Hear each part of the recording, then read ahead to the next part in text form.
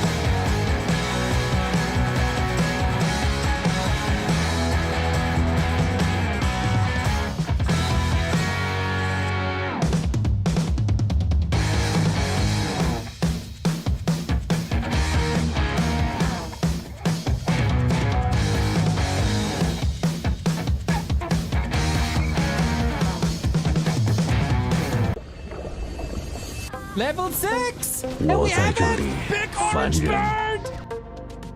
Who is going to win? Well, the Shadow Hunter is not the portal too quickly, maybe! 别催我， Zero's 如 tournament 你 right. 所愿。 Are we going? Silence on the 尝尝这个。 That was used! They can use the shackles now! But is there silence on the paladin as well? Maybe the supply? 别挡道。 Archmage? Demon Hunter is dead now though, isn't he? Potion! 尝尝这个。 No way! The knight killed the one! No way! This was never meant to happen.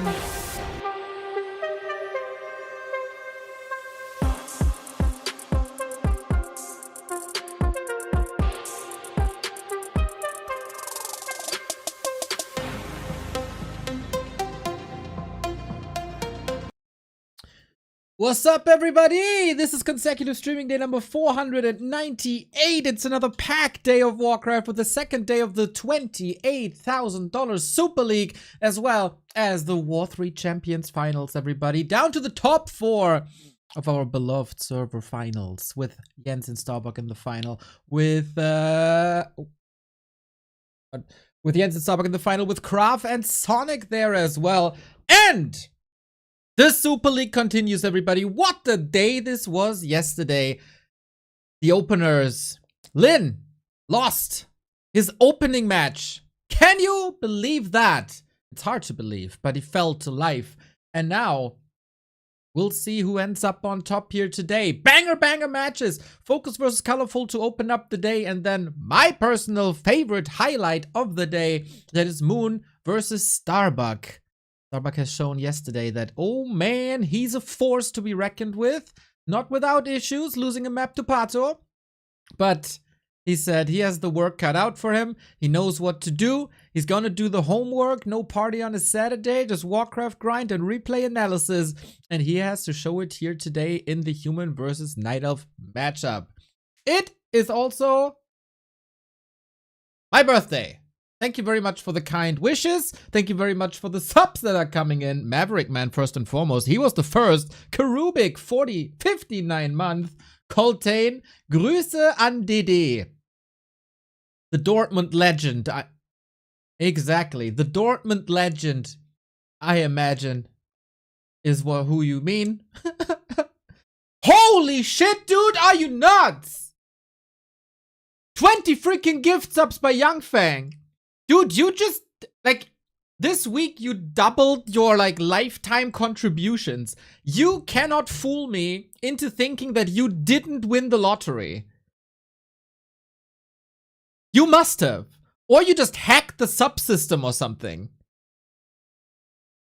Man, that is freaking awesome. Thank you, thank you, thank you, thank you.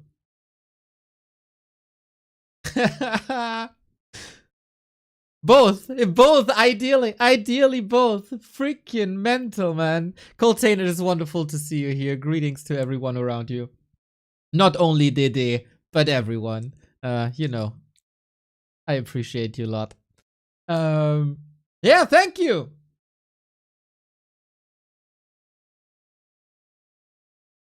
I am 50. Yes, I am 50 years old, half a century. Ain't it lovely? Ain't it lovely? Happy birthday tomorrow, friends. Has planned a great festival for you. Well, maybe I'm gonna do it. Oh, Floki, you sweet soul. Thank you, thank you, thank you. Yeah, I wouldn't want to spend my birthday differently than 10 hours of epic Warcraft with great people around me, at least later on. I mean, I got you. That's great. But seriously, we are truly blessed that we have so many awesome games. And you are blessed that I'm gonna bring them all to you. Oh man, this is the freaking Super League, everybody. And the Super League is the grandest birthday gift that I could probably imagine. It's a round robin tournament of 15 players. They're gonna play against each other. So every single player has 14 matches in the group stage, while the Youngfang subs are trickling in, which is mental. And with the help of our monthly sponsor, OperaGX, I'm gonna bring them to you, all these matches. Hurricane, thank you very much. Let's go Ocarinos. Let's see about that. $28,000 on the line. The point system here, if you win 3-0, 6 points. If you win 3-1, 5 points. If you win 3-2, 4 points. And 2, you see it here on the screen. The group stage starts and you gain points across all your matches. Yesterday we had the start with Happy absolutely trashing Focus. There was no chance whatsoever. It was ridiculous. Fortitude losing a map to Moon, but in general looking damn fine. The upset of the day was Life, defeating Lin 3-2. Gains him 4 points. We're still looking for that S tier Night Elf player. Life has now defeated Happy 3 times in a row. He has now defeated Lin as well, and he defeated Fortitude before as well, so Life can hang with the S tier players, and maybe that is his tournament now to crown the first S tier tournament Night Elf winner that we had in a long time. Lin and Moon got some catching up to do, as well as Focus today. The start for Colorful, who's a bit of a dark horse to me personally, for Starbuck, who I have no idea how focused he is currently. But yeah, he can be a threat to the top 5 for sure. And Kaho, is he maybe the more stable Night Elf player and therefore the bigger threat for the others? I don't freaking know, man. Sock, same. He looked good in B Cup, but is good enough for the Super League? You gotta be amazing. So this is going to be like 2 months of entertainment. And then we have a ranking, obviously. And we throw all 15 players into the playoffs. Exactly. Rank 14 will play against rank 15. Then the winner moves on against rank 13 and so on. The bubble system or ascension system until we crown a winner on August 31. So this is going to be amazing. Little asterisks here. Usually broadcasting rights in Warcraft 3 are for free. That's been a give and take between all the different scenes for a very, very long time. Because this is such a big project and so many games and so much effort and such a big prize pool, the organizers asked everybody to chip in. That goes for the Chinese casters, the Korean casters, and us as well, of course. So we had to pay for the broadcasting rights from our own pocket. If you appreciate what we do and that we bring you these games day in, day out, back to warcraft.com/support is your friend. If you have a Prime sub lying around, we gladly take it. If you want to reward us with a sub or a YouTube membership, that'd be dope. We have a Patreon coming up. And of course, one-time donos are there for you as well. I am incredibly pleased with the league, with the Orga. Game is about to start. We're in the loading screen. And we're ready to go. Whole system is one of the best. Gives us an epic side. Exactly. Sylvestris the Fox. Thank you very much for the 5 month. Now, is everybody connecting? Is the big question. We're fine. We're good. We're ready to rock. All right. Season start. Wait. Oh. Interesting. Season start for Focus.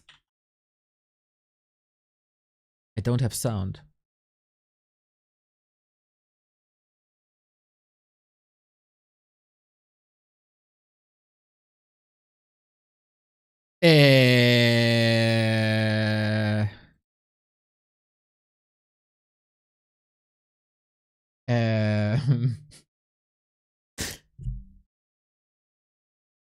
This might be a weird Warcraft bug. We might have no in-game sound for game 1. That tends to happen from time to time. Unfortunate, everybody. I'm going to put on some Warcraft music and then we jump into the game. I thought that was fixed, but hey, it's not. It's not. You'll be fine. You'll be fine. Warcraft music.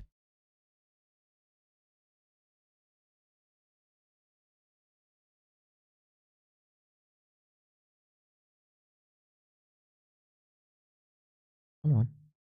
Load. Ay, ay, ay. There we go. Okay. Start into the Super League for Focus and Colorful. One of the strongest orcs we got in the scene, alongside one of the best night elves that we got in the scene. Focus yesterday was just simply trampled on. Absolutely no chance, but his opponent was named Happy. So, yeah, maybe not the end of the world. He has the hardest opponent out of the way, and now his journey can start. And against Colorful, we gotta say that he has a very good track record. 13-6. 13-6 on this patch. That is mental. They play against each other all the time. Well, well. Let's see if it continues this way.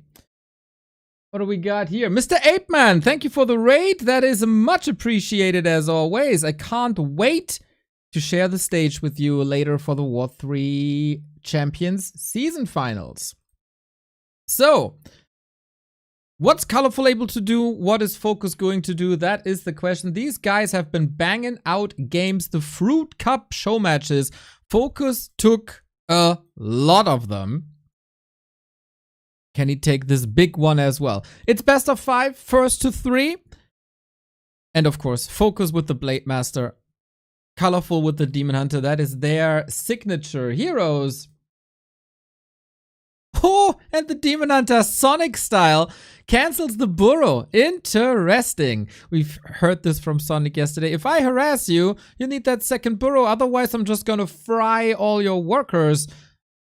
For now, the Blade Master has been fried here. Again, every map is super important. The demon is stuck, actually, lol, but he can hide in the shadows thanks to the cloak that he found earlier. But Blade Master has a dust. Oh my, the bouncer leaves his post. Everything is in position here, as it seems. Yep, he trapped, and with that, he has to TP out. If that's the start to our broadcast day today, we're in for a treat.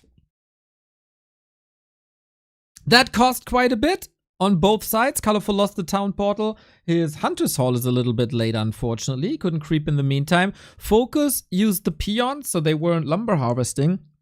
Plus, his burrow was a little late. He's still catching up. So Shadow Hunter, or TC, whatever he's going for, will be there.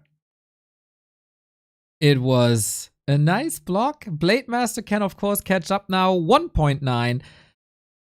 Demon Hunter inventory, a little better. No boots, no staff. And Colorful seems to be of the opinion that he shall just do it again. We all had a lot of fun watching the Demon Hunter dive. Not just here, though. Backstab, chip damage. Focus looks like an entire different person compared to the happy match yesterday.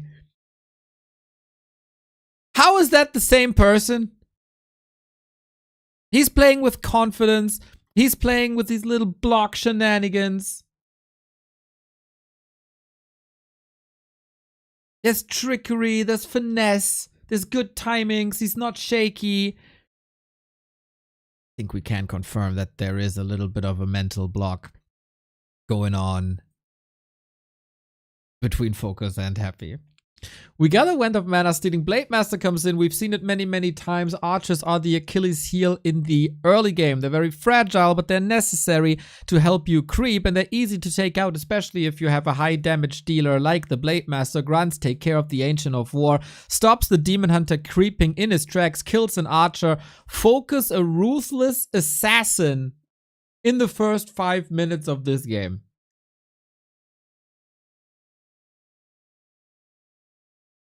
Once again, if you're joining late, I unfortunately had a bug when joining Warcraft, and there is no in-game sound for Game 1, but for Game 2 and the other games coming, we're gonna have sound.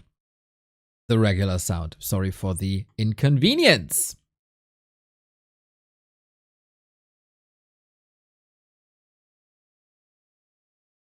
It is a good little warm-up game before the heavy hitters are coming in, but I gotta say, I'm truly impressed with Focus. He's oftentimes been good in this matchup, and I think this is one of his most beloved matchups in the past 5 years. Ever since we moved out of Talons, he really found his stride. Knows how to counter his opponent, when, where the power spikes, finding the timing, slowing your opponent down. This is where Focus really excels. It's also a bit of a slower matchup, with a lot of tiny little situations in the early game without the bigger fights. And now Blade is coming in. Little bit late here. Little bit late to the party. But alright, we hunt down the Keeper. We have good control with Dryads and Entangle. Archers falling. Wisps come for a little detonate. Hex and Tangle. Oh, that Wisp was killed before he could detonate. Important moment here. Blade Master hurt. No more mana to evacuate. Is Focus strong enough? It's even food. And only Dryads. Colorful stays on tier 2. No interest in orbs or bears at the moment. Demon Hunter very hurt, Dryads very hurt. It's a slaughter on the left-hand side here that could very well decide the game already, as they're heavily committed. No town portals on any side anymore, no potions, no heal scrolls. You gotta fight with what you got. Focus and snare again. Level 3 on the demon. Level 2 mana burn now as well, and I don't think Focus can follow this up anymore with all the raiders going down, with all the support units disappearing, and Colorful finding a beautiful fight with Entangle, saves the Demon Hunter twice and gets so many kills because Focus was determined to go for that hero, couldn't get it, lots of damage done. And now he's trailing. Even without the bears. Colorful, impressive. I gotta say, I haven't seen much of Colorful recently. I wasn't there when Remo was casting Happy versus Colorful, but Colorful got 2 maps off of Happy. Very different matchup, of course. You need different strength for that. But he was flying under the radar of the star players Life and Kaho, and in the B Cup also Lawliot. Maybe he's gonna show his strength here this tour. He's been grinding games in the past couple of days. Also flying a bit under the radar, as it was oftentimes played at the same time as the B Cup. And for Focus, it's a lot about recovery. You recover really well with the Kabuki mask on your face of a Shadow Hunter, as he gets more mana with that. Interesting to see no snakes, no Serpent Wards, just Heal Wave and Hex. That's a little downside of that fight on the left-hand side. So damage against Dryads is truly missing. And we just double down on Dryads. Interesting. Wonder if that's a mistake.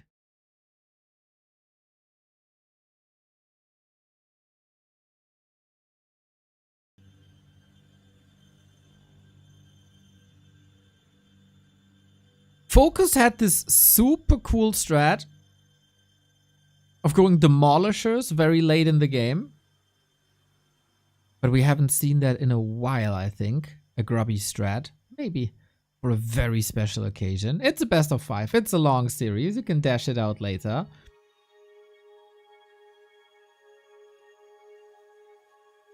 Heal Scroll and Heal Ward will help him a lot in the fight. The Shadow Hunter not level 3. And Colorful does a wonderful job cutting the map in half, is ready when Focus wants to creep. He got the unique shop. He can bounce back to the merchant, get an item there, and Focus has to go all the way across the map to the turtles on the left-hand side. Little PTSD maybe from the fight that happened here before that really threw him back. Keeper also not level 3. We're getting the Thorn Zora. We're getting the second heal scroll. Colorful seems more than ready. Question is he... Oh, he finds the creep jack. He's not going creeping himself. The marketplace is not interesting to him. He just wants to slaughter Focus, who has no TP. Takes out the piercing damage Headhunter immediately, and without snakes, you only gotta rely on Raiders. Shadowhunter down to below 50%. He's gotta heal himself. He's far away. Heal scroll number 1. Raiders suffering. Keeper is safe. Demon Hunter is burning, doing tons of damage to Focus, who sees no chance in this fight here so far. Maybe the peons can turn this around. I'm not too sure. Colorful can easily fall apart. It can be a snowball matchup here. The Raiders are finding a better and better fighting spot, but one is getting entangled, the other one is getting slowed, and then the Demon Hunter cuts them into pieces. Is this the last resort? It surely looks like it. 4 levels on that Demon. Super tanky. Lots of damage and the mana burn. Colorful with a wonderful opening to the Super League for him, and Focus might go down 0-4. I am impressed with Colorful's fights. He won them both. It's close. And Focus is not fighting bad, but damn was he caught off guard. No eyes in the back, didn't scout for the ambush. And here we go. Is that the knockout punch? We're fighting closer to Colorful's base. He takes out the Kodo. That's 4 supply. He's reliant on the crits of the blade. But how many crits can you do when you're dead? 0. That's what the potion is for. Hero, Focus, Colorful. Invo potion to save Focus. Maybe one last time. Blade Master is going ham. He was missing that level 2 crit the entire time as he covered Windwalk level 2. Keeper surrounded. He has the TP. If there's a hex, he's dead. But no, Colorful hits that TP button. His army stays alive and Focus is 15 food down.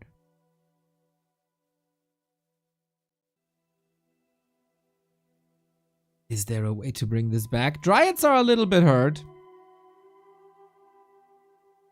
but attack upgrades are coming in. We had 2 heal scrolls. Actually, for a fight against 50 food and 2 heal scrolls, that's not half bad.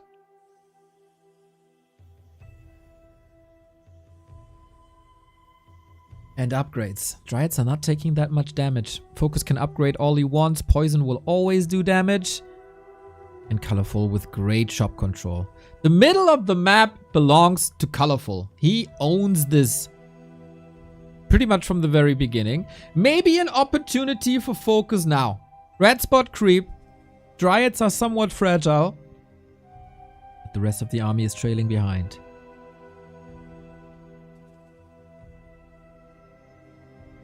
Big consumables have been used. Beast mode, Blade Master, but countered by an Invo Potion on the Keeper here as well. Dryads turn around, so are the creeps. Go back to sleep again. Lazy Sunday on the couch, like hopefully many of you do as well. Raider down, Keeper, damn fast dispel against that Hex. Incredible speed from the Dryads here. And it's only a bunch of Headhunters. How do Headhunters fare against this Demon Hunter? I don't think they stand a single chance despite cool Spirit Link, but it doesn't really do too much. They're just all falling in unison. Damage is spread. GG. Focus is indeed 0-4 in the Super League. It's a disaster of a season start for him. He has some catching up to do. This comes down to pretty much the fight on the left-hand side. That first one.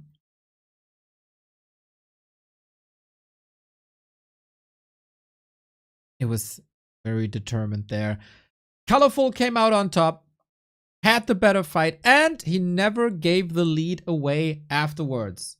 Super impressive. Great control. And I'm restarting my Warcraft. So we are getting sound. You hear it already. Connecting.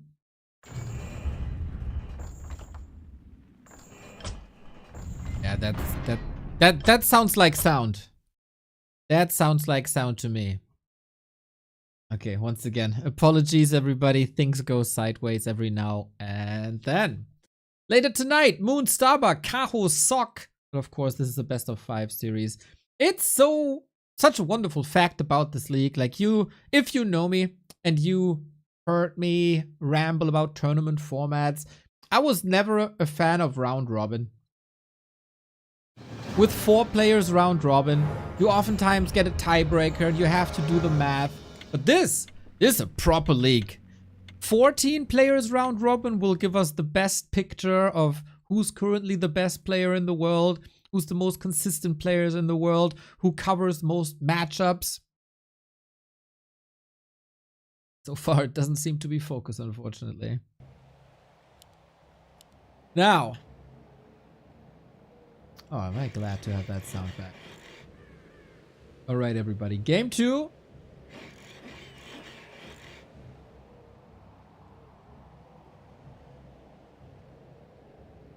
In the Dolphin Warcraft Super.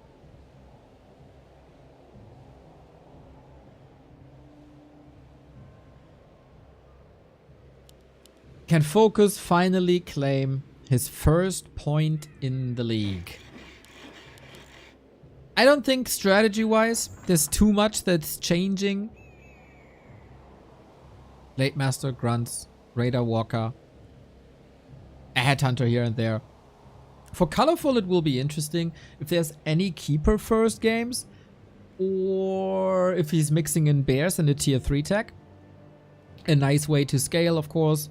Reju with Roar, with Orbs, with Bears. We've seen it a lot in the past couple of days and weeks. So far, no Keeper. And if you know Colorful a little bit, for the past 10 years when he was rising to fame during the Gold League times, became a world champ. He's been a Demon Hunter player all along. The world champ title that Focus is still missing, even though he has a way longer career. He has some He has some team world championships up his chest with Meteor Makers. Back in the day, first and foremost, with Fnatic was successful as well. But the solo leagues were really not his. He won one big solo tournament. That was NEXT. there was also COVID times when there was all online. Infi seems to be out. Maybe he can restream from Fly. I guess that shouldn't be a big issue. We do have reconnect protection here on W3Champions, but couldn't save Infi. Infi out. Like the dude is named in the chat. A player's forces are Very under curious to see Infi as well. Hopefully he's not gonna lag in his series. Soul Aitman called it the Cold War in the beginning of Orcs and Night Elves. They both do their thing. A little bit of harassment here and there. Big preparation on both sides for the great fight. A player's forces are under attack. Maybe we're gonna see some proxy war, like a Blade Master against archers. It really looked like a good early game for Focus, up until the last moments of the fight. It's always a skill for Orcs to know when to get out of the fight. They are a very explosive race. Start to the fight, always great, but then very little longevity. A player's And it's hard forces to are run under away attack. from Keeper and Dryads, as there is so much crowd control. We kick things off with Immolation, as so often. This is just a gift camp, basically. All the Murlocs die in seconds. Rest in peace. On the other side, Blade Master pimping a little bit. Got the crit for creeping the first camp a little faster. Now Windwalk would be maybe a little bit of a surprise. Grunt is gonna have a stressful early game in comparison to when he faces a Keeper, because he can actually do something. Maybe an Archer block here and there. Maybe some chip damage. Slay the Archers while you can before they get 20 extra HP on the new patch. Maybe coming next week. And then Warcraft's gonna change forever. On certain maps, we might see talents. It's becoming a little more trendy.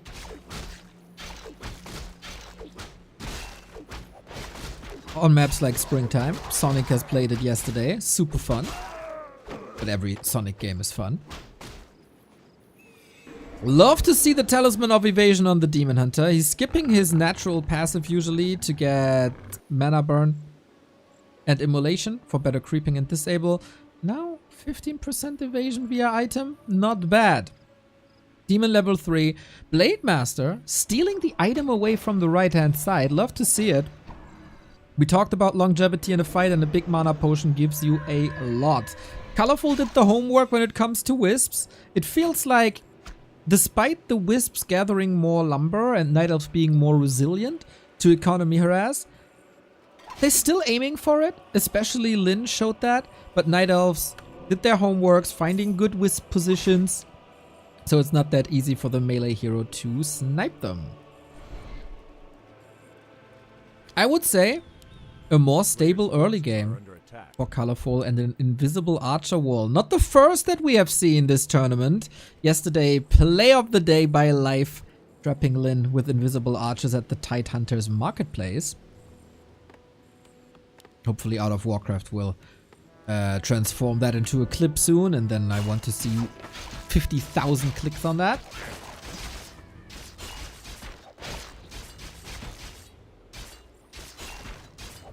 A player's forces are under attack. And it is the Cold War that we prophesized. Focus tried to put some dents into the play, trying to slow Colorful down. But judging from the game just now, it's almost unbelievable that this is Focus loser's pick. Nicely getting an Ankh. It's oftentimes hero focus for Orcs deciding fights. He's safe now, and he's very tanky. Could just sell it, maybe, but then you look like a fool if your hero actually dies because you're too cheap to get a staff. Forces are under attack. And we have a similar brawl as we had on Tidehunters.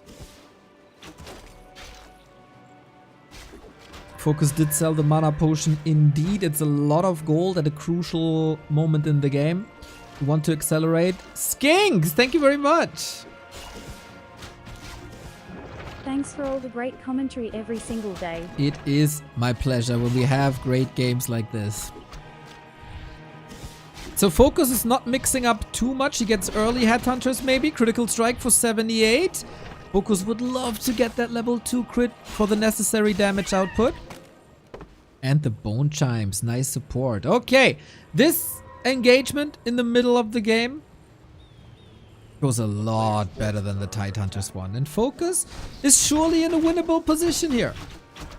Needs a little bit of levels. He can go Serpent Wards if he wants. The second spell is still available. But not having Heal Wave, little bit of an issue, I think. So yeah, should be the same build again. He has shown that he has Hex, so Colorful doesn't have to worry about too much damage. The damage is coming from Headhunters.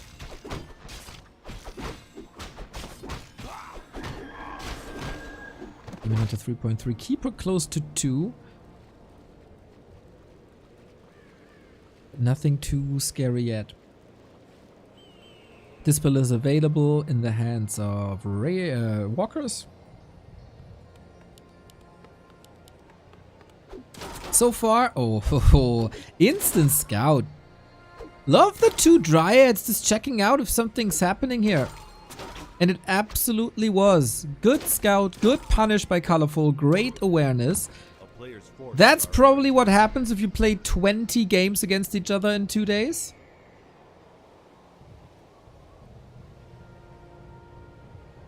Interesting approach, right? To play show games against each other the entire week to just then have their opening match in Super League against each other as well. Alright. Very decisive fight. Who gets the upper hand in the mid game? Demon Hunter for mana burn 2, no immolation. It's a nice little bonus, of course, as well. Every end snare should be a kill here. There's not going to be too many of them. Demon Hunter hard counters the Raiders. Focus couldn't retreat in time. Dryads hurt, Archers hurt, and Keeper hurt. But that is great healing. Oh my. Colorful. These fights, man. It seems like Focus has no chance. It doesn't really matter what happens in the early game. You fight once and then the Night Elf is ahead. Blade Master still slaying a little bit. But yeah, if the Shadow Hunter is not level 3, you're oftentimes not online. And then the problem remains, how do you run away from Dryads? It doesn't work really. Demon Hunter has an Ankh, gets Hex. Maybe Focus didn't check for that? Investing a Hex there, not sure if worth it. Demon Hunter is back, reinforcements are trickling in, macro on both sides is looking fine, no more Windwalk. We do have another Entangle, and actually we have plenty Entangle. This should lead to 2 to 3 more kills, slowly but steady. Demon Hunter has to be careful. Keeper is moving forward, but Focus was blocking with the Spirit Walker. Gets an Entangle range, now 7 seconds safety on the Demon Hunter in a second. Close affair, Focus still standing. But severely slowed down. Good entangle on the crowd control orc unit before he can throw another end snare. And Focus alive.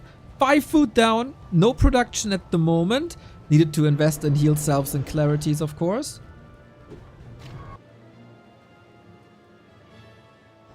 And I still wonder, is Hex really the way to go?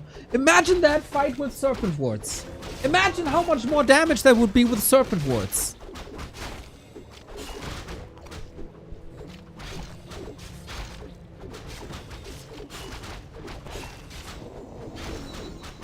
Oh wow, Colorful with double invul heal scroll TP. He invested so much into the combat items. Not all Dryads healthy, not enough moon juice available, but the first heal scroll used immediately.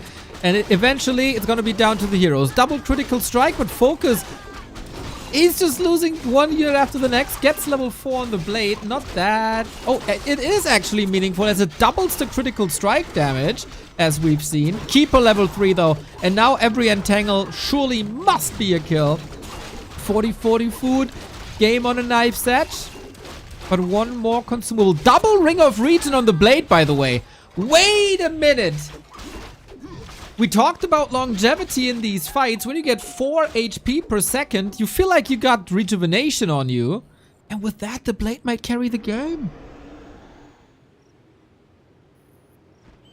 Ooh, Demon is stuck. He doesn't have an invul. He doesn't have a TP. Trying to outmaneuver him. How do you get out? And snare. Keeper. Trying to TP. Where's the damage focus? He couldn't reach. Fumbly bumbly. That could have definitely been the kill. Nice eject by Colorful. Killer instincts weren't there. A player's Units forces are under attack. kind of spread all over. Not the greatest damage output. We got Dryads pretty much everywhere. Ancient as well. Wisp could come in. But Focus claims the left-hand side, claims the red spot. That double Ring of Regen, guys. All the value. Battle Bongo is a little unfortunate as he's producing Kodos immediately. Colorful again with shop control. Again the double invul. Again the heal scroll. That's of course gold that can't go into units. Ring of Regen, usually an item that you sell eventually. In the later stages of the game. If you have 2 though.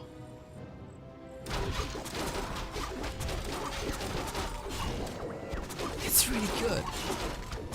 How many Rings of Regen do you need to match rejuvenation?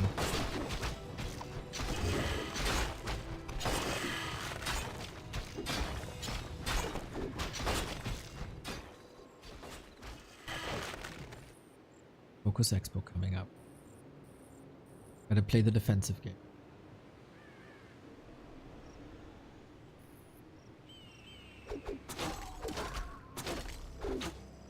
Colorful again. Never attacking. A player's forces are under attack.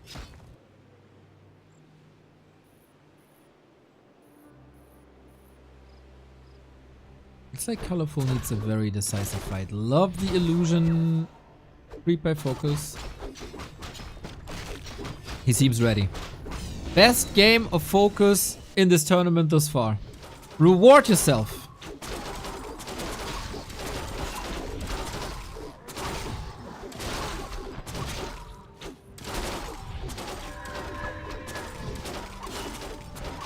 Lots of haste on the ground. Doesn't work. He wanted to steal the red spot item. Now he's lacking a little bit of damage. Got the battle bongos on the Demon Hunter as well. So, mass Dryads.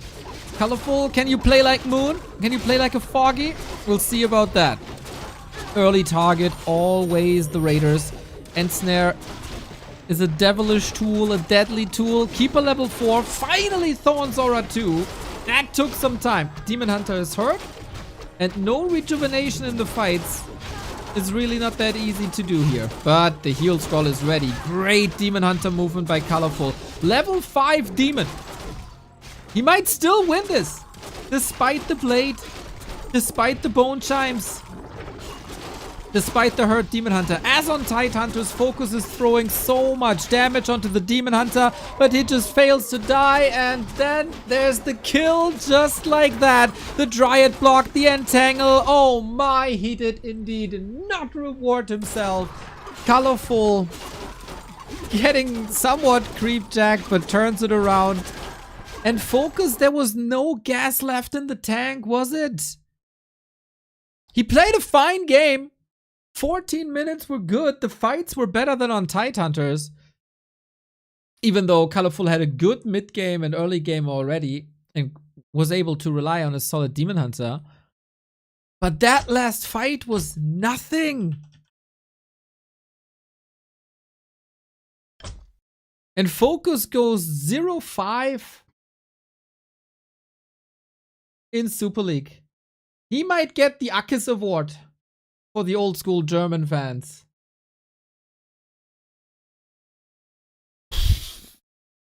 Rough. Really, really rough. The writing was on the wall. The writing was on the wall a couple of weeks ago already. Focus in tournaments, underperforming.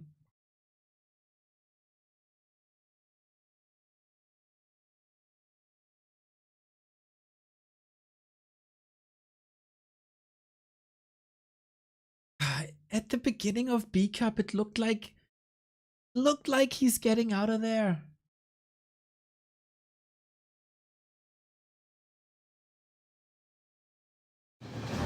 And his shape is rising, but... And you can surely question the decision to go for Hex. It is a liability. It helps you in the early mid-game fight, that early tier 2 fight. That was very decisive here. But not having Serpent Wards in these long fights is... Especially against Mass Dryads. And if you don't go Serpent Wards, maybe the Demolisher strat. I just feel like he lacks damage. And then at some point... It's about the heroes. And we have to say, Colorful's Demon Hunter control was phenomenal this game. This series, really. That's what he's known for. The Bear Mirror and his Demon Hunter, one of his nicknames. On Nettie's times, Race DH, his success always goes for the... Focus, you need a strong comeback, my friend.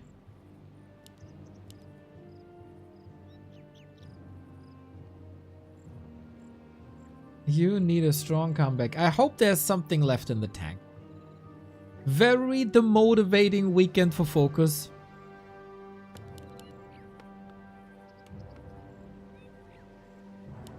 A very beloved character. Second best orc in the world if he's in shape.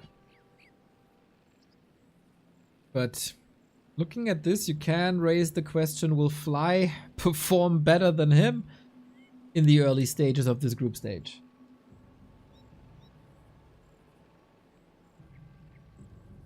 Obviously, there's ups and downs, and Serpent Wards aren't the easy game solution.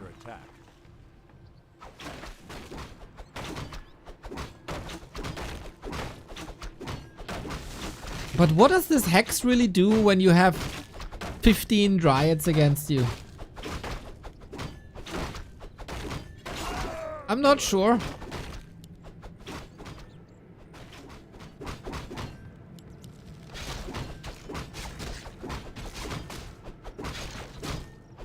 For the Focus fans out there, throughout the history of competitive Warcraft, there are a few players that have a talent for reverse sweeps, and for some miraculous reason, even if it doesn't come across like that, Focus is a candidate for this, especially in matches versus Fortitude for some reason.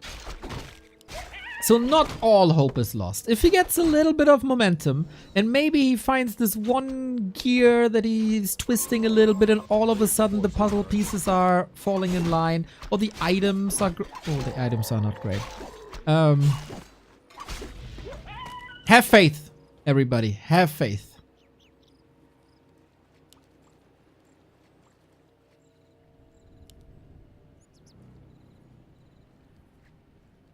I'm positively surprised by Colorful. When all the talk is on Kaho and Life, and of course everybody is always talking about Moon, because Moon is Moon, nobody was talking about Colorful. And he was playing a couple of tournament games, and he gotten better and better. And all of a sudden, he might tie Happy for the lead in the group stage, if he wins this one as well. Again, every map matters. I don't think many players will get decisive 3-0 victories. That is 6 points for you. Whilst the map, Demon Hunter nicely equipped. Blade Master finds slippers now as well. 1 archer down, 1 wisp down.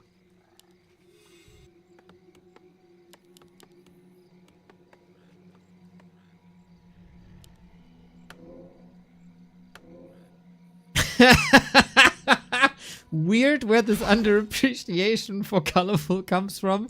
I don't know what you're talking about. Colorful is a great player.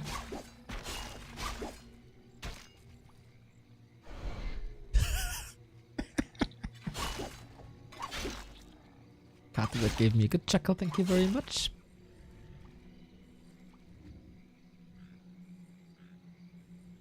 Yeah, Colorful oftentimes has disastrous mistakes. That is correct. Running buildings into creeps, losing shredders, losing heroes to creeps. We've seen it all. We have truly seen it all. Or one thinks, and then he comes up with something new. Anyway, not the point. What I want to say is this series, rock solid. Great creep routes, great timings, great scoutings. Expos punish, creep routes line up. Creep jacks in crucial moments as well.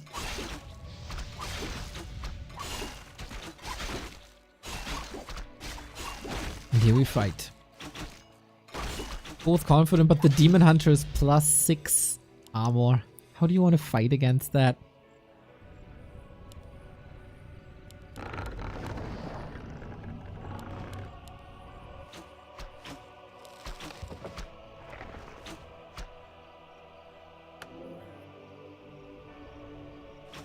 Players' forces are under attack. And this is... yeah, you can only contest this with Hex now. You don't want to give the Demon Hunter a free level 3. And the item. I understand that. With Hex you got a potent weapon. But we're 0.6 levels ahead already on this super equipped Demon Hunter. And I don't really see a chance here.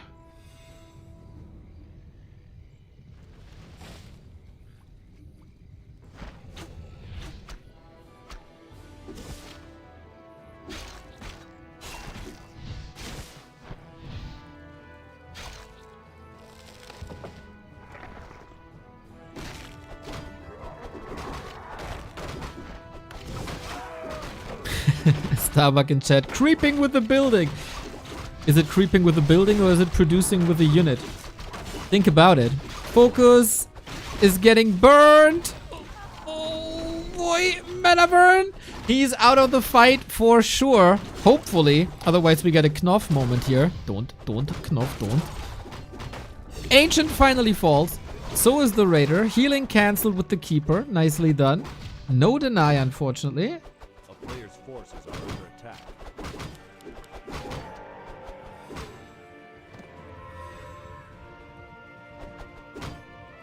Eventually, solid? Is solid enough though? Basing things on the previous games, not really. Knopf in chat. You know, the Soviet War Elite movie. Your Blade Master movement at the Merchant. Scoot in the call. Legendary scenes. We will never forget about the sweet skill movie. Or moment movie.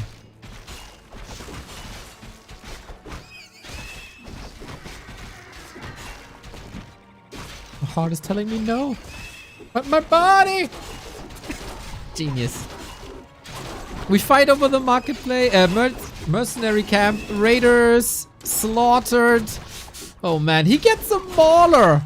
That's the biggest army diversity that we've seen from Colorful all series. And I think this is just a knockout punch. There's a burrow missing for 50 food. Blade has nothing. And this is focus 06. 06. No chance. A disastrous weekend for Focus continue. Go back to bed.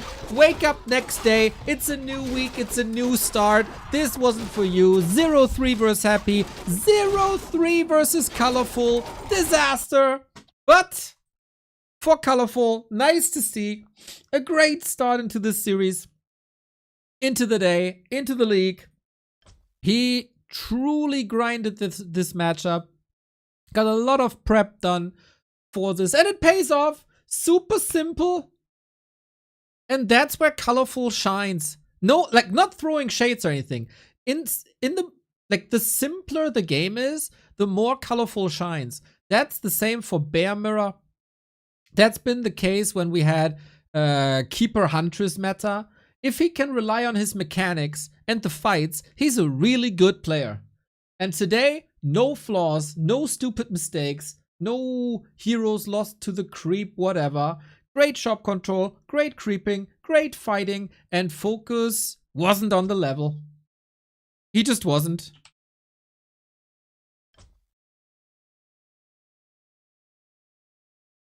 Terrible. Terrible weekend for Focus.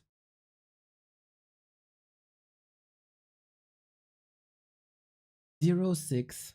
Ay, ay, ay.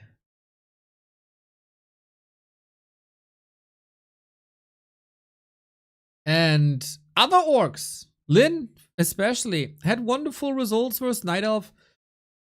Way more finesse in that game. He's trying to go tier 3. He's bringing in Tauren. He has different builds. He goes Serpent Ward one game and Hex the other game. And then he goes a lot of Raiders and double Beastery, and he's trying to Raider lame. Great turnarounds. It felt like Focus was running into a chainsaw, like all 3 games. Thank you, Merandi.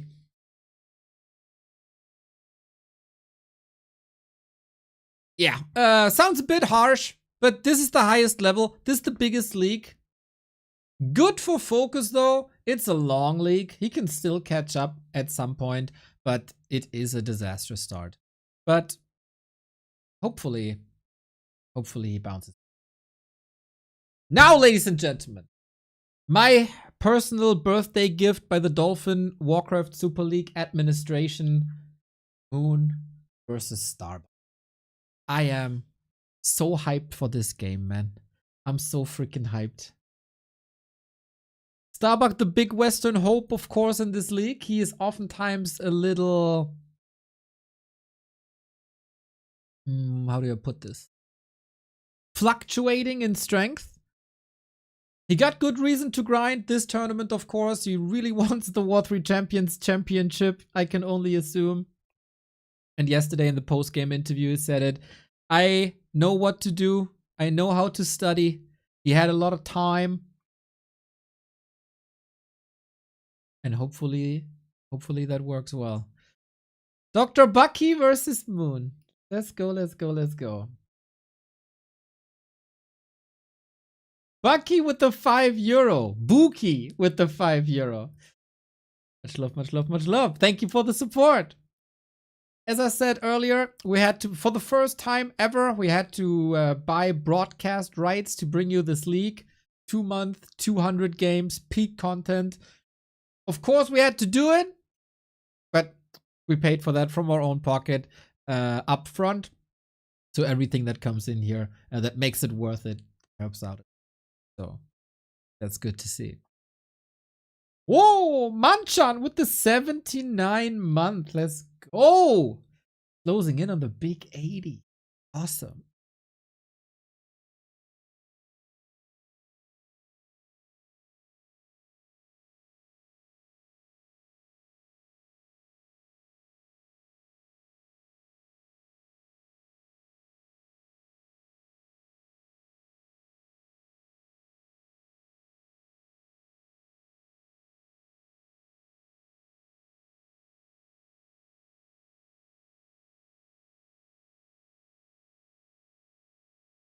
Little bit of a break here. Yay, Nem! Supporter of the channel for a long time. Close to 150 gift subs on this channel. Thank you, Nem. Thank you, thank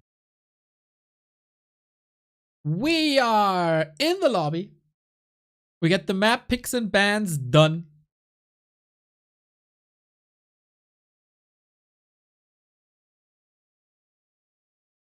Starbuck got quite a high ping, actually.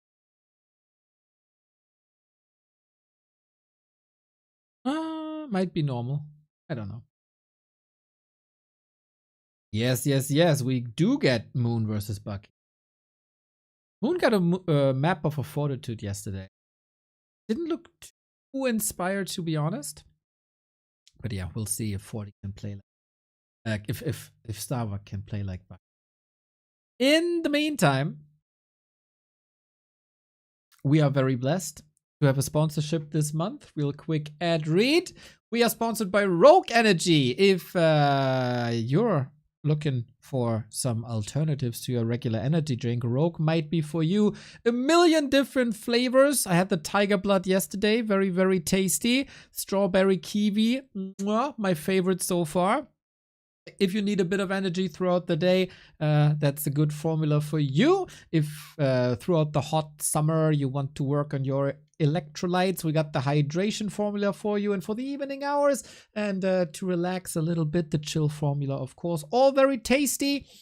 Nice some trial packages, whole tubs available. Coupon code B2W for a 20% discount. Save money with Back to Warcraft.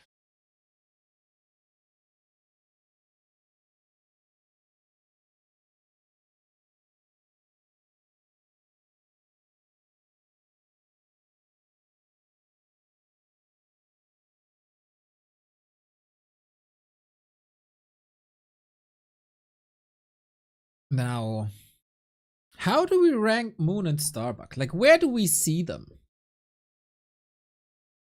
Where do we see them at the end of the round robin? I was going through the competitors like yesterday, and I noticed getting top 6 is insanely hard. That is so hard. You got 40 Lin happy, of course. Then you got Live Kaho 120. Can one of these players perform better than Live Kaho 120?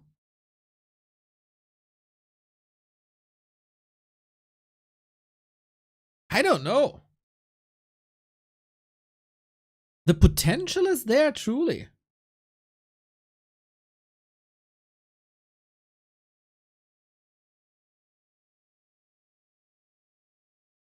Oh.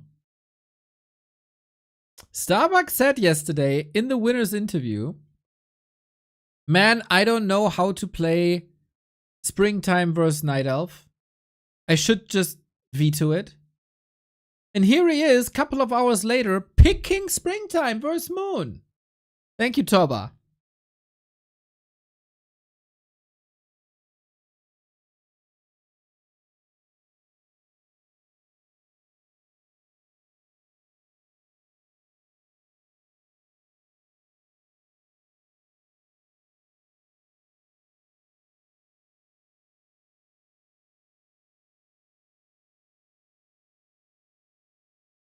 Okay. Western Hope Starbuck. Eva Lukas! Thank you for the gift sub to Geburtstagstorte.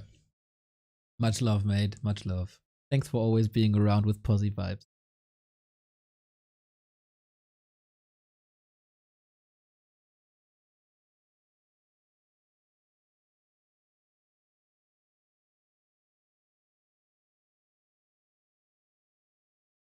For the well wishes, everybody.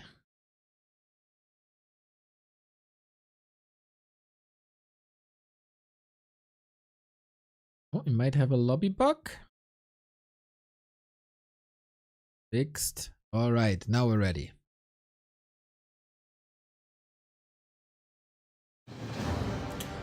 Ooh, this is hype. This is hype. We all know how great Starbuck can be. We've seen it in Dubai. We've seen it in B-Cups where he went to back-to-back grand finals that he lost versus Happy, unfortunately. Oh, snap overlay issue. That he lost versus Happy, both, unfortunately. Now, since then, it's the summertime and we know Starbuck is quite a social person. Happy birthday, brother. Yo, thank you, Gaba. Can he bring his A game? In B-Cup, he was eliminated by Neutron. Granted, that was after a long flight from Miami, after a bit of vacation. Since then, he had some time to step up his game.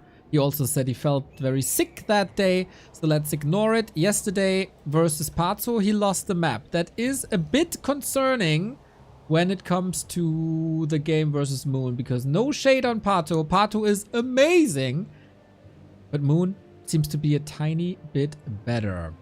We are going in. Map number 1, Starbuck versus Moon in this best of 5. Overlay will be back for game 2. There's unfortunately no time for me, no space for me to restart because Flow TV is not available. It feels like Starbuck needs a great start. Moon yesterday. The good thing for Starbuck is Moon played already versus Fortitude yesterday. And that was the same matchup. And Starbuck knows how to exploit this. Starbuck also a very different player from Fortitude, I would feel, and we see it here already. The Starbuck turns into a Chinese human with the Mountain King first. This is what 40 played a couple of weeks ago. This is especially what Infi played super successfully. Moon is opening with the Demon Hunter. I don't know if Starbuck was banking on or hoping for Moon to play a Keeper, but that is not the case. Mountain King can still own this matchup. He's a great fighter. We all know how destructive Stormbolt is. As long as you have mana. Thing is, the Demon Hunter takes your mana away and he's also a good fighter. And then we have a war of the passives, basically, with Evasion. Later, as first we start with Immolation versus Bash. And it feels like Bash is still a bit underwhelming in the public eye, but it's an amazing passive. It gives you stun and gives you extra damage. And that extra damage was buffed not too long ago. I'm not sure if too many people realize. A player's forces are under attack. Or appreciate. We'll see about that. There is many ways to play a Mountain King in Starbuck's crazy hands. We've seen Mountain King tower pushes. Yep, that was a thing. On Twisted especially. But the norm is Mountain King, fast expansion, and then even mass air. Everybody could see that Moon was in solid shape yesterday against the rifle pushes. And maybe Starbuck realized yesterday that this brawly way of playing Night Elf Human, where you rely on simple things, one base, tier 2 push, and then fight. That's not what he's cut out for at the moment. And the good thing about strategy games is you can go for a different strategy. Starbuck had some great Mountain King games. Also, to be honest, some disastrous Mountain King games. But yeah, I was surprised to see Fortitude not going for any Mountain Kings yesterday. Neither on Autumn Leaves, not on Northern. Forces are under attack. Moon dealt with it well. And now Starbuck brings it back.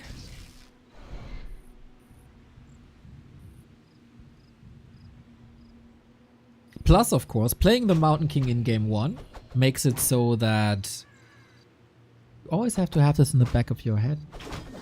If game 5 is like Twisted, you gotta respect the fact that there might be a Mountain King. Here we go, Stormbolt number 1. I guess spamming that spell is nice when a Demon Hunter is right next to you. You're gonna get mana burned, and before you lose the mana for nothing, why not get an Archer for it? It's not a great time to be an Archer, everybody. They are getting slaughtered versus Undead in general. They're getting slaughtered versus Orc now by the Blade Master. And this Mountain King is also on a mission. Draining some Moonwells now is fine, especially keeping the pressure up here is nice. We got the Expo up. Moon on the other side. Expo at the red.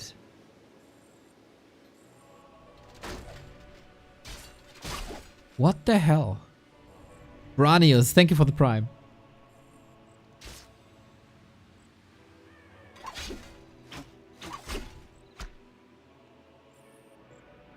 Is he truly expanding at the red? When and how?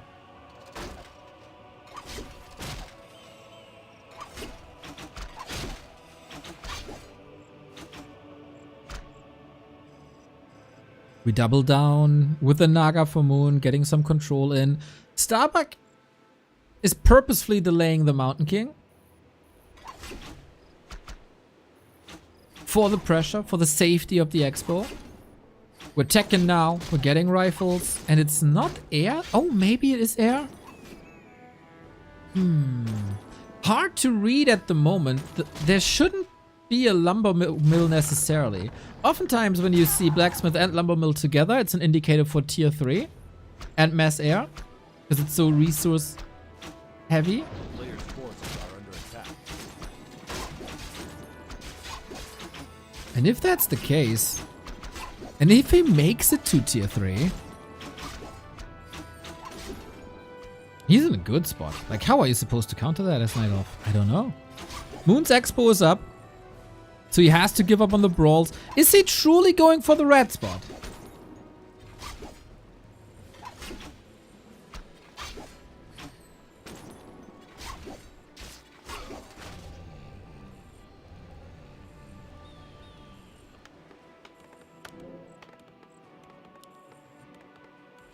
No Demon Hunter harass in the bases. No staff immolation. Not a single worker was touched.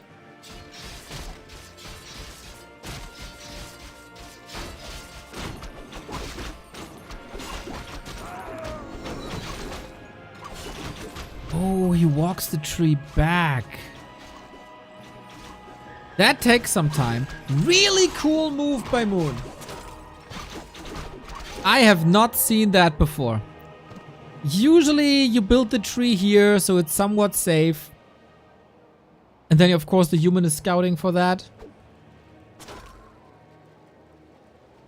Starbuck might not have an idea. I don't see too many eyes out on the map. Mountain King level 3.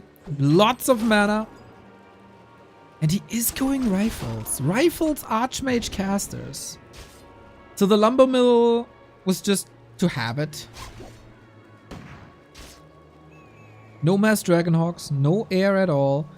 A rifle push. This has been oftentimes a Starbuck go-to strategy, but oftentimes also with double barracks. Now it's double Sanctum for heavier casters, for maybe early Sorceress. I had Sorc Ladies in my mind, but no, not yet. Moon! Expansion coming up. And where are the scouts?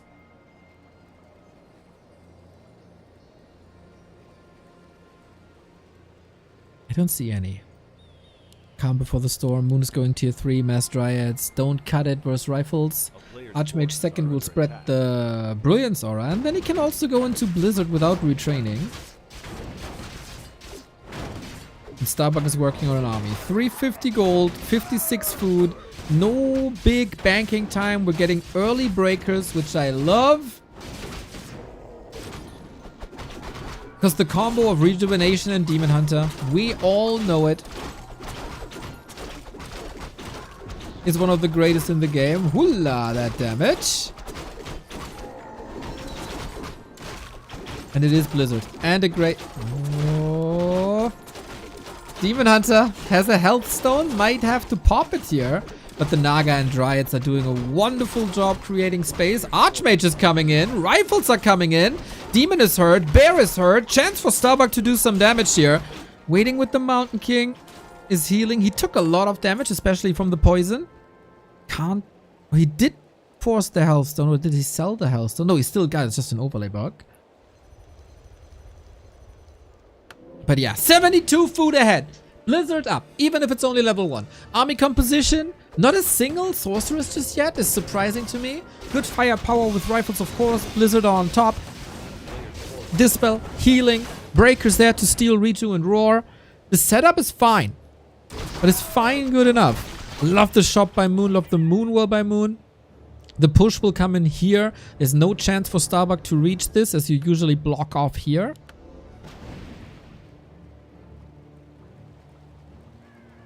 And now we got Sorks. Mountain King also items. Oh, did he? No. No invul, no heal scroll.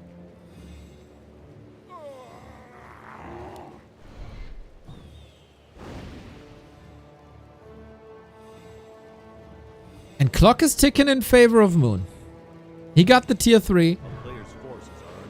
He just needs more time for a bigger army. We take the fight outside the expo.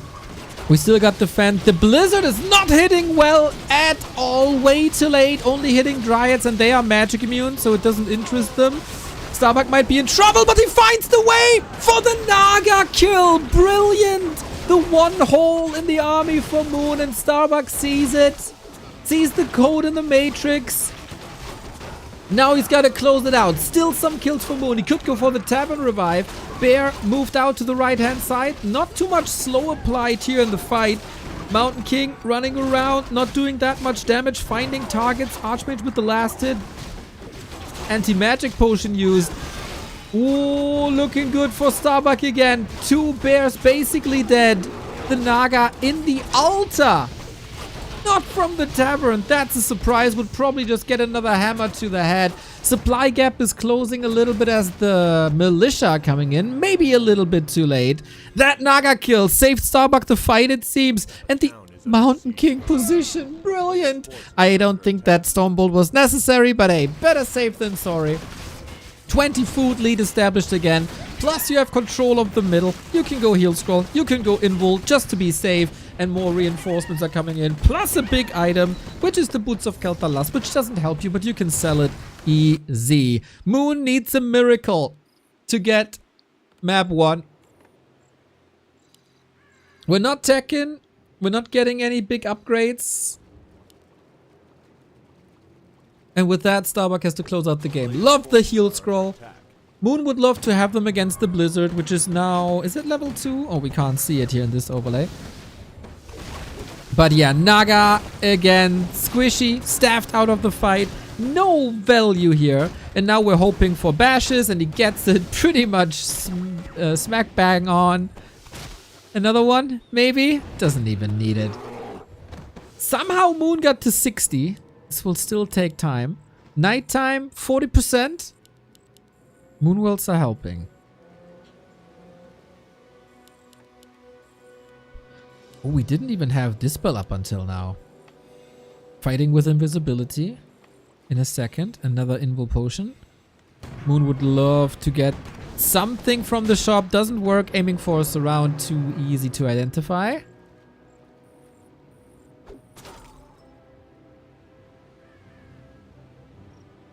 Starbuck gotta finish this game. I think... Does he have... He must know about this expo, right? Yeah. Starbuck Classic. I think inspired by 40. Towers here for Sanctuary. Starting the fight. Fight goes here. You try to lure your opponent in.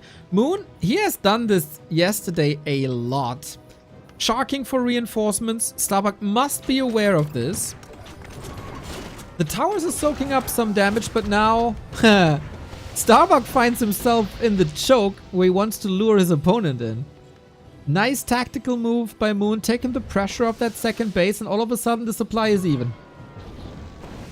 Somehow, miraculously, Moon has the same army as Starbuck does. A town is under siege. Oh, we get 5 towers in the meantime. What? Where are them coming from? Looking for the Wisp Detonate. This is an amazing position for a Blizzard if the bears are all clumped up. Gotta be careful. Archmage can't take too many hits. The bear blocked by Moon. Trying to save him. Invisibility. Brilliantly done. Needs a better position. Needs the Blizzard damage. Bash on the demon. Careful, buddy. He doesn't have anything to save himself if I see this correctly. Might need another invisibility, but every invisibility is 2 less slow. He's kind of surrounded there. Another heal scroll. Bears are falling apart. Oh, would he love to have a Blizzard? Level 4. Every single bear is going extinct. Moon might be falling apart here. That Archmage save by Starbuck was class and might win him the game. Naga damage is on the battlefield now, but maybe it's just too late. Tower coming up, shop coming up. Especially mana potions for a Mountain King would be grand. It feels like Starbuck is not losing much. The macro is on point today. Plus shop control, the value of combat items. Now, Moon went into Dryads. Heavy into Dryads, because they can't be attacked by Blizzard. And Starbuck lacks mortars or rifles. There's not too many of them. Oh, good anti-magic to dodge the damage of the Stormbolt. High-class game between the two. It's about consistency now. Whoever makes the first mistake is gonna lose the game. And of course, if that expo goes down, that's also gonna lose you the game. As long as the rifles are in range of the Dryads and the bear numbers are low, I don't think Moon stands a chance here.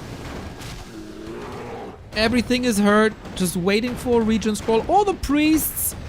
Starbuck with a clean game. Kept up the pressure well. 600 gold. No tier 3 behind this. That might just be too risky. He would have had the resources now. Shop up. Mana potions available. Heal potions available. And that makes the Starbuck army oh so much more dangerous. Still worry a little bit that the Dryads might be able to do this. No heal scrolls anymore. Everything is suffering for Starbuck. The supply numbers might drop in a second. Going for a Hail Mary. Stumbled on the Naga again. Denied, but killed. And the Demon Hunter is down to his own devices again. Stumbled to the face. He can't go for an anti-magic this time. If he blocks a little bit, he gets the kill, and he does! Double kill, Starbuck, GG! Whew, that was a crazy tug of war. Starbuck on the verge of losing control of that game. With everything hurt, everything at 50%. But thankfully for him, Moon took heavier losses. And Northern Isles goes to Bucky. Whew. Great game between the two, I gotta say.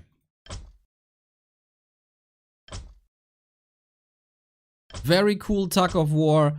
2 players on eye level, I'd say.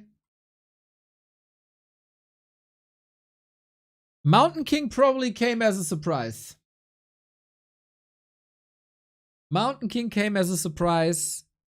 Not punished. The expansion also not punished at all.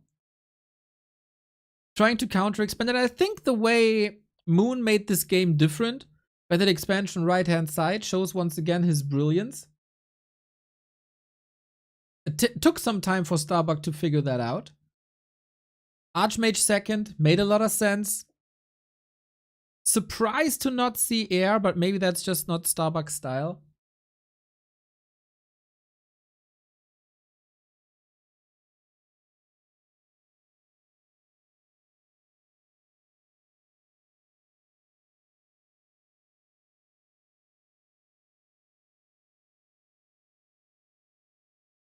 Important, I think important for the momentum to have a good start here and not crumble. Not let the heroes take over with Orbs of Venom. Moment of the game, the Naga snipe at the tavern.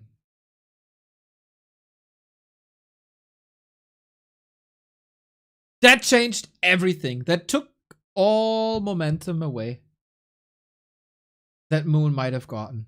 Good stumbles, good bashes. Well done through all around.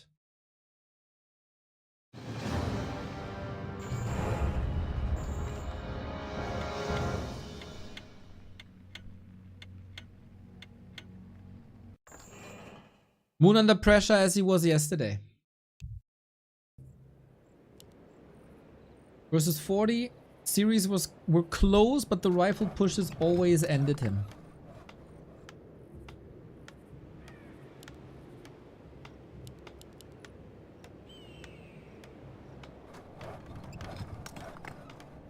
The last B-Cup season, Starbuck eliminated him 3-1.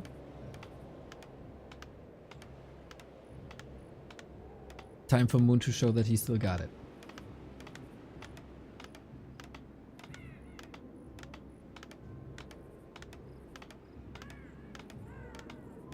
Comfortable 1-0 lead. Autumn Leaves is second. There could be a Mountain King again.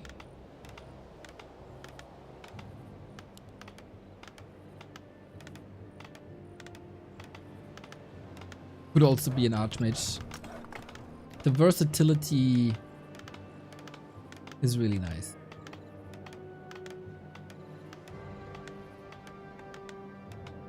So what is it? Archmage this time. I don't think Moon is moving away from Demon Hunter outside of some selected maps where maybe we're gonna see a Warden. Hanky, thank you for the 14 months, mate. Appreciate it. Good to see you in chat more often.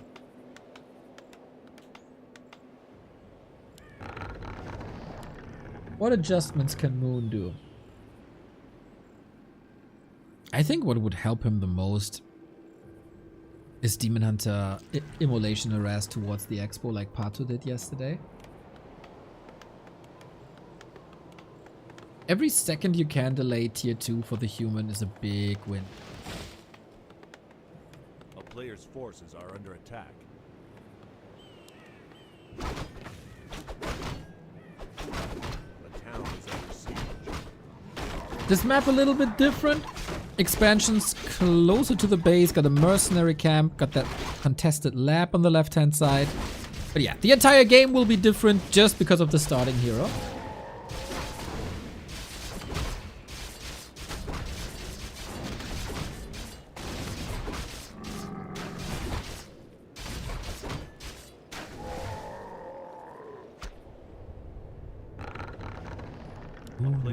Early expo by Moon. Nicely hidden behind the tree line.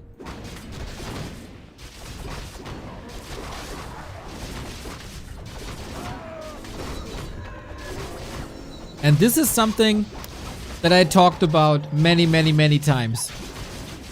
Wisps during the first creeping, detonating against the water elemental, get a jump start, and harass with immolation and evasion. This is so powerful so early on.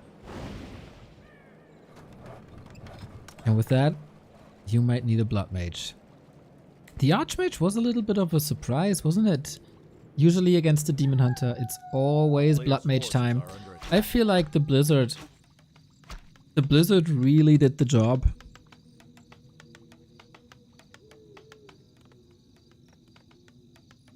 And now we can raise the question, was this enough? We're gonna have round 2 and 3, but usually Starbuck's peasant micro is good. And the fact that human have these little peasant prisons helps him out a ton. But Moon is breaking through with immolation. Is he getting too greedy? Surely a town portal on the cost of 2 workers and a footman. Thankfully, a couple of units were left, but it's a good delay. It's a good delay for Moon. Different angle of attack. He's still getting better, man. That is so fascinating. 39 years old. Might not be the dominator of the 2000s, but he's still getting so much better. In the meantime, during all of this, went to the mercenary camp, got dispel now, got good damage now. Starbuck is trying to elevate the pressure, but this is too powerful. You gotta respond. If you don't respect the demon hunter, you're dead in the water. And especially getting that arcane tower killed. Clutch. Floodgates stay open. And with all that piercing damage, there's murder in the making. Archmage underleveled. A way different game. This seems to be Moon's comfort zone. It should be his comfort zone. It's his map pick.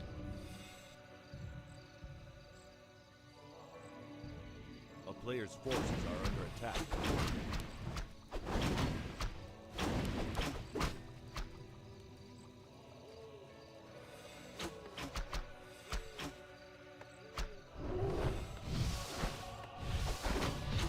And now every peasant kill. It's a little bit of time. Did Starbuck scout the expo? He surely has a good idea, right? He wanted to move north, but then just didn't have the time. He would love to get defend ASAP, but prioritize the tech, which I think is the right call. Tech opens up so much, but Moon is dominant.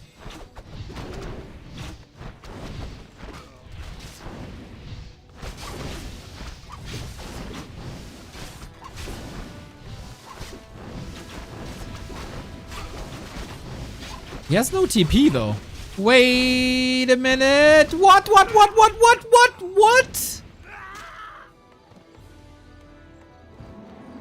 player's forces are Huh? under attack.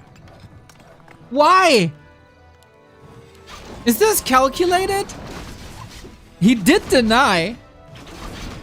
Did he think he's so rich I can just tavern revive and that's worth it?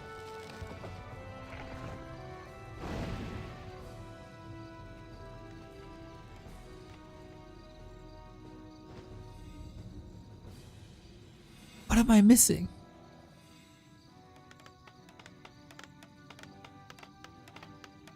Comeback presented on a silver platter. It's actually huge that this was denied. Players' forces are under attack. Otherwise, Archmage has 2.7, can go to 1 camp, get level 3. It's a bit of a different situation now as Defend is up.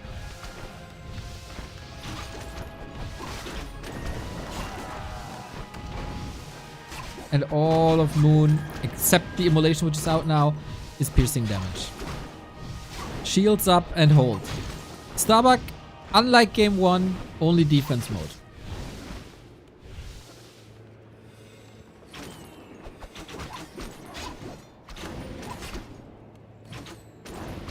And attack types are not gonna be much diversifying from here on out. Of course, you get spell damage on top. Interesting how low level these heroes are. Courtesy of Moon, who denies Starbuck any freedom on the map. Tier 3 on the way. Mountain King again. No Blood Mage. A player's forces are under attack. How we like that, chat? It's no mana burn. And Starbuck knows it's no mana burn. Of course we can change that with the Tome of Retraining.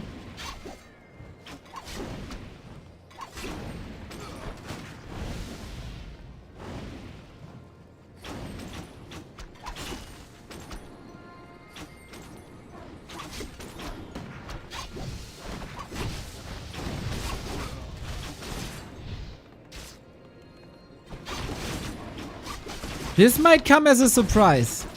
If Moon is getting shell-shocked by a Stormbolt here, there might be a surround possible. Knowing that the Mountain King is coming, the trap is a little obvious, but not enough for the block. Long distance Stormbolt gets the Berserker. Finally some XP again. That took forever. And now push on the other side. Starbuck a bit supply blocked and lumber is super low. Ooh, that's a problem.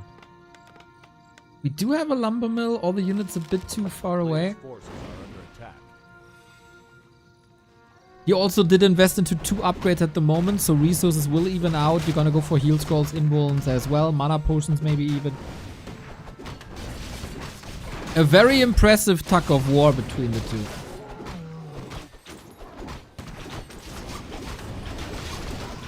And this is something we've seen from Moon yesterday against 40 as well. Atypically not going for the late game. Surround not closed. Oh no. I know that Starbuck was off racing Night Elf, but that can be a surround and then that might win you the game. No bash just yet. No mana on the Mountain King either. Immolation is burning through these footmen. Can't help but think that maybe it was too many footmen. He needed the stability. It was a lot of brawling. It's easy to fall into that trap, which was producing to stay healthy.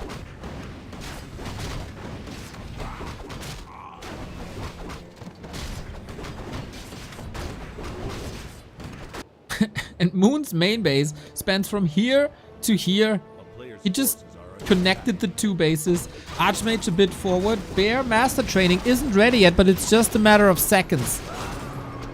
Switching the target from heroes to bears. This is only GNL bears. Moon, why are you engaging so deep with the bears? 1 is staffed already. 2 are dead. They're... Oh my god. Oh my god. GNL bears versus Starbuck. Maybe he thought the bear tech is gonna finish faster. Maybe he thought that Starbuck doesn't have the damage. But they were so exposed. It could have been an amazing timing if he holds the bears back a little bit, waits till the upgrade is there, spams some redo, pre-buffs, then morphs, then engages into the fight. But he exposed them way too much.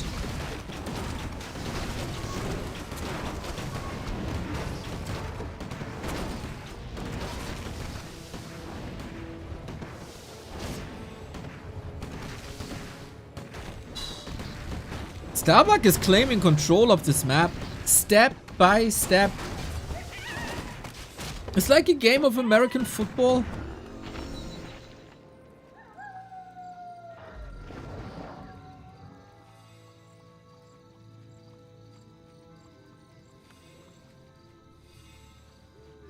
player's forces are under attack.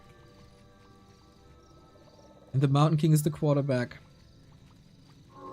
3/3 heroes.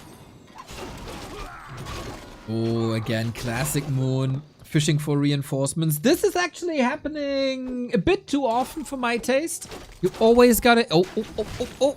Yeah, and that shall not happen. That's 3 units down for nothing. No trades whatsoever. Moon back.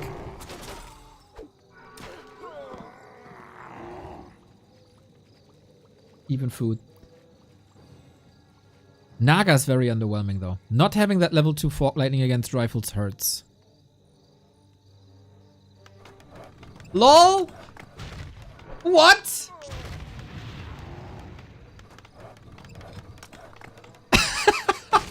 What's happening here? We just push and Starbucks workers arrive early to work. Alright. AP up, AP down. There's no nature's blessing, so they don't endure much. It's a solid distraction, I think. Detonates coming in. You need the slow against the bears, it feels. When you don't have Blizzard, you don't have Clap, Demon Hunter out of the fight. It's nighttime. If he gets this Arcane Tower up, that is amazing coverage. Bears are already low. I don't know if we even have 1 or 2 immolations left. Stormbolt hitting hard. Rifles seem to be safe. Priests are getting backstabbed by Dryads. Smart little move by Moon. Thing is, Rifles could just turn around, then exposing the front line a little bit. Demon Hunter finally breaking through!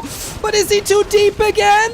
He is indeed in too deep. Q some 41 and Q the 2-0, because without the Demon Hunter, Night Elves have no hope. He had to endure a long siege and high pressure, but Starbuck prevails, as it seems. Demon Hunter back from the tavern for the 2nd time. Little bit of an oversight here to leave the rifles exposed. Oh, Mountain King, but he had an Ankh. He gets 2 to 3 bears for that. What a weird fight this is. It's all over the place. Literally all over the place. Every bash could be the end if not for the staff. But that's too many losses that Moon can't sustain, I think. Everything is hurt. Also under-leveled. The Naga 1 level low. The tower is up. Wait. What are you doing here, buddy? Lucky.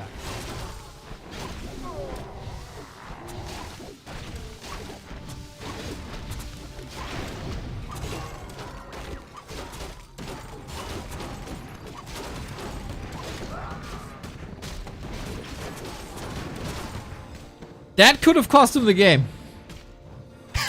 Part for 20. Exactly, Asra. Exactly. Dude, Moon can actually win this. Moon can actually win this. We've seen this at the hands of Colorful. At the hands of Jens. The defense capabilities of Night Elves next to Moonwells and a shop are legendary by now. Moon, body block. Bash! Don't tell me! We need another slow. Can't reach. Demon Hunter off to the shop. The fight goes on. Mountain King has no mana. Sick escape.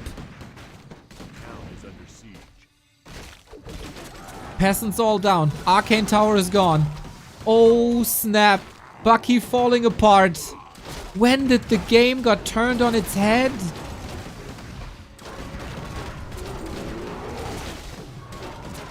The Mountain King misposition. Surely part of it. And Starbuck has to TP and Moon holds. Incredible defense. It's daytime now. No more Moon Juice. If Starbuck can maybe hold on for another minute,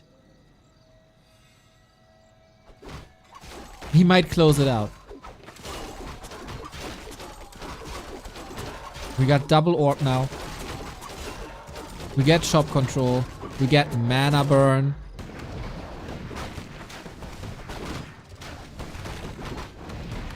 It was hard to keep track of all the little skirmishes in that fight. Because there was so much going on everywhere. At the south, the rifles were fighting the Dryads and the Demon Hunter after the Tavern revive. In the north, the Mountain King is somewhat getting trapped. On the left-hand side, the Demon Hunter was running away. Now, how do you bring it back, Starbuck? With a little bit of creeping. Level 5, maybe. We gotta say that Moon is alive despite 2 Demon Hunter kills.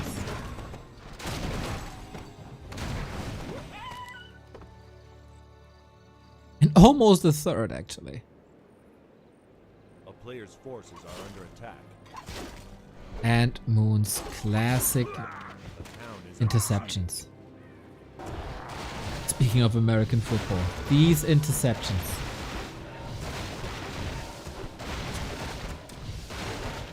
Double heal scroll, big mana potion. Archmage 5. No blizzard.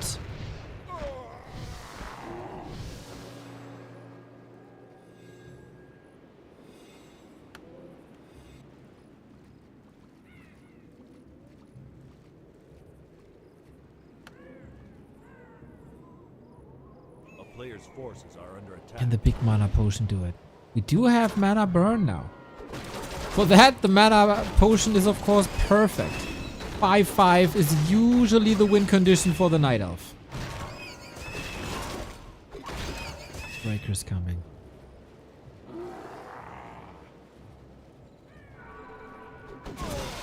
Invis MK, but I don't really see an opening for him, if you ask me. Maybe now, but he can't close the door. There's also staves. This is almost the perfect situation for a Blizzard. Maybe it is a bit of an oversight to not go for that, but it's also hard to acquire when you go for the heal scroll. He's hurting himself. Oh, he does! He does actually! I'm an idiot! Yo, that was a lot of damage. But Starbuck needs time for a regen scroll. Supply is narrowing out.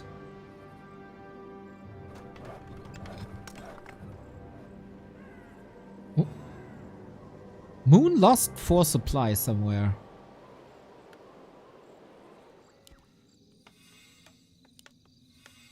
No blacksmith. He lost it before against bears. No rifles is annoying. A player's forces are under attack. Another consumable. Mountain King used the big potion.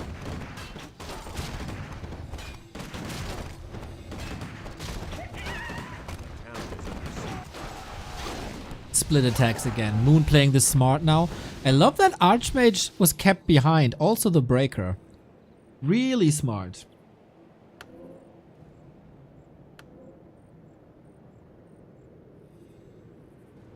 All of the Beast. Evens out the roar.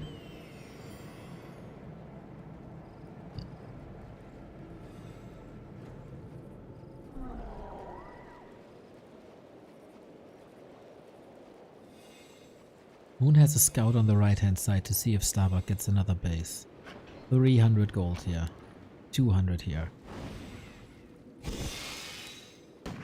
Is that the big fight? Oh, how would this look with Clap? But Blizzard is powerful. Fork Lightning really good, but solid retreat as well. The Dryads, of course, not affected by the Blizzard. How long can the Breakers hold the door? Stormbolt. Oh, snap. It's close. Bash, bash, bash. And Moon has to TP out. Invis, so the Naga can't target the Mountain King. That was actually scary. Stormbolt misses due to the town portal. This is about split second now.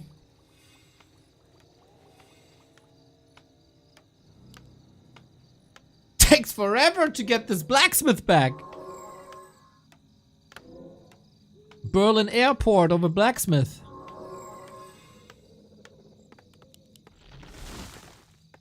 And we're mined out. Tree is moving over. No way. No effing way. Forces are under attack. He's expanding bottom right.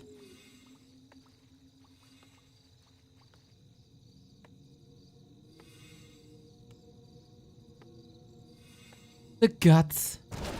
That's so expensive.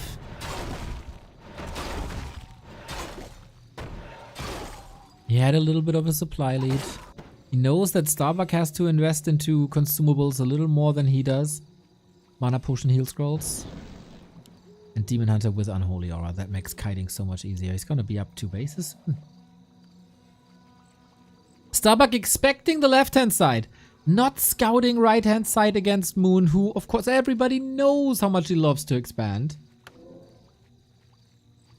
Moon doing Moon things.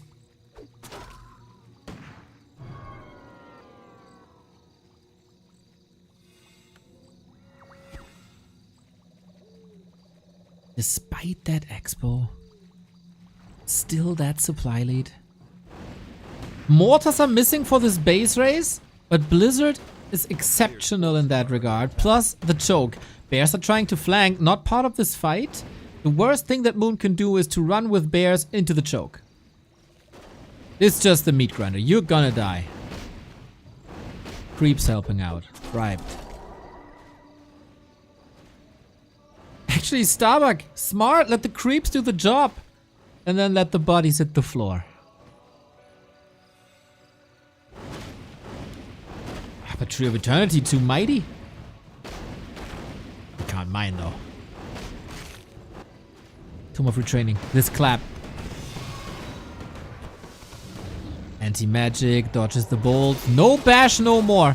Mountain King is more reliant on mana than ever. This is the clap and it's a powerful one. The AoE damage of Mountain King and Archmage gotta carry this game supply-wise. Starbuck can't hold the fort. Clap again. So much crowd control. 1 bear, 2 bears. Heal scroll to save some. Sends them back in. The saves by Moon are gigantic, but for how long? There's another clap. Weapon of mass destruction. Still only 53 food.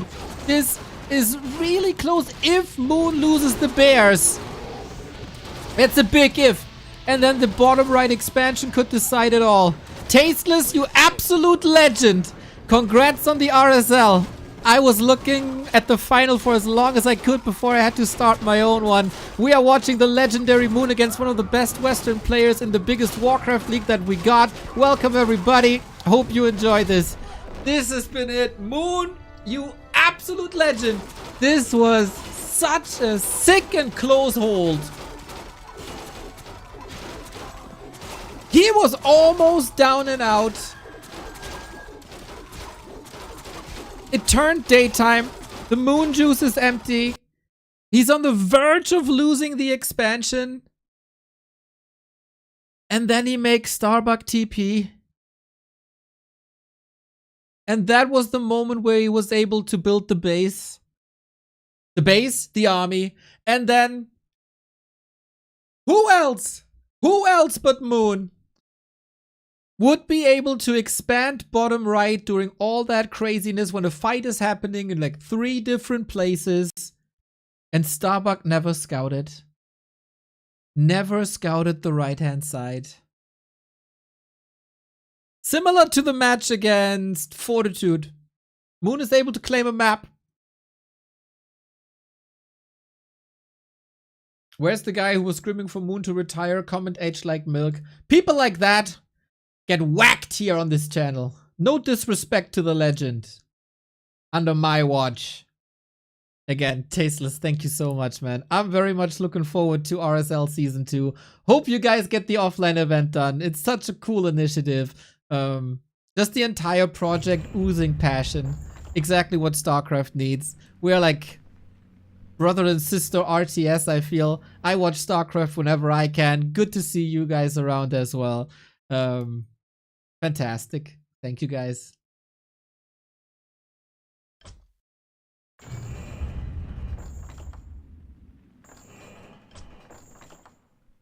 So 1-1 in this best of 5.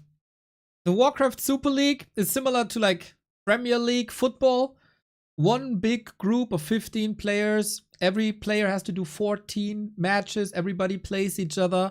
Then we have a ranking, and then we put this ranking into playoffs with an ascension phase. It's amazing.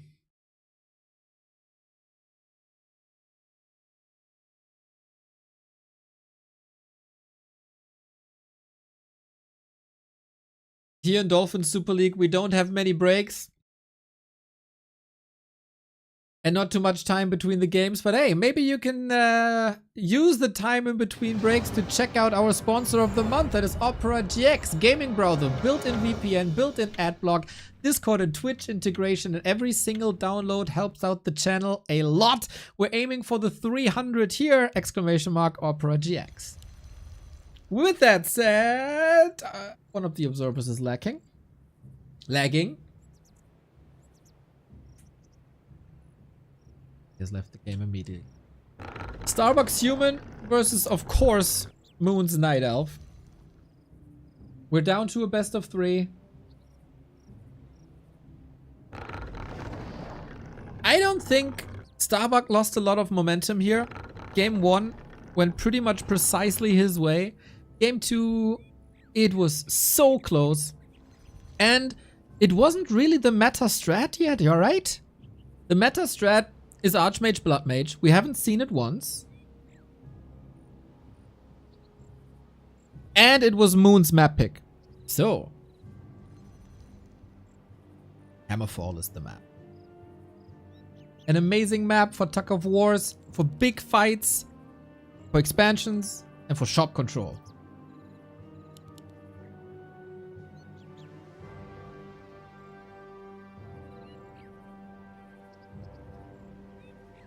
And you always look so fresh every day. How is it possible? Showers, Coloss.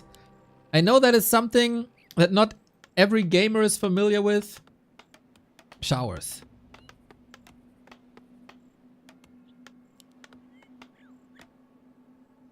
Archmage, Demon Hunter. Classic setup. Vintage setup. Question for Moon is if he's gambling for another Mountain King and goes Mana Burn, or is it the immolation creeping to propel you up to level 3? A player's forces are under attack. Teddy.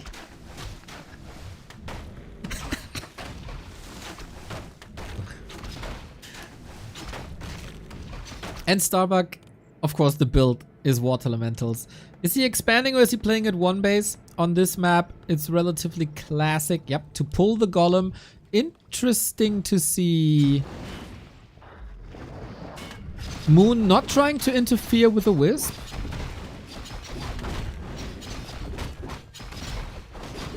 No surround, unfortunately. With that, the Rock Golem will start to throw stones. Demon Hunter on the other side, no immediate harass. He's clearing the seafood buffet relatively early on. Gets the level 2. And the Wisp wasn't even detonating, right? Feels like a rather weak first minute with heroes. Starbuck is a bit too early with that camp, actually. Misses some resources for the second base.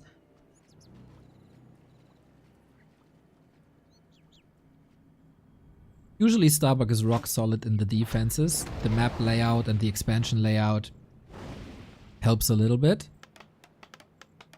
The Demon Hunter is gonna come in here and you can hide here.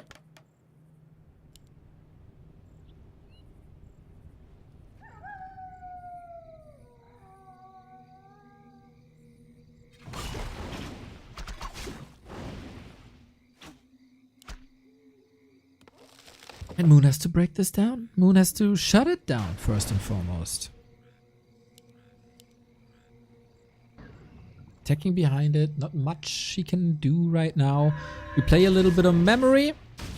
And as so often, these poor archers under attack. The player's forces are under attack. Archmage Claws +8, by the way. What a gift. Archers are fragile already. Archmage can hunt you down. Hunter's Hall in time for Moon. Obviously going for Dryads and Bears, the classic follow-up for Night Elves for ages. Basically forever, right?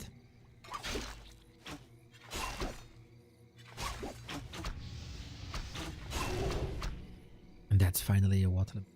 But Bucky is here. Oh. There were wisps. I wonder why he's poking in that base. It's similar to what he tried to do versus Pato yesterday in the W3Champions finals.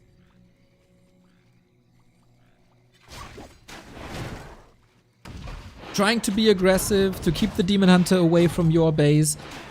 And again, if a human expands and you don't touch his peasants, he's very likely to win.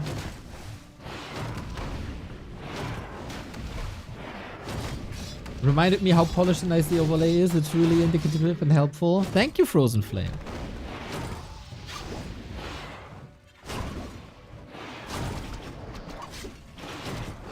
Poison spread.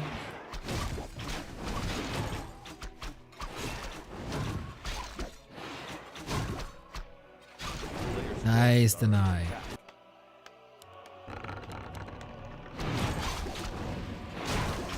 As long as the Demon Hunter isn't level 3, I don't think he's that big of a threat. Poison also on Moon's side. Wait a minute. What the heck?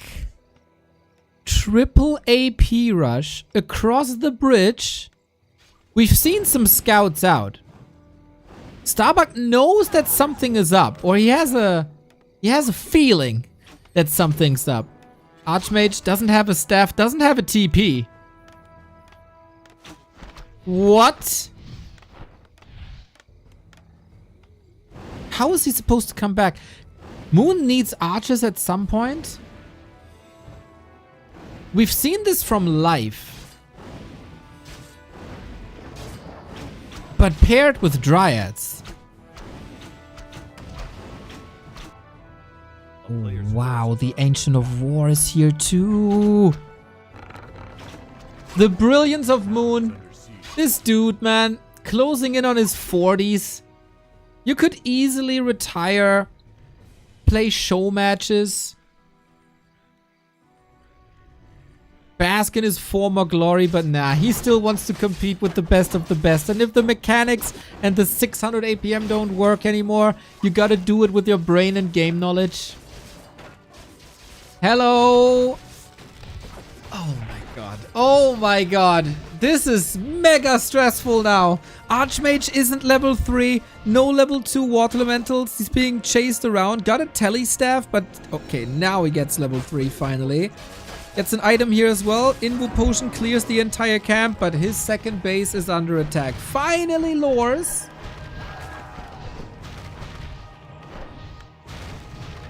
Finishes the shop as well for some healing. Starbuck has arrived on tier 2. Going Sanctums immediately. No hurry. Maybe he can give up the base. Moon is not teching either. And rifles hard counter dryads. Moon is aiming for the hero. Big exodus. Militia called. Archmage being kept safe. I think he can just sack the base. I think he can just sack the base. He's 20 food up anyway. There's no bears coming. Now there is, but... it looked scary. Very scary. But next to the shop, with an invul potion, I don't think this does much. Demon Hunter low. He's out of the fight. The militia call. Annoying. Cost resources. Cost lumber, of course. But we clean this up with Flame Strike now. A little bit of damage. He can salvage this with a little bit of repair. Great decision making by Starbuck. The perfect answer for pretty much everything at the right time.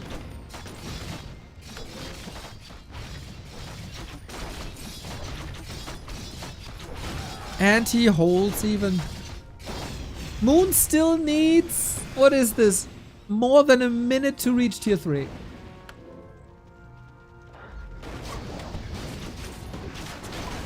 The Demon Hunter is still a threat, of course, he always is. It's only Flame Strike. It's no Banish, it's no Siphon. But yeah, it is an absolute war of attrition. And on 2 bases, you can of course afford that. Demon Hunter goes down. I correct myself. He's not a threat if he's dead. This was great game knowledge and analysis by Starbuck. Not panicking. Taking some hits. Losing the tower. Losing some mining time. But that's it. Moon tier 3 though. There might be one last push in him. Catching up on supply. Demon Hunter health potion.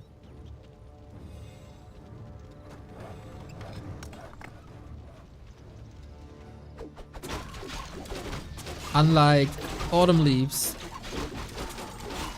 we do not have a second base for Moon. Oh, he's attacking his own Naga, wasn't he? And a bit shaky.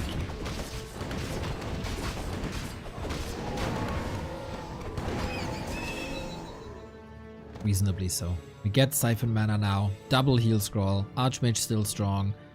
Big mana recovery thanks to Brilliance Aura. A player's forces are under attack.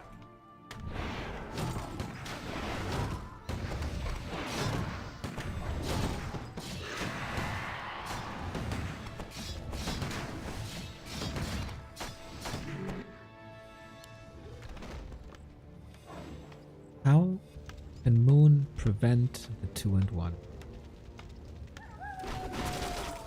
Levels? I guess. Levels is the way. A player's forces are under attack. Annoying Demon Hunter harass. Appreciate that. If you're not getting caught, that is.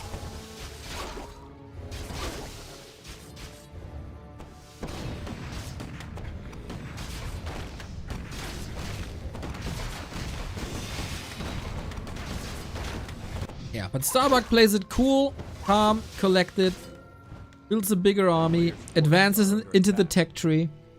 The big strength of Moon is the combo of Demon Hunter and Rejuvenation for healing. Breakers take that Rejuvenation away.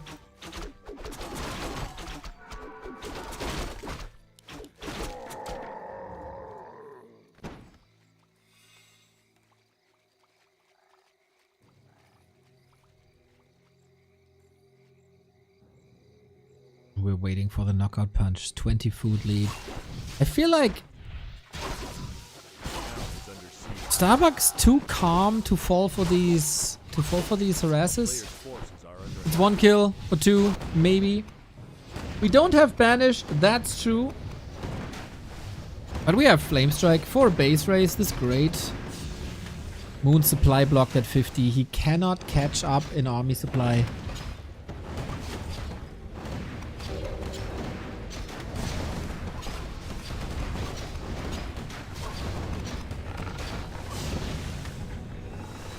And he's bruised. This is not looking good for the living legend. As powerful as his game 2 was, that was of course his map choice. Now Starbuck's map choice, Hammerfall, looking very dominant. Nice cheeky play by Moon, I gotta say. That caught us all by surprise and probably also Starbuck by surprise. The bears are falling left and right though. He has barely anything left. Barely.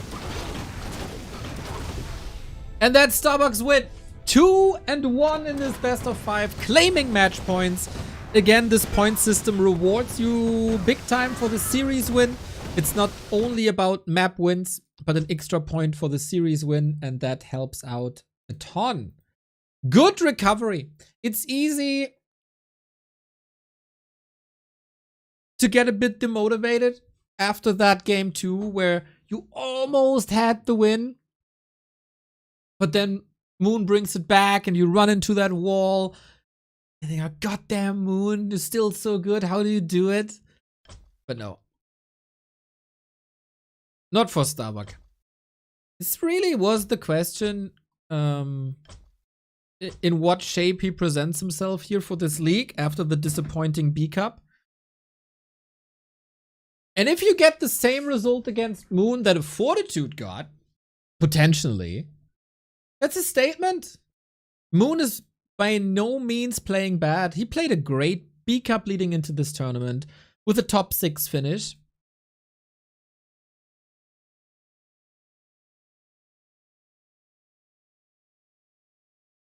Quite a statement by Starbuck, I gotta say. Cool fashion as well.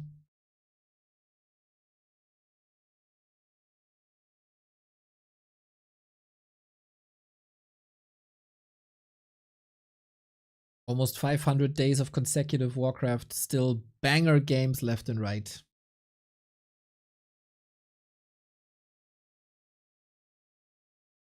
Starbuck streaming the matches, by the way? Never sure.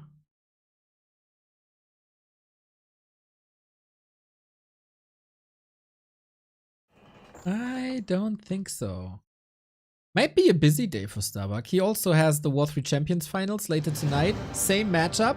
So it's game tape here for sure for Jens. Imagine on one day you defeat Moon, but then you lose the W3Champions final. But now, match point Starbuck could be another exclamation mark. And a sign towards every other competitor that he's in for a top 6 spot. Now, good news for Starbuck. He played a great series. He got match points. He has a good chance of winning. Bad news is he's playing Moon on Twisted Meadows. The biggest map in the pool, the most legendary map in Warcraft by now, I guess. Moon made himself so famous by simply owning 1 million expansions, no problem. Taking over enemy units and build the construction of your other race, no problem. Starbuck had some great counters to that though. I've seen crazy Mountain King tower pushes with that.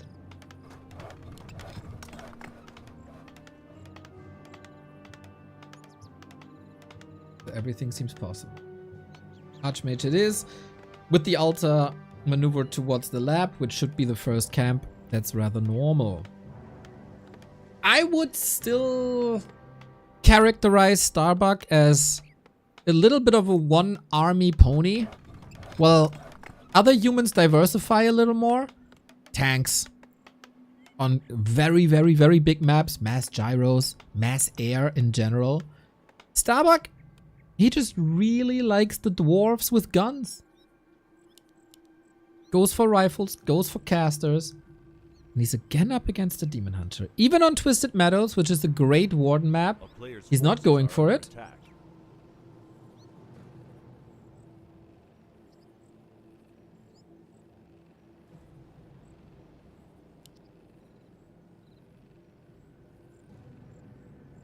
Doesn't want to go into that multitasking game.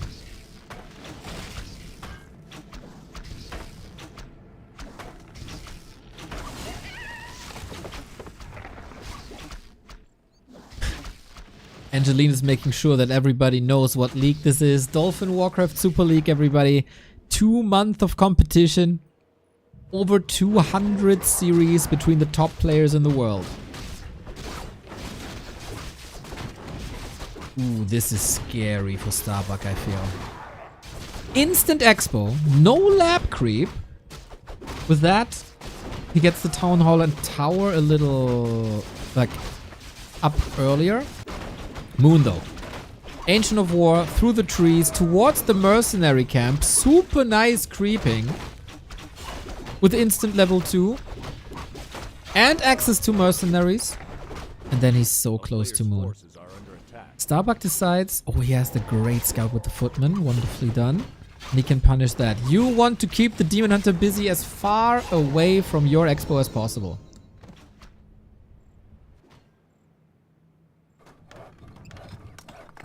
We were hoping for some Mountain King Warden shenanigans. Not the case.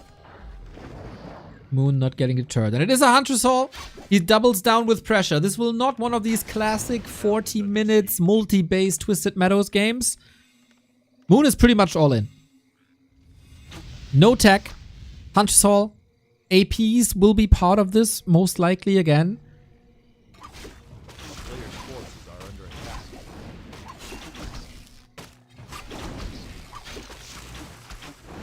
And Starbuck has to cue Destiny's Child and show us that he's a survivor.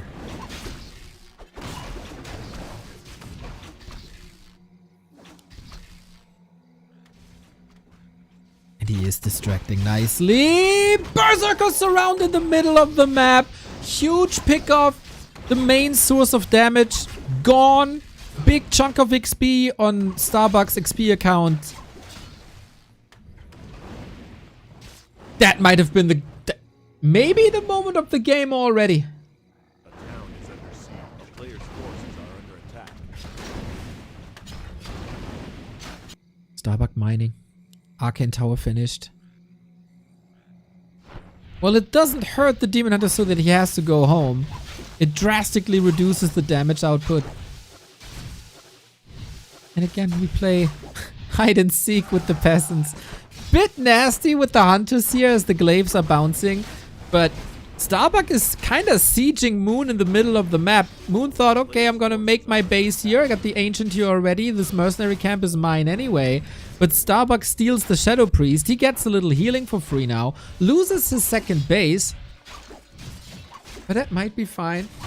Moon is not all in. He's teching. He did damage. He killed Economy. He lost a lot too. So Starbuck has a strong army now. Will be able to clean this up. On the cost of an Arcane Tower. That's annoying as it takes so much time. And Moon is teching behind it. Starbuck has... he should have realized by now that it's not an all-in hunt push.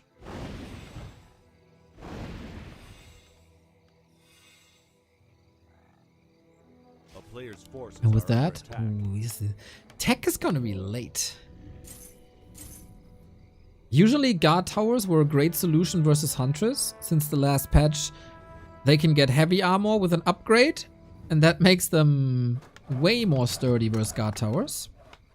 Umber is also missing. Moon isn't finished here yet. Archmage levels abysmal. Courtesy of not creeping the laboratory camp, but rushing to the expo. A player's forces are under attack. And it doesn't seem to be Moon's goal to completely kill this town hall. He's expanding himself on the left-hand side. He bought enough time.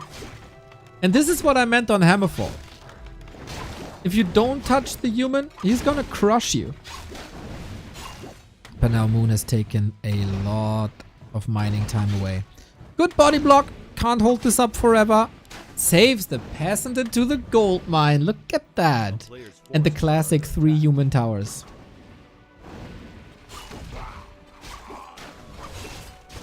More mercs. And the big dispel coming from the Shadow Priest.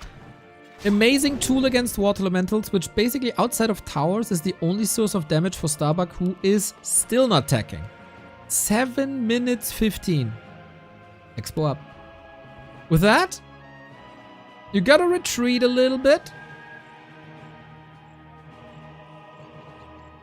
A player's forces are under attack. But maybe the Huns can just help here. He crept the orange spot on autumn leaves basically with the tree alone, so why not here? Good gameplay by Moon so far. And with that, we might get our 40-minute banger. If it's 2-base and goes long distance.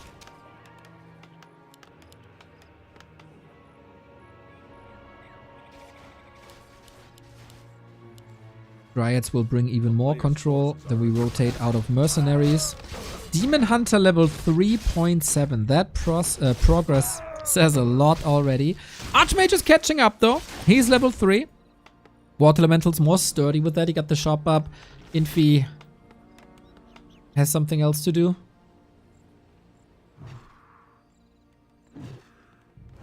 I think it's of pretty great importance to deny this Wisp here. Can always be sappers. Similar to a Foggy. I mean, Moon and Foggy are basically playing identical. So be aware that a sapper could come to your base at any given time. It's a good scout.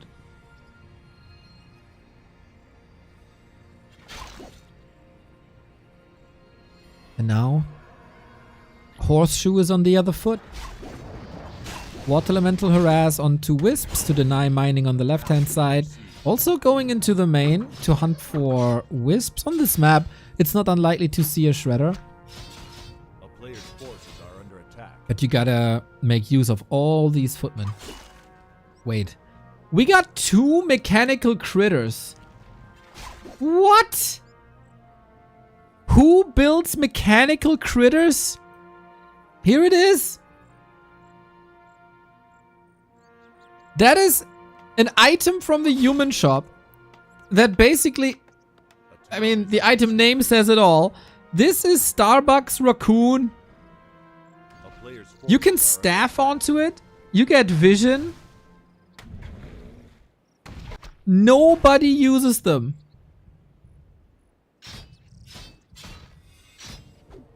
And on Twisted Meadows, why not? I say this for a long time. Knowledge is power. Scouting information might win you games. That would be amazing.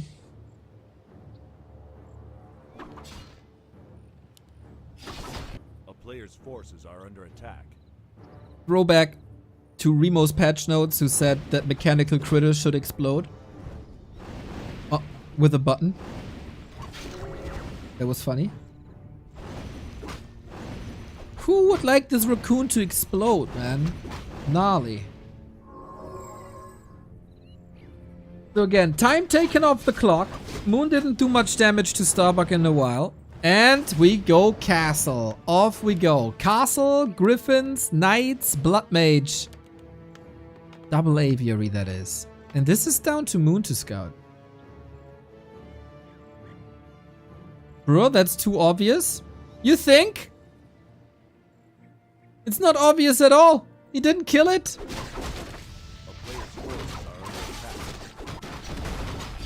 Apparently it's not too obvious for Moon.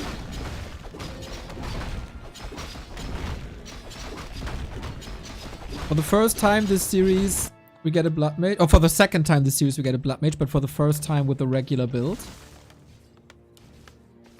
Triple aviary. Oh, he's going hard onto Dragonhogs. Moon with the panda. Classic answer to mass air. A player's forces are under attack. And Starbuck needs more time. We got a shredder, that is important. Very resource heavy build now.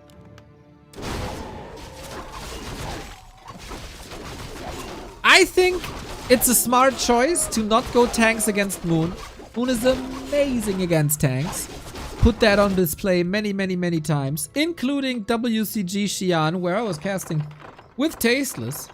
I mean, same event. Not the same games, unfortunately. But that's where I had the pleasure of meeting Tasteless. For the first time. Never forget.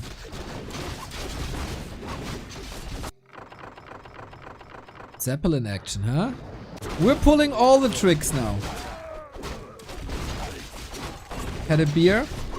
We decompressed after work is what we called it. I think that was very elegantly put. That's what you do. Decompress after work.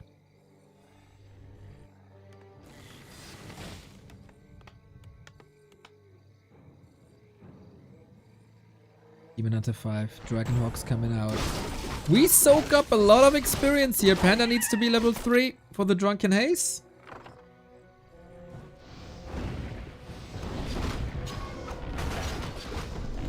Players' forces are under attack. Muddy. Demoted to a scout golem. A town is under siege. That raccoon, man. Living the life. Creep check opportunity. Starbuck has a TP, though he got the Rune Bracers, which will be an item for the shop. He's losing a handful of footmen. Oh, not willing to use the TP. Is he just flying away like Lenny Kravitz? Is that Lenny Kravitz? I think so. And Dragonhawk super annoying, but Moon has a nice answer. Now, multitasking. Sometimes that, like, something that we don't have that often in Warcraft 3, you know, we're usually very one army centric, but sometimes we take some inspiration from the great StarCraft and multitask. What do we got? Spell Shield? Ooh, Spell Shield versus Banish. You could trigger the spell shield with Siphon and then apply the banish.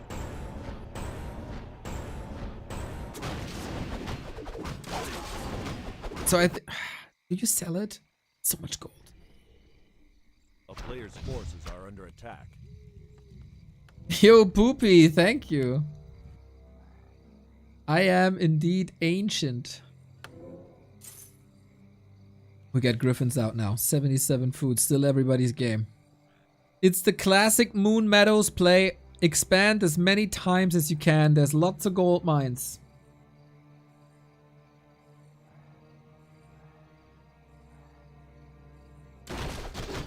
People are old here. They stopped saying Hawk Tour like a month ago. Nope. Didn't stop. Didn't stop. Still happening. Still people find that funny.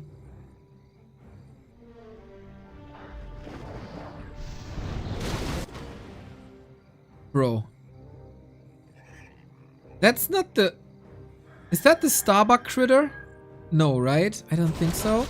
Anyway, let's focus on the fight, everybody. Griffins have a little bit of an issue because there's no bears to fight. So the Dragonhawks have to do the heavy lifting. And usually a human is in trouble when the Dragonhawks have to do the heavy lifting. Next to the mine. Oh, next to the mine is the second raccoon. You're right, Manu. You're right. Tilike met Fotzeldagen. Thank you, Taylor. I should approach this with more seriousness, but Danish always cracks me up. Thank you, thank you.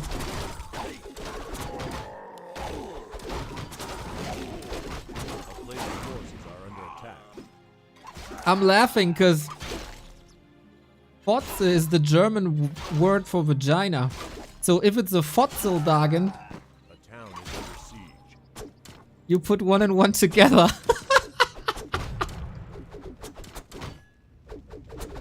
Oh man. This will make no sense for the people on YouTube. Anyway.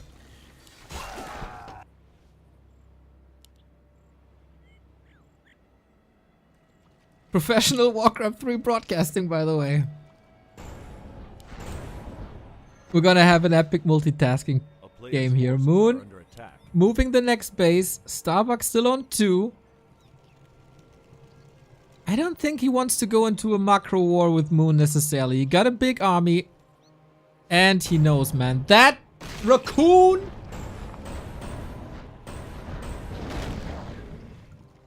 Gave the information away. Beautiful. Moon answers with the town portal. That cost, of course, 325 gold gone. Moon is rich and can easily afford it. 1800 gold. We're going for more and more upgrades, but also Starbuck diversifying a little bit. And then we attack again with air. That's the big upside of air, the maneuverability over this pond here. He's trying to brute force this apparently, huh? With knights. Oh, Blizzard would be amazing now. Anything is pretty damn good. The damage is sick. No repair for Moon as everything would fall anyway. Great snipe by Bucky. Not that Moon necessarily needs that much gold right now. It can basically just rebuild it, but that takes so much time off the clock. And we'll see what Starbuck does with it. As I said, diversifying the army. Frag shots are done already. Mortar teams are coming. He's getting into a better fighting army. So many mercs now. I feel like Moon's army is not necessarily optimal.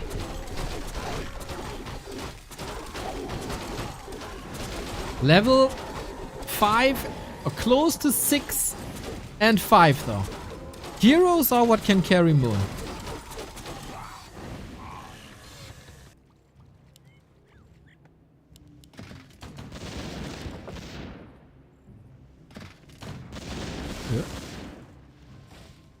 We're not getting stuck in the base. That's nice.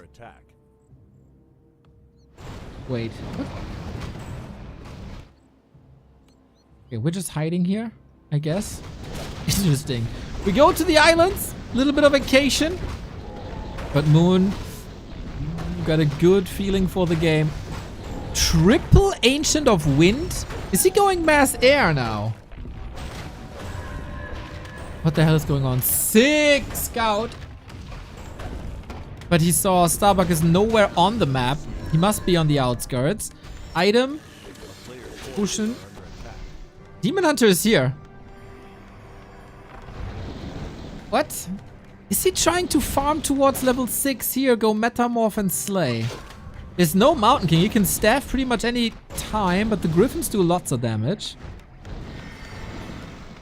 Emitting an invuln. While pushing. Knight down. Great distraction. Starbuck has a TP. He can answer. Panda is inviting these peasants to a barbecue. Little do they know they're on the menu. What a game. 500 gold left. Town portal home. 63 food only. Moon willing to trade. Did he lose all the mortars? No, he has 2 left. He lost a lot of these mortars, by the way, courtesy of the panda. Didn't catch that one with the camera, but Demon Hunter, level 6, everybody! Superman, new movie coming out.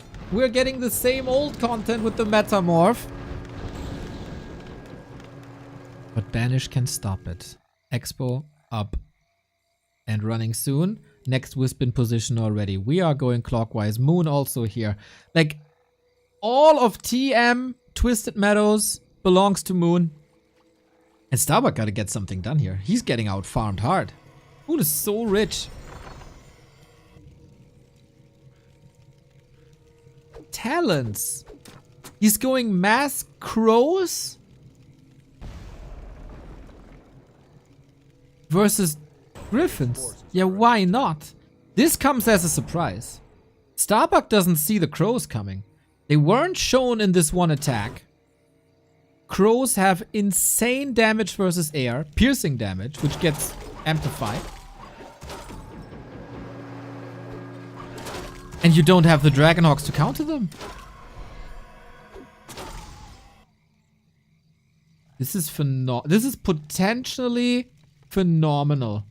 They do get hard counters by tanks if there's barrage. Nico, thank you for the support. Oh, wow. Zeppelin drop with mortar teams kicking another expansion. He gotta fly all around the world though. What a great match this is. 3 crows. Not only are they great against Griffins and Dragonhawks, they're freaking amazing versus Zeppelins. So you gotta shut that down with the crows. Tanks around. Nice. Demon Hunter back. This expansion is taking a long time to pay off. Rewind this cast like 15 minutes. This is not gonna be one of these epic 40-minute bangers. Oh, hell yeah, it is! I love to be wrong. I love to be right. Everybody loves to be right. Love to be wrong in this case. Damage. Not enough, right? Not enough. Alright. Zeppelin seems down. Tanks are countered. Harry sick. Thank you for the 5 month. Yeah, these tanks did nothing. I would say among all the top human players, 40, Sock, Infi, Starbuck. Starbuck the weakest tank player. A town is under siege. He has other strength, of course. Good for Starbuck that he was a former StarCraft player. What? No way. What?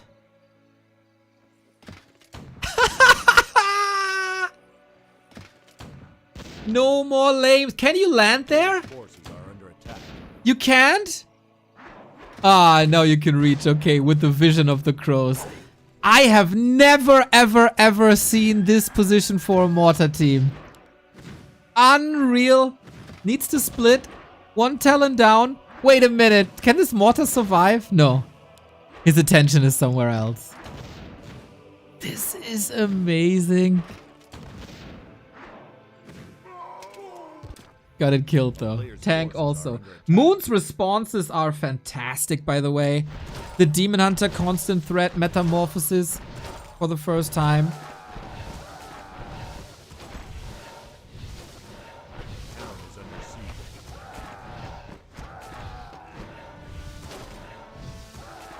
And how do you shut Moon down? He has 2,500 gold. Mortar team with frag shards, Drunken Haze, Breath of Fire. Can the Panda reach level 6? Is Starbuck just outmaneuvered? He's 10 food down. Mortar team is getting hunted by Dryads. 2 more mortars coming. Panda! He has a heal scroll and a TP. No surprise damage from anywhere. Moon! Heal scroll! Scary situation. TP out. The Mortar team reinforcements make it so the Dryads have to run. Moon is out of that fight, and with that he's losing the base. But thankfully, he has 2 more. Players' forces are under attack. Here are the crows. What is this game? Epic! Moon isn't mining here just yet. Main bases are empty. Starbuck isn't mining here. He has no base here. He's running out soon there. Oh, crows as anti-air. Breath of Fire was amazing. Going for the Dragonhawks first. That's a kill. How do you deal with that? How do you deal with the crows? The flock is forcing game 5. The Griffins are falling in seconds. Level 7. Mortar team's amazing counter to the Dryads, but the Griffins are disappearing in seconds. Unreal counter. He didn't see him coming. No tanks on the ground for Barrage. And then what do? Gyros, I guess, but then there's a Panda who snipes them out of the air. It's a murder, not a flock. You're right, that's Ravens. Sorry about that. Doesn't matter. Crows OP in this situation. Warcraft 3 brilliance on display. Town is under siege. But it feels like Starbuck is down and out.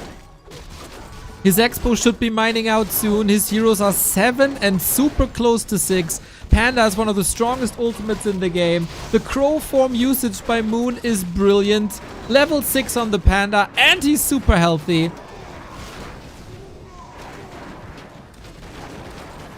This is why we love Twisted Meadows.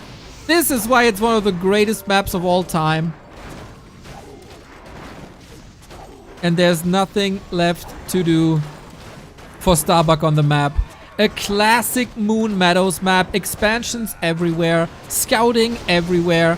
The right tactical decisions. Paladin down. Knight as well. Starbuck has nothing left. GG! The game of the tournament here, everybody. 27 minutes. We have seen almost every single unit on both sides. Fast expansion. Moon tried to push hard. Starbuck shut that down. Takes control of the map. The mechanical critters gave information where he punished the expansion with for a bit, but then there's Moon, and Moon loves gold. Plants trees all across the map. Gets rich, builds an army, shuts down Starbuck's sneaky island expansion attempts. Punishes Mortar teams. The transition was a great idea. The Mortar team transition could have killed so many Dryads of Moon, but he didn't, because the Panda found them in the base and fried them, and then there were harassers everywhere. Zeppelin, Demon Hunter up on the right-hand side. Building an expansion here, building an expansion there. Great attempts by Starbuck as well. Zeppelin, Mortars on the high ground, countered with Crow form. Amazing game. Warcraft 3's brilliance on display, as I said. If you watch these games and you're not in love with this game, I don't know what to tell you. And Moon, classic Moon Meadows, man. Moon Meadows. 2 players on eye level here, trying to outsmart each other. And now we have one final map on this second series. Holy shit, Nico! You YouTube legend. Thank you for the 10 memberships. Appreciate it so freaking much.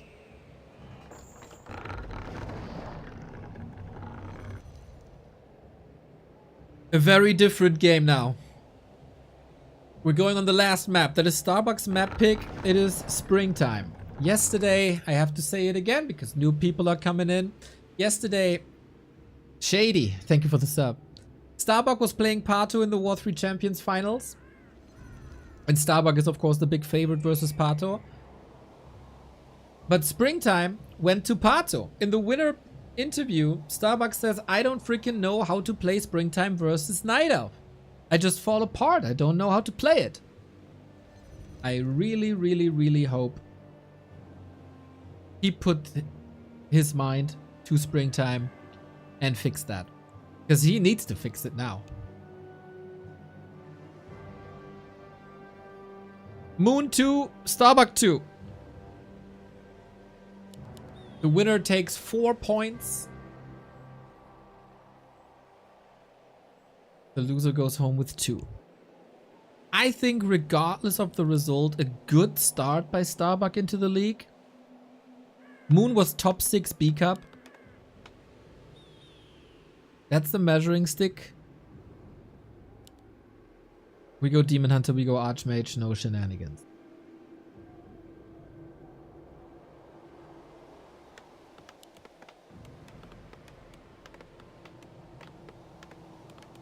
Then why does he pick it? There was not much left over. It was the last pick.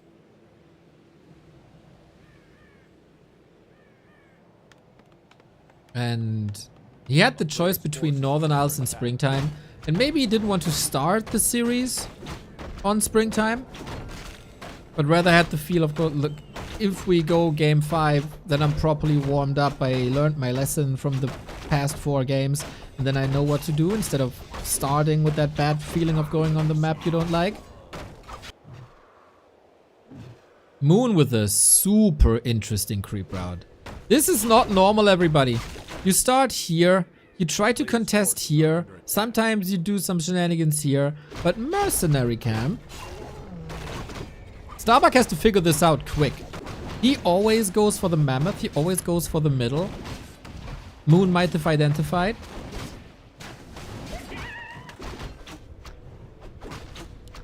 That gives him the Shadow Priest, unlike the Forest Shadow Priest. He can't dispel, but healing is always appreciated. He doesn't do much damage as you see, but yeah. Starbuck got the scout done. Question. For Moon, is Starbuck expanding or not? And maybe since he opened up the Mercenary Camp, he wanted to have the option to go for hard-hitting units in case Starbuck expands and shut it down quickly. That's not the case. It's a tech.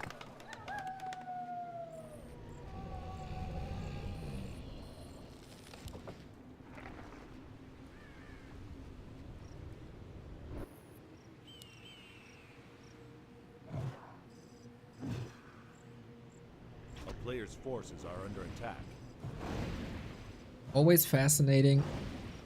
Ooh, Starbuck with a Berserker. Moon does Starbuck a favor by opening up the Mer Camp. Lots of damage. Yo, Quiz, thanks, mate. Demon Hunter under good pressure. Moon? Trailing a little bit. And maybe... I mean, he's 39, right? Closing in on the 40. Always feel like a young buck next to Moon. Thanks for that. Maybe a little break would have been beneficial. Town is under siege. They can take breaks if they want to. Forces are under attack. They just don't.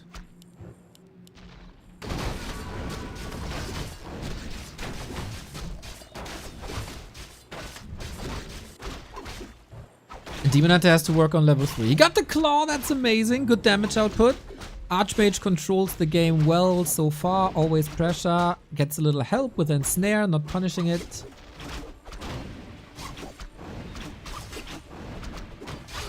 Ooh, no deny, that was close. He's trying though. A player's forces are under attack.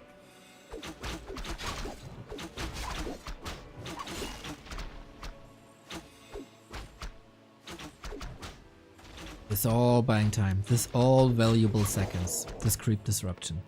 Starbuck. This is as meta as it gets. One base, rifle, blood mage. And then one push. Same for Moon. Answers that in classic style with the Naga double claw. A player's forces are under attack. Moon on the offense. Preventing or trying to prevent level 3 Archmage. I don't think that works too well, but he's gonna snipe the training Blood Mage. Oh, the farm! Moon is fixing the farms! That keeps Starbuck supply blocked at 44. And he's the one with the tempo strat. Amazing answer by Moon. Starbuck has to TP from his natural to his main to prevent that damage. Blood Mage out of position. Farm cancelled. This is not good if you're a Starbuck fan.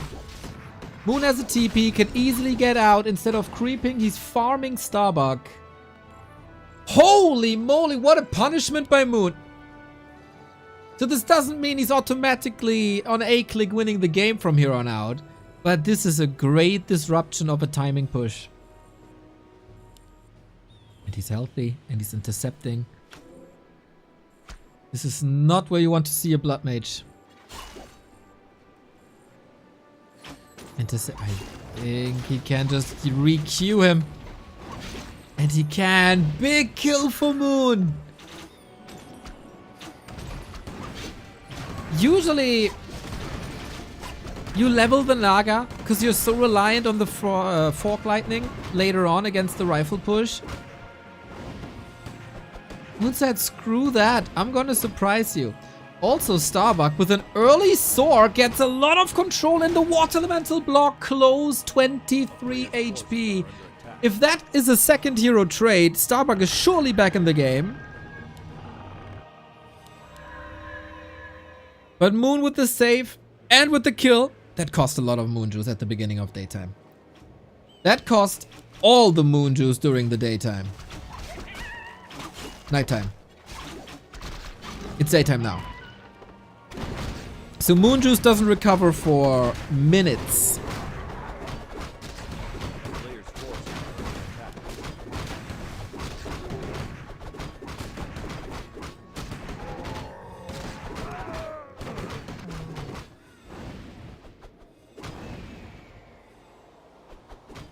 Banish up. Probably the most important level that you can have against the Demon Hunter. The Banish Prison available. Good to see Starbuck is not too deterred from that push into the base. I really like the early Sorceress Edition.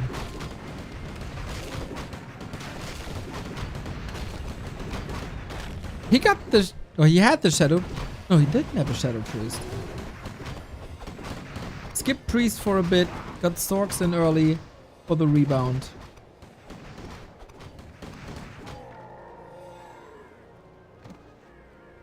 Moon a bit clueless. Flute for rifles. Good damage boost on every single one of them. So yeah, I think this is Starbuck back in his element. I think his standard strategy, expansion rifles, his second best one base rifles, and then comes everything else. He has no TP anymore. Maybe Moon can outmaneuver him. Heal scroll, heal potion, double level 3. Level 2 mana slot. Big help.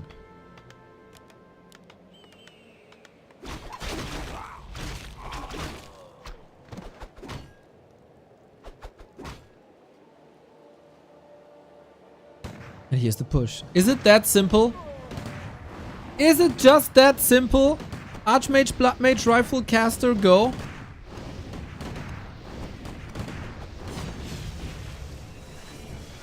It's truly annoying because the shop is down. Moon has no orb. And he ideally needs two.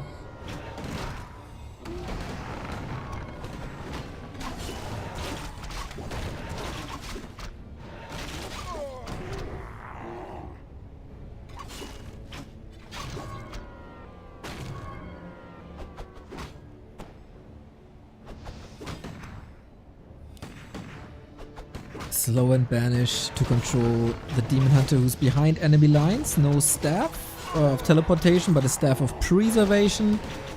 Starbuck can't really afford to lose too many units. Needs some great micro on display right now. Level 4 Demon Hunter. Very, very tanky now with level 2 evasion. Bears taking hits. They're not the tankiest unit of all time, but Moon has muscled up an army and I'm not sure if Starbuck is ready for that.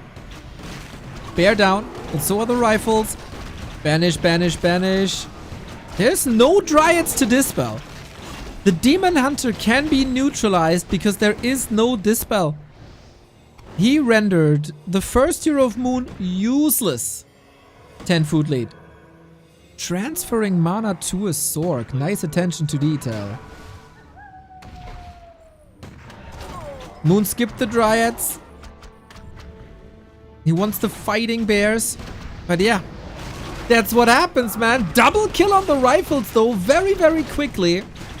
And the Blood Mage must be careful. 1 Fork Lightning could be his end. Maybe 2. And now he's out of mana. Needs to siphon mana to keep the Demon Hunter in prison. Otherwise, he's just slicing and dicing through the dwarves in the backline. 50 food. This game doesn't deserve a winner. Or a loser, rather. This game does deserve 2 winners. It's like Starbuck took a little too much damage here. A player's forces are under attack. That's a way to get mana back. Yeah, no mana for banish. No chance. Demon Hunter too oppressive. We're not transitioning. We don't have a breaker. We're still on 1 base. 1 base.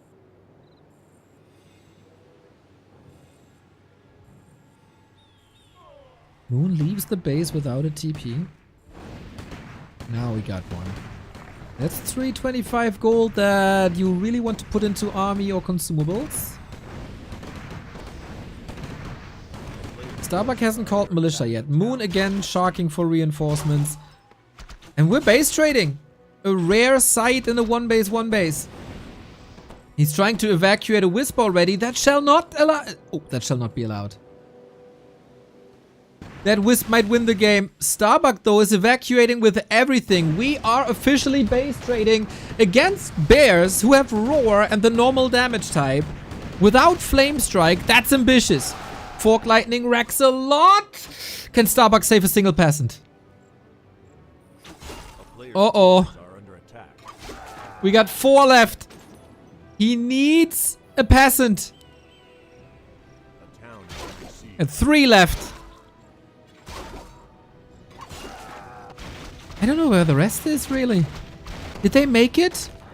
Not really. Uh-oh. We got 2 left. He only needs 1. And bears are just so much better. 1 here.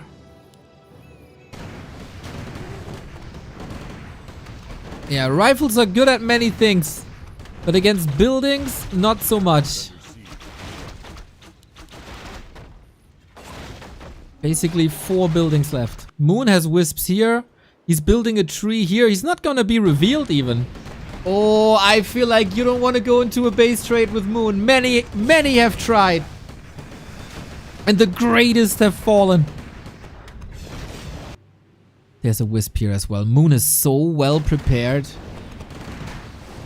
for this base race. And Night Elf is the best base race. Base race. Sounds weird, you know what I mean. Because of trees, they can walk, they can eat into forests. Human buildings, they can't walk. Starbuck gets figured out immediately. Demon Hunter knows where the lumber mill is. That is the last building. And the Demon Hunter has a mission. He's going for the peasant. I don't think he can be saved here, really. Nice banish. Still working on it. Oh, the drama.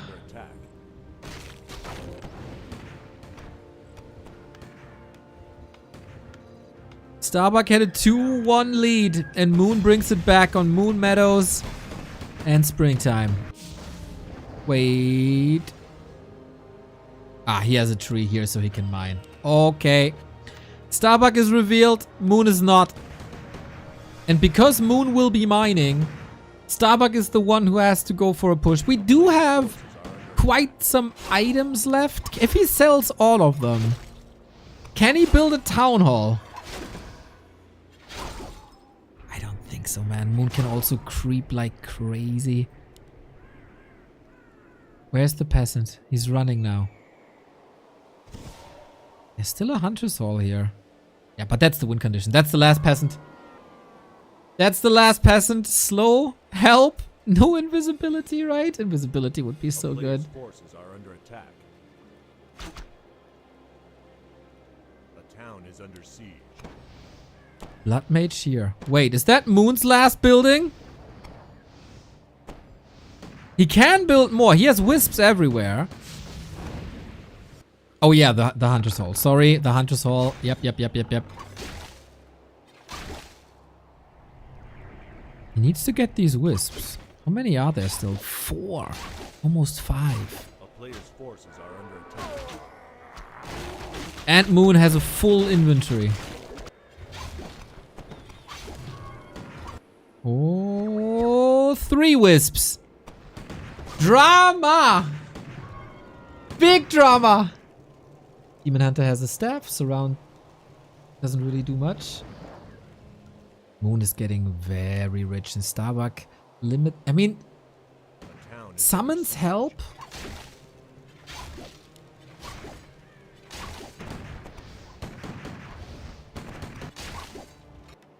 Where did the peasant? Oh, he has a farm. All right, he has a farm.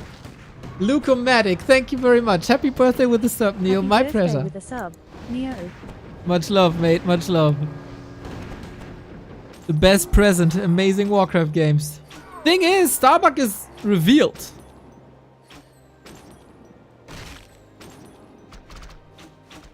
Town is under siege.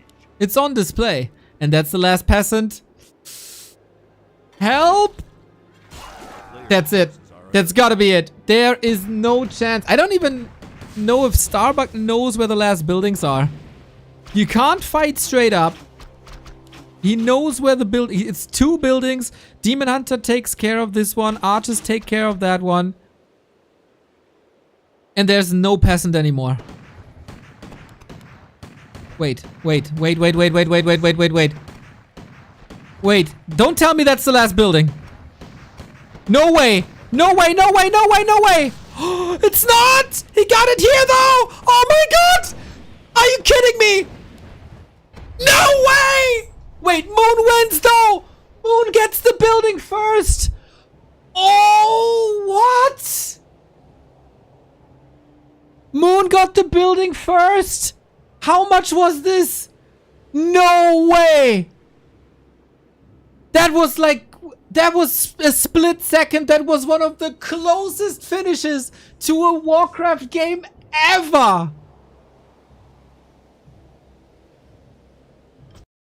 That was an unreal finish.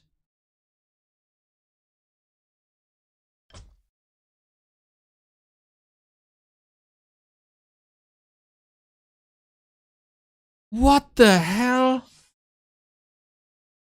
I don't know if we have time for the replay. Because the next game is already up. I don't think... I gotta rewind. Maybe we can see something in the VOD.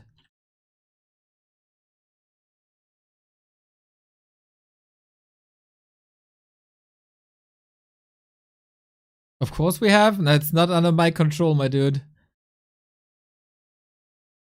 I gotta be in the game. There's no Flow TV for these games. Okay, I wonder if I missed something. That's always possible, of course.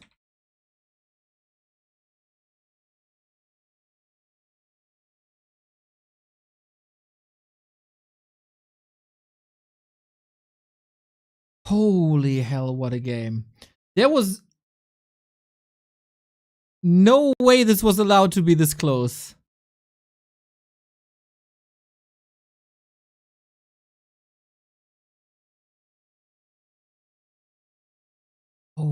my god. That is the moment. That's the moment. It's this much HP. There is archers at the bottom right, or at the 6 o'clock. Moon had one more wisp. He could have built something, but he didn't. And that's the moment he kills the trees. That is the last building. That's it. He's only building this Ancient of War. Otherwise, it would be on display here. 9 o'clock? That's the army. It was this close. It was this HP. 19.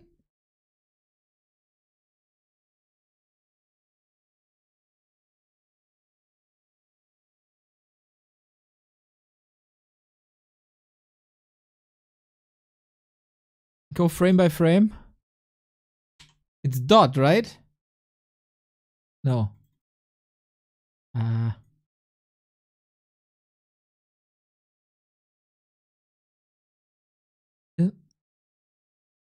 Oh! Oh, snap!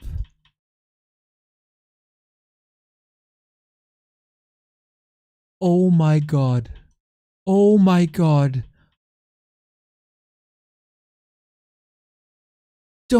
No way.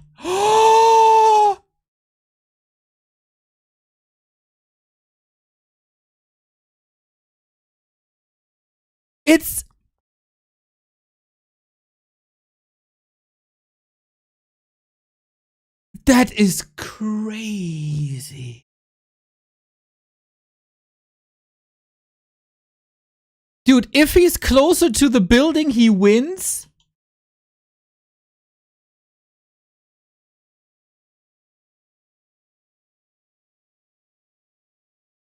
The guts by Moon to have 280 gold, by the way, and not building anything.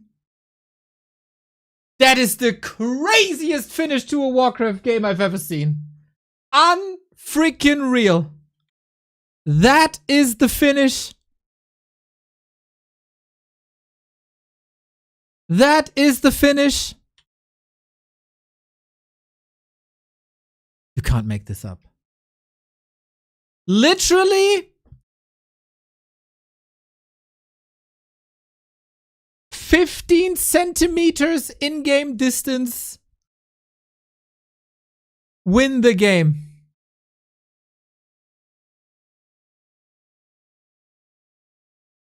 That's the final shot.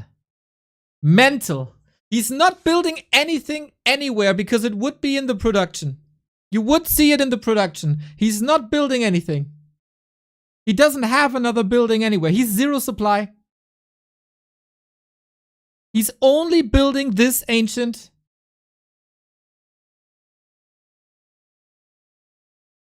What a birthday gift. The greatest Warcraft in the greatest league from some of the greatest players. That was epic.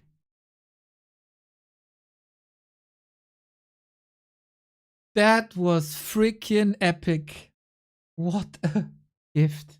What a gift this league is. What a gift these players are. What a gift this game is. Freaking surreal. That after the drama that was twisted already.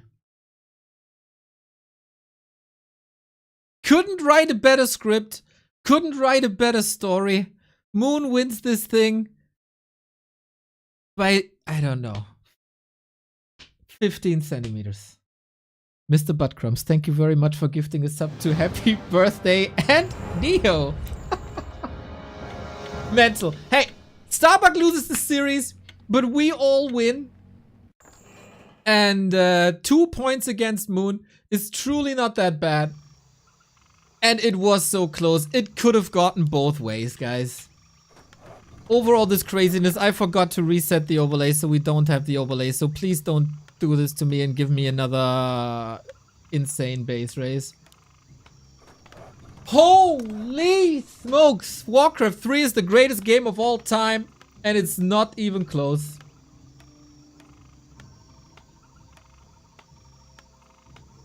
Good fighting spirit by Moon.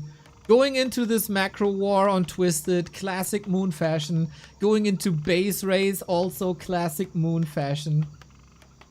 Now, same matchup, different players. The debut in the Super League for Kaho and Sock. Kaho can contest the top 5 for sure. He's been doing amazing recently. Sock, we'll see about that. We'll see Much about love and that. respect, Neo. Love you so much. Yo, Wonder Brown, much love to you too, brother. Keep it up, keep it up, keep it up. For Sock, we don't know. He had not the highest finish in B Cup, but that was just due to one map. And it could have gotten his way, and then we would talk a very different talk. The stats, though, 6-0 for Kaho on this patch. That is quite one-sided. Overlay will be back next game. Sorry about that. Kaho is the big favorite. He's one of the shining Night Elf examples. Alongside Life. A player's forces are under attack. Truly an outstanding Night Elf player. And Sock, we'll see, man. We'll see what he has to offer.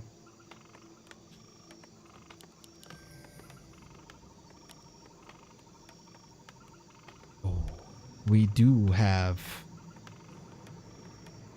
a different opener. Mountain King versus Warden.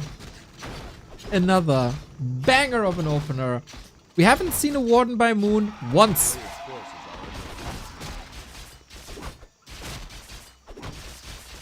Mountain King was very successful. We'll see about that.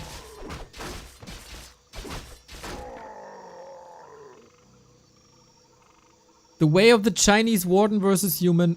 I've been talking about this many times. How impressed I am with the pressure you can do with her. Especially with the Shadow Strike opener.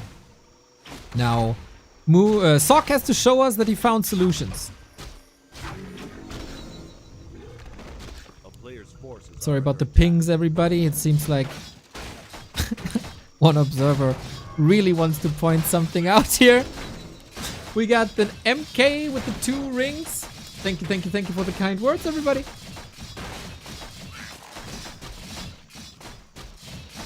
So, can the mountain... Whoa, Sock has backpack. He's trying to snipe an item here.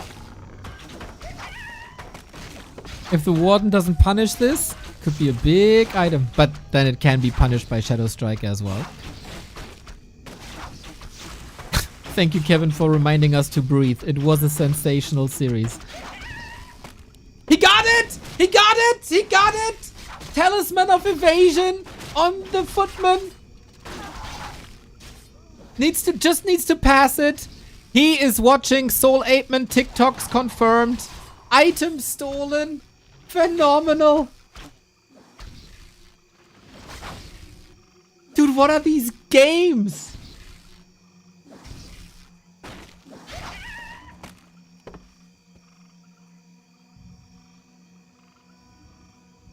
He stole one of the biggest items with a backpack footman and steals it away from the Warden.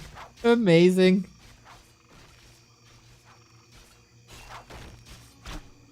This is day 2. We got 200 games to cast in this league. What are the heights that we can reach with the level of play?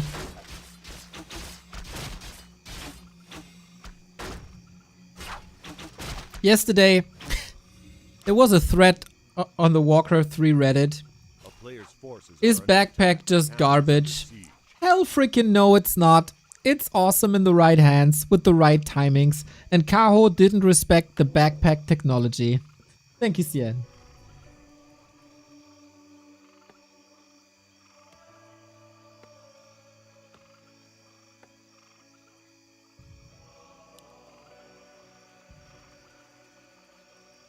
Tja. Warden level 3, Mountain King level 2. That is not the worst thing, as Sock has an expansion.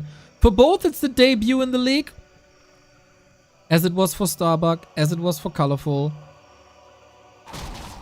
Ooh, fan of knives. Yeah, Kaho is not going Chinese Warden. That is usually picked against Archmage.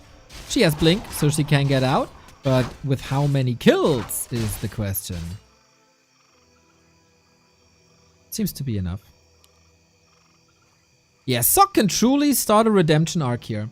The other star Night Elf, Life, surely has performed yesterday with the win over Lin. That was not to be expected. Now, can two Night Elves perform at the same time?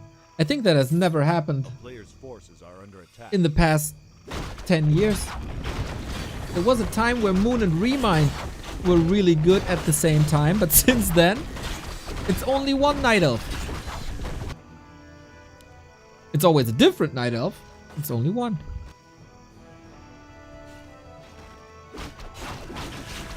Very early Shredder for Kaho. 28 food only, but the Warden is of course worth a lot more.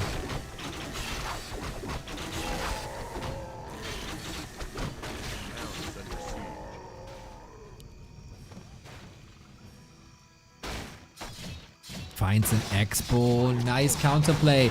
Needs some healing here soon. Can't really kick it. But a little bit of damage done.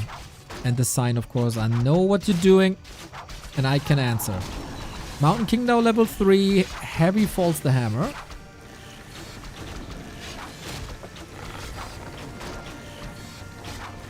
And a lot of archers falling. That always slows down creep speed.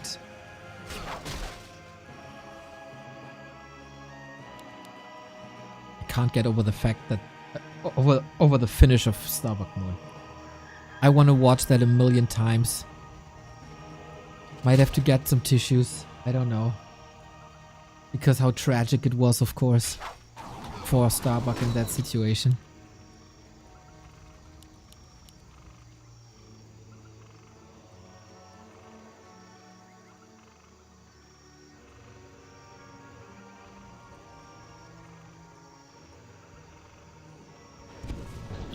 Dodge, nice. Okay, Kaho is completely switching up his Warden approach. Instead of Shadow Strike Harass against an Archmage, which he obviously can't do here because there is no Archmage, she's terrorizing the poor footman with Fan of Knives that costs a lot of mana. And getting closer and closer to 5. That is the win condition. Racing up to 4 is one thing, reaching level 5 and 6 another.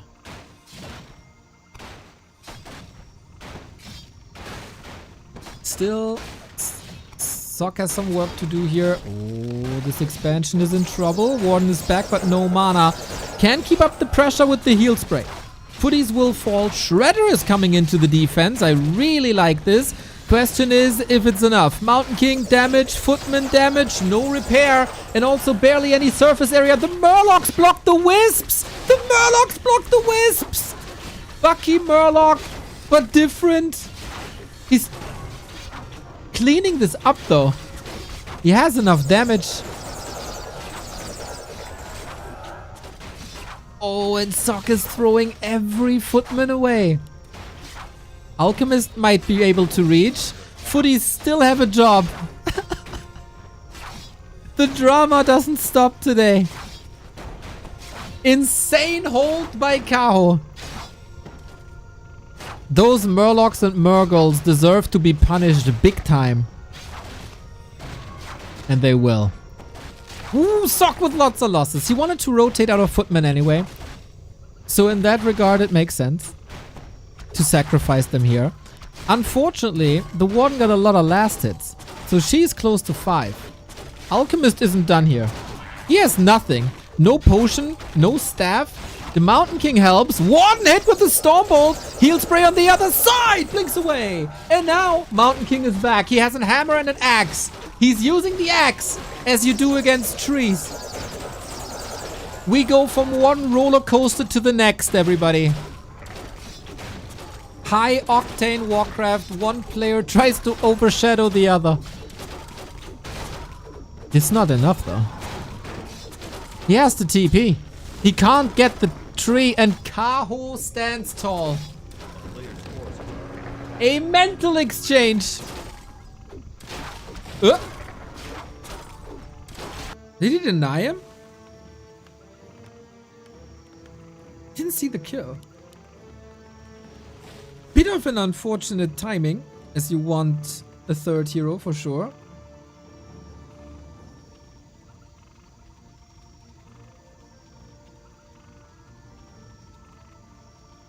And Dragonhawks are coming in. Built near Expo. Okay. Sorry, can't catch it all. I'm still overwhelmed by everything that's happening here today. He can't get the tree, but he can get the entangled gold mine. Dragonhawks don't do that much damage, but this should suffice. One is waiting for her moment with the Sobi mask and an anti-magic.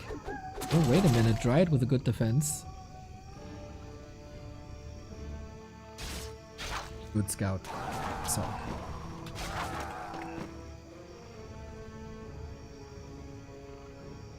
Sok was able to cover the tier 3 tag without too many losses outside the footman. Going tanks, going air. There's a lot of work to do for this warden. Needs to reach level 6, needs to creep the panda, needs to have a stable economy somewhere. It's not gonna be easy at all.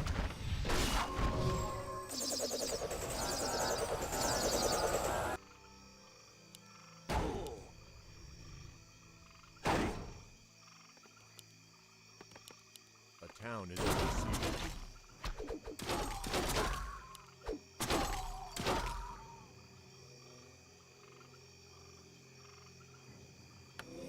A player's forces are under attack.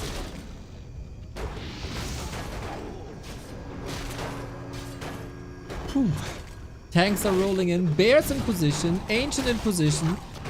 The panda is supposed to be the carry, but if he can't level and he's getting benched this quickly, that's troublesome. Blood Mage falls, which is extra XP. The Mountain King, or careful buddy, he doesn't have a TP or a potion. Warden blink, Warden fan, and Warden with a huge jumpstart, a triple kill. Hold the phone. Is she getting a quad kill? Now with the Mountain King here, there shouldn't be a chance.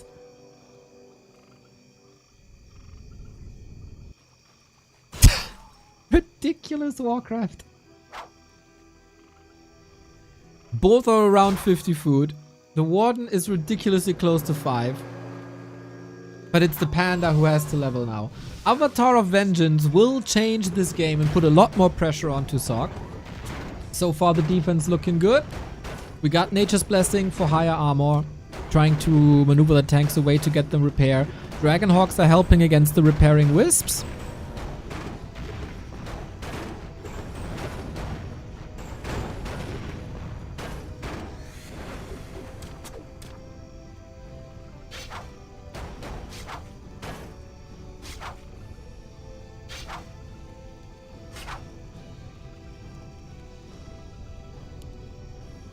Still thinking about still thinking about the 15 centimeters and the fireball, everybody. Can't let it go.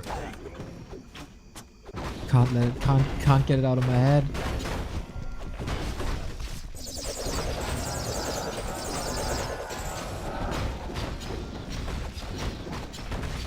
Sok needs levels and a big army.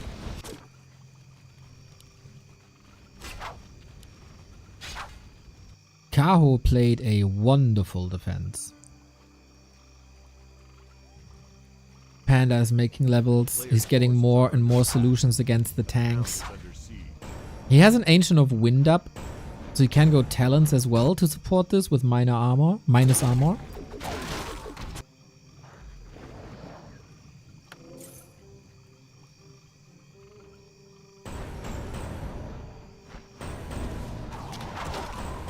And the Dragonhawks, man, they don't seem to cut it.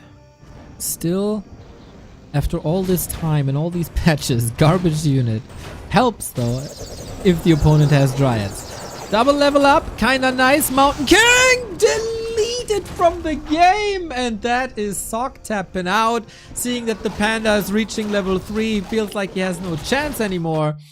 And Kaho, man, he was under so much pressure, but it goes to show what kind of an experienced player he has become since his rise 2 years ago.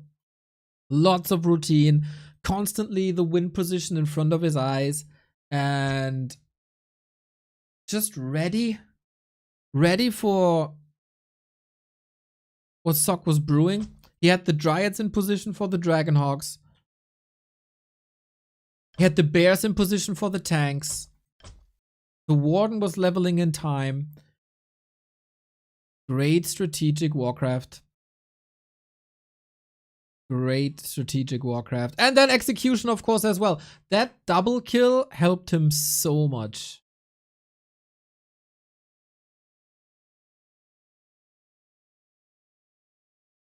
The double kill hero. And these heroes aren't allowed to fall this often if you're playing against the Warden.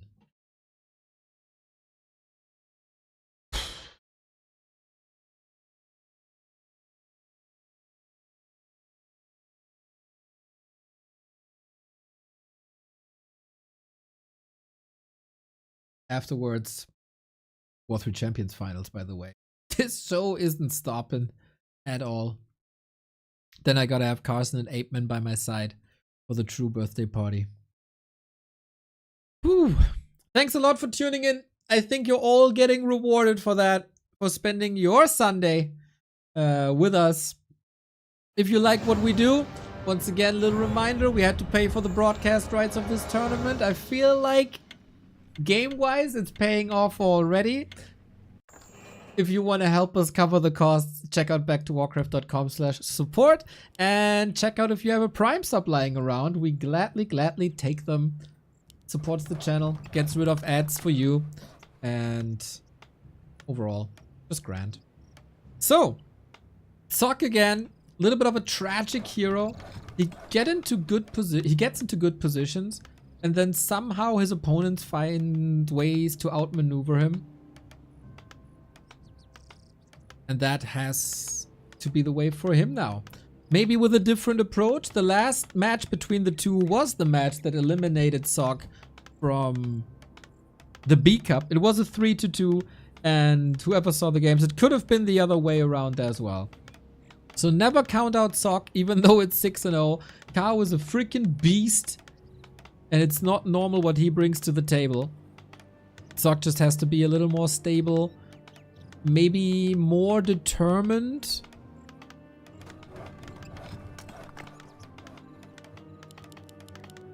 Instead of mixing between air and mech. But yeah, it's gonna be a very different game. We don't have a Warden that is reserved for like certain maps. Even though she becomes more and more playable on multiple maps. Not on Hammerfall. We're going back to the norm. Archmage instead of Mountain King. Demon Hunter instead of Warden. Man, the base race between Starbuck and Moon. Then this insane expansion pressure between Sock and Kaho. What a blessing this matchup is today. And later we get Starbuck versus Jens. Human Night Elf galore. Plus, of course, Sonic and Krav are still in the tournament as well.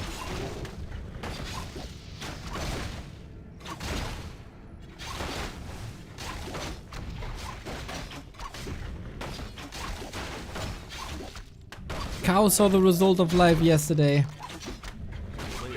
Upsetting against Lin. Now it's his turn to represent the elves.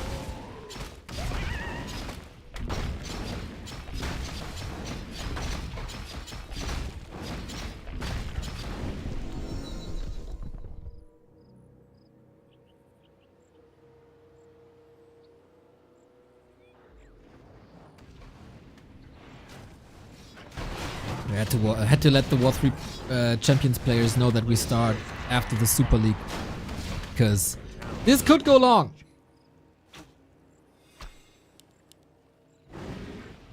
If Sock turns it up just a tiny little bit.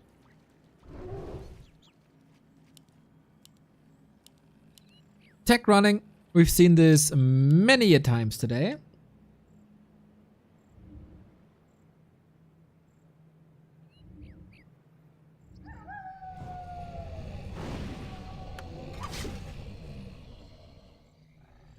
A player's forces are under attack. Double ring on the Archmage is of course not what you want. Protects you a little bit from the Demon Hunter attacks. Sock again, expanding, and I feel like Kaho should find ways around it. Archers are already here, a little bit of damage, can definitely keep this tower down.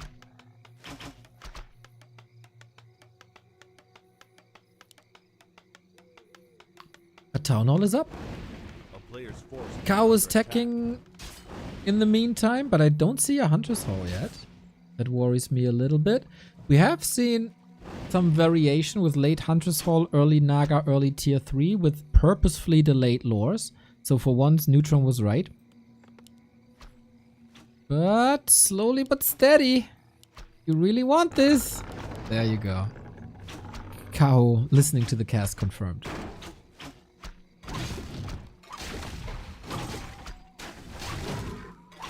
Players' forces are under attack. Feels like this is the first calmer moments since Moon expanded on Twisted versus Starbuck. That's 3 games ago.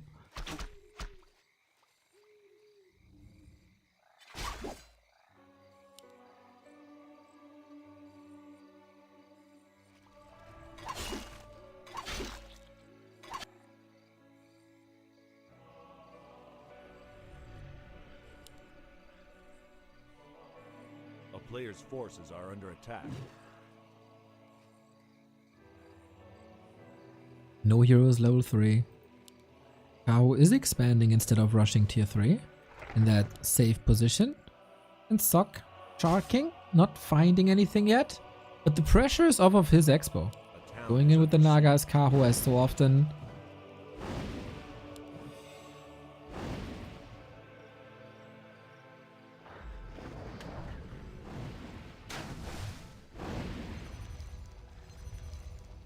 Good struggling. Okay. Yeah, a little bit of a breather for both, I feel. After high octane Warcraft on Tide Hunters. How old are we turning today? People say 50.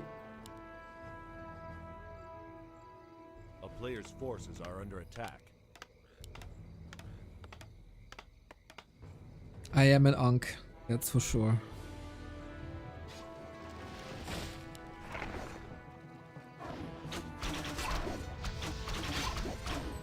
Defend is up, lots of archers of course, and the timing against the lures is brilliant.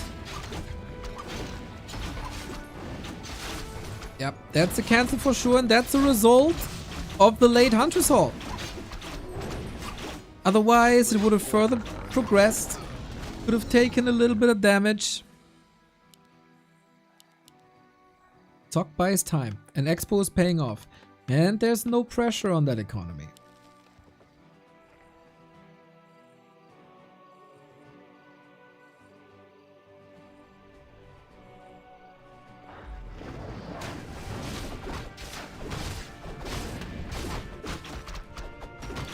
On the other side, Expo for Kaho is up too.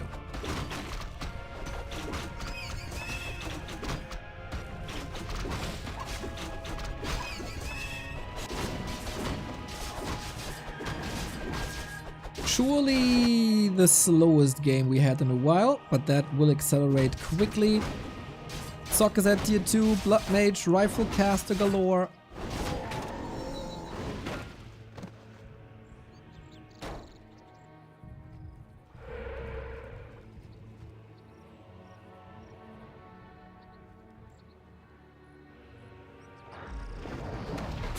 And a nasty, annoying Sock.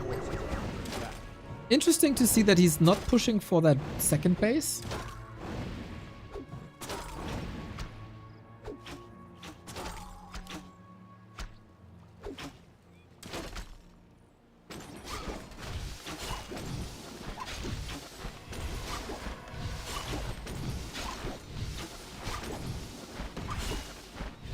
And he stops the Blood Mage in his tracks. Nice ambush into the human base. Takes some guts, but Kaho has never been afraid of running into enemy bases. Calling militia now, but everything's safe. I mean, he did that to Happy, and he won, so... yeah, he can be confident to do some damage here. And he's keeping the Blood Mage and the Rifle back at home. They can't unfold, they can't level. He is getting quite a few kills here, isn't he? Almost got the Blood Mage. And always make sure that the Naga is blocking the way out. Smart plays. Sock has to be careful to not be caught by the Dryad once again. Then damage is raining down. Also the Demon Hunter Naga are somewhat on a collision course.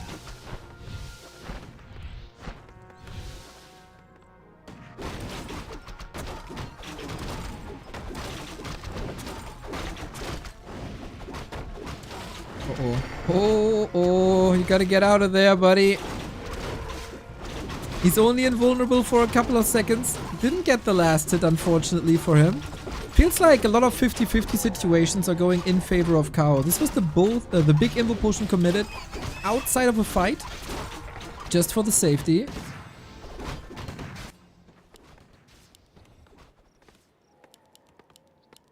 Rifle caster breakers. It's coming together.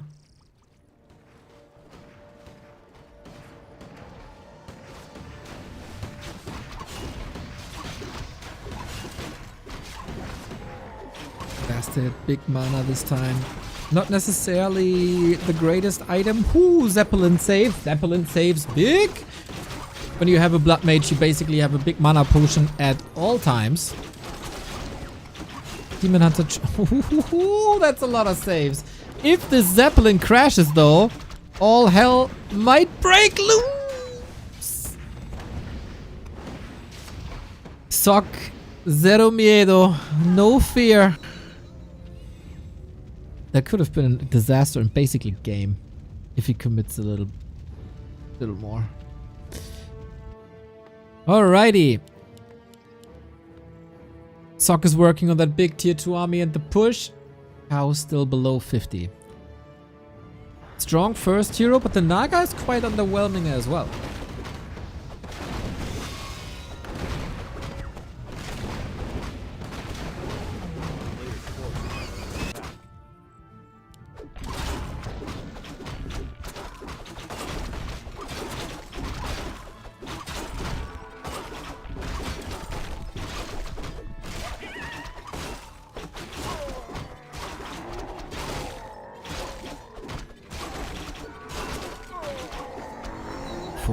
That's where you want to be. Ring of Regeneration. Nice to have.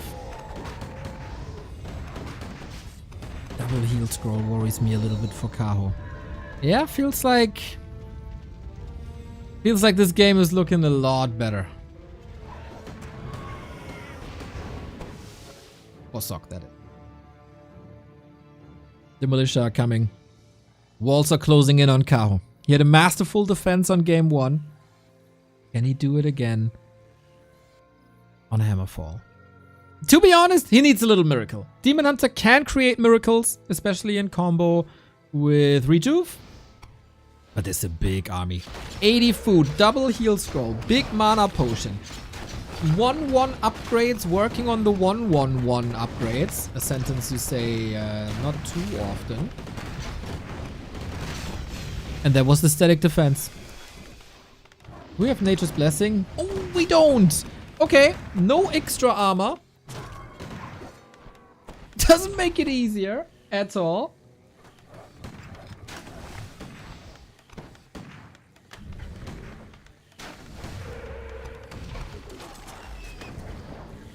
Hard to engage. Love that sentry ward. Holy, Sock has perfect vision. On both sides, actually. And how do you want to engage? The bears will be clumped up. There's no area where you can go through. Unbelievable. Okay, this must be Sock's fight. 18 foot ahead. Blood Mage far forward. Yep. Archers and Dryads. Piercing damage. Diving onto the towers, but the first one is up soon. Bears suffering. Army widespread. We have still the 2 heal scrolls. Kaho is going hero focus only, which is an interesting choice that might actually work. Forces the first heal scroll, but there's the second one, of course. Invo potion can be bounced back and forth there as well. Bears falling left and right. Archmage level 4. Towers are up. Dryads are suffering. And as strong as a Demon Hunter is, he can't carry a fight against 75 food all by himself. Sock finds the perfect position and the perfect timing to push into this base. Well done. Very well done. The Demon Hunter is controlled exceptionally too. Always low HP. No bears anymore. So much damage. There seem to be 3 bears somewhere. There seem to be 50 food somewhere. I don't see it. I like the movable position on the right hand side, but it backfires a little bit. Kaho desperately trying to backstab, but the mission has been accomplished. The expansion has been terrorized. We're fighting in towers now. Big detonates, of course. That's nice. Against Brilliance Aura, you get that mana back quickly. Hail Mary by Kaho. Guys, I feel like this match can only go one way. The suffering of Kaho continues. Wants to get a little bit more airtime.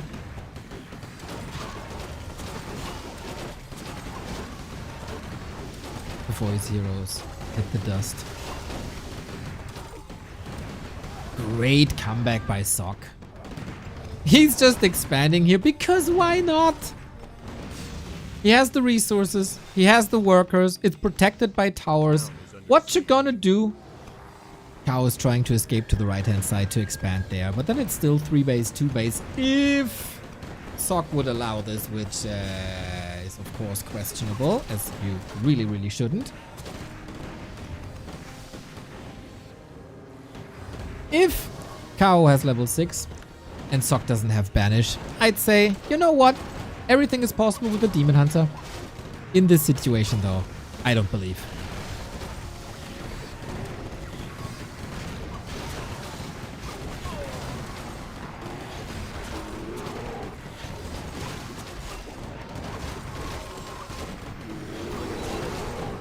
Just a grand old slaughter of Hammerfall. Nice control here as well. The Shredder tried to help. Heal scroll again. He made it to the shop, so he gets another.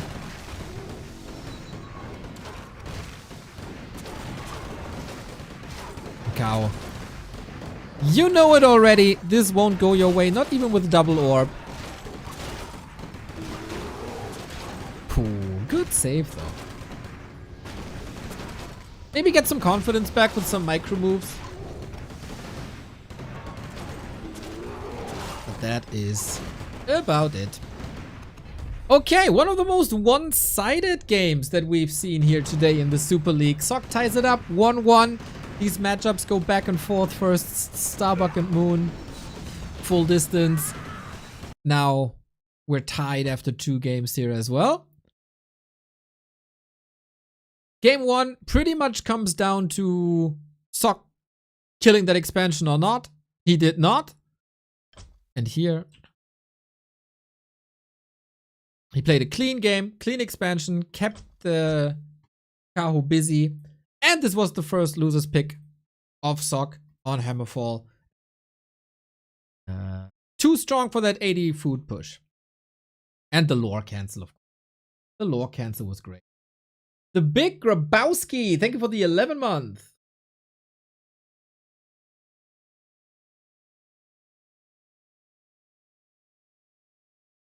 Three more games in the Super League before we go into the W3Champions finals. Starbuck versus Jens, Kaho versus Kraft. That's the final 4.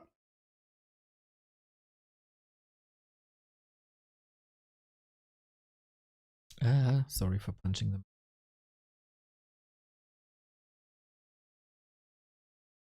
we are not. Time, Kaho says go. Just waiting for Sock, maybe. Oh, no, no break at all. As so often. But the early game will of course be slow. Maybe time for you to check out the sponsor of this month, OperaGX. Every download supports the channel. We're cruising towards the 300, which unlocks a new tier for us. Thank you very much for your ongoing support. And we go to game 3, which is Kaho's first losers map, and that is Last Refuge. Classic map. Haven't seen that in a while in competitive, as it's mostly rotated out.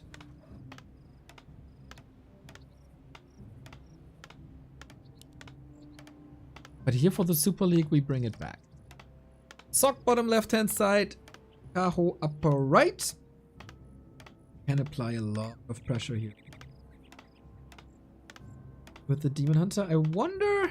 There's an off chance to go Mountain King here and go air. You can also push relatively fast with towers with Archmage. We do have mercenary camps at 12 o'clock and 6 o'clock. Super easy to camp expos. And any chances for a Warden? Maybe. But for the Mountain King. Sock brings it back after the failure on map 1. He gives the Mountain King another chance. As it did look promising. This was not a bad Mountain King at all. Just not enough.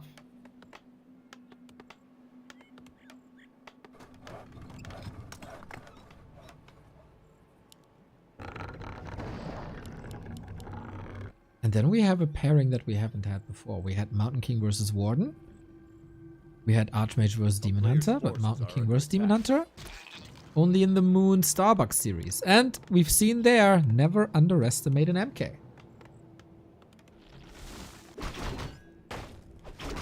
Curious to see if that makes Kaho go into mana burn early.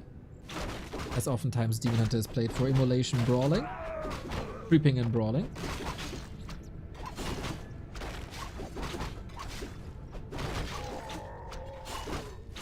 Forces are under attack.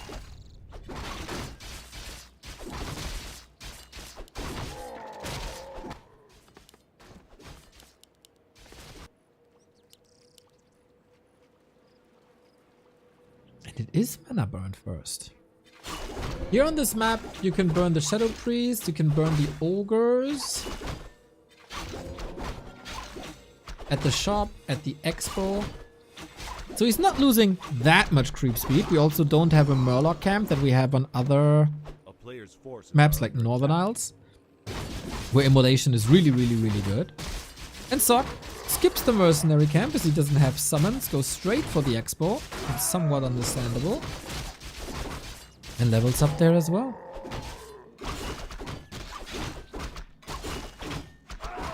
Pretty clean level 3 creep routes on both sides. And Kaho teching instead of expoing. I like that Footman Scout. Could always be a proxy expansion. Seen that many times. This will be a little bit tricky for Sock. Usually with the Naga you get incredible map control in the middle with highly contested camps, with great rewards, with consumables. It might also be a map where a Moon or a Life would try to go for an AP push with the setup here or here. A player's forces are under attack. Kaho, not that kind of guy though, right?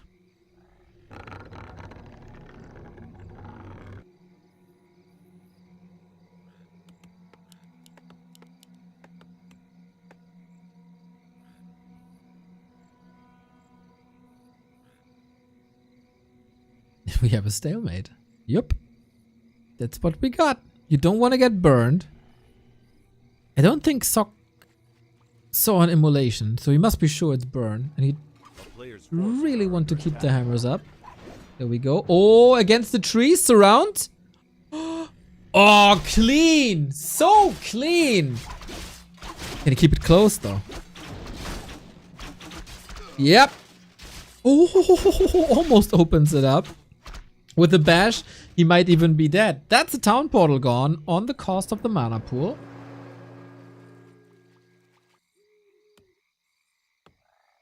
That expo is safe. So far, free game for Sock. That Demon Hunter A player's forces seems to are be a under bit attack.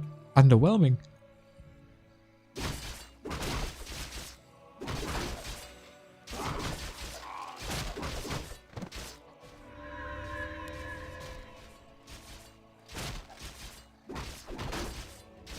Panda second. Holla.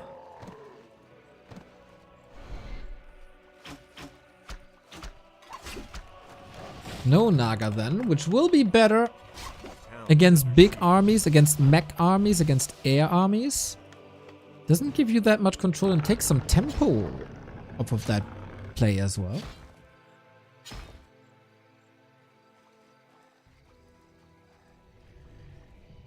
Both with a desire for level 3. A player's forces are under attack. Sneaking around. He doesn't have bolts anymore. Is he just going straight into the base? He could snipe a lore there. Doesn't really get it. He just wants the ensnared units, and that's working fine. Stumbled here. Not available due to good mana burns.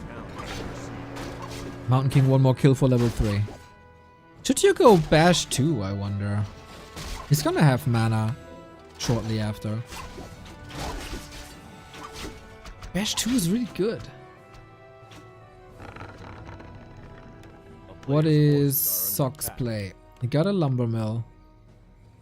He has 200 lumber. Mountain King rifle push? Doesn't sound too tempting to me.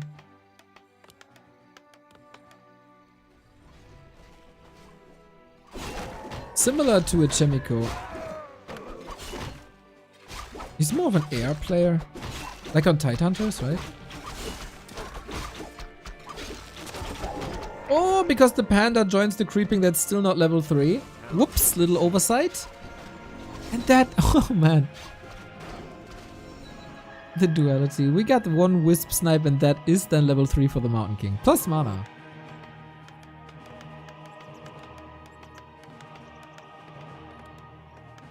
We are going Sanctum. Sanctum rifles. How on the way to tier 3? Rushing bears. So quality and quantity. Panda very underdeveloped. With a high number of breakers, you can somewhat neutralize the panda. A player's forces are under attack.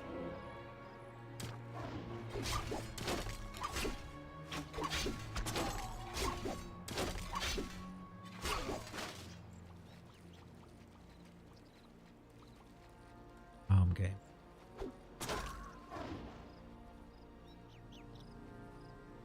Both are waiting for their power spike. Sock with 70 food-ish. Second hero, Archmage. Kaho trying to assert dominance with Master Bears and expanding on the spot behind it. Feels like there's no urgency then, huh?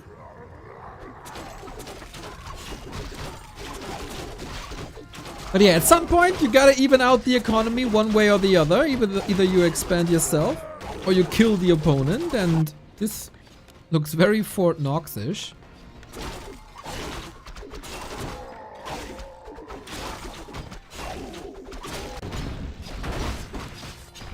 Still some time to creep. Mountain King growing stronger. Flute for the rifles again. That's not the first time today.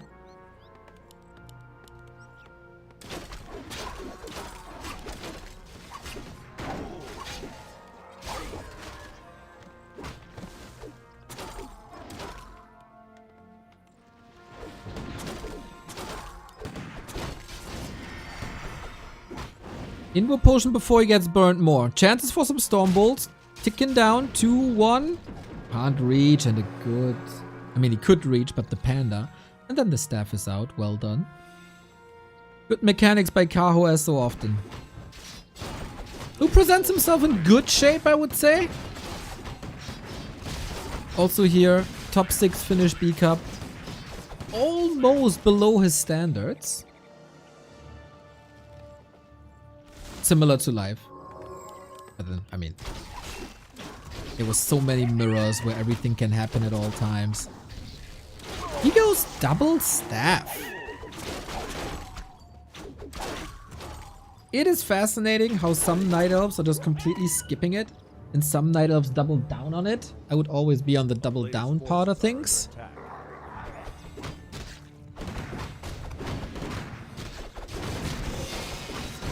And we're working on the breaker count. And we're working on the sword count to control the bears. Wonder... Yeah, must be going Blizzard, right? Water Elementals. I mean, there's not too many Dryads yet, but that will change. We're slowly increasing them. Chaos Expo is up without any urgency, but the push is coming. 75 food, double heal scroll, very reminiscent of what Starbuck did to Moon.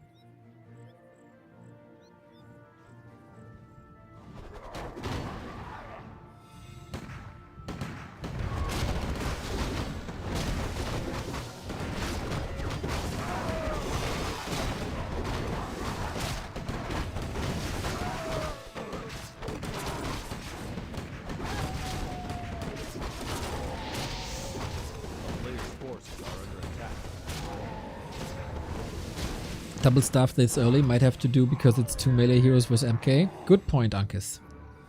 Always good input. Appreciate you.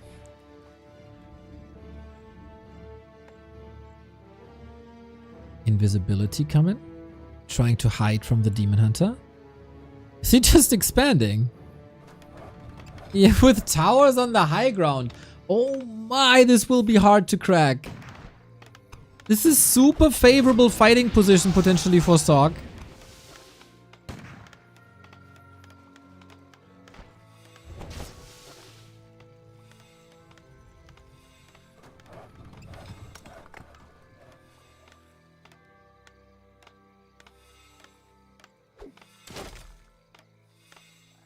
How does he want to break this? The player's forces are under attack.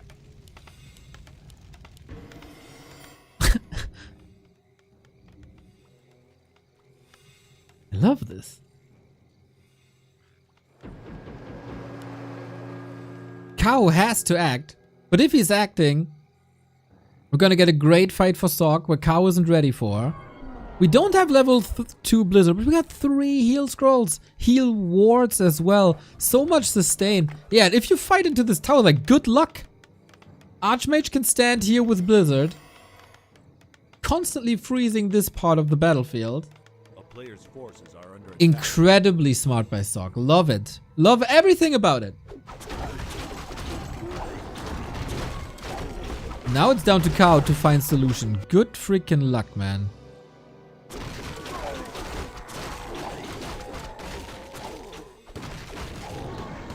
Stormbolt right away. Level 4 Panda. Good control. Staff will be ready. Soapy Mask on the Panda. Nice. And he takes that fight. Sog runs out of tower range, runs out of expansion. That didn't pay off yet. Maybe not the smartest fight, but he sees an opportunity as everything is hurt here. Reju, he's not stealing the Reju. Demon Hunter back to 1. Oh my god. Why does he let it go through? Maybe the attention was somewhere else on the Panda. Kaho has his eyes everywhere. Panda out. Level 4. Bears are suffering as so often. No kiting, just brawling. And it doesn't matter if the Reju goes through or not.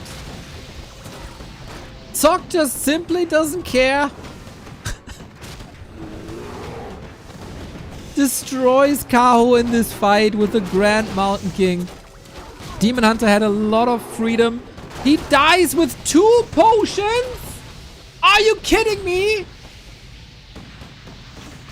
He got the bash at the most fortunate time, but you gotta calculate that bash in every single time. Too risky of a play by Kaho. Now everything falls apart. Sog with the comeback. 2-1. Yeah, to me, bash is not an excuse. If you play it that risky, when you have 2 potions, when you know that this can lose you the game, that is just unnecessary risk that you take. that loses you the game. Little bit lucky that it was a couple of bashes. But then don't play it that greedy.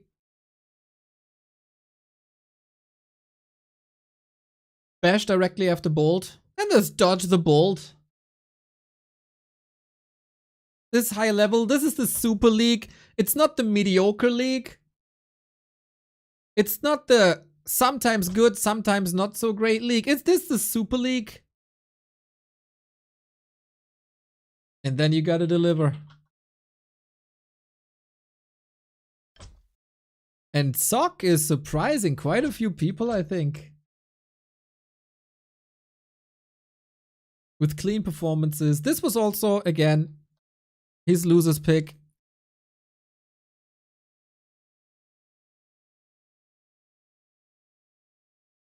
Just the guts on Sock, building that sanctum on the hill, or that sanctuary on the hill with towers, and then decide, nah, dude, that's lame. I'm just gonna own you.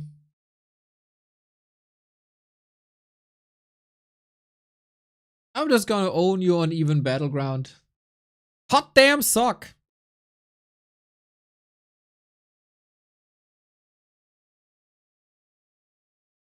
Actually, that was Kaho's loser's pick. With Sock taking back to back. That's not ideal for Kaho.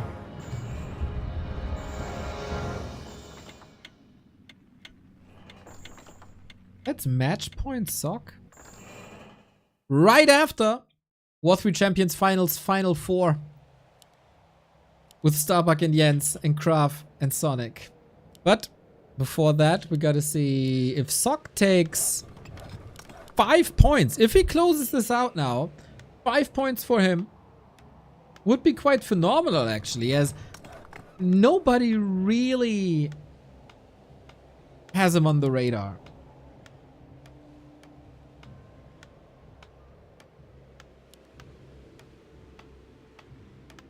Or not too many, I'd say. He wasn't in the discussion of a top 6 finish. And a strong start against one of the best elves with 3-1 is an exclamation mark, especially when we have quite a few night elves in this league. Yo, thank you, Ark Somniac. Much love.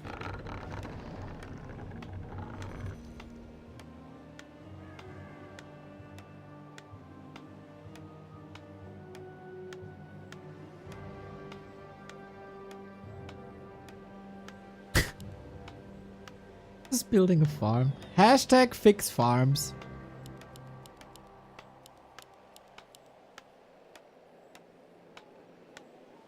It's gonna be perfect vision for the entire early game. Super annoying. Yeah, you gotta replace it at some point, but it's 80 gold, like whatever. Demon Hunter Archmage.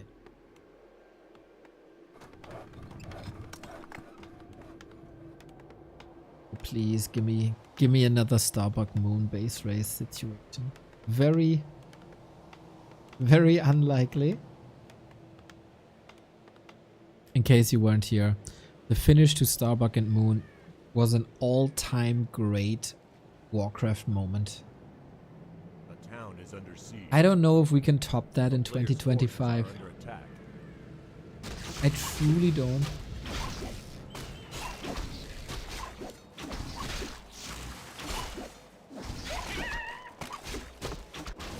Up to Kaho to bring it back.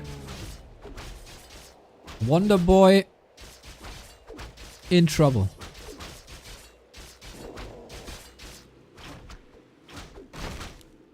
Yo, Kilgrim, thank you for the 5, mate.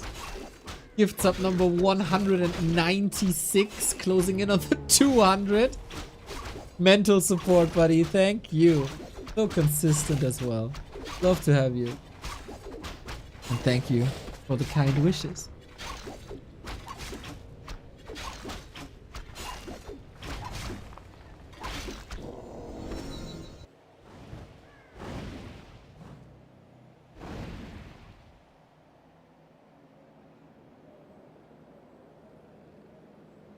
Expansion once again, huh? Sock, no fan of base race.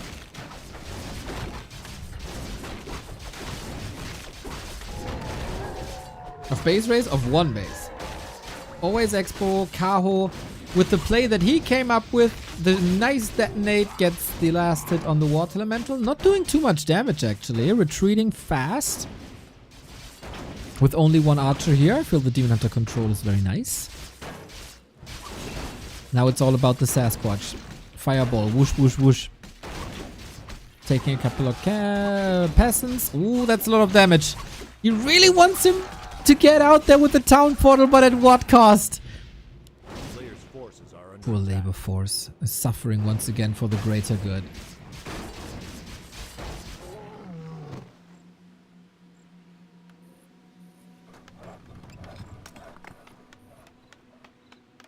A town is under siege. I like the way Kaho deals with this. Rather easy. Just a shop. The shop has nothing to do anyway. Was the Bucky Starbuck finish better than the game against Lin where he walked a tree through the forest? Both so brilliant. Same level, I'd say. When is the new merch dropping? Hopefully soon. Depends on a couple of things.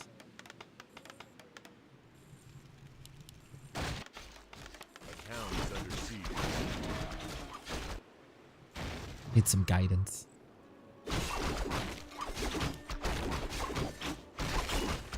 Demon Hunter with the big heal. Fantastic.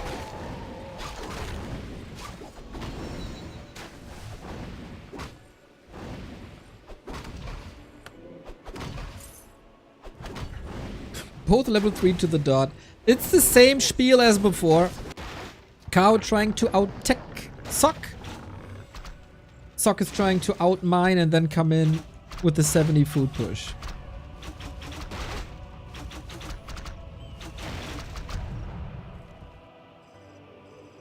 So Kaho needs to find a way to trick him, huh? It's not that Kaho's matchup versus human is bad by any means. I mean, on this patch, it's 6-0. Kaho defeated him in B Cup just a week ago. Sock just looking good.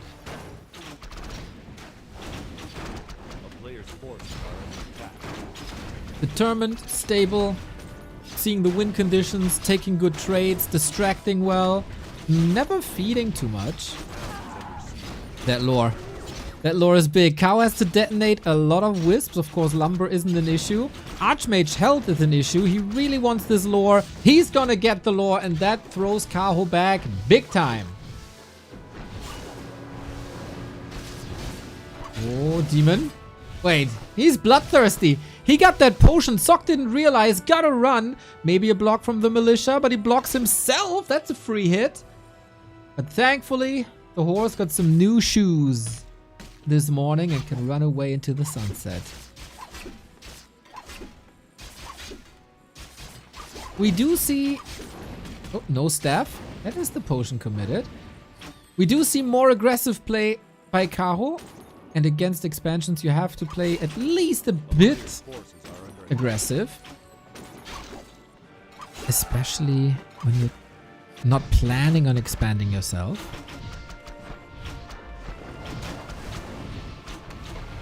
That Archmage worries me still. Good distraction though.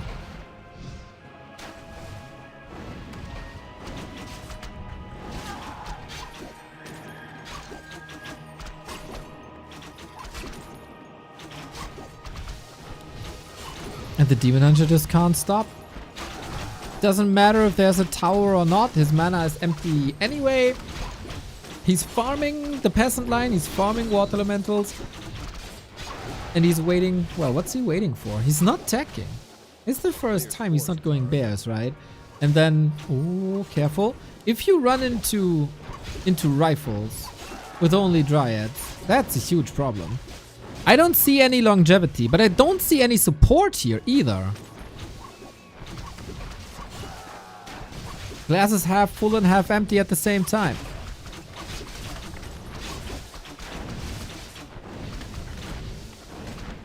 And while he is doing damage and is slowing down Sock, it's no critical damage, really. Corpses everywhere. Good grind. Appreciate the demon.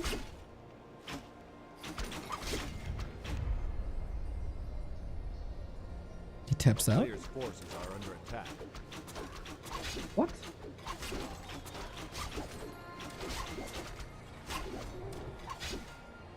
What? Why? He had 1,000 gold. He was almost finished with the tier 2. Kaho was blocked at 40.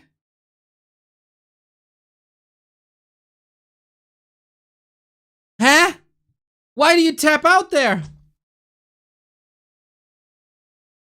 Even if the Archmage falls, he was so rich.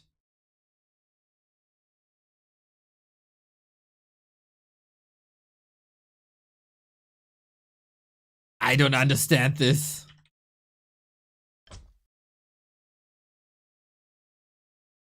If you, like, if you think that bears are coming, yep, then you lose. But there was no tier 2. Tier 3, I mean. There were no bears. There weren't even more dryads. Huh?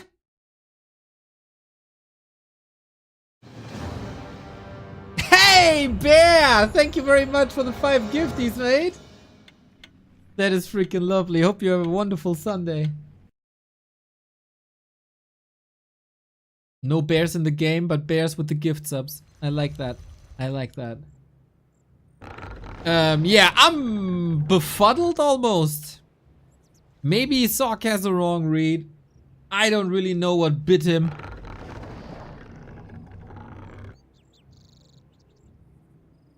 Thank you, Barry. Don't retire again.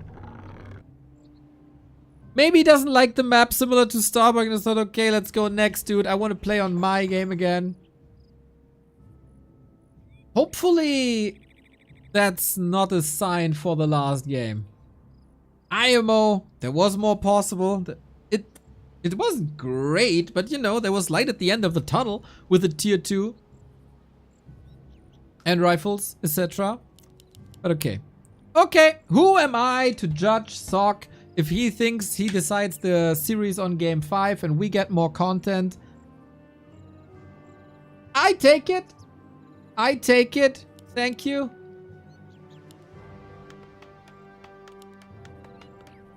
But please don't throw the series.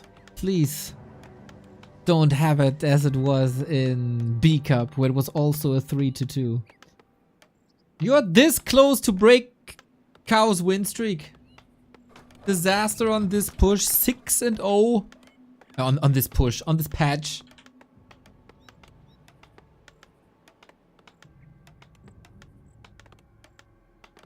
Gotta close it out now. Feels like A player's forces are under if that was planned by Kaho, brilliant of course. Little bit of a freebie. Concealed Hill, no Mountain King, but a standard Archmage.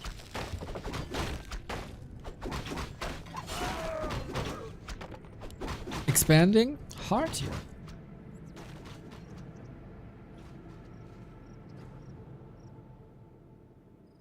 A player's forces are under attack.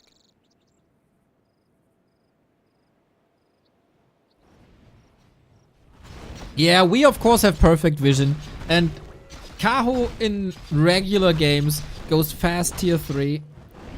So Sock might have abstracted that it's again fast tier 3. And then I get it. Nice last hit Archmage, including Wand of Mana Steel. Kaho gets some kills in as well. Love the Wisp block. Also the Demon Hunter catching some strays here. Suck. Oh, there was an opportunity to block. Didn't see the Footman coming in, but one Trapper down. Couple of Workers down as well. Not that easy to recover. With the Lab Creep first. Probably no Expo, right?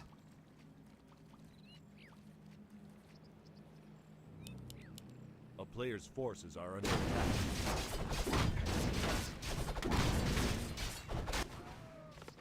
Refarms, level 3 creep into tech.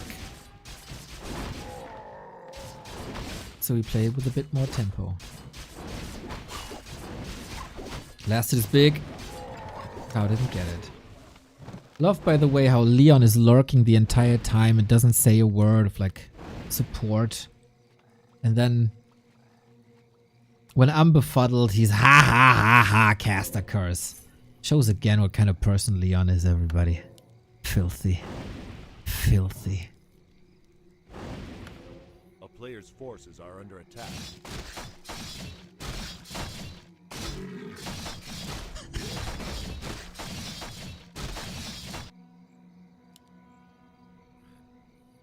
Ah, yeah, less than 3. Less than 3 indeed.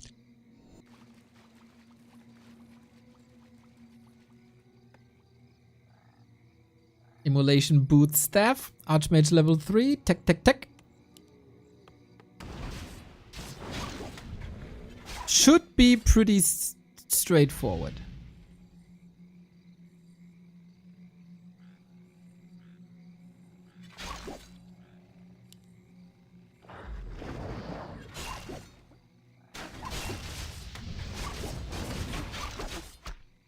Player's forces are under attack.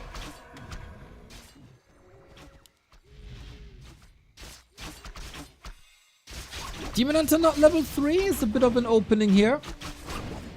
Couldn't detonate as nicely as before. Still has a lot of lumber. Can detonate if something's critical. And with the Huntress Hall that late, this doesn't even delay the lures too much. He's still a bit afraid. Love how the Archmage is running circles around the trees to create a little bit of freedom. He has been looking for freedom pretty much the entire game. But yeah, once again, regarding the point system, whoever wins this map gets 4 points. Whoever loses the map leaves with 2. As winning this series basically rewards you with an extra point.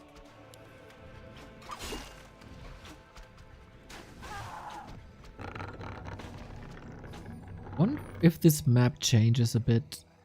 Changes the status a bit because the heal fountains are here. Shouldn't really be allowed. We have both players with the unit there. Always the threat of waking up the creeps and then getting hit hard. Lore's coming, but surely delayed. Whatever Sock's plan was here worked. Plan was probably delay the lores and delay the level 3, and he accomplished both. When in doubt, go Blood Mage once again.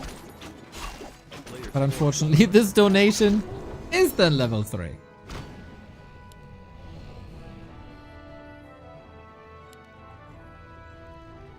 Without an expansion, of course, you have to push faster, have to hit harder. But since we don't see a tech on Kaho, he has minutes.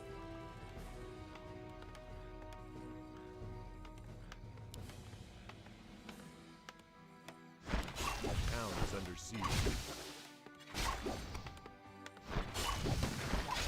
For all the fans of Human Night Elf, later tonight, Starbuck versus Jens. Another banger. Might actually happen twice.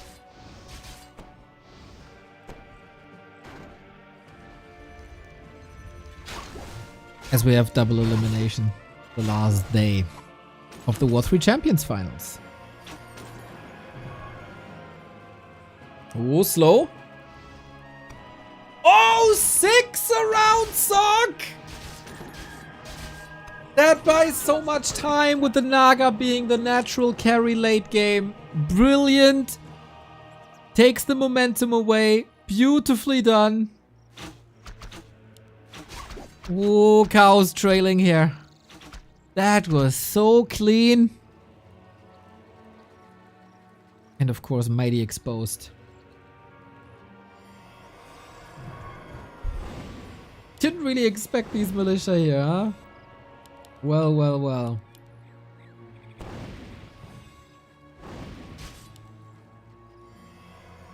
Good luck bringing this back. Late tier 3. Naga dead and underleveled. Actually lucky that she dies on level 1.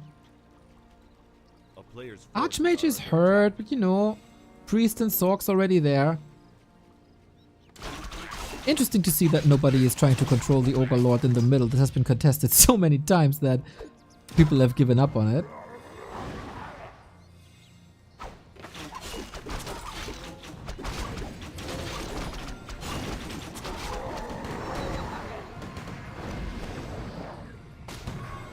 Fight for the Ogre. No mana burn, just immo. Right click on the demon, down to 1/3. No staff available, no TP available. They can't contest this. Damage output is too great. Oh, Sock! Can he reach through the forest? No way! Double kill for Sock. All of a sudden he's back. And oh, is he back? Slow on the Naga. Do it again, buddy. Do it again. That's the double kill. There should be no chance. Kaho is falling apart, unfortunately. GG! Sock gets his revenge from B Cup. This time, he's not losing the deciding maps back to back. No, no. The 6-0 win streak on this patch by Kaho versus Sock has been broken. And all of a sudden, Sock is a contender for a good finish here in the Super League. Great start, 3-2. Statement by Sock, and it's pretty much exactly what we said yesterday. Don't sleep on Sock just because he had a weak finish in B Cup. Never do that, because it was just one map that separated him and Kaho from advancing. And again, it was just this one map. And now, Sock with a better end. Well done, man. Really cool fight. This wasn't even the final form of that push. But Kaho at the end, on Concealed, fell a little bit apart. This series couldn't really follow up Starbuck and Moon, but my god, was that a gorgeous series. So that concludes the second day of the Super League. And man, are we in for a treat, because this continues for 2 more months. Just the best players in the world against each other on a daily basis. Here's the... Oops. Hello, Mr. Ape Man. Here is the results. Colorful defeats Focus 3-0. The misery of Focus continues, going 0-6. That's nuts. Great start for Colorful. 6 points for him. Surely overperforming here. I don't think anybody could have expected that. Moon and Starbuck, the series, like the series to watch. The ending of Game 5 was everything. And Warcraft 3 history. It was this close to being a different result in a base race. But Moon takes it after 2 match points. Just an amazing series. And then Kaho and Sock. Back and forth, back and forth. Very important win by Sock on Last Refuge to break the pattern of the loser's choice wins. And that gives Sock 4 points. I wonder if the Liquipedia people updating this already. Not yet, but Happy on top with 6. Colorful right behind. 40 with 5. Moon has 2 maps already, but also 5 points. And he played versus 40 already. Live with a great start with the win over Lin. Mad respect. Lin and Starbuck both 2 and 3, same as Kaho. And Sock with 4 points here, same level as Live. Tomorrow, Starbuck versus Sock. Human versus Orc. Banger. Focus versus Moon. Focus has to score that tomorrow. And the debut of Fly. Life was able to defeat Lin, so what threat does Fly pose? That's the question here. Once again, if you like what we do, if you like the coverage of Super League, we had to acquire broadcasting rights for this, as of course it is worth it. It is peak content. It's amazing, but yeah, it's a little bit of an anomaly. And so if you want to help us out covering the cost for the broadcasting rights so we can bring you the games day in and day out, 3 best of 5s on the highest level of Warcraft, back to warcraft.com/support is your friend. All the ways to support us: Patreon, subs, memberships, donos, crypto, merch, etc. Shout out to the players. There was grand entertainment here today. And hopefully we get some grand entertainment in the upcoming tournament as well, because we ain't done here. Do you think when Neo is throwing a birthday party with a Warcraft 3 stream on a Sunday, that's over after 4 hours? Screw you. We go into the W3Champions finals. The best players of the W3Champions season have gathered here. We eliminated 4 players, and 4 players made it to the last day. It is Starbuck versus Jens, and it is Sonic versus Krav. That's gonna be our games right here, and the lower bracket final, and the grand final, and Soul 8man, and Carson. Neo, Soul, and Carson. W3Champions finals. Final 4. I'm gonna set it all up. Games can begin in 8 minutes, everybody. I hope you stick around. Don't go anywhere. More Warcraft coming to your home screens. Check out OperaGX, the sponsor of the month, and also Rogue Energy. I'm gonna inhale the leader of Rogue Energy right now to be ready for whatever is to come. The coronation of a new W3Champions champion. See you in a bit.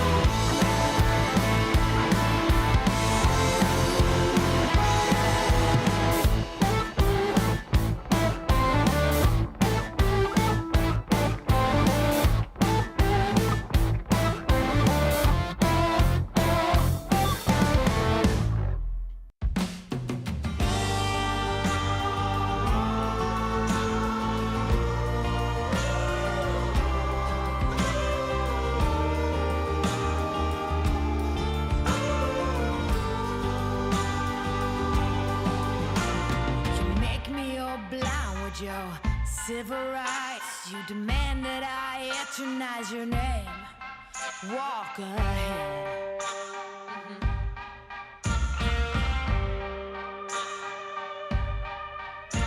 You cover us in shame and I take the blame. Living by the rules to which high school blues. Walk ahead.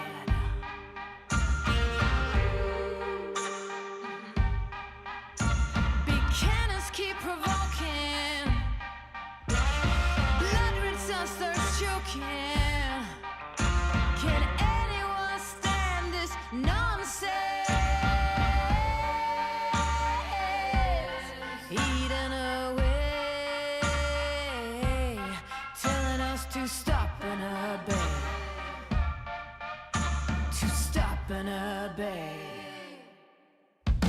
Now rats can shine and jokers got silver lining. Holy Mary sings songs in the wet rain. Walk ahead.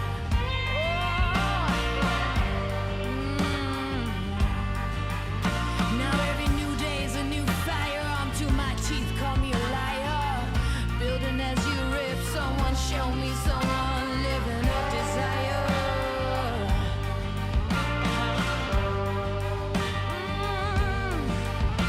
Big cannons keep provoking. Blood-red suns thirst choking. Can anyone stand this nonsense? From the Warcraft 3 Super League to super players on a super server with super co-casters on Super Championship Sunday.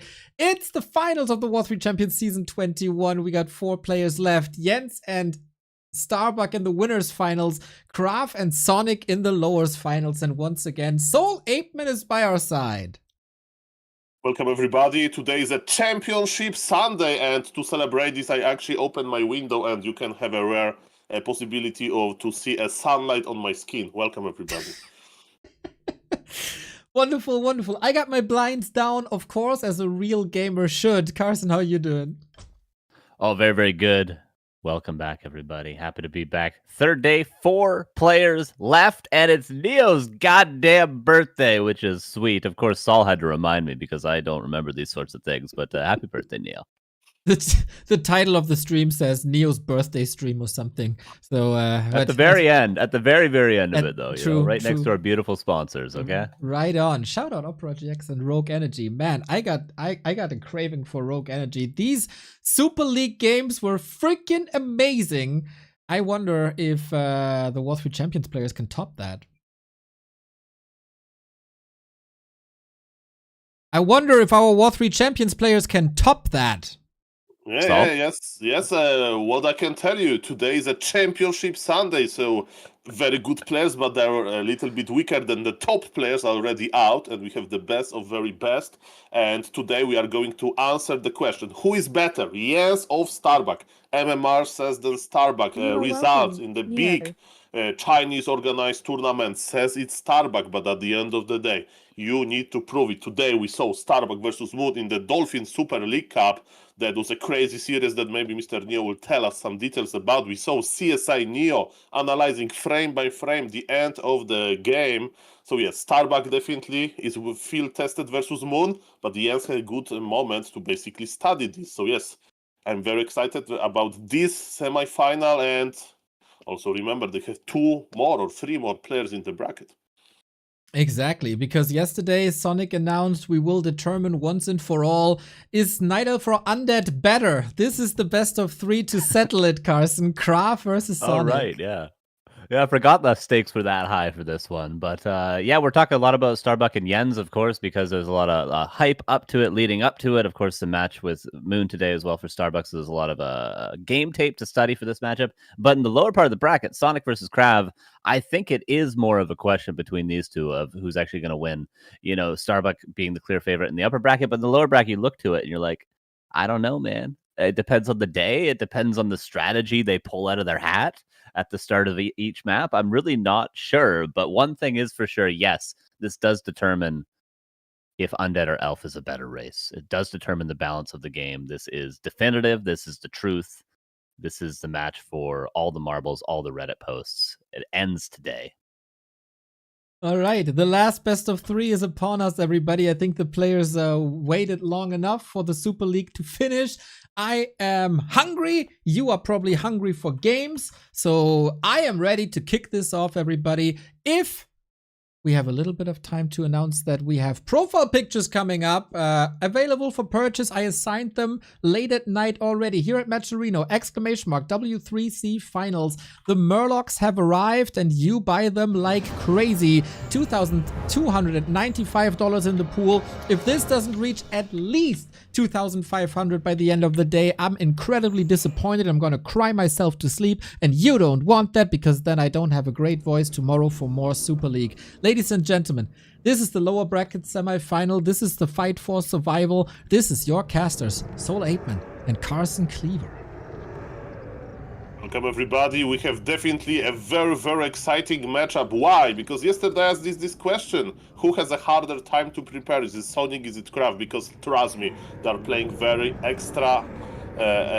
extraordinary style, hard to predict, how to guess. And yes, what happens when you place 2 players like that versus each other?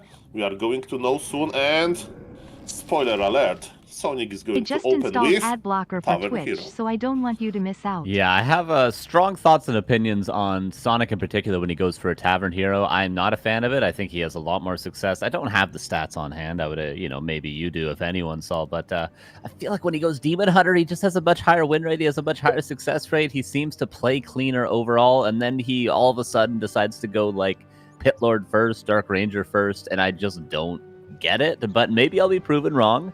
Maybe you need to fight weird things with weird things in the case of Krav. Maybe if Krav is surprised, if he's thrown off his game a little bit, if he's not super comfortable, that's when Sonic can thrive. And Krav is surprising me already, because when I'm checking out his main base, it's a normal build. Death Knight Ghouls without some proxy necropolis in a weird situation, without Graveyard and Dreadlord. That's already surprising. And yes, as you mentioned, which Tavern Hero Sonic is going to play. We can agree that the most standard Tavern Hero is probably Firelord versus Undead, but for some reason, yes, maybe for a good reason, we don't see it in the pro play. Let me tell you, Carson would be very surprised if Happy would play Firelord one time versus Neither. Happy would never ever do it. Yeah, not even as a third hero. Maybe on occasion, but we'll see what it is for Sonic. He has a lot of options, but Firelord being the most standard, of course. One other thing Krav has not gone for, I feel like this whole tournament is a ghoul pull. We just haven't seen that happen. Most Night Elves have been building their Ancient of Wars pretty safely. I would call Sonic's Ancient of War safe as well in this position by the expansion, at least for now. And it will be the Firelord. The question now for Sonic is, does he creep the center or does he aggress? You know, a betting man would bet on Sonic being aggressive, but there is a reason why the Firelord's strong in the early game, and that's because he can creep. Very, very potent. Okay, so Krav also surprises me again. He's playing a very slow opener, right? He's creeping a small camp because he's expecting aggression from Sonic. Sonic detonated only one Wisp. And yes, there is double Sacrificial Skull inside of the Krav inventory. It means that he will try to expand, but look at Sonic. He's already there with 3 archers. This expansion will be quite hard to plant. And speaking of expanding, Sonic is not counter-expanding. He's playing 5 archers before tech. Those are Sonic things. Yeah, pretty crazy. 5 archers by the 3-minute mark. That is not very common, mostly because you uproot your Ancient of War for most of the early game. But yeah, there's a lot of firepower, something that maybe Krav is not used to. Undead might be used to being very, very strong at this position because there's only 2 archers on the field.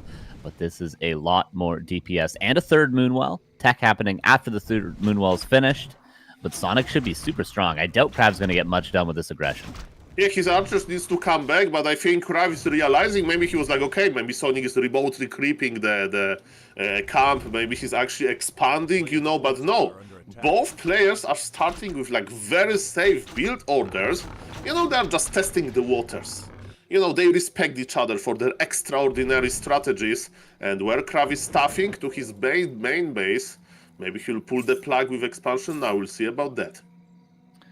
He did manage to get some distance on that Firelord. The ghouls are continuing to scout where the Firelord is. Sonic actually summons a lava spawn. I'm surprised by that because Mana is few and far between for the Fire Lord. You only get a couple summons. You have to make them worth it, and already the duration nearing the halfway point on this second spawn. Krav is going to manage to get the Mercura camp. The Wisp scouts it and does detonate something. I don't even know if he got a skeleton there, but hey, detonate just to put the fear into your opponent. But for now, Lava Spawn gets surrounded, and level 2 for the Death Knight. Yeah, but on this other side of the map, we have some nice action. Sonic, with the power of 5 archers, is remotely creeping his harder natural. He's going for the Hunter's Hall, so he's going to be follow-up with Dryads. And my question is he going to expand or not? And yes, the Tree of Life has been planted, and Kraft doesn't know. Fire Lord is on him. Of course, Detective Kraft may suspect that archers are missing. Maybe they are doing something, you know, with the protection of the Ancient of War. But yes, what Krav will do against it? Well, one little deny by Sonic there. That's actually a decent amount of experience he's going to miss out on, but still. Importantly, expansion planted as mentioned, and the creeping at the same time is good. Ring of Regen on the ground is going to be fantastic for whoever manages to get it, I guess. Whoever races there. Oh, the aura online. Got to be careful with this Fire Lord, because no boots of speed on this bad boy, and ghouls, 6 of them, go straight across the map, but archers are hiding for an ambush in the center. Okay, so archers definitely know about the ghouls, and the question is, can you hold the expo or not? Fire Lord will be first at the scene. I wonder what second hero would be good versus this. Sonic is already on tier 2, right? So he could add a Dryad, but look at this, Sonic is sleeping. He's not moving. He's just letting him do it. Yeah. He's just letting him do it. He doesn't even care. The archers are just chilling, and this tree is absolutely canceled. No way around this. And Krav has 1 coil to save the 1 ghoul that's starting to get low. This is quite a late cancel as well. There's a lot of resources invested. And Sonic asleep at the wheel a little bit. You know, he seemed to be... He's getting an Ancient Protector in his base and 1 lore. This seems just a little bit confused from a first view. Okay, he says, this is not the craft I remembered. Why this guy plays standard? Oh, surround on the Fire Lord. TP will be forced. The question is, how long Sonic wants to stay surrounded? He's sending 1 Wisp, so he will try to escape this, actually. But it seems impossible. A lot of damage taken, and he sort of detonated himself a little bit, too, so he's got lower mana. That's going to be close to all the Moon Juice, I have to imagine. At least 2 of them. Demon Hunter now second. Yeah, he's got 300 Moon Juice left, but Fire Lord at least manages to heal up. Krav scouts for another expansion in the meantime. And Lich, tier 3 Slaughterhouse, and an Acolyte goes east. Is this for a tier 2 expansion or a partially on the way to tier 3 expansion for Krav? Yeah, definitely take advantage, goes for Krav, and yesterday we spoke about, you know, this ability of Undead to just go mid-tier 2, mid-tier 3 expansion. I think that's what he's going to do. If expansion stays, is okay. If it gets cancelled, he still has tier 3. He'll start producing Acolytes after his tech is done. That's the end. That's not the end of the world.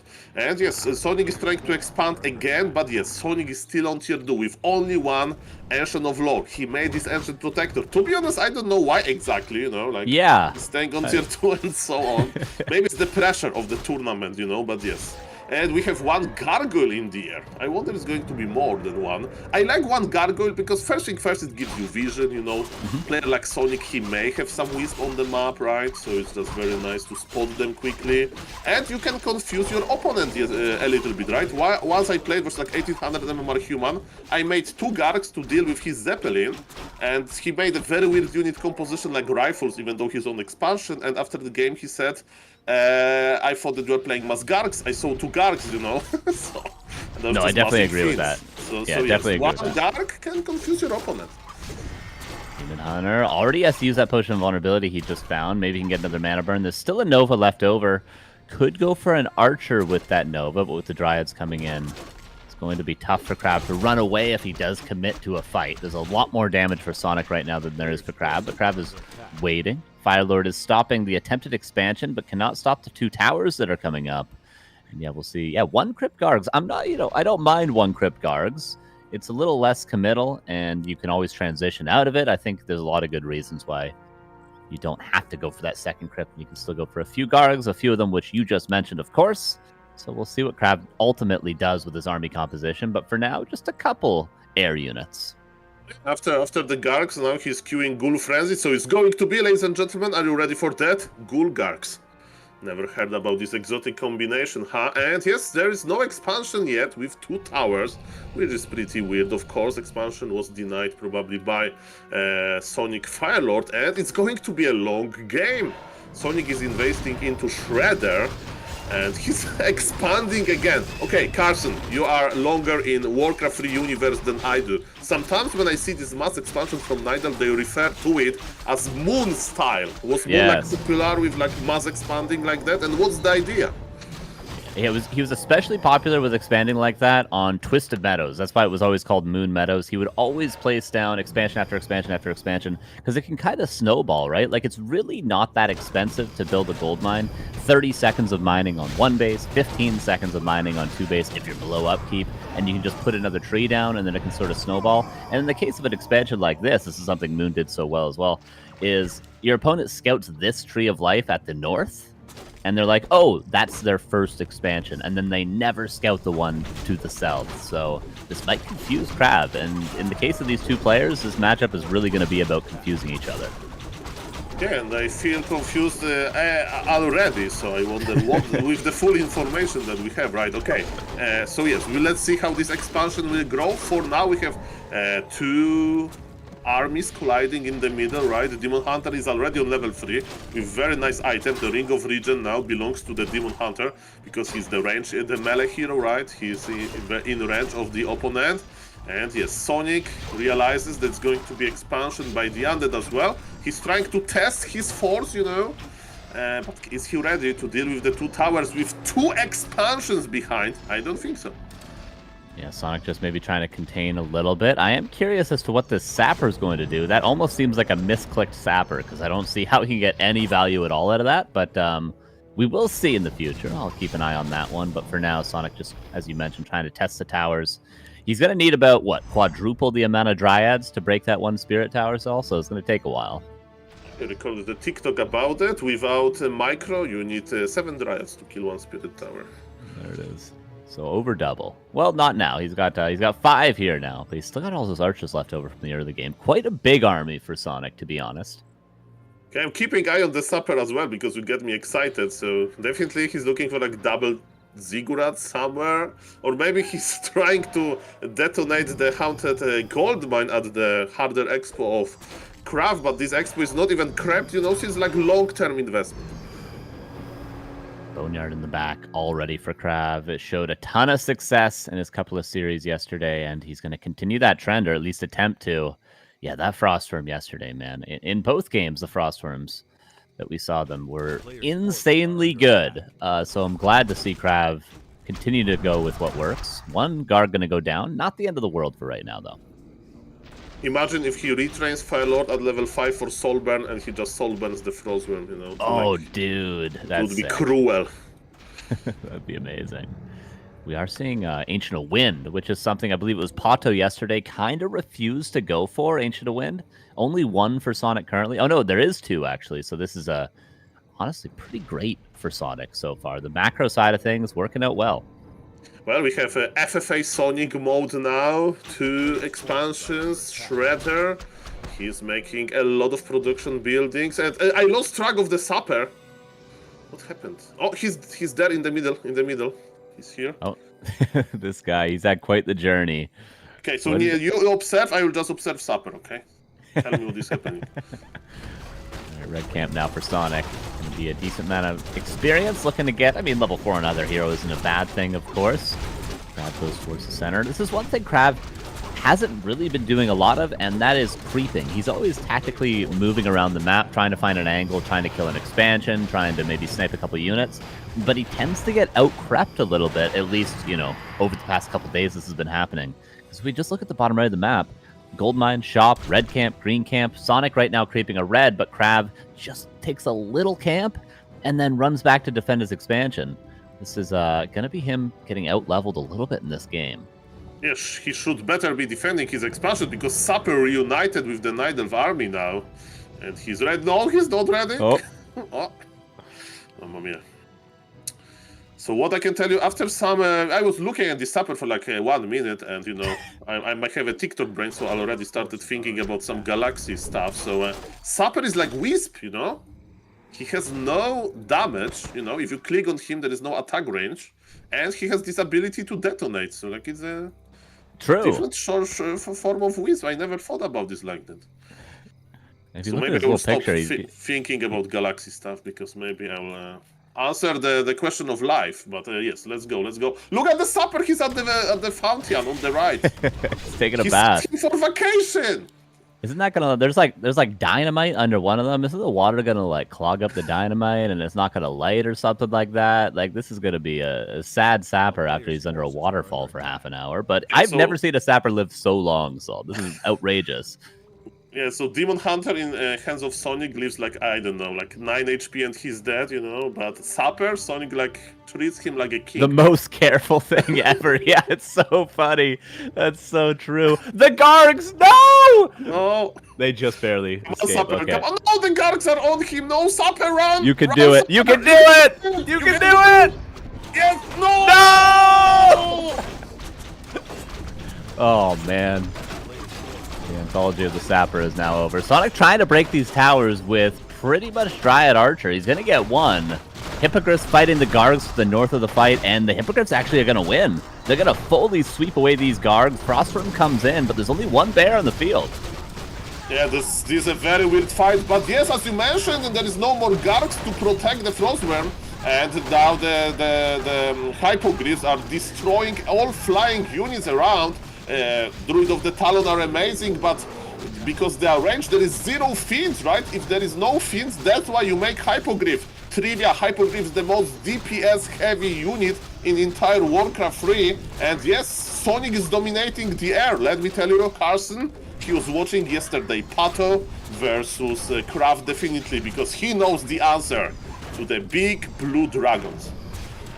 Abomination now coming in to help at least on the ground. There's a lot of supply invested into Hippogriffs right now, so maybe Crab can win on the ground over time. That Nerubian going down actually hurts him quite a bit. Imagine if he had that right now. Greater Heal was popped on the Demon Hunter that's nearing level 5. Maybe a Mana Pot, though. There it is, but the staff out immediately. Firelord now has just a TP to get out, and Crab barely holds on, but huge heavy losses, and look at the supply.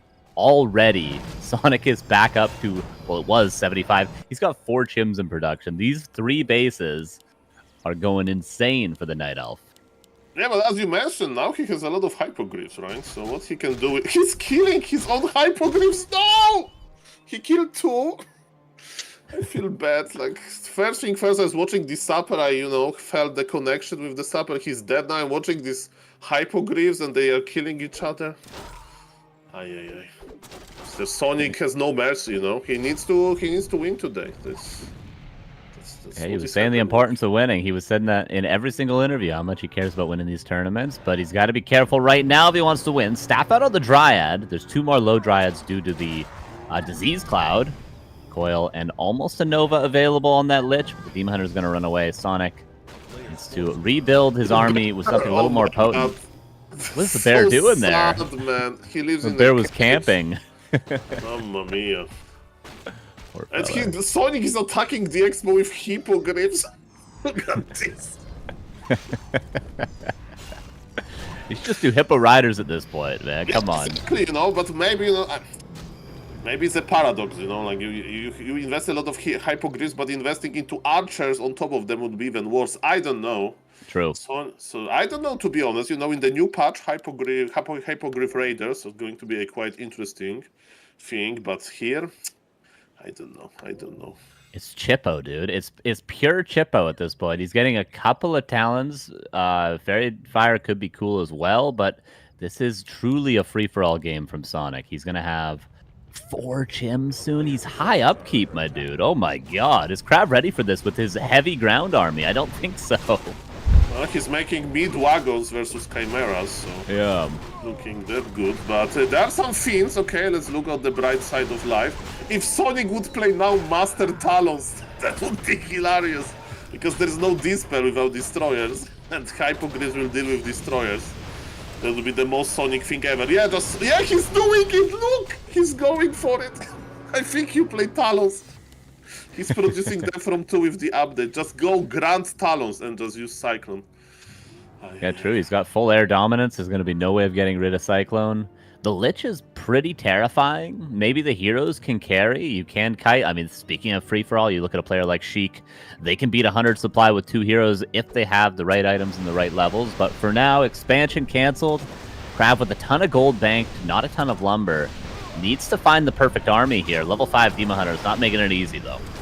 Sonic is on the way to discover the perfect army, to master it. Krav has still an expansion, right? And Krav is banking. He's 1600 gold.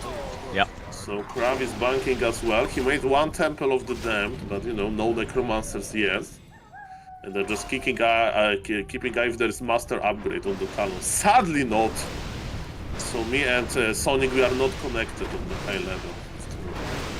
Yeah, honestly, the perfect army at this point might just be Fiend Banshee with like a single destroyer if you can clean up the hippogriffs. Like that might be just the best army against like whatever Sonic is doing right now. Whatever it is 98 supply, and I don't think it quite matters what you build if you go up to 98 supply. Now he's at 100 with 2/2 upgrades, Saul. And he's going for the Talons. He's experimenting. He's finding, you know, like there is this saying that you need to, like, after your studies, you need to go for like 1 year of a trip around Europe or whatever. So that's what Sonic is doing. He's finding his final form. Oh, nice Nova. This is a huge over-only force. This looks like you're playing your first time against a computer insane and you don't realize they have double economy. And you have greed and good. You just don't know what to spend your money on, you know? Yeah, exactly. Okay, 1 Chim gonna go down. Show me the Cyclone! Show me the Cyclone! It's not ready. And not quite yet. There's a lot of damage on that Lich, but mana pots have been used. Statues just die immediately. Pretty much everything dies immediately. I mean, Krav is some gold bank, but I mean, it's just too much for Sonic. Look at his army. This is FFA Sonic. GG is called before the first Tylon. What a game! Sonic, man, he is just one of a kind. Who builds 2 expansions at the same time when his first one was just cancelled? Goes Dryads, Bears, Chimeras, Talons, Hippos, and the Sapper, of course. What an amazing game by Sonic that was in Krav. Didn't scout for the 2 expansions, man. What a mistake. How can you not scout for 2 expansions at the same time on the final day of the W3Champions finals? Yeah, when did he discover that southern expansion? I'm not even sure, because at one point he did push across the map as though he knew it were there the whole time, but I really don't remember seeing a skeleton or anything go and scout that. So Sonic really was just, you know, truly a free-for-all mode on 3 bases, and it shows he played it absolutely correctly with the amount of economy he has. He got early 2 Ancient of Winds, he got early Chims relatively early, and he just pumped up to 100 supply, because on 3 bases, you should go 100 supply, absolutely. Yeah, as Soul said, he really learned the lesson from analyzing Pato's game versus Krav yesterday. Really, really, really well done. Yeah, the Frostburn was just annihilated by all of the hypoglyphs. So maybe for the viewers, there's like a new development, and by new I mean like since like 2 years. Time flies in Warcraft 3. Druid of the Talon have now piercing damage in the crow form, and they can attack destroyers. In the past, they couldn't because of the magic damage type. And because of that, some Night Elves, and most of them, prefer to make Druid of the Talon as anti-destroyer form, because after webbing Druid of the Talon, he can still attack from range, while Hypogryphs can be out-kited. They deal more damage, but they are melee flying units. There was no Fiends, and the decision to go for Hypogryphs was amazing. Exactly. So before I pass it over to you guys once again, everybody, we want to shout out a couple of people who are chipping in here at the W3Champions finals and rewarding our players. Thank you, Micro Jordan, for buying the human picture, Chupacabro, J Celerex twice, Ryuk 4 times, Swiss Gamer Dad, and the legend that is Buttcrumbs, as well as Bear, 2,315, still not the 2,500. But we also got a €10 donation by Dark Sandman. Just installed an adblock for Twitch, so I don't want you to miss out. That is very lovely. Tip from me, if you use OperaGX, it's already built in. ! OperaGX. Just here we go. Sonic vs. Krav, map 2. Have fun, boys. Thank you very much. Yeah, Last Refuge, a little bit of a strange map. I feel like Last Refuge, anytime I see players go to it, I'm like, what is going on here? What do they have in store? especially after seeing a macro game like before. This matchup, I feel like, you don't tend to creep a Merc camp too early. Like, Human versus Night Elf, maybe you'll see a Beastmaster, you'll see both players creep their Merc camp, go for an expansion. But for an Undead to expand with a quick Mercenary camp, doesn't seem that common. So I really wonder how Krav especially is going to take advantage of this map, because this is his loser map here. This is where he wanted to go. Last Refuge is interesting in this matchup, of course, because it's 50-50 for Undead to expand. It's like you can have nice level 2 creep road with double green camp that is just around your base, right? And when you creep the Murlocs as a second camp, there are 4 Murlocs there, right? So if even Night Elf steals one, you can get the last 3. For the Night Elf perspective, it's going to be Keeper for Sonic. So with this is that is weird, right? Maybe he'll try to play Hans Alin. I know that Sonic really likes to play. He already has a Wisp there, so quote me later. He has 1 Wisp close to the Goblin Merchant, and if he sees that Krav is expanding, I think he's going for second Echelon of War and Hans, but he still needs to get more information. It's funny he goes Keeper on this map. Obviously, as you mentioned, he's probably playing Keeper just to be able to stop an expansion, but this is known kind of as like the worst Keeper map. It always sort of was, at least in like Orc vs Night Elf, when Night Elves were always playing Keeper. This was the one map you might not play Keeper on, but for now, Entangle first, and it's shown by Sonic, so Krav knows that it's Entangle first, and what can you do with Entangle? Pretty much run into your opponent's base and try to kill Acolytes. How does Krav respond? Immediate Nerubian Tower. I will ask our producer, Mr. Neo, to show on the right that indeed he's making Ancient of War, even though there is no expansion, and on the left he's making a shop to creep gnolls with it. Oh my so God. Sonic has big plans in this game. He's like, maybe he saw a documentary about ancient Egypt and he wants to make a pyramid. Just unite all of the buildings around into one big structure. Yeah, you can creep like 3 camps at the same time like this. Maybe even a 4th if he gets Treants. 4 creep camps, FOB style, but with Night Elf. It's going to be beautiful. Mamma mia. Mamma mia. And the most important part is that he's on level 1, so this is all in the future. Yeah, he's just going to get like, he's going to get 2 racks Ghoul Rush. Like, Krav is just going to cancel his tech, put down a second crypt, and just all in him, and he's never going to get to use any of these buildings. Okay, Krav discovered the shop with the scout, and he's like, what he can do with this? I don't know, we'll see about that. Be careful, Sonic actually, the coil deals 70 damage, Keeper has 95, to heroes 70 of course. Okay, Sonic will survive, and he's playing mass archers.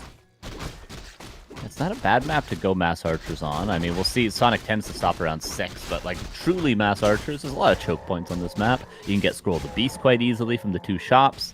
Not the end of the world. Entangle secures the level 2. Sonic's tech, by the way, is so delayed compared to what it could be because of 2 Ancient of War's shop and a 3rd Moonwell and bonus archers before teching.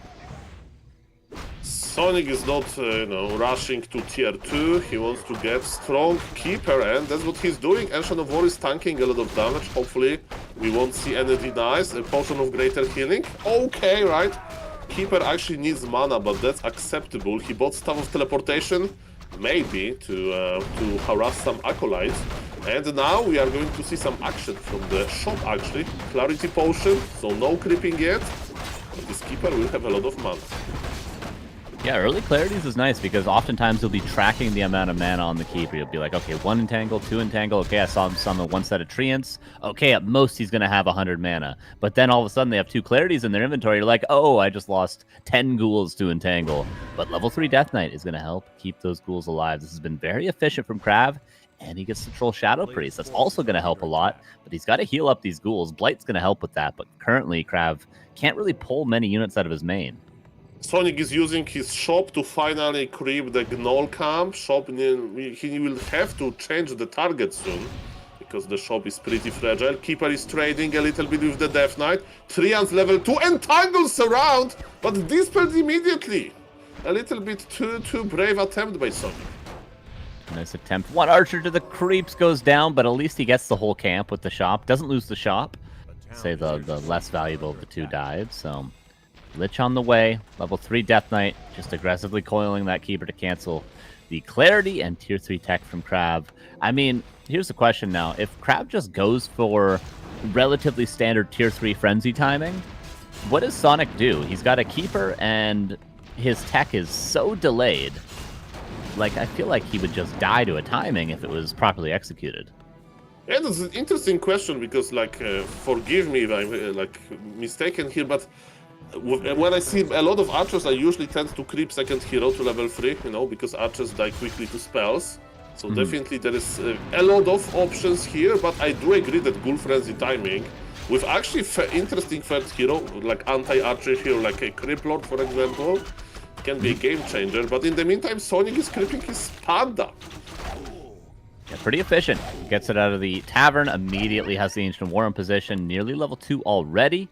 Can pivot over to something pretty soon. The other Ancient War at the 12 o'clock is going to be moving to that mercenary camp, but for now, Sonic is going to take the next shop. I already got one of them earlier, and if this Panda gets all this experience, this would be great, but Crab is here to stop it. Coil Nova going to force that greater heal, no doubt.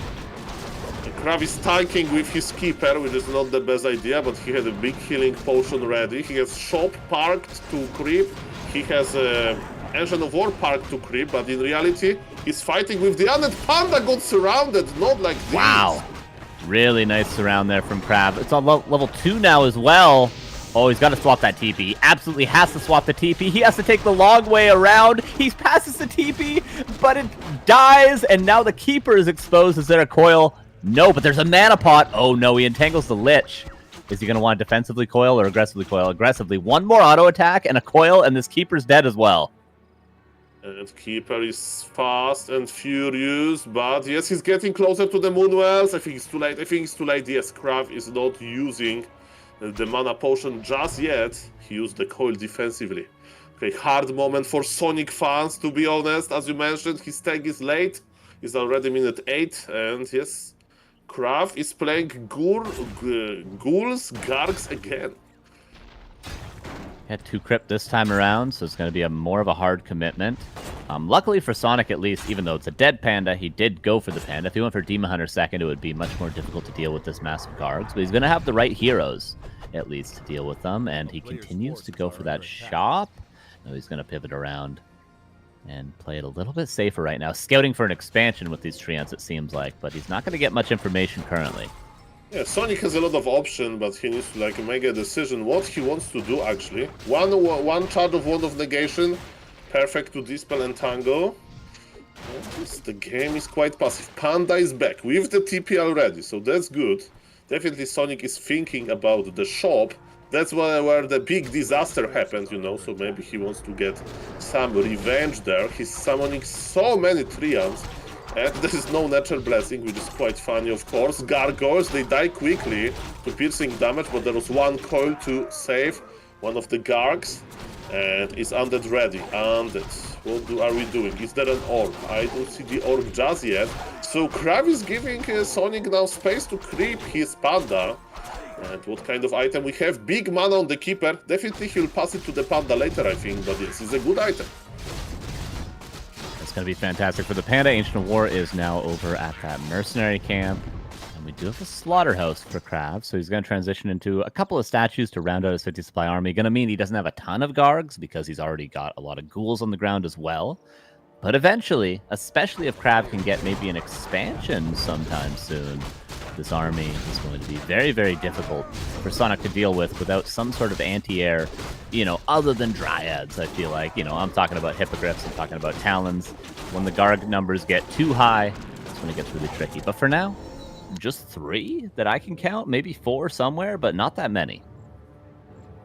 Dreadlord third, that's an interesting choice that Krav likes to go for, and he'll probably play Sleep first. And with Dreadlord, he always leaves a door open for Vampiric Aura, right? Because Gargoyles, they're attacking in melee, the air unit.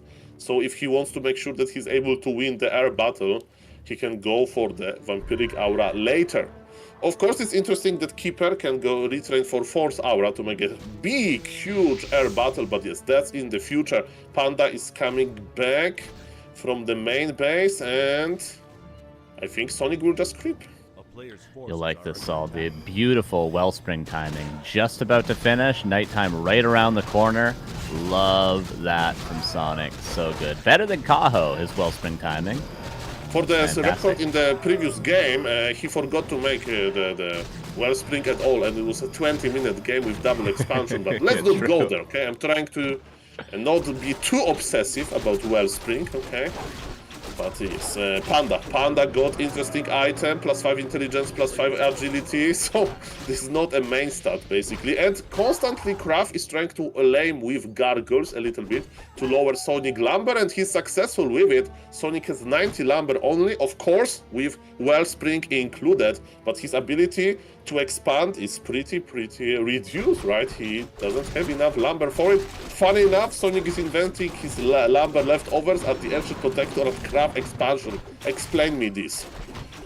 Yeah, I guess just to deny a future expansion, he could do that with just a wisp as well, and then, you know, run over if an expansion comes up, but this is more of a definitive answer, I suppose. The Gargs that were harassing, Stoneform heals them up.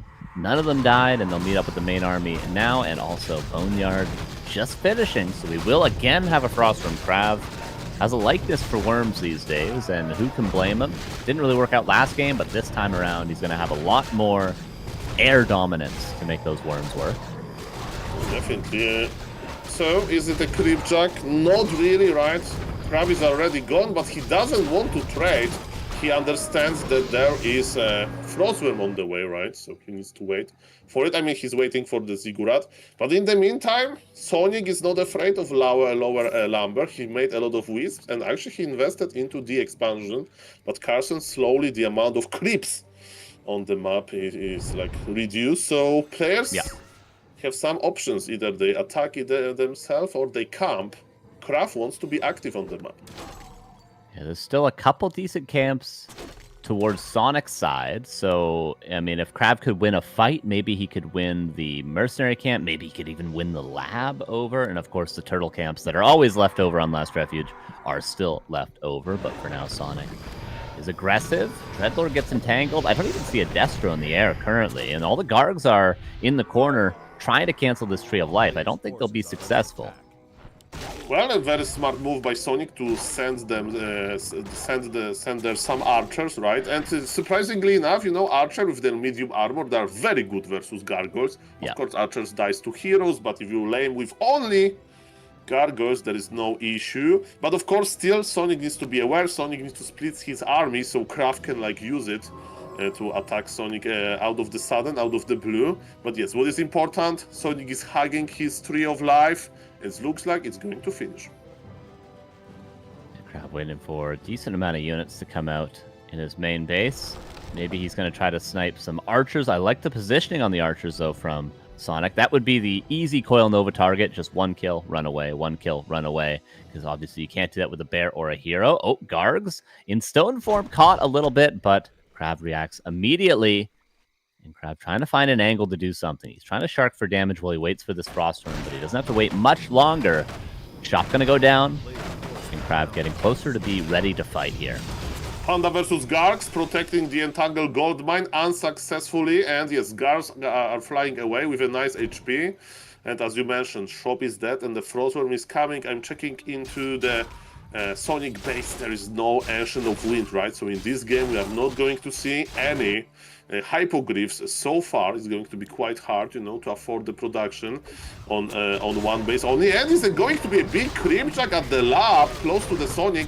Kraft has TP. He can teleport out after getting some nice experience. He needs to do it quickly because Panda, level 3, can use Breath of Fire. A little bit too late, but he saw the Frostworm, so Sonic knows for sure now. And let's see what is going to be his response. More Dryad so far. Yeah, I'd say that was worth it for Krav. He got all the experience except for the Priest and got a Mana Stone there, and he got maybe a positional advantage on this expansion. Maybe he can go for the Wisp kills with the Gold Mine cancel again. But the Guard's not in position to do that currently. Sonic is going to say, whatever, I'm just going to finish my creeps. He's going to take his mercenary camp. Still, those turtles remain, and 2 green camps, so could easily be, you know, over Panda level 4 if Sonic wants to solo creep some stuff. But here comes Krav. 65 supply versus 66. Here's the big final push. Depends how it go, right? But maybe big final push. We'll see about that. So far, Vampiric Aura is only good for the ghouls. Panda is stuffing, and the Expo will be killed. Panda can use abilities because sleep lasts for some time. And to be honest, Kraft can think about going back, but he sees the opportunity to deal some nice damage. There is a lot of Dryads. Panda now is in the middle of everything, but sleep is constantly casted on the Panda. Panda can't spend his mana. Okay, Panda did it now, but Kill Score was used. Level 4 on the Panda. He has 100 mana left, but keeps getting slept over and over again. Greater mana could be passed over from the Keeper, but right now the Keeper is close to being nuked. TP gonna be swapped, and Sonic has to get out of here, but he didn't get enough value, I feel like. And he lost his expansion as well. With a fantastic fight there. The Worm and the Destro killed all the bears. The Gargs clean up all the Dryads, and Sonic... Really, what are his chances now with just 2 lores and 1 base and 2,700 gold left? Somebody should write in the Twitch chat. Sonic without Wellspring in 20-minute game, win. Sonic with a perfect timing for Wellspring game number 2, easy lose. This is true. I need to rethink my opinions. Yeah, and Kraft still has that Mana Stone as well. And he doesn't really have to do much anymore. He is broken upkeep versus no upkeep, so he would be wise to maybe take another fight soon, and at least trade down to below upkeep. But I mean, it's 1 base, 1 base. Krav could wait a little while longer. But of course, once that Tree of Eternity starts moving over in a couple of minutes, that's when Krav is going to have to act again, because he will be out and Sonic will have that free expo. Yeah, Panda is on level 4, right? That's a good news. Panda is amazing in a late game. It is a late game beast. But I really like what Kraft did with just sleeping the Panda in the good moments. It's perfect moments. It's similar when silencing Tower and Chieftain, like an Orc player, you probably saw it already. You get your TC in the nice position. You already see the stomping animation. You are happy to stomp all of those ghouls. Bam, silence, bam, sleep. And your TC just stays AFK. So that's what happened a little bit to this Panda. Kraft has an amazing map awareness. He's constantly scouting with the gargoyles. He's trying to attack economy a little bit. And in the meantime, he can just sit inside of his base and just regenerate mana. Yeah, they've both broken upkeep, so Krav is fine to be AFK a little bit. Yeah, one thing you can do with that sleep as well that's quite nice. Oh, Panda stabs back. Stoneform tries to not take too much damage, is you can actually sleep the Panda after he hazes and then devour the haze with your Destro if you're really quick with it. So that's the ideal situation for Krav. If you can land that mechanically, it's a huge deal for him. Halves the damage of the Breath of Fire because the haze combo doubles it if you land both together. And we are missing Boots of Speed on the Panda a little bit, especially when you are being chased with the guard. So the big discussion on the PTR, current PTR, was how fast Panda should be. For the viewers, they don't know, there are 3 types of heroes in Warcraft 3. Very slow, slow, and fast. Then Panda is the slowest, 290 movement speed, and Panda, don't go there! Oh my. A little bit ambitious, but scouting Dryad help a lot. Nearing the 20-minute mark, we're almost crept out. No TP, could be caught in a corner. He is caught in a corner. The question is, can Sonic keep him there? 69 okay, Mr. versus Sonic, 64. you need to give us the best fight of your life. This is your undead. You can finish this now. He has no escape, Sonic. Think about the iron door. You are the iron door now. You are not going to let him out. You are the Arnold, but the iron door are 10 years old. They are a little bit rusty. Look at this meat wagon. On the high ground. What is this? The Disease Cloud. Yeah, truly all Sonic has to do is win this fight. There's no escaping for Krav right now. All Sonic has to do is be able to win. But I don't know. 70 supply versus 69 gets a ghoul. Tries to get the meat wagon. Look at the Gargs protecting the meat wagon on the high ground, though. Yes, Krav is a locksmith now. He's opening the iron door. Sonic is trying. That was a nice opportunity. Panda is still on level 4. Keeper level 5 is not helping that much. I hear a lot of Dryads dying. But supply is not that big. But Sonic decides to tap out. GG's called. 1-1. Krav, I don't know, he makes a funny face to the screen. I don't know what was that about. He's celebrating in style, that's for sure. Keck W emotes, rightfully so. It was To be expected, wasn't it, that these guys will go full distance? We're not catching up in schedule. No, this is gonna be a long night with amazing gamers, and of course it goes down to the last map. These guys are truly evenly matched. Yeah, definitely. I like that we got to see sort of classic Krav in full force there in map number 2. He was able to play where he was comfortable on Last Refuge, his map pick. He was able to play the Gargs that we sort of know him for. And yeah, that was like at least a dozen Dryads dying to Gargs to try to kill that one meat wagon on the high ground. I'm pretty sure they're even attacking uphill in the most classic Sonic move ever. But Krav was already in a fantastic position. So we'll see what happens in map number 3 on Sonic's loser pick Springtime. Got a little support coming in. Thank you, Brandtastic, for $10 towards the prize pool, 2,325. Happy birthday, Neo. Thank you very much, Brandtastic. Thank you for the support and supporting the players. If you're entertained by the games of the Crafts, the Sonic, the Starbucks, the Jenses, and everyone else who was in this tournament, chip in, reward them. If you can go for cinema tickets, you can chip in here as well, because this tournament is grande cinema, as the kids say. And now we're gonna murder someone from this tournament. So only 3 players are left. Sonic versus Kraft, the final battle of the trilogy. The swan song of one of these two players. It's gonna be sad to see them go, but they've given us memories, they've given us entertainment, and they've given us some very, very solid games. Impressed by both. They both had great runs in the lower bracket.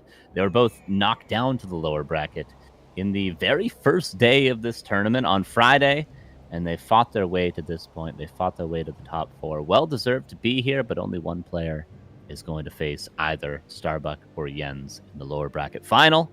We're going to find out right after Springtime.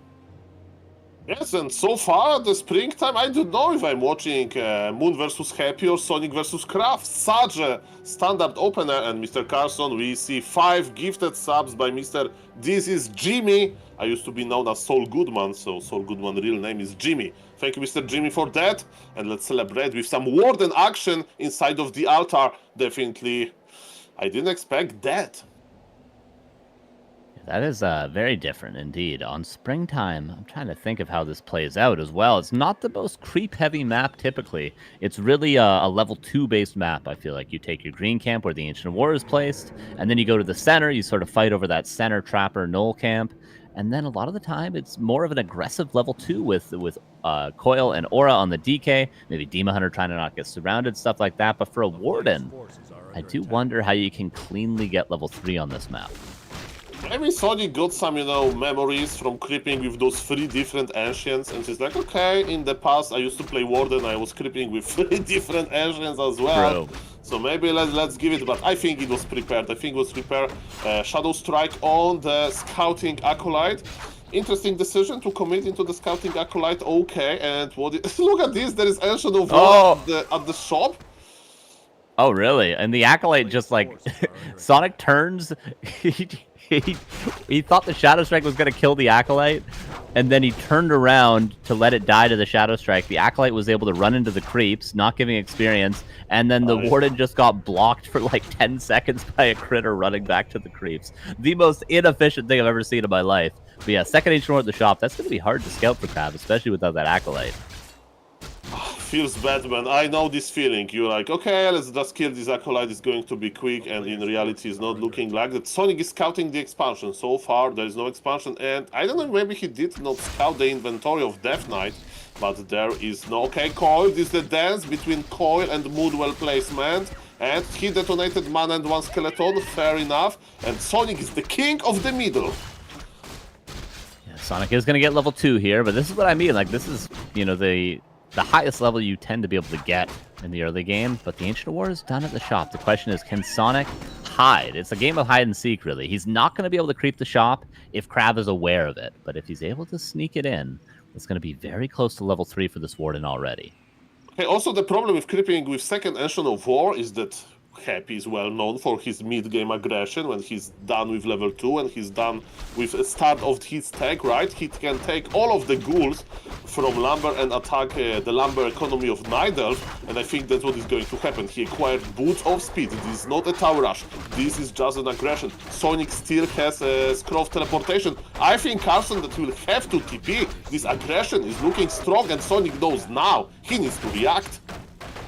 Yeah, this is certainly going to be one Ancient War going down. Luckily, he's got another one that's alive, at least for now. It's... Okay, it's not going to die. It's fine. So that Ancient War does go down.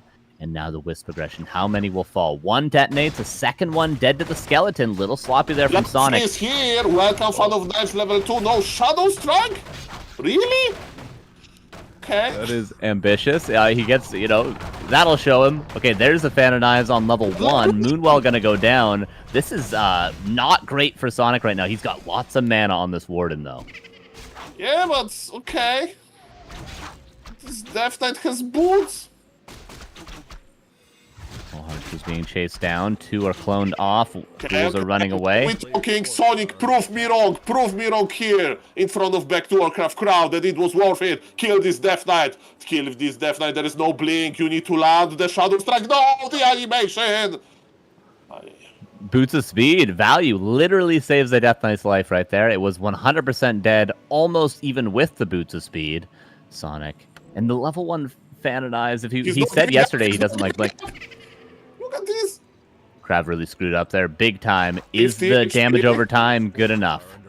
He still finds time to coil, but archers are coming. 20 HP Death Knight, 24. He's dead.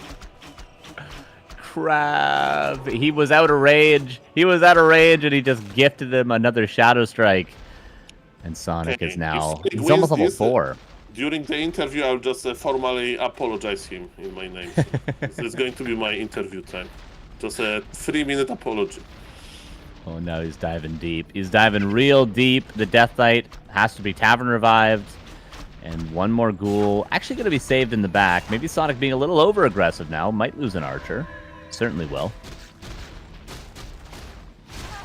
Okay, Undead Base is well known as this Bermuda Triangle or whatever. You enter it with your Night Elf army and the Night Elf army is missing later. I'm glad that Sonic pulled back a little bit. Guys, remember, it is not the end of this game. Of course, losing Death Knight, that was huge, that was grand, but still, Krav is, an extraordinary player. He has nice lumber production. He will go tier 3. He's already making his lead. Warden so far is just wasting some time, okay? The Ancient of War is already packed at the lab, so I wonder why actually Krav is overstaying his welcome here. He will, of course, escape. Archers are located close to the tavern. I wonder if Krav with Sonic will go for an early second hero. Usually want to solo creep Warden to a very high level, but maybe he's cooking some tier 2 aggression. It's Warden Beastmaster. What? His specialty. Sonic loves this. He said in the interview, we were confused during the game when he played it earlier this weekend, but he said, you need a tank, you need a front line. He's a strength hero, he's tanky, and he gives you a bear that's also really tanky, so on paper it makes sense. It's not a Naga second, it's not a Panda second. He said that he needs silence that bear can offer with Bash on level 3, and what are you going to silence? Orb from the Lynch is a 5-second effect. 0.2 second silence, love it. A player's forces are under attack. All right, well, we'll see how it plays out. He's already level 2. Good creeping regardless. Could have been a Panda level 2, but here comes the Warden. Full mana. Is he going to Shadow Strike the Death Knight again or go for the Ghouls? Onto the DK right away. There is Muddy. There is Muddy to slow down the Death Knight, I think. And he slowed down the Wolf. He misclicked on the Wolf. What? Do you see this? There is a slowdown Wolf. I thought at first that was just an auto cast by accident because, of course, when you buy that, it starts on auto cast. You need to right-click and turn that off. But no, he did manually cast that on the Wolf. The AI would have not slowed the Wolf. It would have slowed one of Krab's units. So that's funny. Mamma mia. Okay. It's okay. It's okay. The Beastmaster will carry this. I really want Krav to win, Sonic to win this for this interview, but I like Krav as well. And the Muddy will not answer any questions because he melted. High value Mud Golem there. He showed the creeps who's boss. Bitter heel swapped over. Double lore is now up for Sonic, and he's on his way to tier 3. And the macro side of Krav, second Acropolis, 10 supply, doesn't cost lumber. You can replace acolytes if you lose them during the tech. A few good reasons to go for this against Warden and Slaughterhouse. Oh. Careful. Death Knight's got to be careful too, kind of, but he's got Potion of Vulnerability now. There is a coil, there is a Nova, because there's a mana pot. Could have almost killed the Warden there, I feel like, or at least forced a TP. Sonic is not scaling. What is this? Like, I was like imagining level 5 Warden with Fan of Nice. And now what I see is like a weird army, man. Yeah, he could have crept level 4, retrained, and then killed Acolytes during the tech and gotten really close to level 5. That could have been a nice game flow for Sonic, but he picked up a Beastmaster, and then he got a Mud Golem, and he lost all the health and mana on his Warden, and here we are, Saul. This is where we are. Okay, we need to accept this, and you know, he's creeping with those bears, but he has also Ancient of War Pact. I hope, you know, close to the lab, I hope he remembers about this. We'll see. Definitely killing the Death Knight was very good, you know, so I would say that the game is even now. And his Warden is on full mana, level 4 is there, so finally Fan of Knives level 2, probably, right? Or if he wants to go for the Blink, we'll see about that. Ancient of War is going to work. In the meantime, Krav is creeping in the middle. What is going to be inside of the Fruborg? It's a Vampiric Aura. I have mixed feeling, right? Only for the ghouls, and the ghouls will disappear quickly, so maybe he'll actually sell it. Yeah, I think he can sell that one in the future. Beastmaster going to get level 3. Warden, as you mentioned, is now level 4. Can maybe find a Forced Coil on the Lich. No, just goes for the Death Knight again. Boots of Speed on the DK. I thought he was going to go for Naga second when I saw the Boots of Speed initially, but I guess it's just to keep the Death Knight a little safer. That's a little different, but I mean, it almost saved the Death Knight earlier, so I see the idea there. Well, this plane almost landed successfully, but sometimes you need to be like, you know, this 95% outcome is not that good if the other 5% is death and destruction, and that's what happened to this Death Knight. But yes, Krav is very patient. Krav is very patient. He's going for his Frostworm. How good is Beastmaster versus Frostworms? That's my question. Yeah, those bears are not going to do much. The Summon Bears and the Druids of the Claw are going to be countered very, very soon by the Worm. 3 games out of 3 we see a Frostworm with varying degrees of success, but Krav is hoping to repeat Last Refuge, of course. Sonic, with no double expansion this time, might struggle a little bit more, but is he hitting a power spike? He's got bears now, he's got 4-3 heroes. Does he want to fight before the Worm? Yes, he wants to fight before Warden level 5. Like, he's playing Warden very differently, okay? I need to know better. I need to know better that Sonic has a plan, okay? But his plan is like to push into the undead base when Frostworm is going to pop out. We saw this in Mr. Pato hands, and it's not a good plan. So Sonic is going back. I like it. Yeah, he's getting an Ancient of Wind now as well. I like that too. He is going to need some serious anti-air. Dryads, unfortunately, are just not serious anti-air. You need Ancients of Wind if you're going to be up against heavy air units.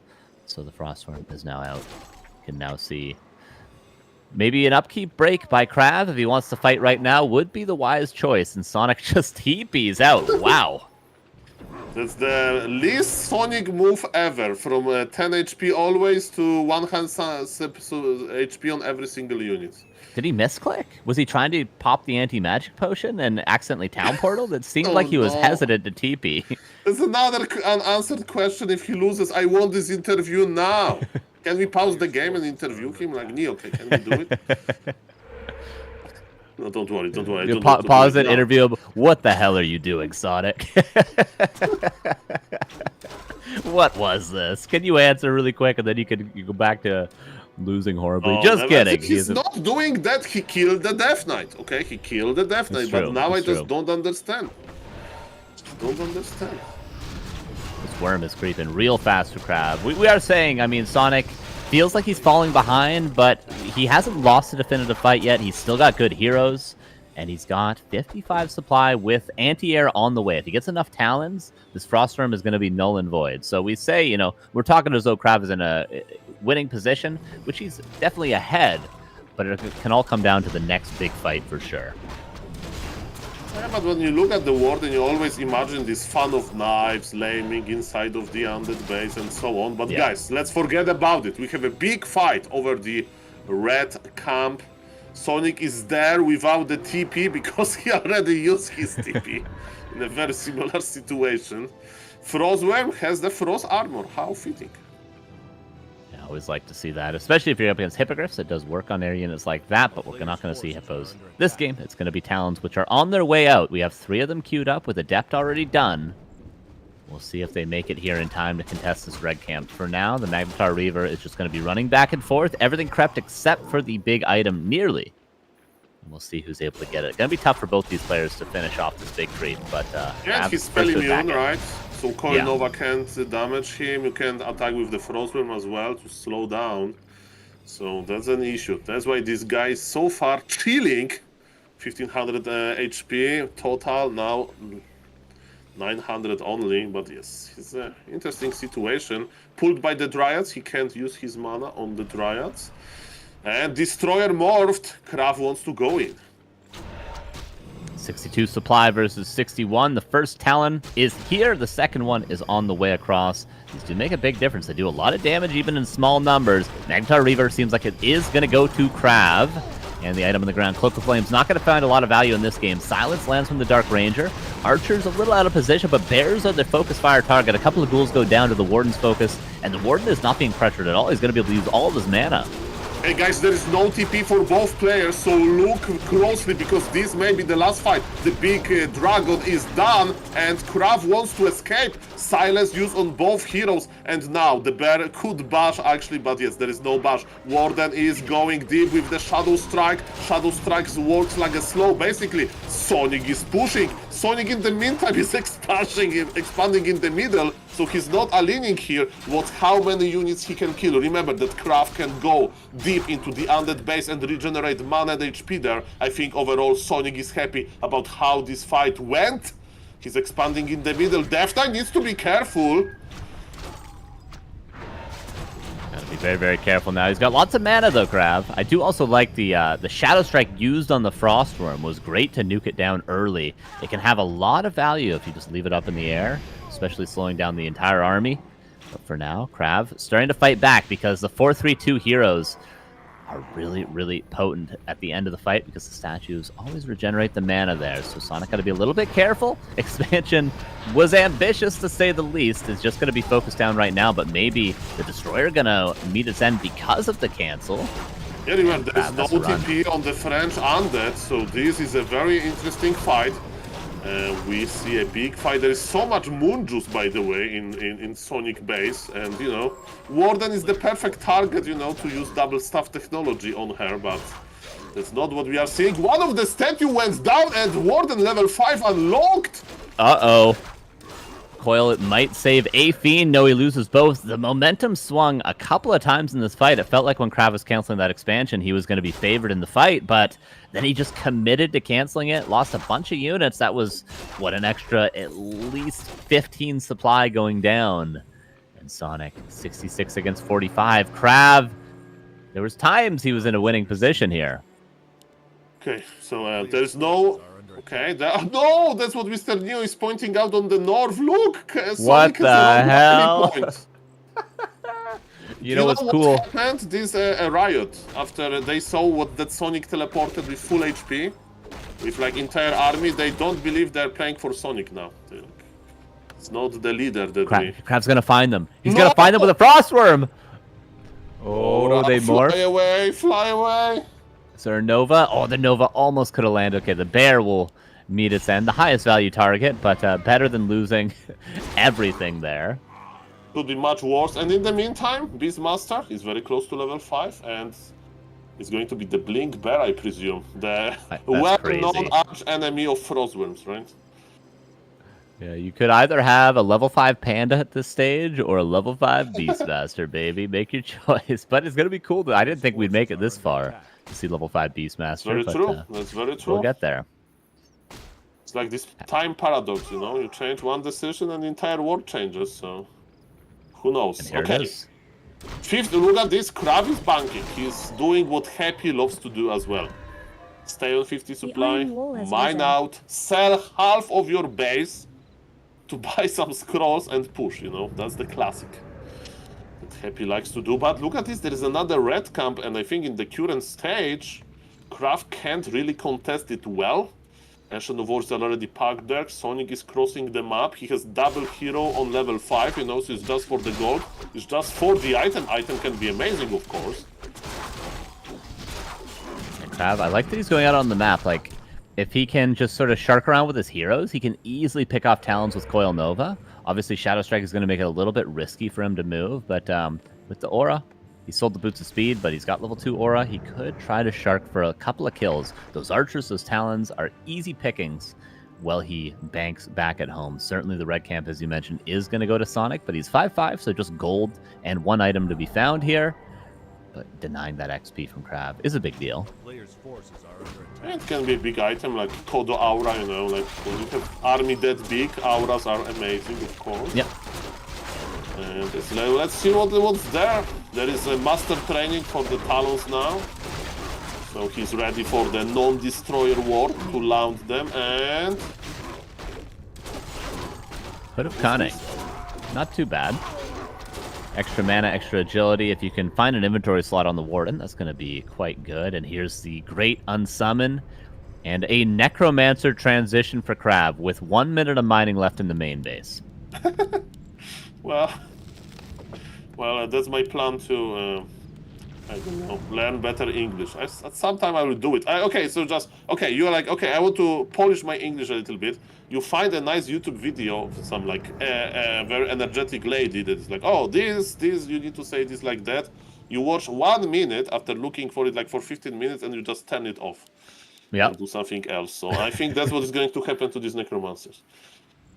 Yeah, we'll see. He's got a little bit of gold. Look at the Talon Scout. I love this sort of scouting because Crab doesn't know that Sonic just saw everything. But he did because he was over the trees. So Sonic is going to be able to react fully. I don't know exactly how he'll react. A Fairy Dragon or two, maybe. I doubt he's going to be able to get Mountain Giants out at this stage. But, you know, just have Wisps at the ready, I suppose. Maybe jump before Crab is ready to entirely fight is always good against Necro Wagon. But Crab is chilling for now. Okay, I hope that he's not going to make Wellspring, because we know that Wellspring usually loses you the game, Kappa. It's just a 21-minute game with how many? 1, 2, 3, 4, 5, 6, 7, 8 Moonwells only.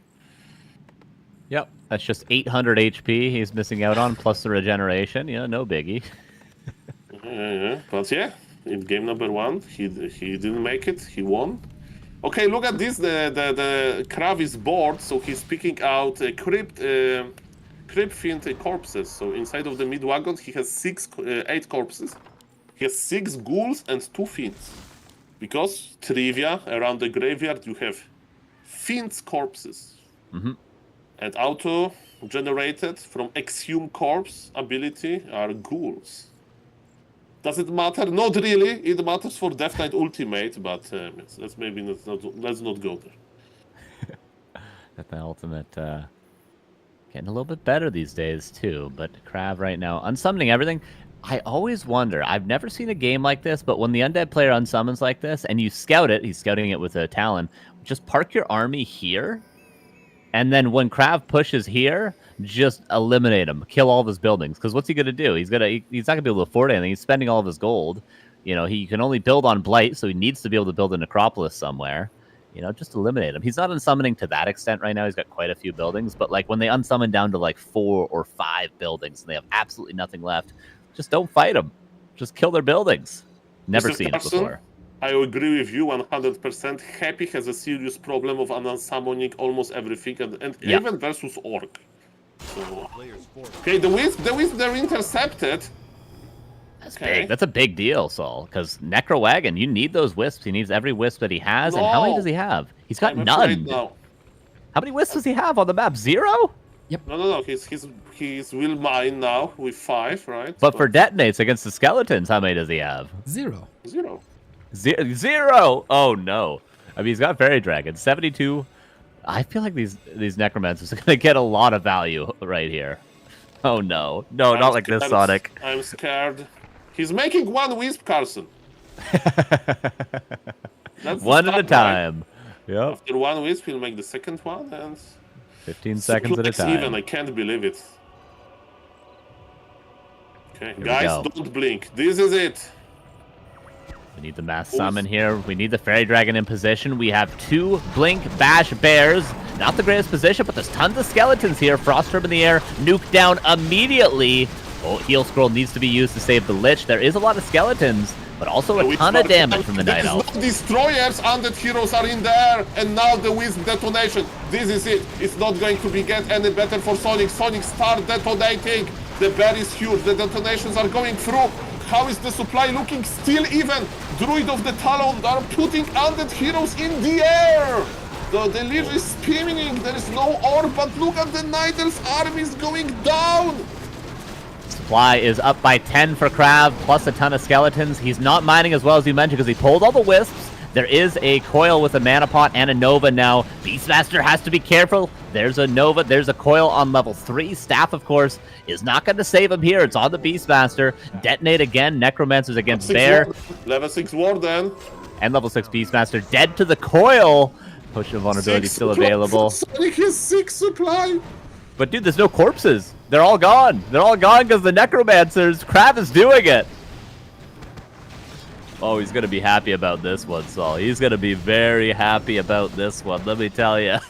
Look at his moon juice. He couldn't use his moon juice. I feel so bad at those Wisp, man. And there is Dark Ranger Life Drain to keep the Death Knight alive. That's crazy. The Life Drain tech. You love to see it. And this is Sonic Eliminated. He had such a great run. He had such entertaining games.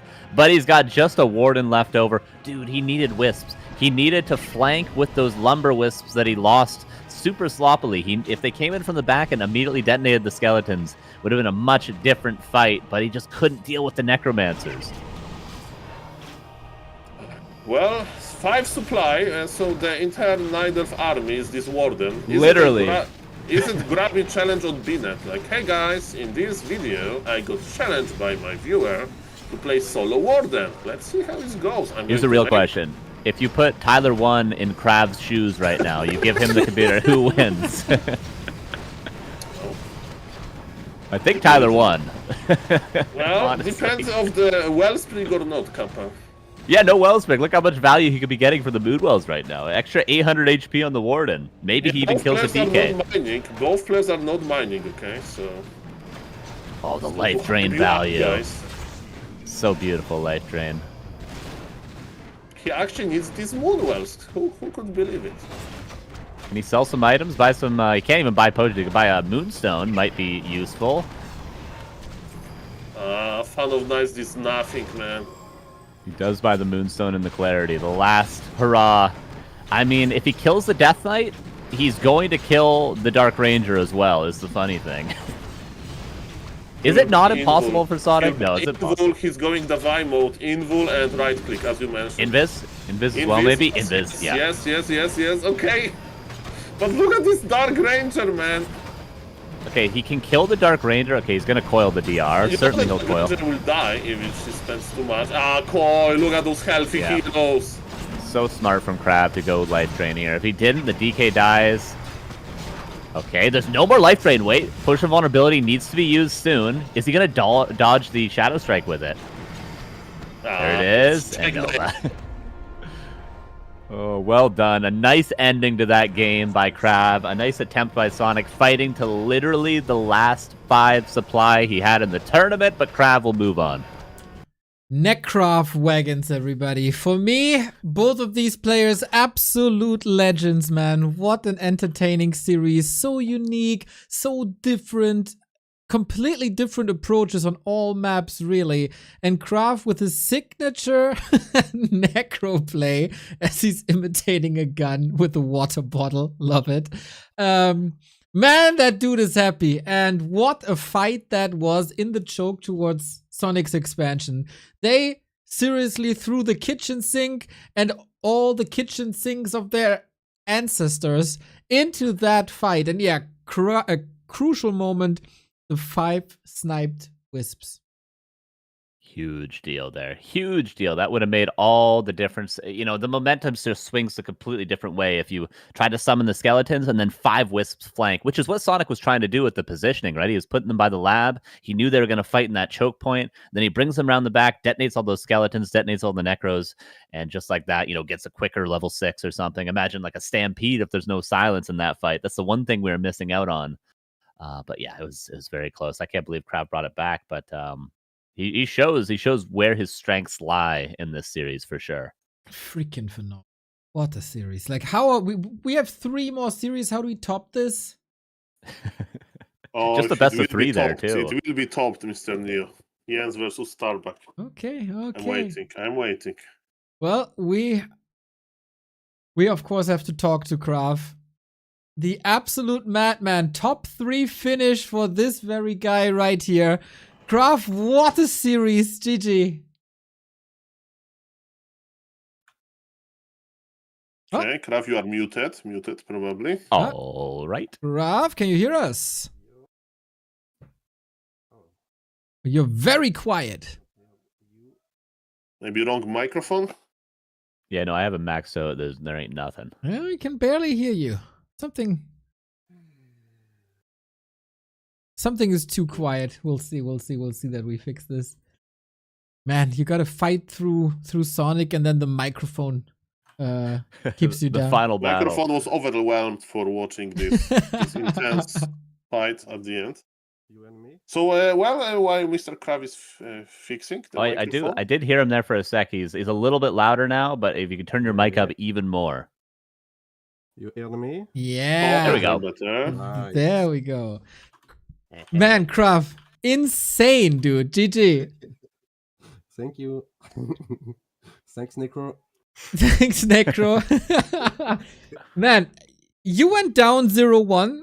Were you not properly warmed up, or did Sonic surprise you a little bit? Yes, totally. He surprised me on the first game. I don't went to him with Firelord.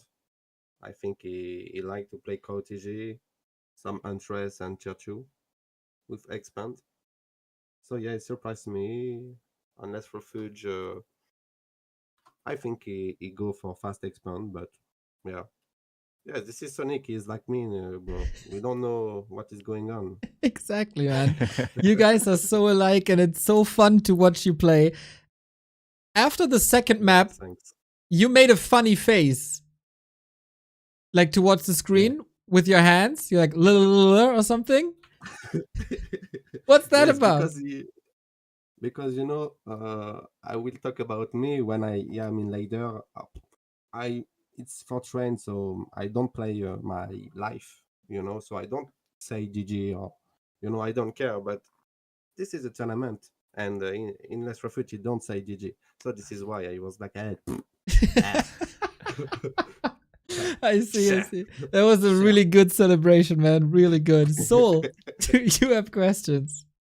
Yeah, so it reminded me what Messi did in World Cup 2022. But Krav, yes, very nice decision to go Necromancers in the last map. But my question is, so you decided to harass Warden player. You bought Boots of Speed, right? Carson fought it for the Naga later, right?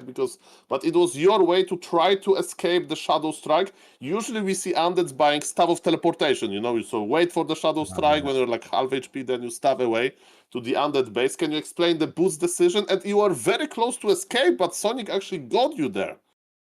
I buy boot and no stuff. I think because no gold, and boot because I don't want him to be fast level 3 like this. So this is why I think when I push him maybe 2.5 XP. So this is why. But next time, yes, I will buy stuff. Mixtape by me. I not many player play Warden this day. Only Smurf. I have a good win rate against him, so, but yes. Okay. Amazing games. And to be honest, now I would like to ask you, because in the Twitch chat, we see a little bit Necromancer's Imba. So maybe you can say from the Nidelf perspective, like, you had the same supply in this last fight, the same supply. So what kind of different maybe units, what Sonic could do a little bit differently to counter the Necromancers, because he was trying to detonate the Wisp, but it didn't work. Maybe Necromancers actually imba in the late game. Yeah. I think Morse code, so he will know my plan. I don't know if he scout me. If you see, I have Necros before we fight. Make fairies, of course, if you can make giants, I think. So and get a good control on your dryads to dispel and your wisp, of course. Maybe I think I don't know if I have to say this, but like in this fight, I think sandwich it's a good idea for night elf. Don't fight on only one line. I don't know if how to say. Yeah, to attack from like One. you versus human sometimes as night elf. Like human is coming with like a lot of breakers, blizzard, and you want to split the burst so blizzard won't hit the entire thing. And the same with the night elf, like to detonate from the back, from the top. Okay, so he was actually trying to do it, but probably he lost the wisp. You intercepted like 4 wisps. So yeah, well played, nice. Carson. Any you. questions? Yeah, you've been playing a lot of Frostworms. Are you a fan of the new Frostworms with the extra range? I feel like you played them almost every single game. Is that your favorite unit these days? I like play else, so my favorite I think it's Garg actually, but yes, I can't Worms, yes, of course, bro. Yes, can't Worms is the same, yes. Same For shit. sure. And you'll be playing the loser of Starbuck versus Jens in a best of 5. Do you have a preference? Are you more comfortable versus human or probably versus night elf after hearing you just talk about Gargs and Worms? Who would you prefer to play in the lower bracket finals? I won't lie, you they are both very good. Mhm. Are ready to be in the top 3. Wow, this is insane for me. Mhm. So if I can answer, of course, in whole time I prefer play against human, but this is Bucky. So Jens, I don't have a good win rate, but did I play really my life against him? So yes, maybe Jens. Yeah, Right. of course. Well, we'll see. One more series. We'll catch you again. Congratulations. I mean, well played. You've definitely entertained us, and you definitely deserve to be in the top 3. Well done, my dude. Thank you. See you later, bro. Have a good rest. Thank you. Man, what a legend. What a legend. Coming up and improving so much, bringing grand entertainment, so different strats, humble in the interview, nice explanation about the funny face after game 2. I appreciate that. And good to see him back in the top 3 and also making it clear that Undead is stronger than the Night Elves, as this was settled now once and for all. Yeah, true. We now know Undead Imba. I mean, people were already saying that. That's not as fun of a conclusion as I wanted it to be. You are twisting the narrative, Carson. Sonic said we will see who's stronger and not what's Imba. Okay. Oh, I see. I had it twisted. Yeah. Okay, so Crab Imba. Crab Imba. God damn it, man. Legend. Now, winner bracket. These two guys are undefeated. Starbuck and Jens, they are the favorites. They are the top seeds. They destroyed the competition thus far. Starbuck went through Sonic and Pato, not without dropping a map. Pato took one off of him. Jens has defeated TS, Yok, and Cash, so both only played one matchup so far. And Starbuck continues that matchup now. He also played versus Moon, so tons and tons of game tape for Jens to counter Starbuck. That's so interesting, actually. I didn't realize that until right now. Yeah, he's only played that matchup. But they haven't lost series. But Saul, they have both lost one map, haven't they? This is very true. And, again, Starbuck can be studied by Jens. So, again, as I said, depends how much time Jens has to basically watch so many Starbuck replays, all of those different approaches. But at the end of the day, you can read all about medicine books, but it's a little bit different than making operation on the open heart. So I hope Mr. Jens is ready to use his knowledge. We are surely ready to kick this off. We got both players here. The top favorites of the W3Champions finals. Seems like we're good to go on, once again, the new server infrastructure of the W3Champions server, everybody. South America is now connected to Europe properly. And what's previously been played on 150 ping and above is now a clean 110 MS. We cannot thank the team enough for what they've been doing with the servers all together. It's amazing, connecting people from all over the world, and of course increasing also the player base, and that leads to faster games. It makes everything better. Let's see if this Warcraft can be even better than what we've seen today already. Mr. Apeman, did Jens play in the Dolphin Cocoon Butterfly Dinosaur Cup today? Well, he was eliminated by Hawk yesterday, 0-2, so that was a little bit unfortunate. But yes, he is a very active player, and yes, he had entire day to prepare, so that's a thing. And guys, I'm excited for that. I like to, watch games on Flow TV on my stream, and I'm always looking for the highest MMR games possible, right? Because the highest MMR games, they usually bring, a lot of excitement for me as well. And it's very hard to get Jens versus Starbuck. They play on different hours and so on. And of course, it's just a ladder game. Here, we will know the answer about who is better, actually. I know there's a winner bracket. It's not a grand final yet, but this game is super exciting for me for this reason. Love it, man. Both are incredible gamers. We've seen Starbuck earlier in the Dolphin Warcraft Super League. And this, in case you haven't seen it, is a must-watch game. A best of 5 that goes down to the final building and is decided by 0.001 seconds. Unbelievable.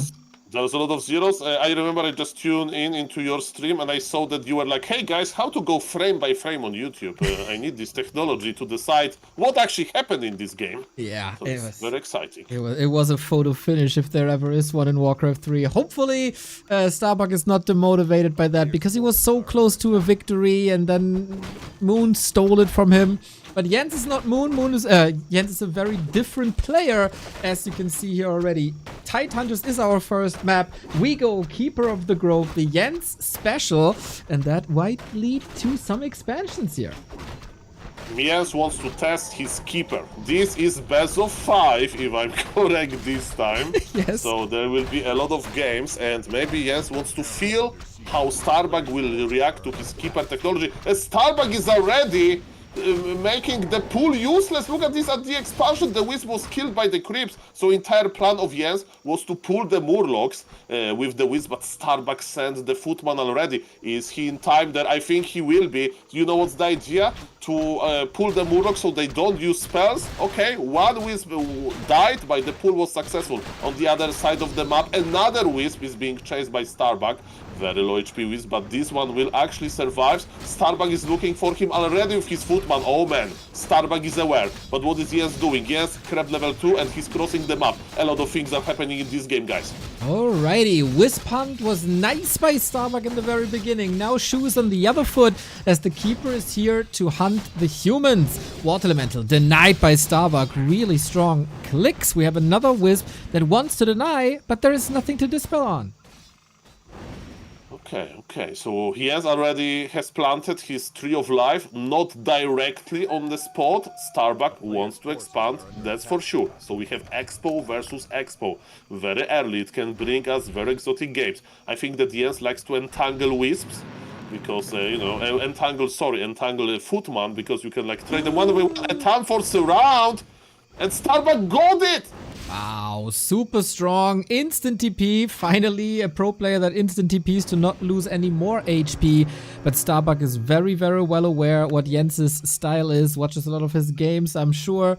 And knows the position. Keeper is there to defend. Jens is the Chilean wall after all. Just because one thing in the early game goes Starbuck's way doesn't mean it's one map yet. Surround was good. Yes, he's constantly scouting to make sure that his expansion will actually finish. We know how easy it is to cancel with Archmage and Water Elementals. Starbuck is playing it slow. Starbuck is like, okay, maybe let's go for level 3 first. Maybe let's creep some turtles. And he's actually pulling back. I think he feels like, you know, he did enough. His expansion is already done. His Arcane Tower is already almost done, right? So it will finish for sure. But yes, they will both have level 3, and Dugat on the bottom, yes, is not wasting any time as well. He is creeping a very big Gnoll Overseer camp. Is going to be level 3 versus level 3.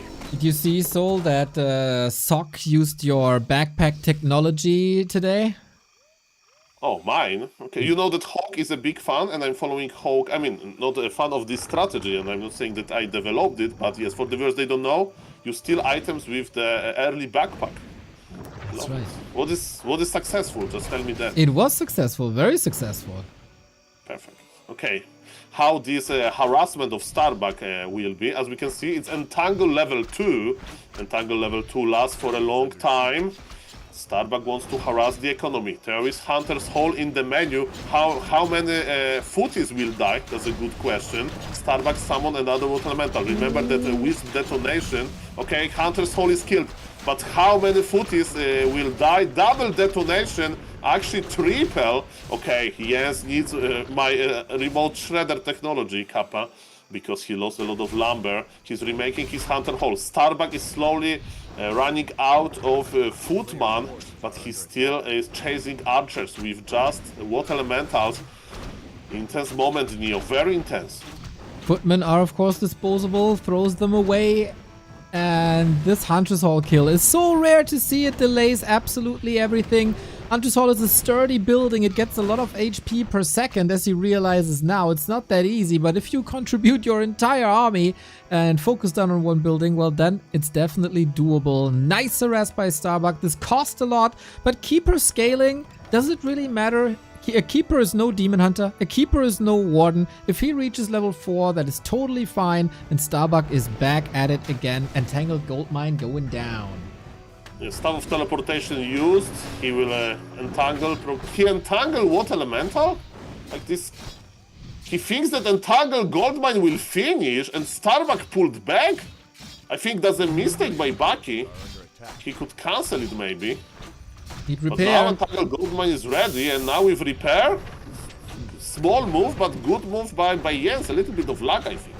Yeah. Breath of Fire helping here against the Water Elemental. No more Entangle, so everything is calculatable. Archer's putting in some damage because there is no defend. Nice retreat on that Archer on the right-hand side. Footy is following. Both players are making some good decisions here. It's very true. Shop finish, you know, economy for Starbuck is of course amazing, but yes, he produced a lot of footies and most of them are dead. Experience advantage for Jens, take advantage for Jens, but yes, Starbuck is doing what he wants to do. This is the most important moment. He is going to cancel one of the lores. He can't cancel another one. Jens decided to juggle his wisps a little bit, and yes, he saved the red HP one, but Panda is already creeping, so this is Jens. This is statement of Jens. I want to go to the late game, as Neo said.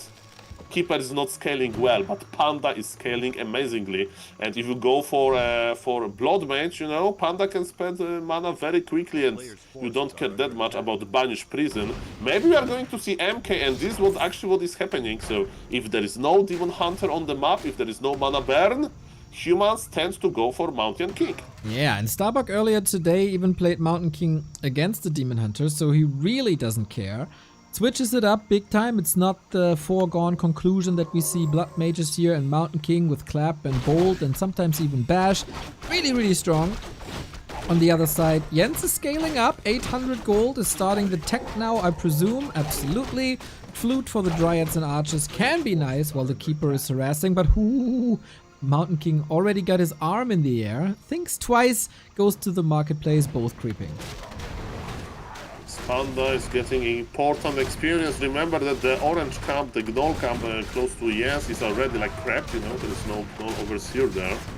And yes, the question is how fast Starbuck can go into, 80 supply, 70 something supply, because probably he will push. He can't let Panda to get into too high of the levels. During the marketplace creep, MK got mana potion. Maybe that's why we see Clap, you know. I think Starbuck will retrain to Blizzard at some point when there is enough bears. And also Clap is pretty good versus archers. Keeper is here. So is Bash, hard to retreat. Entangle, Breath of Fire, Mountain King is sturdy, has a potion. That should all be very, very fine.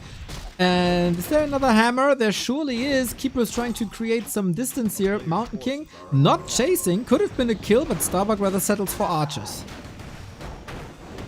Slowly, both players are testing the water. How is the supply looking? 10 supply ahead Starbuck is.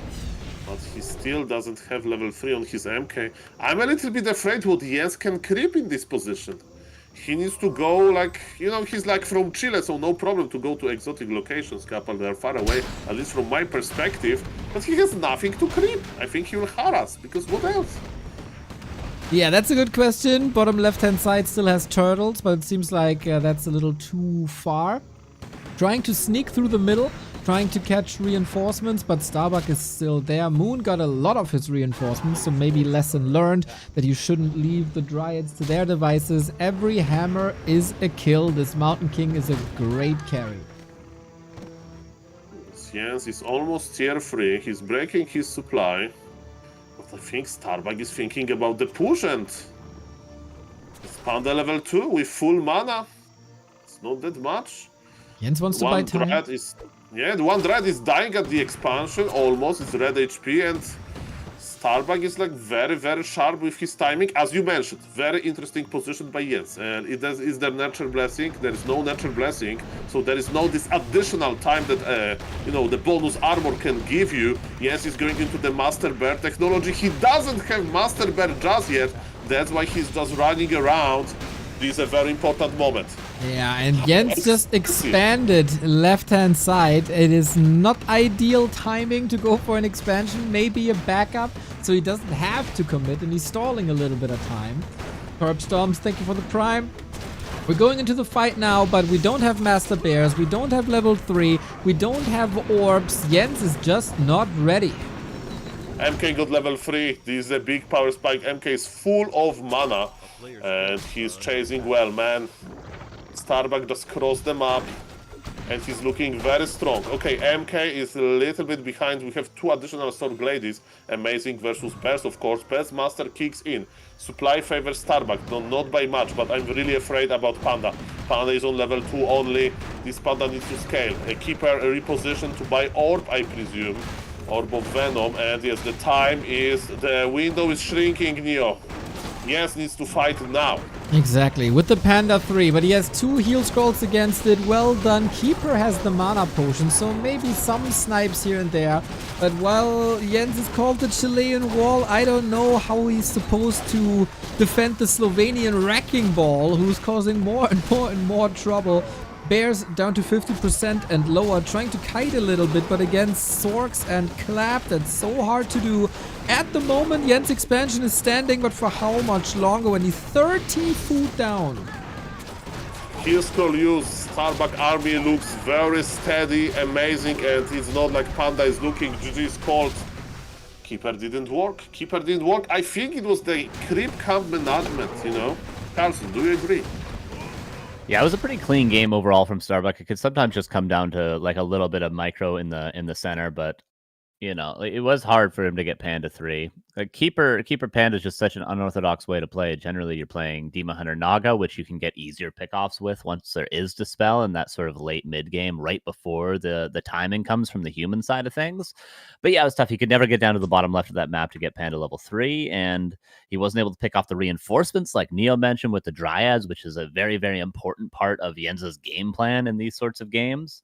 Sometimes it comes down to the small things like that. You don't get a couple extra reinforcements. You don't delay that push by a couple of extra seconds. Hunter's Hall cancel, of course, a big deal. That meant Bears were super duper late this game. Yeah, just a lot of small things add up to a clean win by Starbuck. Very few mistakes from his side of things. Yeah, really good, man. Nice to see him recovered from that Moon series. Thank you very much, Dropkick, for the sub, Globe Trotsky for the 66, and Messerman with the 49 month for Neo's birthday. That is indeed really, really cute. Thank you. July 13, a beautiful day for Warcraft.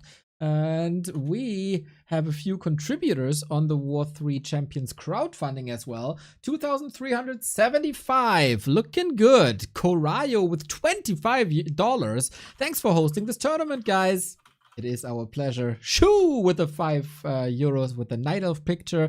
Zimmerling with the 20. Go Sonic. Unfortunately, didn't work out, but he made us all proud. For sure, for sure, for sure.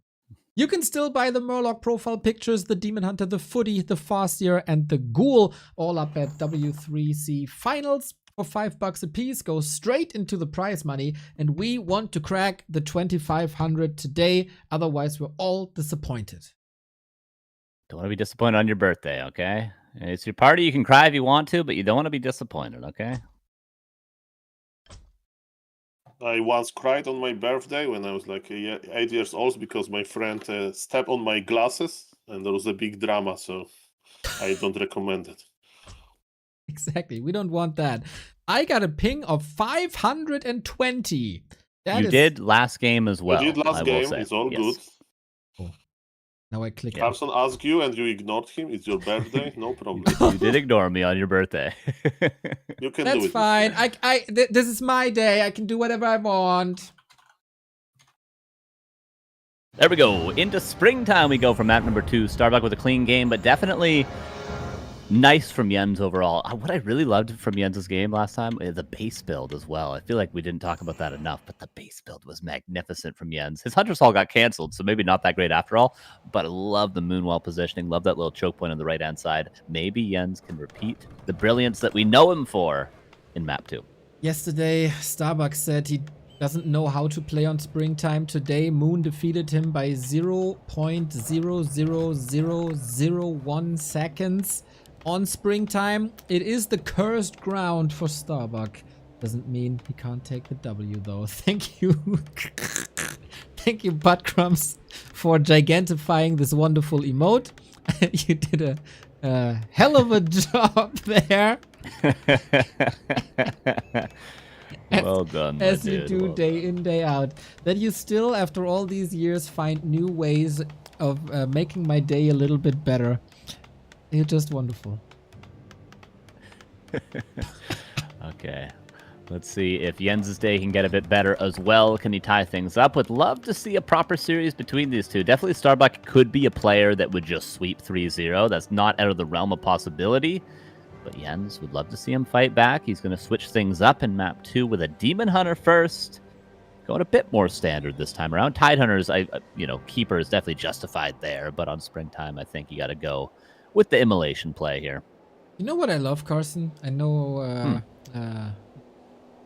we talked a little bit about Jens on springtime, and I explained how he revolutionized, modified the classic creep route for the Night Elf that oftentimes goes to the south because he's that heavy on expansions, right? He's always expanding. Now that I talked about it on the broadcast, that is always his thing, he's switching it up. Ancient to the right-hand side, Ancient to the mercenary camp. And that is something Starbuck shouldn't expect.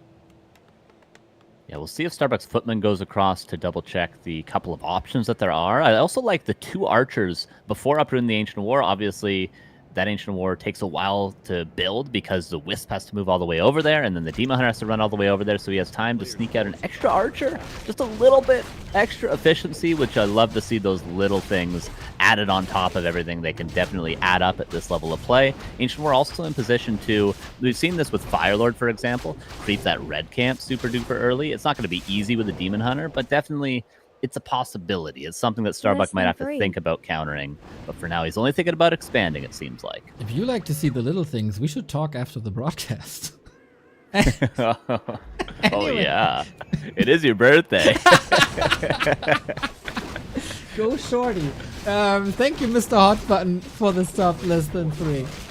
We go Starbuck probably with an Expo, and Jens is very, very well prepared for that. As you said, with the Troll Priest, with the Wisp coming in, with the Demon, of course, right there. Now it's down to Starbuck to defend this. And Claws +8 as well. Generally, you would want defensive items because the immolation is going to make up for the damage, but Claws, those extra auto attacks, look at this. Is Peasant going to get one shot? There we go.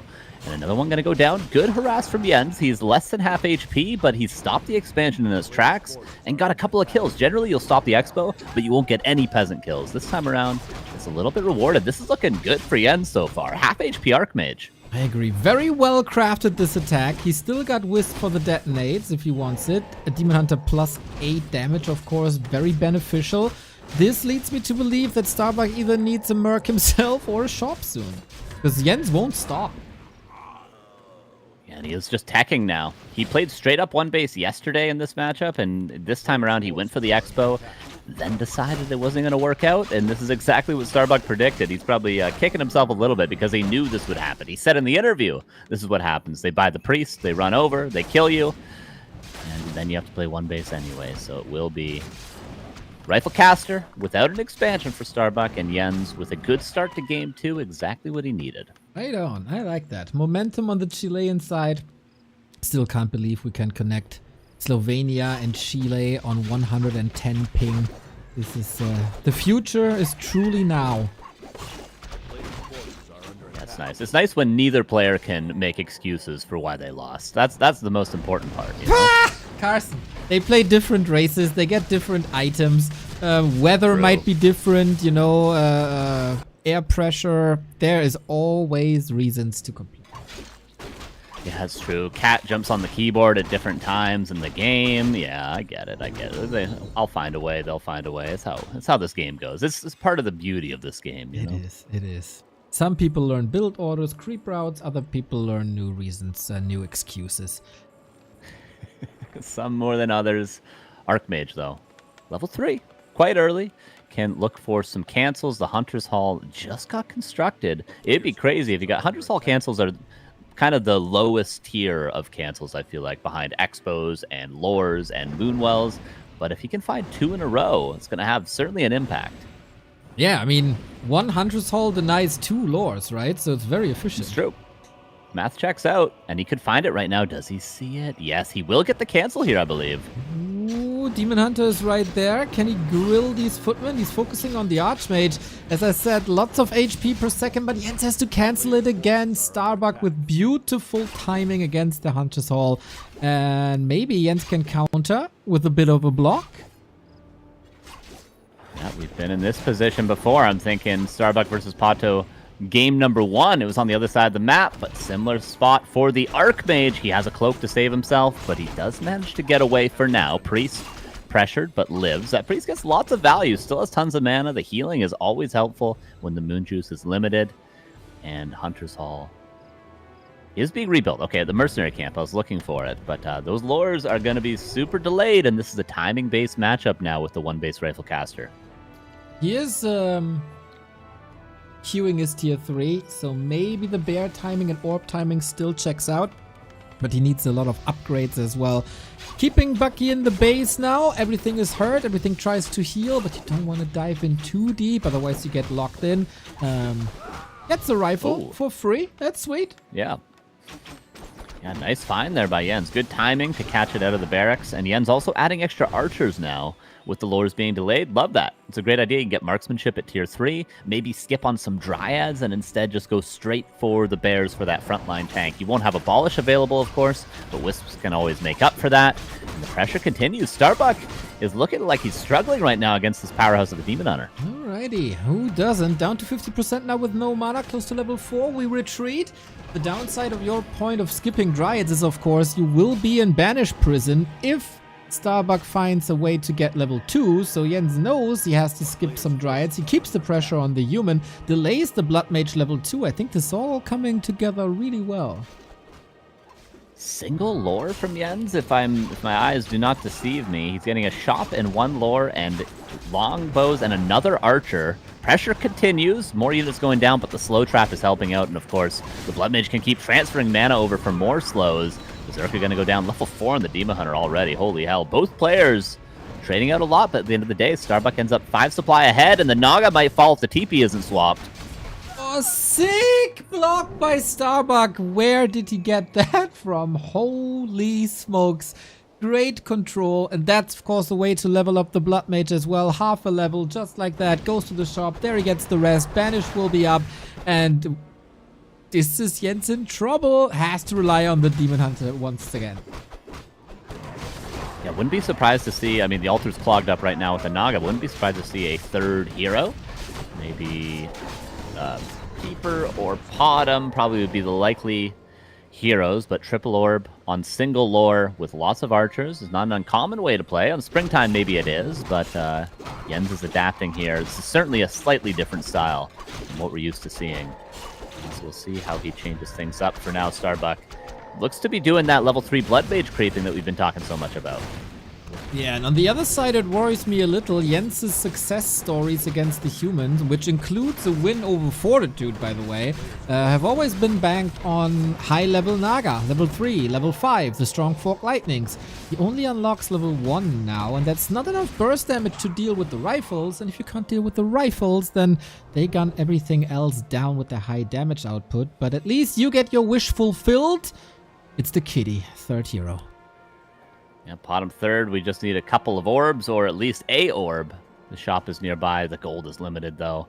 Yeah, I do like a high-level Naga. I feel like a lot of the times it's Panda. People think Panda needs to be power crept to level 3. It's always the Panda that needs high levels. But I feel like these days, in this matchup and versus Undead as a Night Elf, it's actually kind of a key part of the hold to get a level 3 Naga early on before the Undead pushes you, or in this case, before Starbuck pushes, which seems to be right now. Word. So, red spot, Creep Jack, Ancient will fall. The marksmanship upgrade. Oh no. Really important for the effectiveness of archers, and he has many of them. I don't think that's gonna work. Ooh, that reduces the damage output by quite a bit. Is it +3, +4 for every archer? +4, yeah, that's a lot. That's like an extra maybe archer and a half, 2 archers worth of value there. Still though, the positioning is all right. The red camp up for grabs. Yep, who's gonna get it? Naga got it, important. Also, Hood of Cunning for more agility, more intelligence, not too bad. Dust settles. Naga still not 3. We got a Sobi Mask on the Blood Mage, amazing, and double heal scrolls. No orb. Shop about to go down. The Ancient Ward dies before marksmanship, and now the shop dies before orb. He doesn't have the gold for it. He's got to sell something. He doesn't get the orb, Neo. Uh-oh. That's bad. Orb is really good. This has been an incredible series so far by Starbuck. Sometimes these situations are down to 1 or 2 seconds, but in RTS that's sometimes also a long time, and Starbuck always with the wins in these 50-50 situations. But we do have the Aura from the Potom and Roar, and soon when he's rebuilding the Ancient Aura, soon we're going to have Marksmanship as well. This is a fun combination to see on these archers. Super duper high DPS as well as a lot of claws. So once he gets the orbs, once he gets Marksmanship, it might start to turn in Jens's favor. We saw the pressure on the Blood Mage just then and there. The Banish saved him for the time being, but if Jens is given a little bit more space, a little bit more time for these couple of buildings in the main to finish constructing, maybe we can see his true strength. But for now, Starbuck continues going forward. Alrighty, we got the Telly staff here in case you gotta go away against the slow, and you do. Damn, that damage is something. Jens can be happy that it's one base, and the late game speaks for him because he has the tier 3 as you mentioned, and Starbuck is indeed giving him a little time, working on some higher levels with his own red spot. Yeah, that's a nice find by Starbuck. Of course, any upgrade to the Blood Mage is going to be great, whether it be Banish or whether it be Siphon. It's always good, maybe even Flame Strike later on if there is a heavy commitment to archers, so these levels are well warranted. And the item as well, Medallion of Courage. That's great for either hero right now. Starbuck, though, 2-0 Rifleman on 60 supply. He probably wants to take a fight pretty soon because Jens is banking on 50. Okay, he spent quite a bit. Too much, there wasn't too much banking. Potom level 2, Naga level 3. We have the burst damage now. 3 bears up, Wisp as well. We get an owl for some more vision. And let's see how much heavy lifting the Demon Hunter can do. Yeah, positioning initially wasn't great for Starbuck. Had to pop the heal scroll pretty much right away. Demon Hunter banished away. Blood Mage still with a ton of mana, siphoning it away from the Naga. No more Fork Lightning for her, but the auto attacks are really making a difference. Staff out of the bear. A second bear going to be focused down. Are there going to be any actual kills for Jens? He's doing good damage, but nothing's falling. Yeah, it's looking grim when you don't have Dryads for the Dispel. The Demon Hunter is trapped. The Banished Prison, as Soul always says. Bears have disappeared. You're left with 3 heroes and a handful of archers. Yeah, Maybe focus fire. He forced a push and vulnerability in a single heal scroll. If he could force a second heal scroll, all of a sudden, everything is open to kill, to focus down one at a time. But it's a difficult position for Yen. So it would take a mistake from Starbuck to fumble the next fight. Maybe he should wait for another potion of vulnerability, though, Starbuck, before he goes forward. I think that could be wise. Not a bad idea. We've seen 2 best of 5s in this matchup today. Both went 3-2. With winners on both sides, so an absolutely even score. Starbuck makes it look a little bit favored here in his direction. Archmage close to 5, gets another heal scroll, claws everywhere. And looking at the overlay, Demon Hunter inches away from 5. Mana on the Naga worries me a bit. Only 1 Fog Lightning available, and Starbuck gets more XP for that level 5. Yeah, nicely finding more creeps when he can. Starbuck has been consistently over 50 supply, but he's creeping to make up for the gold difference. Yen's now is going to get that level 5 Demon Hunter. Maybe he could get close to level 3 Potom. Not going to make a huge difference, but the Aura plus Roar combo, of course, is great. We can just look at the bonus damage on all the heroes. The Naga's plus 20, the Demon Hunter's plus 20, the Potom plus 18 with the Roar. Make that 31 on the Naga. Quite insane damage. Not bad, not bad. Potom also closing in on 3 for the Aura 2. Spamming Owl is nice. He got good vision, but Starbuck wants to close it out. 64 food, double heal scroll. The invuln that you were waiting for. This is his push towards the 2 and the O. Now Giant on the way out. That will be a big bonus to the army. The DPS just needs a tank in the front, so Yen's probably should wait for this, but how much will he lose? How many towers will be up before this Mountain Giant comes out? Wisp repositioning to go for the detonate, but this time around, Starbuck is not going to have a bad position. He's going to have exactly the position he wants. Oh, well. Pushing forward through these little chokes is not going to be too easy. We don't have Blizzard, though. That's maybe a little slither of hope. But yeah, rifles and base rates. We have the first Mountain Giant with upgrades. That can be a difference maker. Fork Lightning on the Peasants, actually. Prioritizing those so no Lumber Mill block shenanigans happen. Banish on the Demon Hunter, but at least he's going to be healthy when he comes out of Banish. Focus Fire on one unit of the next. A lot of DPS from Yen's. Hard for Starbuck to micro, but he does have the stronger army, it seems, right now. Yen's fighting back, though. Even supply. Is it once again one of these The Wall performances? Bear staffed out after being gunned down. Mountain Giant down to 50%, but he already soaked up almost 1,000 damage. It's incredible. Bear again. Oh, can he save him? Can he reach to him? Maybe. Looking like it. If only Jens had more orbs. Yeah, still missing that, of course. Missing 2 more orbs. Oh, Invis on 2 riflemen. Wow, Starbuck a third Invis. Owl. The owl. He could have gone for the owl. True. Yeah, he has full mana as well. Yeah, they overlook. That's such a weird interaction that you don't often see, but definitely. And now the Blizzard retrain you mentioned. Huge deal for these archers. This could make the difference. Archers, bears, also Mountain Giants. AoE damage pretty good against them. More priest as well. Thank you for the raid, Chris and Nadi. Hope you had a wonderful weekend. We are in the W3Champions finals, down to the top 3. Starbuck, Jens, and Kraft waiting in the lower bracket. In this best of 5. Starbuck, if he wins this one, it's looking really good. Has 3 match points. And he breaks the springtime curse, finally. True. He's been struggling on this map. Damn, we need a second orb. He's so close to having the resources for a second orb. I want to see Roar on these heroes as well. True Shot level 2. Tons of claws. Another orb and Roar. Here it is. So much damage on Jens, but is he going to be able to hold long enough to actually deal the damage? Supply is even. That's usually good for the elf. Yep. The tech advantage. But the Blizzard, we have not yet seen the impact of the Blizzard. It might have to be just pure Archmage hero focus when he sees that Blizzard. Then we have Invis, of course. He has to remember the owl. Here we go. And, well, quick staff. Yeah, we have no heal scrolls either. That is tough. Starbuck, of course, has been prioritizing those items consistently. Staying at 60, but buying items whenever he can. Yen's trying to commit in for a fight, but Starbuck's so good in these positions with the kiting. Yeah, looking phenomenal so far. Jens has to be quick on his feet, trying to chip away with the orb, but then the priest heal against it. Both players with very good sustain. Can Jens survive till nighttime so the moon wells replenish? Giant trying to be up front. The Blizzard doing a lot. There's the Roar again. Jens seems to be committing in. Archmage needs to be careful. If the Archmage stands there 1 second too long, he'll be 1 HP before he knows it. But he's doing so good, Starbuck. Constantly chipping away with the Blizzard. And like you mentioned, no heal scrolls, so this damage is permanent for now. No hurry. He picked that tip up from Fortitude. And who better to get advice from than the best human in the world? Naga close to 4. Got an orb as well now. Could then be mana shield eventually. So far, we had a lot of redos. Mana is empty. Heal scroll against it. One rifle might fall. Oh, the invis is so good. And no owl again. The owl expired, and that's when Starbuck decides to start using the invis. He doesn't burn the mana when it's not going to be useful. Just to look cool. He uses it actually to save the units, and he has yet to lose anything. Both players haven't lost anything so far, but Jens is looking a lot more bruised. Right on. Everything's hurt. Everything's banged up.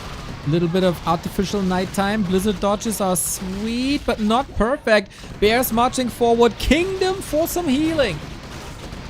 Oh, if only he had a heal scroll or two. Blood Mage getting below half HP. Heal scroll, huge deal for Starbuck. He's looking way healthier. Jens, the supply was even for a second there, but it isn't any longer. Blood Mage forced into a push from vulnerability. Banish on the Demon Hunter, and everything is about to die for Jens. He's pretty much got heroes left over and some very low archers. Maybe a hero kills his best bet. And the Blizzard is crazy. 15,000 damage. Banish, prison, traps the Demon Hunter once again where he belongs. Bears down one by one. That was a crazy good push by Starbuck. Springtime conquered after 3 attempts, and he goes up 2-0. Well, that's a strong performance of Starbuck. He tried to play one base, he was successful with it. Shout out to Jens for having an interesting approach how to deal with one base. We saw only one Ancient of Lore, you know, he slowly made a lot of bears. 2 things, guys. Things number 1, in 2 games, Jens lost his Hunter's Hall very early, so this is like crazy, right? And actually, I was always wondering, maybe in some weird situations, it's okay to make proxy Hunter's Hall, so you can like hide it. You have wisps around your map, you know, just make it at the red camp, right? Or something like that. And second thing number 2, no retrain to mana burn, right? Demon Hunter level 5, we love mana burn on level 3, when you play Nidelf, of course, not if any other race of, because disabling all of the mana and this Blood Mage was getting nasty there. Yeah, it's hard. It's a hard strategy, I feel like, for Jens to have enough resources to do everything he wants. Like, he needed heal scrolls, and he needed that retrain, like you mentioned, but he also needed orbs. He only had 1 orb. It just ends up being a very resource-heavy thing because you need to get Mountain Giant upgrades, Archer upgrades. You're producing sort of 2 to 3 tech units and Tri-Hero. It's just very expensive, which bit him in the end because a heal scroll or 2, keep that front line of bears alive a little while longer. Maybe the fight is a little bit different. Right on. What's different here is our prize pool. We cracked the 2,400. Let's go, everybody. That is courtesy of Skinks, not the first contribution by that person. Thanks for all the work, guys. Thanks for all your eyes and ears and for all the clicks that we get because of you. We still don't think it's enough, though. 2,500 is an absolute must. So chip in, everybody. These games are incredible. The gamers are incredible, and we want to reward them as much as possible. Can Starbuck close this out now? 3-0. That would mean Jens has to go through an absolute ringer if he wants to conquer this tournament, because not only does he have to play this series, but then also the lower bracket, and then also the best of 7 grand final. That's gonna be rough. Okay. Super long road ahead of him. And Boulder Vale, Neo, for the first time in this tournament. We haven't seen Warhail yet. We haven't seen Boulder Vale. I don't know if there's any other maps we haven't seen, but our first time today. And Warhail also is, if Starbuck loses 2 games back-to-back, if we do go to Game 5, it will be on Warhail. So we might see both maps potentially if Jens cleans it up. Get the boats, everybody. Get the boats and get ready. Yes. For some extraordinary Carson and Soul 8-man commentary. Let's go. Boulder Vale, what we can tell you about this map, it was rebuilt a little bit. The biggest difference is, you know, very cosmetic, but still there is less monsters at the lab close to your base, so you can't get level 2 immediately. And what Jens is doing, he's going to start creeping with the mercenary camp, we have a dark set of priests there. So there's a dark troll shadow priest, there is dark troll berserker. Nothing special, just different names. It's a little bit like on springtime with a healing no dispel. And remember that on springtime, this ice troll priest, he was very useful. So maybe Jens will hire him again for his army. Yeah, some slightly different mercenaries. We do have the tier 3 where the ogre mauler generally is a giant wolf on this map, and the tier 4 is a satyr shadow dancer apparently that has curse. We don't see that too often, but it could be cool to see. Who knows? Curse could be good for a demon hunter maybe in the future, which is what we're seeing from Jens. Yes, that's definitely true. Demon with the priest is the best friend of demon hunter, that's for sure. Yeah. What is really funny, I don't know if aware of this, Carson, but once Death Note was trying to coach me via Twitch chat, how to use the priest healer, and he was constantly telling me arms, and I thought it's like name of the healing ability, but what he meant is that you need to heal manually, so right, because the priest has a lot of damage as well. He's a piercing unit, he deals more damage than an archer, so you attack and then heal manually. So definitely I will keep eye on that. Is Jens using his arms to heal? yeah, finger over that E key at all times to heal up while auto-attacking. Second archer again from Jens. Again, a slight thing that many Night Elf players don't do that Jens does when he when he has to run a long enough distance to the Ancient War. Always gets that second archer because you can afford it. You have the supply for it. Why would you not? Love to see it. And immolation to start for Starbuck. He does go for that lab, even though, as you mentioned, you're not going to get level 2 from this. It's still the cleanest way to start your game as a human. Guys, I have to interrupt real quick because we got a fat $100 dono by Commodus89. Let's bring that prize pool up. Thanks for keeping Warcraft 3 alive. Thank you very much, sir. Round number. Thank you, Mr. Komodos, and thank you for having the passion for Warcraft 3, and I have a passion definitely to observing high MMR games, and this is the highest matchup that we can get. Of course, so far Starbuck is up to 0, but let me tell you, there is always possibility of a regame, and maybe this map will belong to Jens, to give him this confidence that he can actually do it. So far, Demon Hunter doesn't need more confidence. He has 2 mana spenders already because he got Talisman of Evasion. So in reality, this Demon Hunter with 3 spells on level 2. Can you believe it? Yeah, and Gloves of Haste is going to be nice if he can get those auto attacks in. It will be 1 base from Starbuck, scouted by Jens already with a Wisp that was nicely timed. So it could be a similar game to last. The big difference, of course, is going to be, will that Hunter's Hall be canceled again? Will Jens be forced into that weird Archer Tri-Hero strategy? Or will he do it by choice? If not, double lore, lots of bears are the main possibility for Jens. This is true. Okay. Yes, waited a little bit with the tag, right? He's taken a little bit later than usual because of the mercs. And he has the mercs, that meaning he can defend nicely. As you mentioned, Starbuck is playing 1 base in this no hurry mode. He has the blacksmith already. He made only 3 footies, if I'm not mistaken, so his tag is very fast. Maybe it was actually 2 farm tag that I missed while I'm talking about the mercs. And yes, Jens even bought this Dark Troll Berserker, so yes, he will have a nice early game. Now with the Boots of Speed, he can easily chase one of the remaining footman. And what Starbuck can do with 2 farm tech, he can only be annoying. He can't really creep, and he's looking for this Hunter's Hall probably because in 2 previous games he was very successful with cancelling it. Yeah, stark difference between the 1 base all-in we saw versus Pato yesterday from Starbuck. He's not going for 6 footmen with defend. He's going for that early second rifleman. The timing, you can tell because the second rifleman finishes at the same time as the tech, then you get long rifles right away. Whereas yesterday, Starbuck was only starting his first rifleman when the tier 2 tech finished. So much less commitment to footmen this time around. And as you mentioned, he's not going to be able to get much harassment done because of this, but he'll have a stronger tier 2 army. Okay, what Night Elf can do in this position, because you have wisps, you just creep close to the human base. And when human wants to creep something significant, then you harass. Usually you have Naga, and it's almost impossible for human to creep for real. There's the question, is it worth it to challenge the small green camp? We'll see the answer soon. But again, Jens' tech is a little bit late. Now, He finished his tier 2, he can hire the second hero, but look at this, he's already harassing, Archmage has no more mana, and we have Blood Mage. But this Blood Mage will be on level 1 for a long time, I think, in this game. And yes, the Naga squad is already there. Very good pull by Starbuck. You know, he knows that he needs to pull Militia. There is no other way around.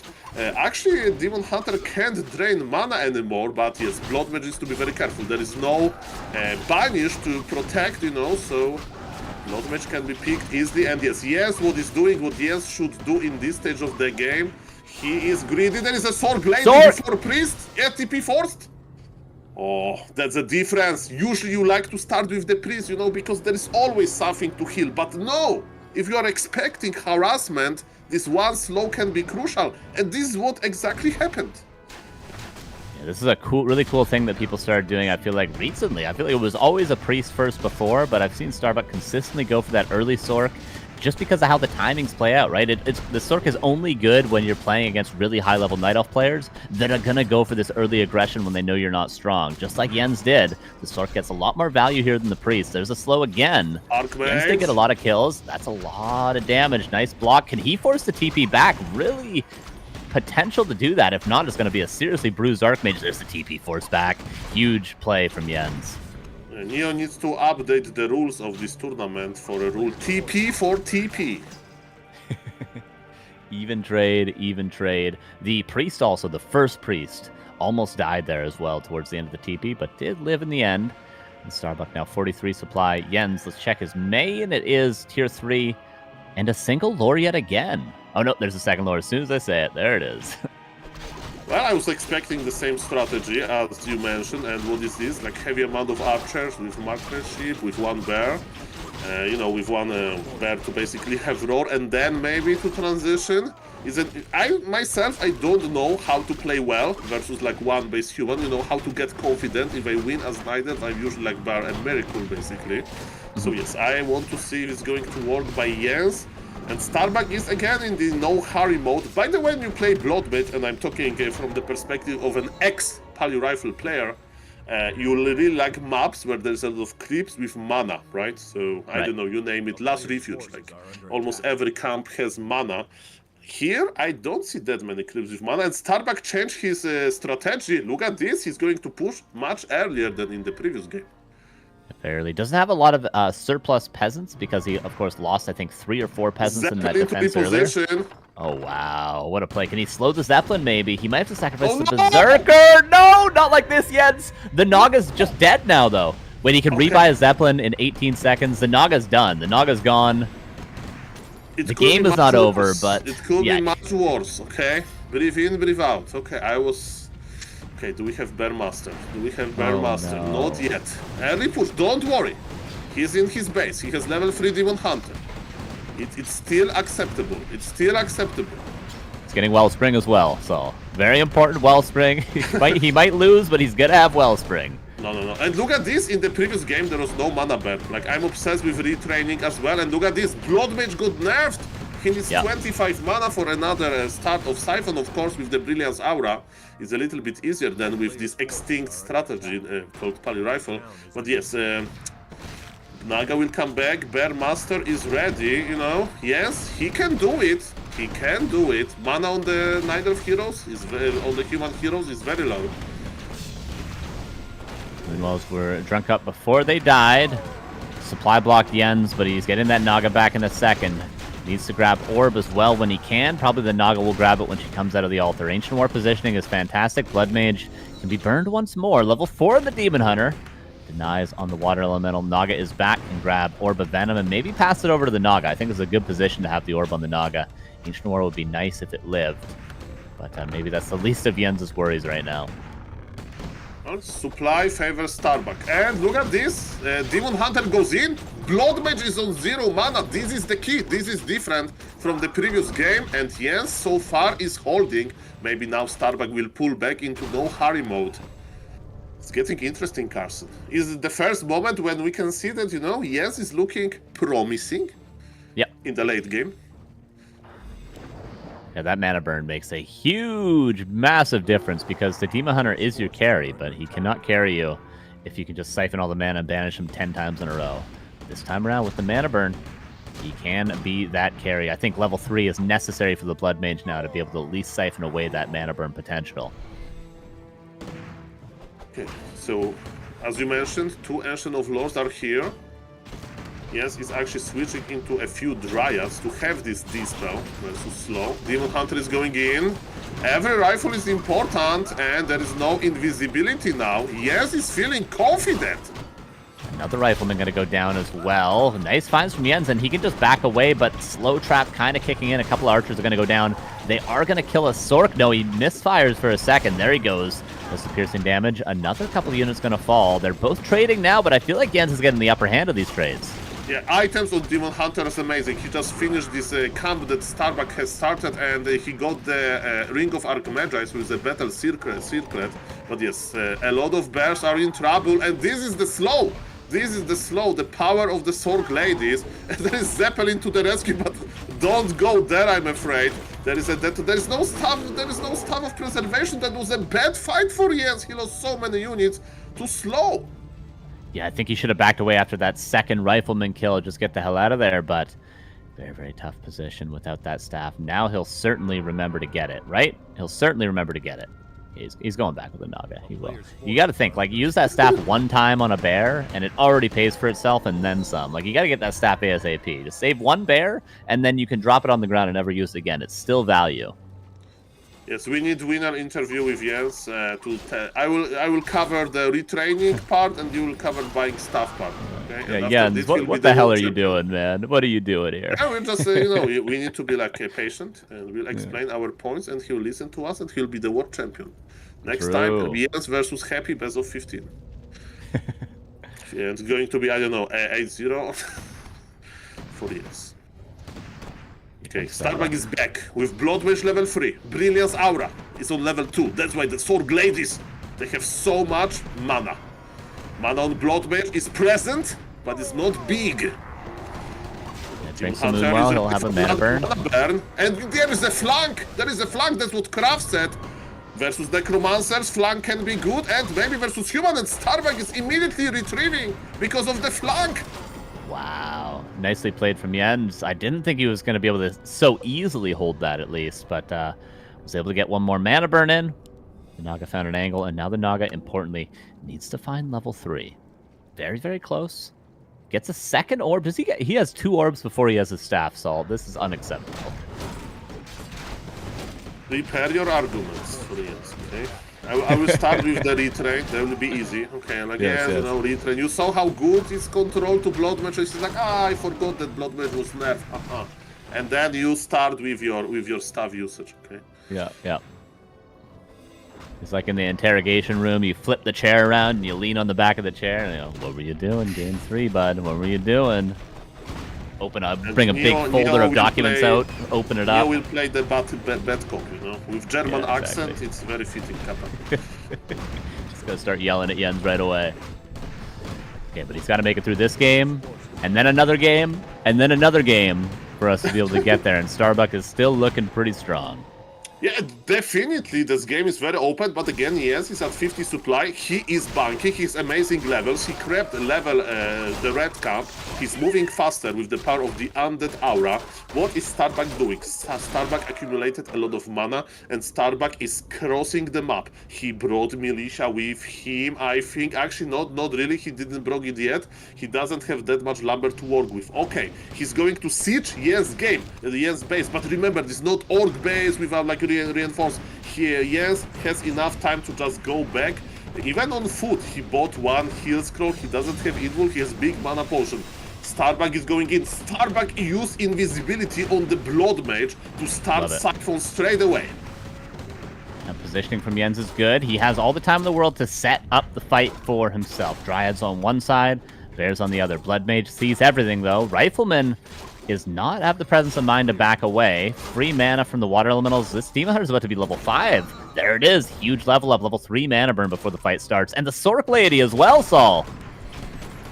Okay, that's a nice start to the fight. Of course, we are away from the Moonwell, so this is not that good. But look at this! No Siphon mana! It proves my point! Level 5 Mana burn is big, but he still needs to prove it. There is a lot of rifle casters that are connected to each other. Blood Mage is a low HP and mana. There is no mana on Demon Hunter as well. You still need to remove all of those rifles. It's not going to be that easy, but again, it's looking promising. I'm getting excited here, guys. Starbuck has no TP, by the way, so it's do or die by Starbuck. There is an Onk, there's a Potion of Vulnerability, last heal scroll used. Mass Wisp from the main base, maybe could have been pulled a little bit earlier. One bear falls, but 4 are still healthy even. Demon Hunter is able to right-click on everything. I think Jens is doing it. This is brilliant play. Dude, Mana Bird is so sick. 2 more Riflemen fall. GG is called. Literally all credit to Mana Burn for game number 3 here. And now we celebrate the caster, they said it. And it's not even my birthday. What a game, Jesus! El Guerrero is here to fight, man. Not deterred by being down 2-0, not deterred by having a supply gap to close. Jens is here to fight in the winner bracket and in the entire tournament. That was a statement win, really cool reversal, and really cool game overall. Just incredible Warcraft on display once again. Yeah, super happy with that performance from Jens. I mean, he was starting to heat up. We've seen it ramp up a little bit. Game 2, super close, you know, just an unfortunate couple things in the early game. Game 3, obviously, the whole Zeppelin thing. Imagine if that didn't happen. That would have been a lot smoother for Jens. But just brilliant fights. It shows how important sometimes the maps can be. If you have these more open maps where you can get, you know, different angles on the rifle caster army, you don't have to always fight into a choke point like he kind of did on Springtime, if you remember. Can make a huge difference, you know, all the difference in the world, and Mana Burn on top of that. I wonder if Starbuck will expand now, right? So he was kind of feeling confident with his one base plays. Maybe now he's trying to expand. Is the map going to be the Hammerfall now? Yeah, Hammerfall indeed for map number 4. And if Jens wins this, we get boats, baby. We go to Warhail for game 5. Oh, yes. Magnificent, man. Magnificent. The best players we have on the server, and they show the world why. I'm pretty sure many people counted Jens out already. Like, yeah, it's in the picking order. Starbuck first and Jens second, but nah. Similar to the fights against Hawk in the last season. Don't count him out. Not on a map, not in a series, never. Even if Jens is down 0-3 in the grand final, he's 20 food down as well. Somehow he's the maze runner and he finds the ways. Such good fights from him too. Such great micro from both players throughout this entire series, really showing their best and, you know, most final form that we've seen them in. Love to see it. The loading map is Hammerfall, the Makura map, and what I can tell you about this map, super close to expansion, super easy expansion for the human, very strong expansion. In game first on Tide Hunters, Jens tried to, you know, taste the waters a little bit with the Expo versus Expo, and Starbuck won very easily. So I wonder, are we going to see Keeper for Jens? It's going to be Demon Hunter. You know, his Demon Hunter Mana Burn, you know, one base play gives me hope. Maybe he will commit into Demon Hunter, maybe not. We'll see about that. Definitely this game will answer a lot of questions. Is Jens confident in the late game for Starbuck? Because that's, you know, what we are going to see here. Either one base plays by Nidalf or two base, because the map is good for both. Alrighty, let's see then. I start to wonder if maybe Starbuck is getting a bit too one-dimensional, but then also Rifle Caster is just so normal. But Starbuck not really a player who mixes in too much air units that other people might do. So yeah, I think we should expect Rifle Caster, but in what form? And on Jens' side, Keeper or Demon Hunter? I think after being the carry on map 3, you don't want to betray that Demon Hunter, and he's in the altar, of course. Okay, very standard opener by both. And Jens on this map is like crazy enough to like creep the Rock Golem camp as well, but he's not doing that, so it will tell me that maybe he will play one base himself. We'll see about that. Of course, the decision by Starbuck, he will expand. So it's going to be a good test, guys. How good is Jens with fighting expansion from the one base perspective? Because you need to plan your aggression very well. You need to like harass, use all of your mana, kill some peasants, get red HP, TP out, and repeat, and repeat, and repeat. Oh yes, but we need to start with Makura. because this Makura map. So that's what Jens is doing with his Ancient of War. Yes, of course. Okay, that's a solid little jump start, even though it hurts a little bit when a Makura bites the dust, but you told me many times, it's the circle of life, and it's the great thing when they respawn, just like it's a great thing when a new map starts. You can't be sad that one map is over. The good thing here, though, is another map is starting shortly after. We got the Wisp in. Is that in detonate range? Could have been, but nope, not just yet. Archmage creeping, Demon Hunter creeping, looking fine. Yes, item for the Archmage, not that good. HP item, that's not what Starbuck would like to see. Jens is scouting. He's actually pulling back now. He's crossing the map. Starbuck is chasing a scouting Wisp, and yes, Jens is there, and yes, Starbuck will expand. He is like, okay, this guy is pretty good versus one base. I need to work really hard on that. Let's throw him a curveball, which is actually the standard way, so let's expand. Well, well, well. No level 2 just yet. That's what usually the detonates are for. Starbuck slaps down an expansion once again with the little safety zone between Town Hall and trees. Pato ran into that and unfortunately couldn't have the greatest success. So hopefully Jens is not doing the same mistake. Immolation on. Footman is getting hot in their armors, I guess. In the meantime, no tech. Just an expansion, just a counter expansion. 2 base, as Warcraft is meant to be played according to Remo Demo. 2 base. Okay, well, it kinda didn't work too well on map number 1, but it was the keeper opener. And now there is a little bit creepjack over with just archers, detonation, and experience to the Demon Hunter. And wait a moment, Neo, at the expansion of Starbuck. Starbuck mentioned that he's like very good with hiding his peasants in this like cave, in this hole, you know, between trees and the town hall. This is true, but still he lost 1. And counter expansion of Jens survived. You know, there was no danger there, but because of this hard work of the Demon Hunter. Demon Hunter kept Starbuck in defensive position. Okay. Now, Demon Hunter, straight into the base. If you can't find targets at the expo, just go for the base, because there is no tower, there's no fortification. At the very least, it drains some militia time. That cuts into lumber, that might delay the tech or any future upgrades. Immolation, and that's the name of the game. No staff, though, so he's sacrificing his town portal, most likely. Yeah, but lumber, there is a lot of militia usage, and look at this, Night Elf can creep remotely. As you can see, Ancient of War is already there. Demon Hunter won't get level 3. Imagine if he could level up. He has to teleport out. What is Starbuck doing? Starbuck is creeping a nice double green camp in the middle.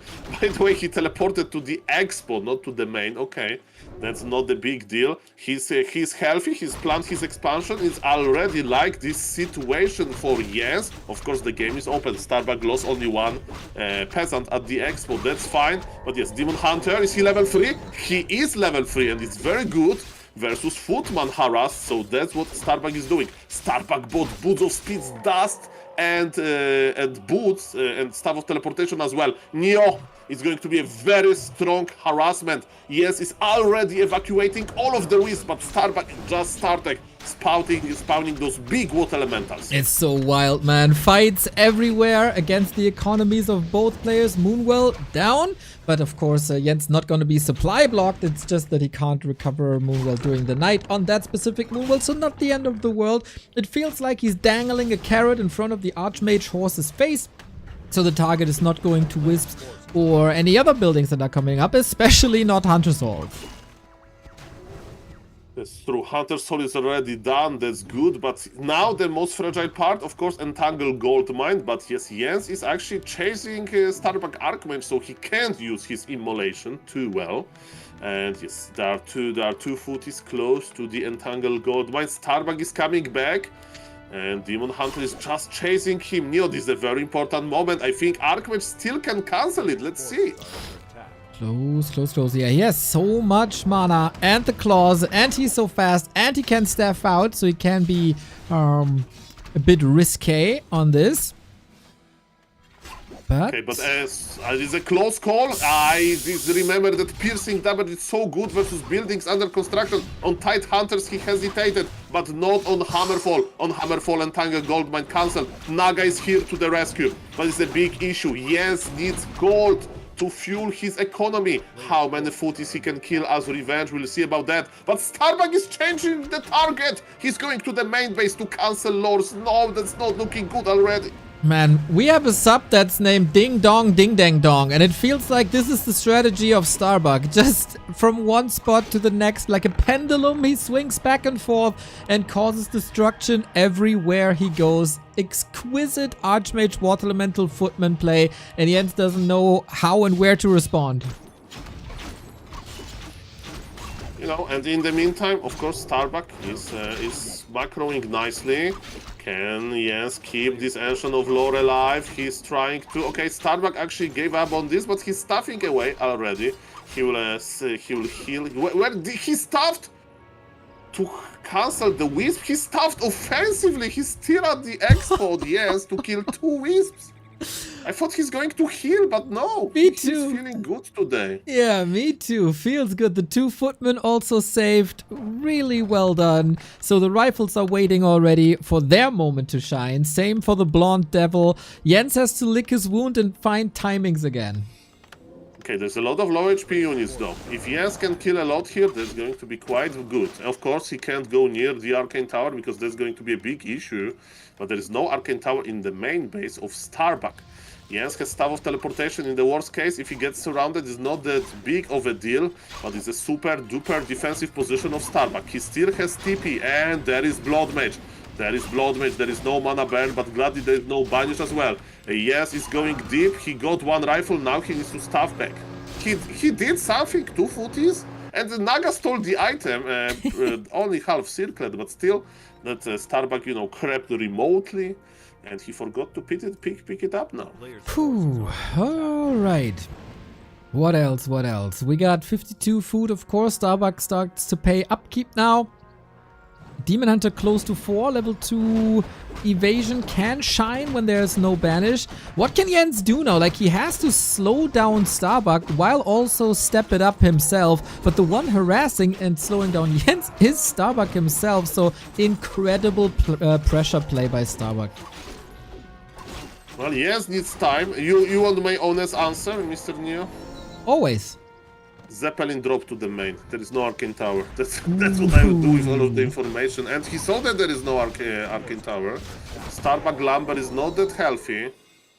But yes, probably yes, will just creep defensively. As you mentioned, high level Naga. That's a very important thing against the human because you have this 4 lightning efficiency. But Starbuck is here to steal the item. He got experience as well, and the item. Incredible! Scroll of the Beast on top, well done. This is so much damage. Jens again needs a magnificent late game to somehow turn this around and cause game 5. Oh, Blood Mage might be in trouble here. Invul Potion though, popped immediately. 7 seconds safe, and then he got the heal scroll. Plays Ring around the Rosie. Demon Hunter is catching some extra strays from the creeps. Ancient of War goes down. It's all on the shoulders of the Demon Hunter once again, but I think Starbuck is in the process of breaking them. Starbuck is looking good. That's what is happening here. Jens is making Ancient of War as a part of his low, I think. He knows that Starbuck push will happen very quickly. It's Naga level 2 Neo, and it's not even close to level 3. It's going to be extremely hard for Jens to survive this. Starbuck gives him time, by the way. He is probably going to creep the turtle camp and then push. Interesting. Well, now we have access to the supply, so definitely Jens is behind. All of this harassment that Starbuck did in the mid-game is paying off. And yes, maybe Jens can do something here. He has a very small army. And is he going to the main base? He's looking for reinforcements. Oh, he will get 1 rifle. Not that bad. Okay, similar to Moon early, and we all know how Moon versus Starbuck ended earlier today. Just very little forces. Still working on Bear Master training. We're a couple of seconds away. The orb is great now. And yeah, he's doubling down on the lumber, but Starbuck in the meantime, 700 lumber. Mana Stone from the red spot. This is a deadly push, and Jens goes for the Pit Lord. Which one is it? Destromath. Let's go. The idea of Pit Lord is simple. You are giving additional target to Banish, basically. Banish was nerfed, and now there is cooldown, so Blood Mage can't spam it that well. But yes, so that's the idea in general, but you know, there is drawbacks. Demon Hunter will get less experience, Naga of course, because there is Pit Lord to feed, let's say. But yes, ladies and gentlemen, it's not about the third hero, it's about the supply. Starbuck has the rifle caster efficiency with the sword blades, there is a lot of slow. Nice detonations, but yes, we'll need much more than that. Scroll of the Beast use, Starbuck is not going back, Starbuck is going in. Oh yeah, he's ready for the grand final. He wants to take a little break while Jens is fighting against Kraft in the lower bracket. The bears are going extinct. Call Peter, because this is animal abuse what Starbuck is doing right here. Pit Lord can't save the day without items, as you said. The Naga isn't level 3. The Breaker body blocks are looking fantastic. Sork ladies are doing a wonderful job, and that's the regular carry down next to the Demon Hunter, of course. Jens, this is looking hopeless. Yes. Thank you. My expert opinion here. I mean, guys, 63 supply, okay, but you know, there are 2 units in production. Shredder needs to hide. But yes, look at the mana. There is a lot of mana present on Starbuck. He's constantly regenerating. Yes, there is no Naga. Level 4 Naga, and Naga is in the altar. That's where Naga is. Yeah, for 40 more seconds. Maybe a hero focus, but the Demon Hunter can't really connect, and if he does, he's getting banished once again. Dispel as quick as you can, but there's always just another banish. Archmage might be trapped at the top, trying to force a town portal, but even then there's a staff to get out. Another bear killed, rifles in the back, perfectly microed towards the tree. Another bear falling. This seems like a downward spiral for Jens, and for once he can't get out of it. Yeah, Pit Lord is, instead of dealing a lot of damage, is busy dying. Rifles are left alone. Naga is back. Demon Hunter is escaping. There is still operational expansion for Jens. That's why he's not leaving from this game. But yes, 20 supply ahead Starbuck is. And who is going to stop him from killing the Expo? Yes, he's lurking around. He's not looking too hot. Okay. That Expo, he cannot hold this. Like, there's no way. Starbuck could be working on a third base, actually. He's going for invisibility. He's going for more upgrades, so the breakers do a little bit of damage. Fork Lightning coming in. And yeah, he just clicks one bear after the next. Could he still do it in the next patch when piercing damage does 10% less to heavy armor? Probably, yes. This is so much. This is so overwhelming. And Starbuck on his victory lap towards the grand final. He has 1700 lumber, Starbuck, so he can bring literally all the lumber peasants, and he will use them to maybe make the shop, you know, maybe one arcane tower. We'll see about that. Yes, he's not giving up. Yes, he's used to these situations, but it's 30 supply ahead. Starbuck is. Jens can feel it. GG is called, and Starbuck, welcome to the grand final. And Mr. Jens will face Krav now in the loser bracket final as well. Yeah, Jens is going to have a big grind ahead of him if he wants to face Starbuck again, but he's going to have to make a couple of adjustments for sure, even if he's able to make it through Krav in the lower bracket. That was very well played from Starbuck. One game of adversity, but let's just blame it on the map. Let's just blame it on Boulder Vale. He wasn't comfortable there, wasn't confident there. Everywhere where he was seemed to be completely dominant. That was a clinic from Starbuck, as expected by some. And we'll see if Jens can tighten it up a little bit.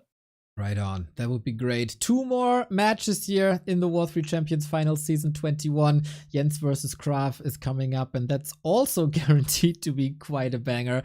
We will, of course, hear from Starbuck in a second.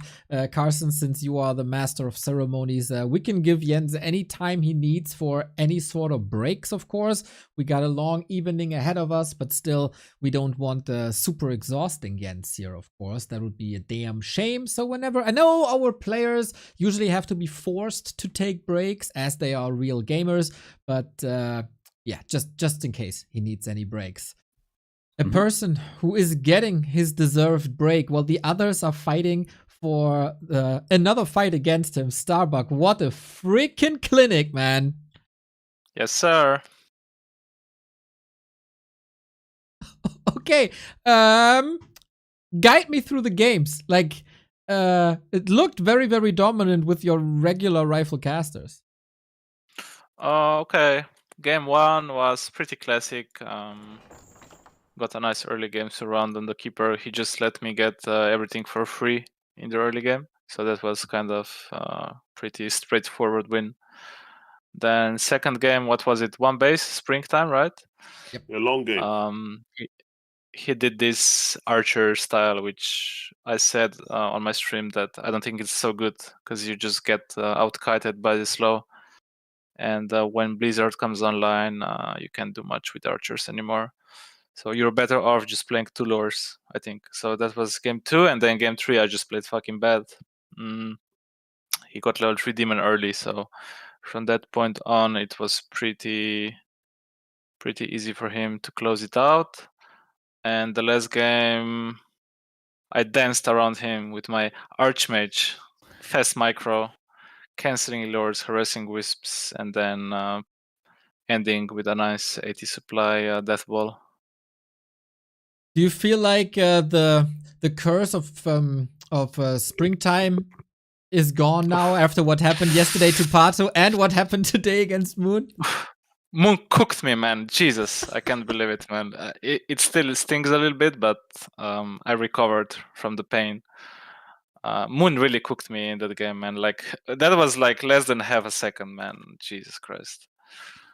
The firebolt. So for anyone, context is you should watch me against Moon game 5 in the Dolphin Super League. It's on Back to Warcraft channel bots. So yeah, I recovered. I'm feeling good now. I'll take some rest now before the grand finals and cheering for my boy Krav. Because it's the easier opponent? I don't want to say. I respect both.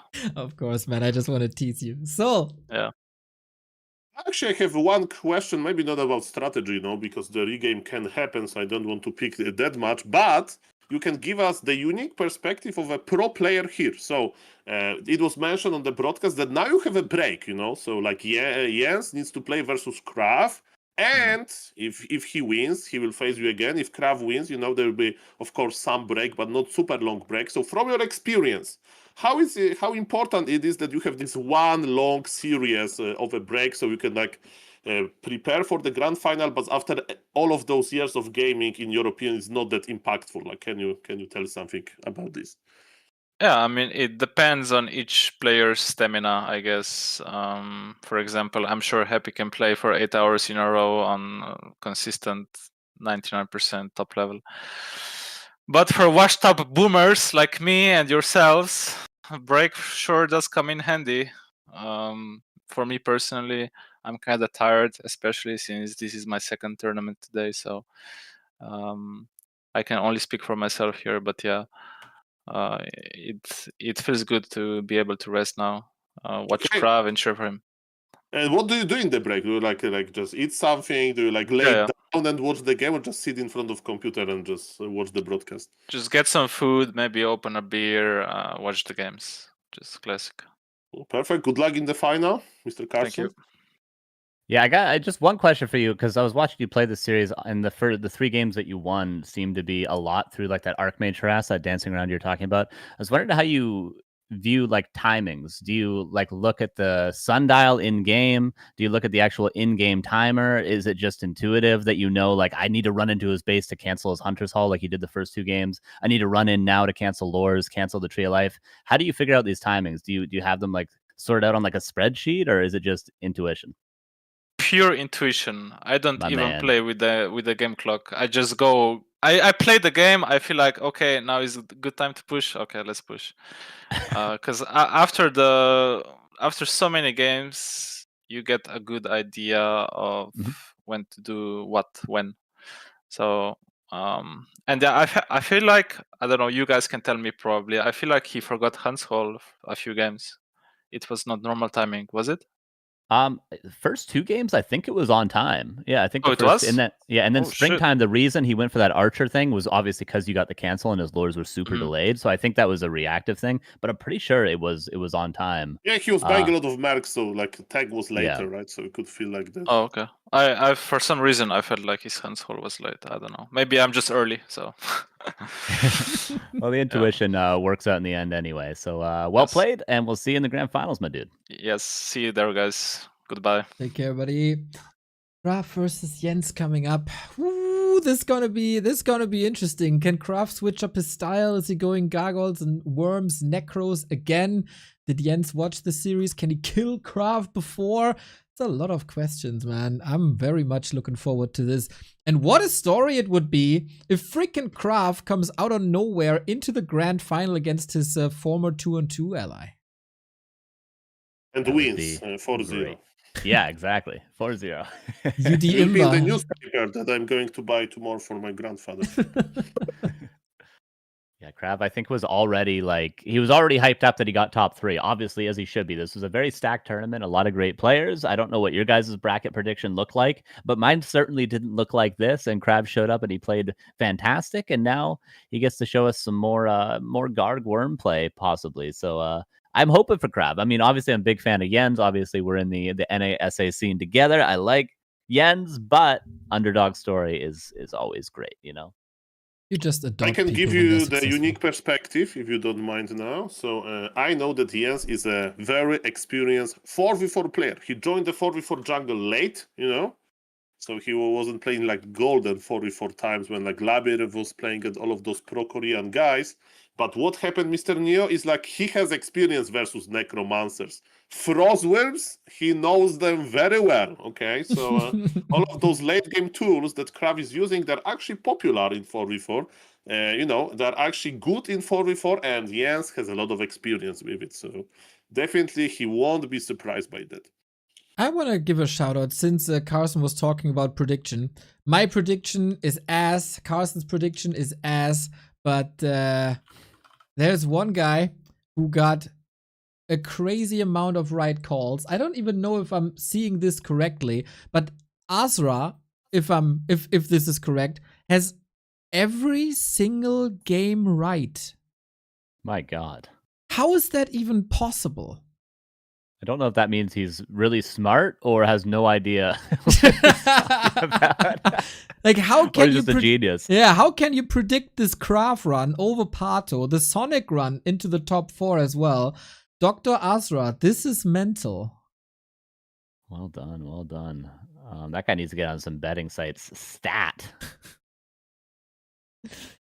Did Jens say anything about breaks, or do we go? Actually, 5 minutes. Yeah, Jens was like, go. I was like, take a break if you need. He's like, let's go. He immediately vetoed, and then now Krav's like, give me 5 minutes. Of course, he needs that smoke break. Your BBC mode. It's a perfect time. The perfect Tell time. people more about Warcraft Champions. Well, actually, I feel like we should check the match Reno once again, because there was a little bit of support coming in from Kiss My Ears. $15 coming in, $2,515 for the champions of W3Champions, for the highest of the highs that we got on the server. It's really, really, really cool. Motivates the players and of course us to do this again for potential season 22. We all loved the system we had last time with 2 weekends and wildcard qualifier and open qualifier. This time the crowdfunding was a little slow, probably because it's summertime, but hopefully next time we can do a long 2-week final again to include more players and get more games and cast more hours together. Wouldn't that be just a dream? Yeah, it does feel short. It feels short and sweet. It is nice to sort of, have a condensed storyline. You're not thinking what happened to that match last weekend and something like that.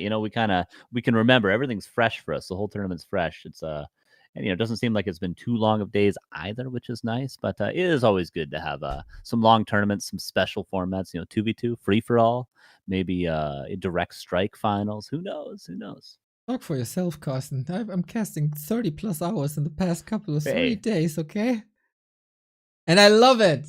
It's your birthday. I wanted it this way. I scheduled it this way. It's freaking great. But for the 30-hour casts, I need some energy. And where could you get some energy if not from Rogue Energy? Exactly, the sponsor of this month. Let's freaking go, everybody. I'm drinking currently sour candy. It's really sour. Actually, I'm struggling. It's so sour, I'm struggling a little bit, but still very tasty. So check it out, everybody. Your replacement sugar-free alternative to regular energy drinks, more sustainable and cheaper in the long run. You can check out the tubs and the tastes here for the 3 different formulas that we got: energy, hydration, and chill. You can start with some starter packs, buy entire cups, buy them in cans actually as well. With natural caffeine in, and since they support us, you should be supporting them. We support you in your support with the coupon code B2W for a 20% discount. And of course, all of that you are watching on the beautiful OperaGX browser for gamers, built-in ad block, built-in VPN, throttles the CPU and the RAM and the network when you're gaming, so it doesn't clog up your performance. And every download of OperaGX helps us a ton. There's a next threshold of 300 users, new users. We're getting close, so get in there, download, install, and support the channel. The sweet sour. The sweet browser and the sour energy drink. That's what I was gonna say. It's so always sour. beautiful. Yeah. I like that though. I like when they like exaggerate things, because there's nothing worse than wanting something sour and that's not sour, or wanting something like spicy, like in the UK, and then it's just not spicy at all. And you're like, even though I don't like spicy things, at least if I gotta order something hot, I want it to be hot. If I gotta order something sour, I want it to be goddamn sour. All right. So I like that you get what it's advertised with Opera and with Rogue. Exactly. Do you remember Center Shock from when you were young? Was that a thing in Canada? It's like some sort of candy that is supposed to be incredibly sour. And we had like jar heads, I think they were called, or something like that. Let's see if that's the same. Oh, I just see the movie. Anyway, this product came out, the Center Shocks. And it was super mega sour at the very beginning, and then after a month, when the news was out, like, oh, it's so sour, you gotta taste this. They changed the formula, and now it's ass. Fuck you, Center Shock. Yeah, not good, not good. Like, give us what we want, you know? Sometimes you want extremes. You don't want everything to just be balanced in the middle. We're not all Goldilocks over here, okay? Exactly. All right? Exactly. Warheads, there we go, called Warheads. Yeah, that looks very similar. Yeah, probably very similar. Yeah, good times. There is like extreme sour candies, like, you know, those like eating challenge channels on YouTube where they do like a lot of spicy stuff or things like that. There's also like extreme sour things, like a hot chip but for sour candies. I wonder what it's like to have like an extremely sour thing, like to the point of being very uncomfortable. I can't even imagine what that'd be like, but apparently it does exist. Should we do a dono goal for that? Ooh, as long as it's not spicy stuff, I can't handle spice, but I could probably handle, you know, super sour things. Yeah, why not? Or just I like checking that out we an are eating having contest. in real life conversation. I just feel left out. But It's just like me at a party, Saul. This is what it's like, just arms crossed. You know, I want to the start only smoking story- again, so I have something to do. The only story about sour things I have from TikTok, of course, because that's how I get my news. So apparently you can like eat some candy or whatever, and then it like confuses your taste, and you can like eat lemon and it tastes sweet for like 10 minutes or something. I don't know if it's true or not, but something like that exists probably. Alrighty, how are we looking when it comes to our gamers? Are we ready? Pretty close. Crab just joined, seeing if he wants to ping equalizer or not. And then we will jump into springtime as map number 1. Loser maps for Jens as Tidehunters into Hammerfall. Loser maps for Crab, Last Refuge into Secret Valley. The third map, actually, we haven't seen yet. We hadn't seen Boulder Vale. We haven't seen Warhail. We almost did. And we haven't seen Secret Valley. But we saw it one time. Sorry. Actually, we saw it one. It was a Sonic game on Secret Valley. So we've almost gotten through the whole map pool.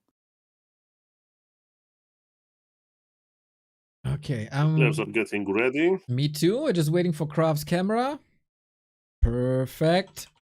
Gotta say, man, shout out to all the warriors we got in this tournament. They're so well. They're behaving so well. They're always on time. They got their cameras on. They send little hearts when I update the schedule in the channel. They're just the nicest people. Nicest people, great players, great matches. What more could you ask for, you know? More epic games. That's what I'm asking True. for. 2 more epic series. And a little bit of information from your side. Who's casting now? Because I once again forgot. Who casted the last game? You and Soul? No, you and... So now it's me and you? Maybe? And then you and Saul? I think me and you and then you and Saul. It's good, good. Feels good. Jens is fighting All with right. his camera. His camera is tipping over. That's why we have a break right now. He's making sure that we got the perfect angle. He got it. It already looks tipped over, though. It's already He got it like done. on the floor. He got it done. The eternal struggle, Jens versus webcam. But it's fixed. Okay, so Carson, you and me, let's dance. Let's do it. All right, springtime, map number 1. Gonna be, especially in a long series like this, for a player like Krav especially, it's going to be Jens figuring out, getting a feel for the game, getting a feel for sort of what style Krav wants to play. Does he want to play really aggressive? Does he want to play really expo heavy? Is he going to go for cheese? Is he going to go for Gargs or tier 3 timings? It's going to be Jens's time to figure out what the hell is going on, because we got a lot of games ahead of us potentially. Exactly. I gotta figure out what we see on Krav's camera. Oh, I flipped it. That's why. Okay, now I need to fight with Krav's camera to make that worthwhile. Ay. That's why other tournaments don't have player cameras, everybody. It's an eternal struggle, I can tell you. There we go. Got it. I win. 1-0 Neo. What? 2-0 Neo. You just got to do it one more time for this tournament as well. Just one more time after this. Bro, you think all so? You think so? And then the colors change, and then I have to adjust the frames, and then they start left and right, and I have to flip them. And if Krav spawns on the left-hand side, I gotta flip the scene so he looks towards the True. middle. It is a lot of APM that the production brings to the table here, everybody. That does sound like a horrific nightmare, but quality stream. I love it. I love that shit. This extra value, seeing the players, seeing their emotions, seeing their celebrations. That's what the Champions Finals are all about. Definitely. Yeah, it's about the players themselves, too. A lot of tournaments feel like a little bit anonymous, but W3Champions, like, we see their journey through the ladder through the season, and then we get to see all the reactions. We get to hear from them consistently throughout the tournament, so we really get to know the players a little bit better, as you should on a ladder. You know, you don't want an anonymous ladder of a bunch of barcodes like you might in other games, you know? Exactly, and we want to see how they live a little bit, right? What's the setup? How are they playing? I mean, some people played on a laptop or on tablets for a long time. Not the Krav was one of the laptop people. Not anymore. Yep. Got a perfect gaming setup. And okay, lower bracket final though. Best of 5 to challenge Starbuck. Starbuck is cheering for Krav. Jens, of course, just defeated in a 1-3. Krav was successful over Sonic. Krav already said everything that comes from here on out is a bonus. And we had some mighty fine predictions from the community towards this tournament. Krav in the final, very few people bet on that. Yeah, that is a bold prediction, but if Krav continues playing as well as he did earlier against Sonic, it shouldn't surprise anybody. Krav, of course, let's think about this tournament. Every player at their best could win, but just currently, the best players are Starbuck and Jens, it seems like. But if every player sort of pulls where they have been in the past, where we know they can play at, they can all defeat each other. Demon Hunter into the main, maybe one ghoul could go down. It feels like Jens is addicted of killing economy with the Demon Hunter burning. It's truly successful so far. Against Starbuck, of course, there were solutions. But this is during the tech and other races. They can rebuild their workers, or they can swap their workers from lumber to gold. Not for undeads. You gotta mind with what you get. And we're taking some gold out of Krav's bank account already. But in the meantime, though, Tree of Life was canceled by Krav. He split off some ghouls. He's going to kill the Wisp now, too, and he cancels that Tree of Life. So both players have been disrupted a little bit, but strategically, Jens has been interrupted a little bit more, and that was only one ghoul going down and a little bit of mining. It was about 140 gold lost there from the Acolytes running around, but still, I'd say a good play by Krav to cancel that at Tree of Life. Okay, then. More pressure. This is what I said against Starbuck on Springtime, that Jens changed up his early game. Maybe once again a bit too predictable with that tree. Krav with great attack towards the north, Jens with great attacks towards the south. Both try to put pressure on the opponent to put the pressure off of themselves. Now dust settles a little bit and we're here for the early mid game soon. Yeah, 3 Moonwells up and regenerating. Hunter's Hall should soon be built. A Wisp is moving over to that expansion yet again, but it would be bold for Jens to try to build that one more time. Wisp is coiled, but it wasn't below or 100 HP, so it won't be killed. Archers out of position. Is there dust? There is dust. No aura just yet, but could easily kill a couple. Love the split. When you get archers attack like this, just run them in 4 different directions. That's a good way to save them. Love it. Do you know how Jens plays against Undead? Because I have a pretty good idea what he does in Mirror, against Human, against Orc. But against Undead, I truly have no clue. I feel like we've seen more Keeper versus Undead in the past, but it's a good question. I'm not too familiar. So far, looks pretty standard. You know, early expansion, of course, is Jens's adaptation onto standard. But yeah, I would expect a little bit more Keeper in this series, if memory serves. Okay. Yeah, I mean, you can talk about regular meta all you want, and then all of a sudden you are hit by an Undead who plays Frostworms, Necros, Banshees, and everything else that's not normal. That's the craft style. And he makes it work. So really, really impressive. Both can adapt. Jens has also displayed that he's not shy of going some off-meta strategies with Mountain Giants earlier in the series. So this is gonna be good. Tier 3 tech. Very fast by Jens. Not even a single lore. Yeah, I'm wondering how much of what Jens is doing is because he's up against Krav, and how much is just what he does against Undead in general. One more Archer going to go down, maybe to the Skeletons. Yeah, nothing to detonate away those Skeletons, so it's fine for Krav. Getting 2 Archers so far, really with minimal investment. Right on. DK pressure is good. Jens has decided very early to go for Naga. I wonder if that's a mistake, knowing how much Krav loves Gargs. Yeah, it is a more standard approach, but against Krav, maybe you have to steer away from standard. For now, though, looking at the heroes. Almost level 3 Demon Hunter, and the Death Knight hasn't even unlocked Aura yet. I don't know where it went so wrong for Krav, but he is certainly under-leveled. Now going to finally get level 2. He's got a long journey before he's able to secure Coil level 2. He likes long games, I can tell you, and he saw the Naga, and he's probably thinking like me, okay, if you don't go Panda or have the option to go Panda, let me double down on this. Gargoyles, not the most flashy play in most hands, but with Krav, of course, there's certain layers to it. And if there's no Panda, there's very little you can do about that in the mid-game. Yeah, high-level Fork Lightning is what you guess you have to rely on. Maybe some Ancient Protectors, maybe an expansion. Still being scouted by that Acolyte, by the way. Krav does a great job of denying Jens from having the opportunity to go for the Expo.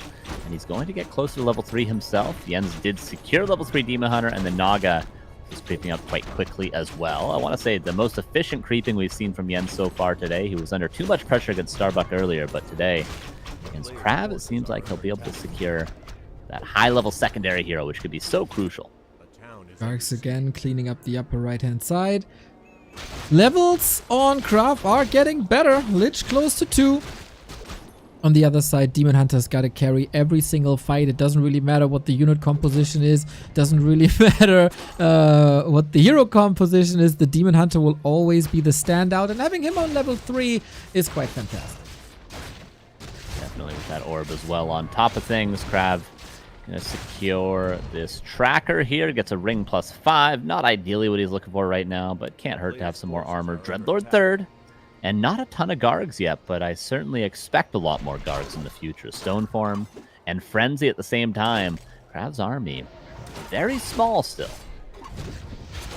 Okay, he needs to distract. He needs to buy time. He's going for the Dreadlord. The body block by Jens. Oh my god. Courtesy of the Brazil North server. Amazing micro, but there's a little bit of difference because Krav with the counter body block able to get the drink. Mental save by Krav. Really well done. Both players, man. Top of their game. Yeah, just one more auto attack needed there by Jens. I don't know if that was a miss micro or if that was Krav just barely escaping. Either or. Lich lives, and that was very important. A crucial timing, because if not, Krav probably would never leave his base again if he loses the Lich right there. Jens would have just controlled him forever, but now he's able to grab Orb. He's got his 3 heroes out, can pull those Frenzy Ghouls, and he's got the Boneyard on the way. The Frostworms for the, 4th game in a row now, maybe even 5th or 6th game in a row. Krav always going for those worms. And they have saved him games, especially versus Pato. Thank you, chat, for the nice messages, by the way. Especially versus Pato, and Jens must have learned a lesson. Gotta be careful about that. I'm really curious how he's gonna respond. It felt like an Ancient of Wind was almost necessary. Yeah.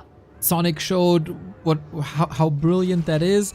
But yeah, also, one base. Nobody is even making attempts of expanding anymore. Yeah, the Garg's doing too much scouting, and of course the Wisps can do just that as well. Naga continues creeping. Krav was once struggling for levels, but now he's about to be Lich level 3, Dreadlord level 2, so not struggling too much any longer. I guess the next question on the map, if there is no expansion... Oh, there's a Tree of Life. Never mind then. I was going to say the next question is going to be who can fight over the red camps, who can actually have the power to creep the red camps.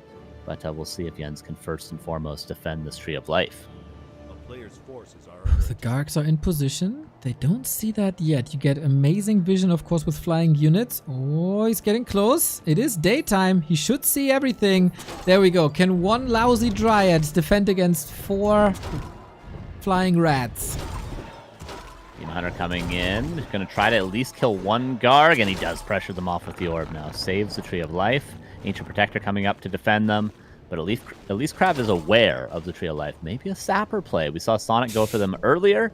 That was the only singular Sapper we've seen all day. Could be opportunity for another one now. Right on. That is looking like a pretty good defense, I gotta say. Good management by Jens. Second attempt at a very different timing. Dreadlord is rising. Lich is rising. Good levels now. Heal scrolls as well, as if he's anticipating like a already higher level Panda. Or maybe it's just good in general when you have the gold when you're up at 50. The first worm is out. This is the army. 4 Gargs, 5 Ghouls, and a worm. players' forces are under attack. Not a bad army, though, with that worm addition now. Could pull the Frenzy Ghouls. He's getting a 60 supply Ziggurat, so that's going to be nice for him in the future. But the Naga just continues power creeping. Jens loves that high-level Naga, and it's, Fork Lightning, 3 Gargs at a time is better than 0, I suppose, with a different secondary hero. So if you can get level 3 Fork Lightning, you can start to actually nuke those down and force those heal scrolls. Okay. A little bit of a calm before the storm, but Krav clearly has his army movement towards the north. He's gathering of the Juggalos at the Magnetor Reaver. Sleep, focus, easy pickings, especially the non-Magnetor melt against the worm. But also, Jens, he's sharking, looking. Do you have an expansion yourself? Do I have to worry about anything? Not really. Fortunate drop there for Krav. Gets Unholy Aura. Can sell it. He's not broken upkeep yet, so that's going to be a decent amount of gold he can get from that. And just looking for the last remaining creeps on the map. We're down to, looks like 3 green camps and a red, which is lots of experience still to be gained. Sapper, you were so right with the Sapper. Oh, yeah. It's closed. Oh, he denies No! it. Oh, maybe it's still enough. Maybe it's still enough. Jens can respond. Can he repair? Krav is putting through right click after right click. This is definitely a kill. But Krav has no TP. Yeah, that's a huge error. He would have not allowed that TP to go through if the second Sapper landed. And of course, he was relying on that because, as you mentioned, he's got no TP. Mana Pot should be used to save the worm, but he also has to save the Lich. Yeah, Krav just has to run. Just run away, my dude. Gets 1 Dryad nearly in the transition. But yeah, just run away. The Aura's going to assist you. The Gargs are going to give vision. That was almost very messy for Krav. The sleep was insane, man. And Krav kills the Expo.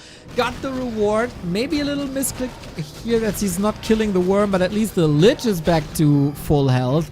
Yeah, that DK has a lot of heavy lifting to do in the absence of statues. Krav has been playing a gargoyle style even in the DreamHack days, where oftentimes went to 3 or 4 crypts, and not a big fan of statues. That might bite him now. Jens now looking to get that red camp with the map control he just gained.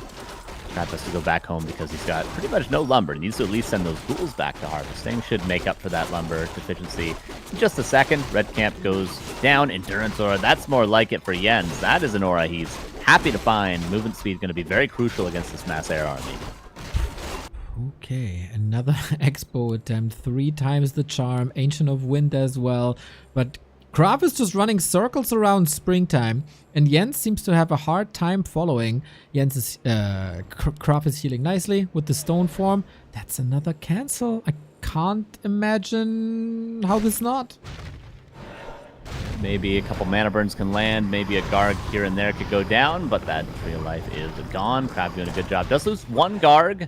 Now it's to TP out before the worm dies. Is there Fork Lightning in range? That would kill the worm, and it does go down. Huge find. Absolutely not worth it for Krav, but almost a nice play. Yeah, 7 food down. Huge experience gain for Demon Hunter Naga. Jens probably the only player who can play against Gargs without a panda. Just great. Another tree attempt. That was very expensive for Krav. It's like, what, 700 gold almost with TP and Worm. Yeah, that was pricey, and just for a cancel that was immediately canceled as well. And Jens realizing he can just keep putting down the Tree of Life. If he's getting favorable trades for the tree cancel, why not? I mean, before it was 2 sappers, and I think a guard went down even. So it's like, it's not as though the tree dying has been hurting him too much. In fact, it's been giving him opportunity to get further ahead. So Crab now needs to find a play that isn't just ring around the rosy. Yeah. Man, the struggles Jens goes through for every single map. It doesn't really matter at what stage of the tournament. Whether that's in the winner bracket quarterfinal versus TSYOG or later, I guess against Cash it was rather one-sided. But yeah, being a Jens fan, you need to have nerves of steel, that's for sure. Selling a bunch of items for Crab below upkeep. Pretty much just consumables and then some Lich items left over. Coil Nova on the Demon Hunter. Maybe a sleep into another Coil Nova could be a decent play. Jens does have to be careful of that because currently Staff of Preservation is on the Demon Hunter, not on the Naga. So he does have to be careful. Krav banking. This is where he was successful before. Are we going to have temples at any point, or is he just going to commit to the Gargworm army? Yeah, are the temples coming? Usually that was an incredible late game transition. Like even when we almost mined out the main, that's when we saw the temples.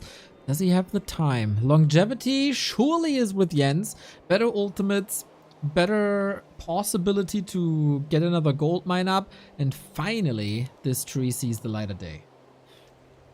Yeah, I guess the idea with the Tree of Life as well for Jens is if he just doesn't expand ever and lets Krav sit in his base, then Krav is going to eventually get that ultimate army. But if he forces Krav to make moves across the map, forces Krav to buy town portals, forces Krav to invest in sappers to stop the Tree of Life, Krav can't just sit and bank and wait for that huge 100 supply army that can be very hard for Night Elf to deal with. So I like the idea, even if the expansion literally hasn't mined gold yet and he's tried like 4 or 5 times, it still is forcing Krav to do things on the map. Oh my god, he's breaking upkeep now. Kraft doesn't have much time and he knows it. Maybe another sapper play. He's prepping up this push by killing the Entangle. I mean, Tree of Life is good and all, but without the Entangle gold mine, what can you do? And 2 Ancient Protectors trying to defend. Demon Hunter is here now. He's just got to sit there for, a little under a minute, and he will be able to mine freely. And then Krav, how much can he bank before he has to break upkeep? Because now the timer is set. He's got to push soon, or it's going to be a similar situation to versus Sonic on Hammerfall earlier. It's already 71 against 50. And the double orb, and the high-level heroes, and soon the Fork Lightning. And Krav is waiting for yet another worm. Like, it's truly down to the Gargs now to make any moves. Thing is, with Gargs, you're amazing when you can shut down the Wisps, and then the Night Elf is lumber starved, but we live in a world where the lumber harvesting rate was buffed, and we have 1100 lumber, so that strategy doesn't work anymore. It's never going to be a struggle. Worth noting earlier, Jens had an Ancient Wind coming up, but then canceled it, realizing he was never going to be able to get air superiority, so instead just got armor upgrades for the Dryads, and is just playing the double orb as mentioned, and lots of Dryads with some archers mixed in. So he's not playing a good army. If it was like 80 or 90 supply Gargs, it would be very difficult to win with pure Dryad against that many Gargs, but can Krav ever get up to that number is the question. I just saw on this map above the laboratory is a Quill Beast stranded. That's sad, man. That is so sad. I mean, it's get possession just for that. maybe. I'll check that out if it has any damage values like the Zerg on Amazonia. The only good thing about Amazonia.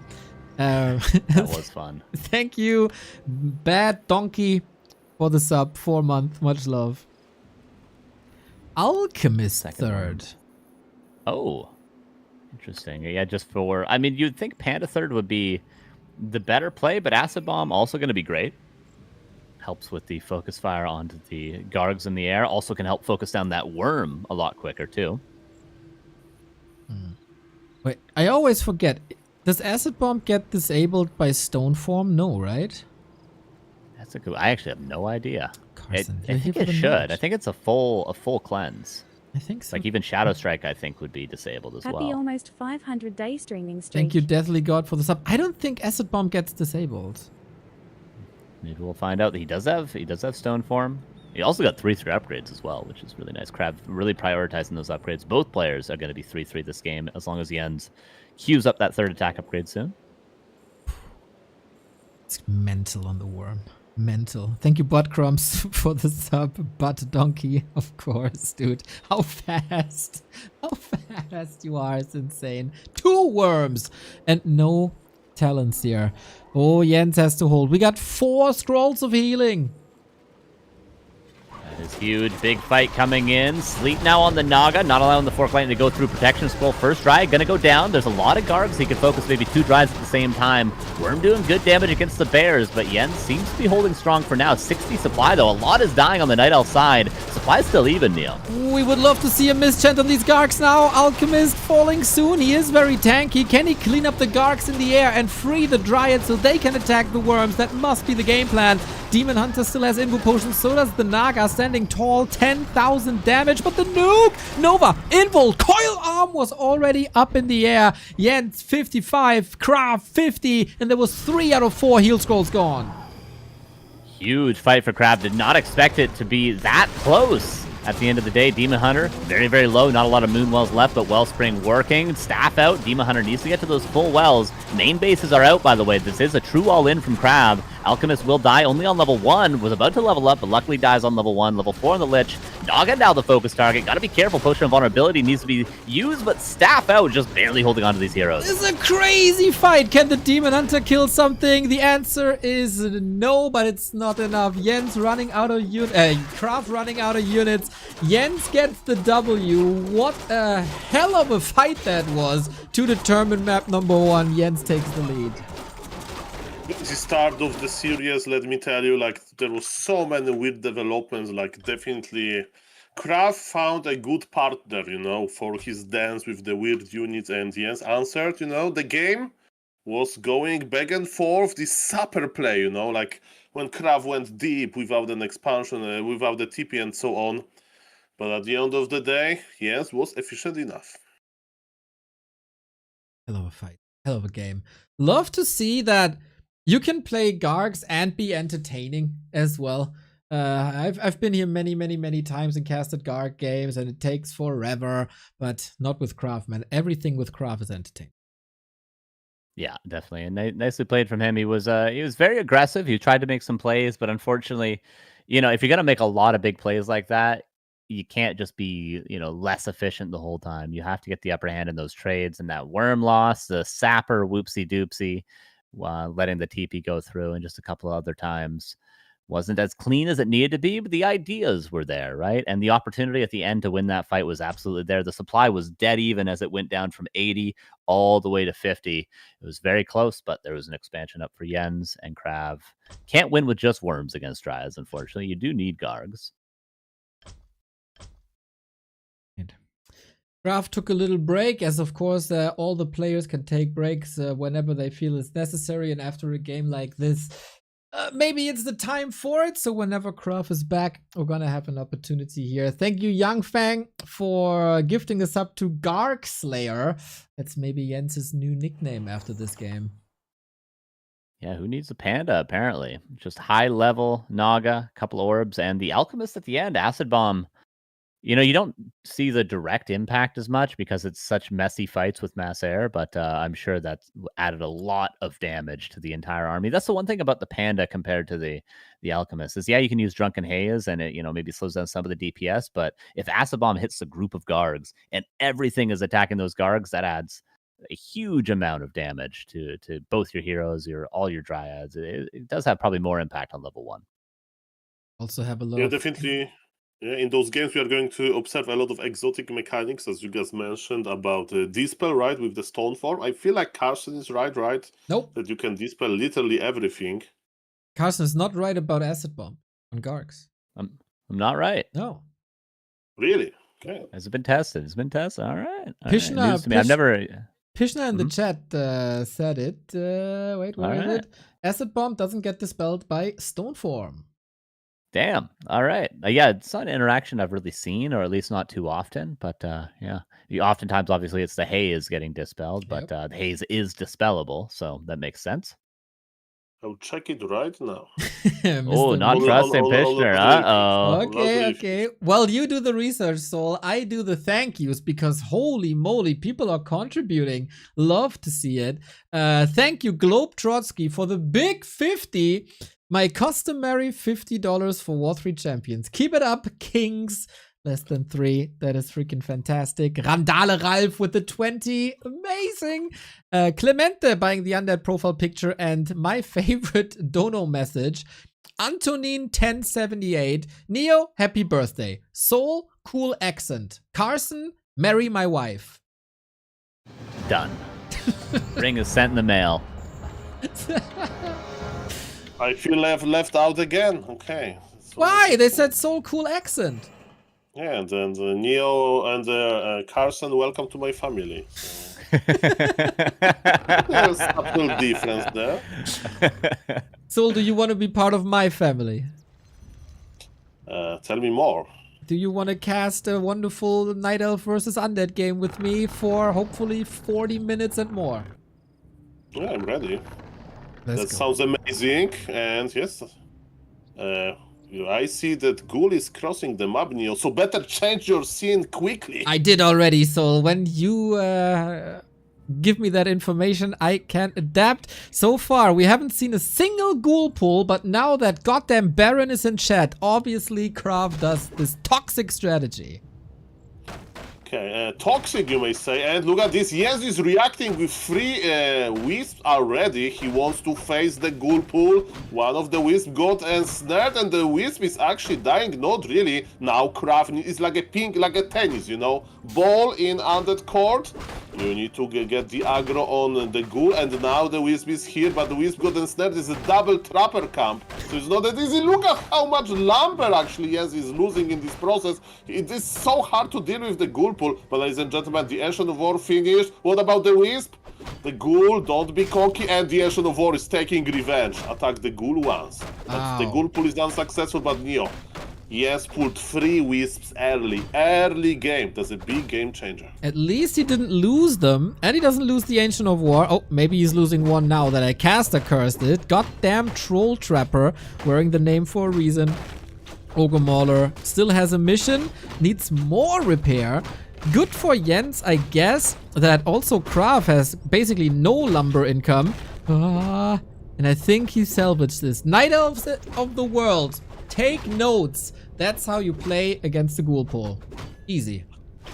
Well, that's a pretty rough stuff, to be honest, for Jens, but it could be much worse. I hope it is worth it. Sometimes, the Night Elf player will just cancel the Ancient of War, but now eyes on Krav, right? He doesn't have early combo of relics, because, as you mentioned, there is no strong lumber economy. So Death Knight is crossing the map, he is not going to creep anything, but Demon Hunter is already done with the first camp. And yes, how good this harassment is going to be. Yes, went for immolation, so he can't mana burn coils. Maybe it was a mistake, actually. Yeah, there's not too many ghouls, because the ghouls are necessary to harvest the lumber and get the tech running. So Krav still can choose if he wants to. He can still go Aura if necessary. Okay, Ancient of War wants to like reposition a little bit, be closer to the Mer camp, but yes, both players are not creeping. Kraft is already teching, and maybe he will do for proxy ghoul creep, you know, he can do it. He will just send like 5 ghouls into the green camp. But for now, it looks a little bit like Nidal versus Orc, so there's a lot of running on level 1. Okay, yeah, the Cold War. Just this time, I don't know. They played tag or something. Both need a lot of lumber. Both need to tag. 9 lumber wisps should help. Same as 6 ghouls. Tags have started, and now the real game can unfold. But man, I'm really proud of Jens that he was able to defend this. Also, I'm hating a lot on the ghoul pull, but as long as you don't do it every game, and in a super important game 5 after not playing it the entire weekend, it can come in as a good surprise. So I like what both players are doing here. I like mind games. That's my personal take, you know, to the game design. Some people say it should be the same strategy versus the same strategy all the time, you know, 0 mind games. You know, depends what you like. Yes, ghouls crept a little bit, right? So Death Knight actually has the same amount of experience as Demon Hunter. Oh. And Mr. Carson Cleaver is lagging. No, but the wonderful disconnect protection feature keeps him in the game. So Carson can observe while... Don't worry, Mr. Carson. It could be any one of us. Exactly. We are getting a second crypt again. That's always the indicator for more Gargs, and I think that's going to be the theme for the rest of the series here. Demon Hunter can finally creep at this wonderful Murloc camp. Yeah, the power creep with immolation feels really good, and the more melee units, the better, right? Because you can have, I don't know how many units can fit in immolation, I don't know, like 6 probably. And look at this super quick creeping by Jens, but look what Krav is doing. Krav is creeping one of the hardest camps on this map, to be honest. He's creeping the Goblin Laboratory with just Death Knight level 1, and he went for the aura, as you mentioned. He had the ability to pick the spell, and now he unlocked level 2. So now he can throw some coins, but look, he's greedy. He's super greedy. I hope he's not going to lose any ghouls. Nope, looking perfect. Man, Cannibalize would be a feast here. It's still a very, very tough Ogre Mauler with Inner Fire. You know a lot about Inner Fire. It's a very, very strong buff, but not as strong as a bunch of ghouls. Okay, we got Vampiric Aura, and usually say, oh, maybe it's going to be good for Berg Mirror. What if Jens goes crazy? And he plays a Keeper second, Force Aura, you know, and Mass Hippogriffs. Then Hippogriffs will have both Vampiric and Force Aura. Maybe this is going to be perfect counter to the Gargoyles. I have seen this many times in FFA, Mr. Apeman, and I can tell you, Thorns Aura 3 in a fight of Hippos and Gargs is insane. Same as Vamp Aura level 3, so both have good support. The thing is, if Kraft would then move into ground, what do? Yeah, the mind games. Okay, we have 2 Gargoyles scouting the Expo, and the Expo is present. He scouted it with the Crystal Ball, I think, even though he had guards nearby. Okay. And he sold the Vampiric Aura, actually, so it's not going to be this perfect build-up. Thank you for the information, Mr. Young, in the Twitch chat. So yes, Jens is believing into his Gargoyle, into his Dryas technology, and he's in the inside of the Undead base, but look how nicely Kraft positioned his ghouls. Nothing died, besides, you know, the delayed Slaughterhouse. And the Expo died on the other side. DK and ghouls made a couple of clicks, and gone it was. So, still lots of map control, and once again, Jens is valuing the Naga higher than a potential Panda. So, map control and momentum higher than AoE damage. And also he is putting more value into his heroes creeping instead of his lumber economy. He's letting Kraft get loose with the Wisp, he's coiling, he's harassing with Gargoyles, with Skeletons, and there's more Gargoyles there. So, like, it feels a little bit weird, especially because Jens is teching. He has to buy the Shredder at this point. I agree. He has... how many Wisps are remaining? 5. Yeah, that's never enough. That is never enough. That means he has to clean the lab. That is also not too easy. He'd love to have an Ancient Protector, which also costs lumber. I feel like Kraft is playing a damn fine game. Yes, this is true. But it's a little bit by Jens' decision, you know? He's like, okay, I need those levels, I need those items, we'll be fine. But those Gargoyle Rambites, look at this! he killed the shop. Yes, he's getting tired here. Yeah, maybe. Not a great sign, and Kraft is just getting started with the Gargs. He had a little bit of a warm-up versus Sonic, of course. Now we got the Shredder. That makes things a lot easier. And now Archer's here. Berserker. I think that Berserker can be great defense in the base, but the thing is, Kraft is just distracting. He's creeping his ass off. DK level 3, biggest camp in the north right now, and the looming threat of 4 Gargs. Exactly, like in reality, 4 Gargs like nothing, you know. Demon Hunter with orb can destroy them easily, but there is no orb. If there is no shop, there is no orb, and you can't leave your house, you know, basically. Like, you are so afraid because of those tiny 4 gargoyles. That's pretty Now much he's doing the right thing, you know. You see, he left archers. Piercing damage is amazing, and he can creep with just heroes and dryads. I like it. Okay, heal potion, mana steal, and wand of the wind. Lots of good consumables on Jens, and of course experience. This time, not the carry Naga on a high level. Demon Hunter level 4, really good. We got rune braces on Kraft that doesn't do that much. Maybe he can trade it in for Jens. He'd appreciate that. I was looking at the undead base soul and I was expecting a boneyard, but it's a slaughterhouse. There is time. There is time. There's always time for the boneyard. You don't need to rush it. Cool Frenzy for Kraft, so very standard upgrade. And yes, Jens knows about the undead army movement. The Wiz are still dying, man. With Gargoyle, it's so easy to spot them because they're flying unit. They have a lot of vision because it's not blocked by the trees. And yes, he's creeping with 2 dryads, 2 heroes, the Orc Lord. This is the plus of, you know, pulling. If you creep this camp directly, it may be an issue, but if you pull the camp, it can help. But after I said it, you know, the Orc Lord escaped, but the rest of the army is back. Okay, yes, he's betting that the harass part is over, and he's entering the creeping game. Okay, then we have a little bit of time, maybe stock up on snacks, get another drink. We have a lot of maps coming up here for you guys. DK level 4 Lich really needs level 3 for that nuke. And knowing Kraft, yep, there's the Dreadlord already. Stone form, love to see it.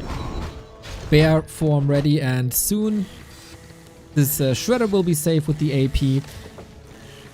Last refuge almost empty now.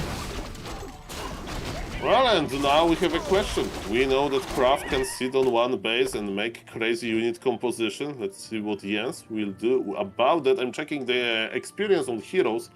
Jens is ahead, you know, a little bit. He will get the level 5 Demon Hunter. He will get level 4 Naga, probably. No, just level 5 Demon Hunter. Probably she should actually prioritize that by pulling Naga away. And Jens is trying to expand on the red camp. What Kraft is going to do, as you mentioned, there is not that many targets to creep, and now Temple of the Damned is the answer. Oh, we were missing that in game 1, huh? A couple of undead casters.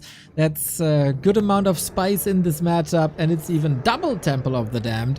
So one question remains. Is it Necros or is it Banshees? And looking at the slaughterhouse, I think I got an answer. Have a beautiful exhume corpses ability, so yes, Kraft is going to cook some crazy units. You know, it takes some time to go through all of the upgrades. In the meantime, he'll try to lame or harass the economy of his opponent with just gargoyles. Kraft is scouting though. He'll scout with the skeleton. Shredder, you said the Shredder will survive, Mr. Neo. I thought so! I was hoping so, but he can't go to the moon wells, of course, otherwise he will rust from all that water. Ancient Protector doing a little bit of damage, but yeah, nice surgical snipe. 400, 500 lumber almost. 10, yes, 5 lumber wisp. I think he's fine now that he got the big upgrades already.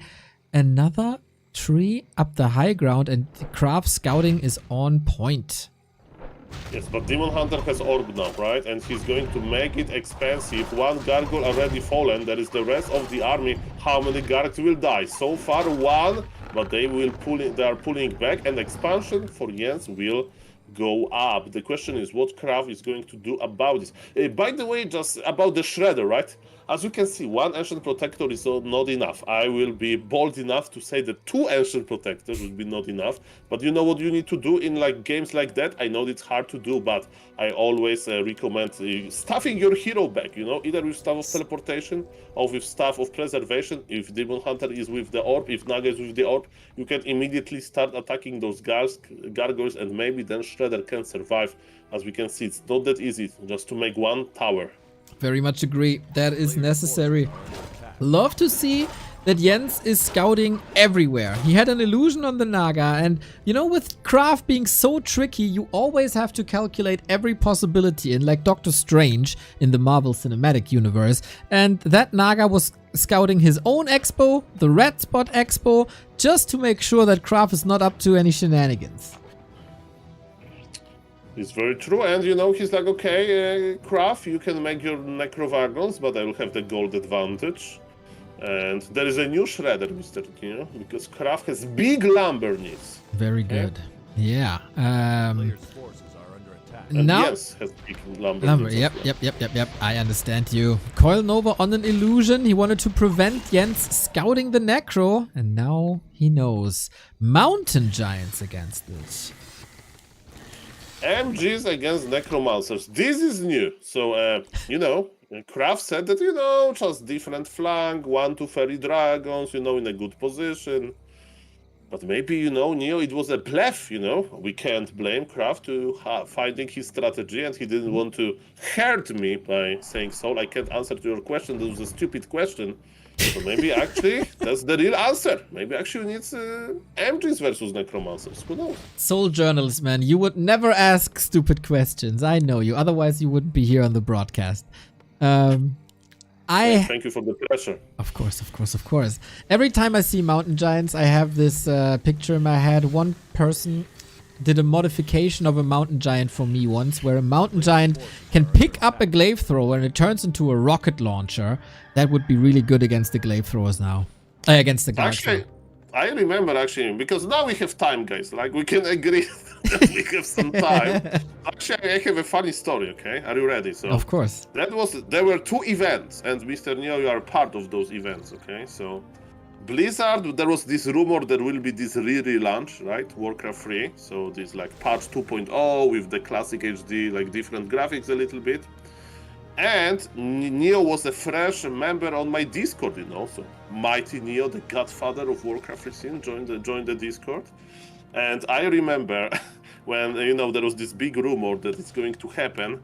Someone in Polish community make a fake print screen that in this version 2.0 will be two additional inventory spots for heroes, and somebody on my Discord bought it and tagged Mr. Neo because he thought it's a breaking news. It is hilarious. It would once again help the Night Elves, and the patches since 2.0 definitely helped the Night Elves. So maybe that's something for 2.05, and then you can test it on the PTR. It's probably hard-coded, right? But you know, you make an upgrade, backpack upgrade just for heroes for 1,000 gold. Would be wonderful. Just like this push. We are talking, yeah, this push, perfect timing, right? Let's go. Exactly. That's why we are the professional broadcasters here. We got wagons, we got Gargs, we got a handful of Necros, no Fairy Dragons, and not too many Wisps here on the left-hand side. What can the Mountain Giants do without their rocket launchers? That's an educated guess by Jens. Let's see about that. Jens is going in, right, with the Wisp as well. Maybe that's what was missing for Sonic. Demon Hunter is far away from level 6, right? So those mass detonation is not going to be enough. Naga with the invul in the perfect time. So yes, Jens is fighting A-OK, but what he can do about those skeletons, dispelling with the Dryads feels near impossible. There is so many Gargs in the air, but Jens is still ahead in supply. Demon Hunter has his own invul, so that's okay. MGs, they are tanking damage.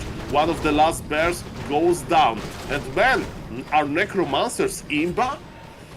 Well, in the hands of Krav, He defies Warcraft physics. It wouldn't be too surprising if he just starts flying in his chair or levitating a little bit. Demon Hunter in trouble. Invo Potion once again. One dodge was amazing. He has to get some heavy lifting done. Huge detonate. This is, of course, great experience. Demon Hunter 5.6. DK also incredibly hurt. No coil, no sleep, no Nova, no mana burn. And the dust settles with the Expo still up. But we still have wagons. And then the question is, how long? Yeah, fairy dragons are on the way. That's very important. There is no natural blessing, so again, there is no this extra time. But we have Moonwells. We have Moonwells. One is rallied by Krav. Maybe he's expert of necromancers, but even for him it can be a little bit overwhelming, you know, to have that many units. But yes, expansion is dead. That's official. Do we have TP? There is no TP. Nope. Yes, can actually punish him. Definitely is a reposition. Surround with the Wisp. Maybe surround with the Wisp, or maybe he's just trying to reposition Wisp to detonate. Yes, needs to kill something. Yes, has supply lead. He killed the Dreadlord. MG's Imba. So sexy, this Wisps around. Shades of Lawlion, who does it a lot. Man, this guy has such a great presence of mind. The DK, I think he wanted to get the DK, as you said, but then he might have checked the inventory and saw that there's an Ankh, and you can't hold us around with Wisp. They're just too fragile. So he saw the opportunity on a Dreadlord who was naked and went for that. Grande Warcraft, Players' Jens. forces are Grande Demon Hunter, 1984. Tell me in the Twitch chat if you were born in 1984, but that's how much experience Mr. Jens has on his Demon Hunter, and 2000 is the total that he needs to get Metamorphosis. So stay tight in your base, Mr. Kraft, because Demon Hunter level 6 will soon go there. But look at Kraft, he's just banking again. He's like, I'll just make more of the 19 units. Yeah, he doesn't seem stressed. Look at all this, man. They're barely surviving all these Wisps. 1 HP, 2 HP, courtesy of the Disease Cloud. That needs some nature's healing for sure.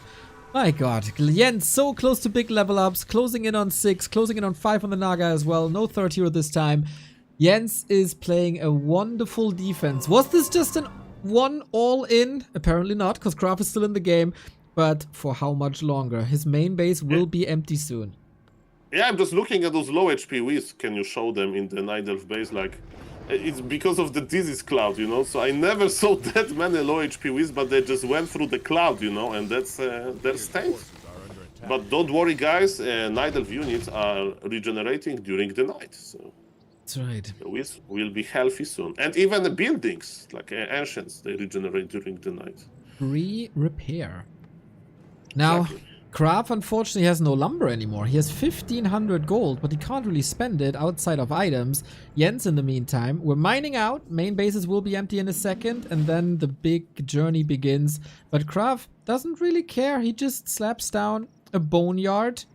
And just like versus Pato, the Frostworm is supposed to bring him the victory.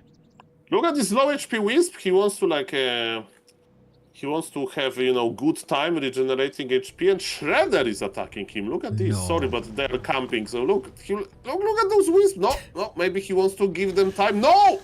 That's evil. That's just evil. Poor Shredder. Leave him alone. Aren't there enough trees where no Wisps are sleeping on? Come on. The true face of all of the Night Elves. This is how they treat their Wisps. Okay.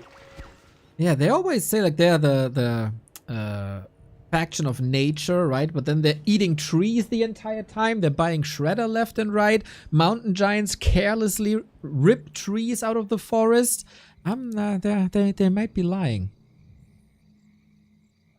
Mamma mia. So, Neo, again, I'm not going to tell any more stories, but we have a lot of time because, yes, he has no Wellspring. No, he has Wellspring, but he doesn't have Natural Blessing. It means that Ancients, they don't have this extra movement speed buff, and I think he's realizing now, and he's going for the upgrade. He's like, okay, that will be faster, even though I have to root on the way and wait, like, I don't know, 45 seconds to research it. Yeah, that is a smart decision, of course. Conquering the middle. Kraft, what are you doing with your time, with your last money? Inventory is empty. He's not making any attempts of buying Invo Potion or Heal Potion. This could be stolen by Jens, who is completely broke, though, after buying these. And, of course, clock is ticking in favor of Jens, who's aiming for the 2-0 here on Last Refuge. Yeah, but Krav is able to spend his money, as you mentioned, and he can start unsummoning some unnecessary parts of his base, to prepare for this push. And he has time because, again, yes, he's still researching Natural Blessing. But guys, you will see the difference immediately. It's 40 movement speed, so it's like almost like boots of speed for the Ancient. Exactly. Would love to see big boots on big tree feet. That'd be something. Naga level 5, because to everybody's surprise, there's still a turtle up for grabs on the right-hand side. Can't creep to level 6. Those were the good old Reign of Chaos days. But at least Fork Lightning got a lot stronger here. And we got Claws +8. Also, nice reward. Krav. Yeah, level 5, very important. Yep. Yes. And what Krav is doing? He is selling stuff, so he wants to min-max a little more. He can't invest into army anymore because he's capped at 80, but he has a solid 15 food lead. There is only 12 wisps. He can detonate a lot of them, but yeah, Jens's defense mostly consists of buildings. For now, but yes, his supply, okay, you are right. Krav was able to squeeze this efficiency. Neo, I'm scared. It's like watching Game of Thrones trailer when all of these Lich King things are coming to our base. Winter is coming. Winter is coming. We got one fairy dragon. The positioning for the fairy dragon needs to be insane. There are a couple of trees that can help with that. We have 4 Garks that can then attack Shredder here as well. Jens is making effort to not let Krav through this passage here on the left. Yes, and Krav is selling. Krav is selling a lot of buildings to get this extra gold. And is Jens mining? Not yet. Perfect timing. So if Krav hits now, there will be like basically 0 additional gold. So he used his timing very, very well. 1 free upgrades for Jens versus 1-0 only upgrades for on gargoyles for Mr. Krav. And he's going into the main base. Yeah. Maybe not. Acolyte? Wait, does he have gold for an expo? Did he queue that? No, he didn't. Okay, a little bit of a fake. Little bit of a fake, faking to go to the left to the main. We fell for it. We got Unholy Frenzy, Worms, and Lich. That's insane. Demon Hunter level 6 might be able to do lots of damage if not controlled perfectly by these worms. How effective are they and how many skeletons can he raise? The final fight for map 2. Guys, that's going to be a real test if Demon Hunter level 6 is really that strong, because as you can see, he needs to do a lot. There are Frost Worms with Unholy Frenzy on top of them that are going to attack really, really, really hard. Yes, it's like repositioning his Ancients because there's one freaking mid-wagon. Actually, no, there are 2 mid-wagons. I think Jens needs to go in, right? What he can do against all of those mid-wagons. And yes, that's what he's doing. Krav is on hold position. We need to start attacking now. Let's go. Okay, level 6. Metamorph needs to be triggered, but he slept. Good night, sweet prince. But of course, this spell. Mana burn, so that sleep can't be used anymore. Detonates are gigantic. DK is not looking too good. 15 food lead, still more and more detonates. Bears are falling apart. New skeletons been summoned. The worms are still high up in the air. That was the last heal scroll. Dreadlord catches the coil last second, and Jens gotta run. Supply is not looking that bad, but one of the mountain giants is on very low HP. What Jens wants to do, he wants to go to his ex-main base because there is so much moon juice there. But MGs are perfect for that. They can just go there. But Demon used the invul in the perfect moment. And mana on Necromancer is still present. There is still 1 mid-wagon. It means that, skeleton production is possible. But if Jens knows that there is no expansion for Krav, he can rely on his Moonwells later, right? He can wait for another metamorphosis. So I hope he's not going to extend here. MG is back from the Moonwell. There is still a lot of moon juice. And is Jens holding this, Mr. Neo? Is he the real king of the late game? He just detonated so much. Naga has to get out. Can he get the worms? They're so hurt. 1 down, Mountain Giant. No, what about the Naga? Naga is to run to the main base, and Demon Oh, the Frostworm attack, the Frostworm attack. Everything is so low, but there is no mana. There is no mana. Go to the main base, Jens. Heal a little bit. Craft is falling apart. The Dryads are chasing. Worm down. This was a 15-food lead that is melting. And not much mana anymore for the Necros, who are basically untouched. But now another 7 supply unit falls with the Mountain Giant. Dryads were picked up. Are we getting close to level ups? Not really. Craft still pushing, but the big damage is gone. The worms are gone. The Necros are gone. No ghouls anymore. There's just a little magic damage and the heroes. And Jens, are you ready to hold your expo? Yeah, there is no mid-wagon, so he has time, right? He went to the main base, he looked at Demon Hunter and Naga, full mana, full HP. Okay, now it's time to start repairing. Yes, wants to flank.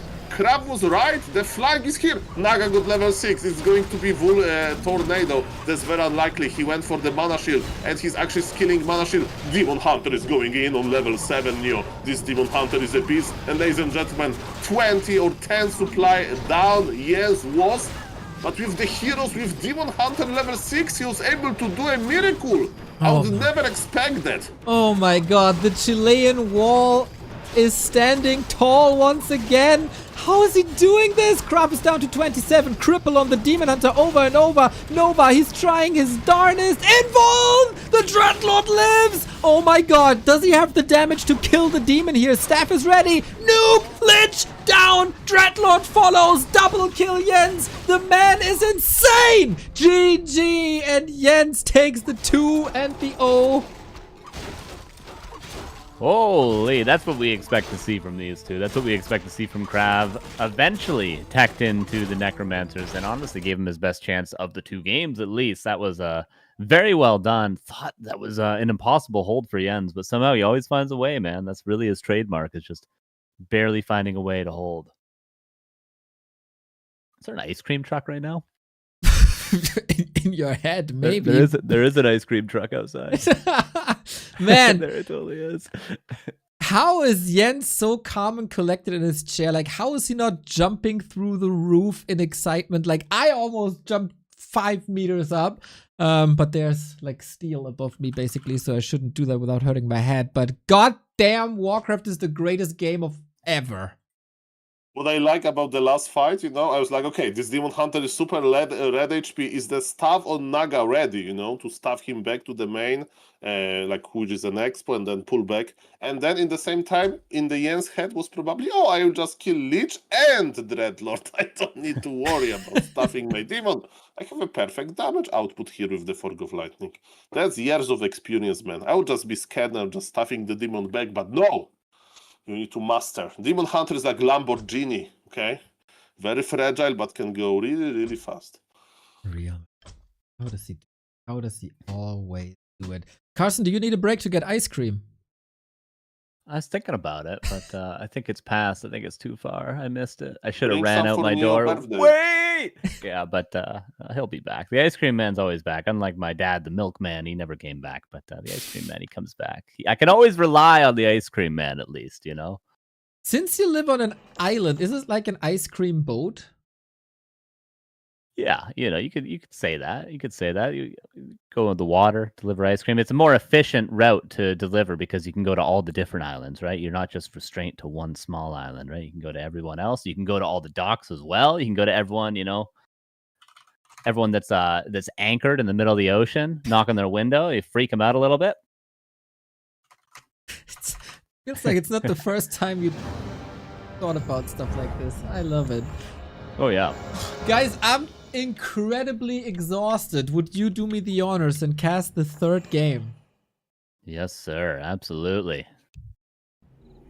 Hello, Mr. Carson. Nice Hello. to see you. There is no ghoul pool in this game, so me, Mr. Neo, can show the player cameras a little bit longer. And it's going to be fast hero opener. Okay, so when was the last time you saw Ted Fiends, right, versus Nidalf? Yeah. Is it going to be Ted Fiends? Is it going to be Cripplord again? I don't know. Yeah, Ted Fiends is strange. Even like way back in the day when Ted Fiends was standard against Orc and against Human, and in Mir, still Ghouls was played against Night Elf back in the day. So this is always been a strange build. Always been a strange build. We'll see what Krav does with it. And Secret Valley is a strange map as well, so it makes sense. I mean, maybe he was happy with the harassment, that he did with Death Knight in the previous game. He wants to recreate it. But again, we are expecting to see Graveyard. And when you see Graveyard before tag, it means that you can produce only 3 ghouls. So that's why I'm a little bit, shocked here. Because, ghouls are very, very important versus Night Elf. You can creep remotely. You can have ghoul frenzy timing. But again, Krav is cooking. At least Hero is normal. It's Death Knight. And for the Jens, maybe Jens is feeling good. It's Keeper. Yeah, Keeper from Jens, and it is Ted Fiends from Krav. Wait, let me think. Let me think for a second. Wait. This is better versus Keeper. Ted Fiends is better. I'm trying to think back to like 2018 Keeper patch. Undeads were struggling to find a solution to versus Keeper. I think they started to play Ted Fiends against Keeper. Why might you play Ted Fiends against Keeper? Your ghouls can't really do much on the map anyway. You go for a really fast tier 3 tech with Fiends, and then you get a quick destroyer, and you go for the timing against the expansion. So this actually plays out well against Keeper. I don't think that's the intention from Krav, but history would suggest this is a decent build order against Keeper. Yeah, but these days we have Wand of Negation, so you just expand, tag, okay, and then you have Wand of Negation with 4 charges with this amazing versus Keeper. Entangle, definitely. But yes, so we'll see about that. Krav knows the Scouting Acolyte is there. Scouting Acolyte can't do the Acolyte pull, right? Because it was entangled immediately. And yes, as expected, Krav is closing the map with a Road of the Chromancy. And again, maybe he liked the harass in the early game that happened on Last Refuge. And maybe he's like, okay, let's test Jens with Micro. Yeah, no Warden up for grabs, but actually unfortunate the Crab didn't show up a couple seconds later to allow that Warden to be damaged. But Jens is going to nicely deal with it with the Ancient of War. Very well done from Jens here to secure this last hit against the Coil, and level 2 it is. And for now, we just continue the pressure. Yeah, I do think he'll probably, Krav, go into the main base and try to kill some Wisps here eventually. Okay, we have the answer. There is Ted Fiends without Fiends. Oh, well, that's fantastic. I had a joke with Neo because I was like casting with him some, I don't remember which tournament, and it was happy. He opened with Ted Fiends versus Pala Rifle, and he made 0 Fiends, and I called the build Ted. It's Ted because there's no Fiends. The build name is Ted. It's very strange. I do wonder in what situation would he have built Fiends here, or was his plan to never build Fiends? If so, why the Graveyard? I don't know, man. I don't know what the answer is. But either way, we're here. We've ended up here. He will tell us that some guy is playing this and he likes it. So. Yeah, that was his answer, right? He just said, I saw someone else do it. I don't actually know why it's good. Yes, exactly. So yes, let's not go dig. Like, Krav, you just win with this and then we just say, yes, sir, yes, sir. Yeah, exactly. We can't judge the winner here. I'm just a silly caster here. Yeah, gotta let him cook, for sure. And for Jens, going to be building a Tree of Life. There it is. Moonwells spread towards where that Tree of Life is being constructed. Ghouls split creeping at the same time. We love to see this from Krav. And he will continue harassing, but he's scouting the wrong side right now. He will not be able to stop that Tree of Life, it feels like, with where the ghouls are. Yeah, he's keeping the Treant creeping, which is of course weird, but yes, a lot of things are happening at the same time. He sends those 5 ghouls. He needs to micro them actually, because the Gnoll Overseer camp is pretty hard. But look at this! Yes, it's like, okay, you are like doing nothing with the Murloc. I will just creep the Expo! And it's a perfect answer, to be honest, this mid-game expansion, because look! Is there going to be early ghoul timing? Maybe, but Krav is very passive. Expansion will finish. So we're probably going to see tier 2 Dryads versus, I don't know. Maybe Krav will actually counter-expand. Knowing him, it's quite likely. So this game is going to be very weird. Yeah, it's already weird. We see a second crypt for the Gargs, and there is red drakes on the fountains of this map. So Gargs are going to be nice, even in small numbers, just to be able to creep those red camps a little bit easier. But for now, Krav, not going for fast tier 3, is going for that Acolyte that you mentioned. So I don't know what the point of the Graveyard is still, but I do know that Krav wants to play Gargs, and he wants to play a tier 2 expansion. Yes, indeed. And yes, Gargoyles. What is the special about Melting Valley? There is no Goblin Laboratory, and we know how important Shredders are, right? When you deal with Gargoyles, and so to make those Ancient Protectors and so on. So on this map, this disabled. Keeper is almost on level 3. One Skeleton will actually grant level 3. Is it going to be Triads or Entangle? We'll see about that. Jens wants to be annoying. He bought Staff of Teleportation on his Keeper. He's going into the base, but he sees there is double tower and is actually pulling back. Yeah, now there is one in negation as well, so that will help if there was any Entangle on any ghouls or anything, but now just Coil Nova, Coil Nova. This has to be a staff out. He needs to TP. He needs to TP. No staff available now. Because of the... He wants... Okay, he's living a dangerous life. Okay, he will just escape. Fair enough. And alright, that's one way. Okay, and look at this. Yes, he's not wasting any time. Demon Hunter is already at the Goblin Merchant. Okay, 3 of life is crossing the map. Natural Blessing is almost done. Yeah. This Keeper tank a lot of damage, but it's only HP, right? So he'll just heal really quickly. And this Kraft wants his counter expansion. My question is, what do you do with the Gargoyles as Night Elf? Like 1 Ancient Protector per base, is it enough?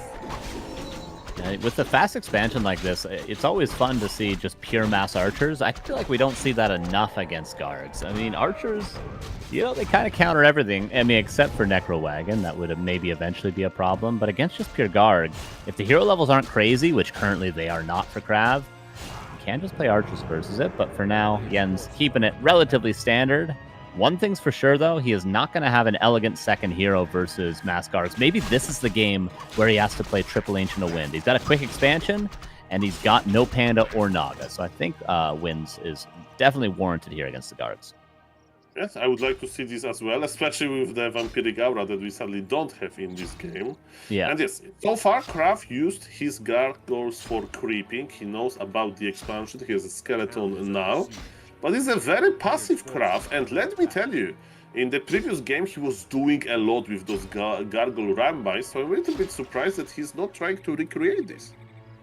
Yeah, especially with the point you made earlier where there's no Shredder. If he deals lumber damage like he did last game, that will be more or less permanent. There's no easy, quick solution. You just got to slowly rebuild Wisps, and you need APs to defend those Wisps. It gets a little bit messy.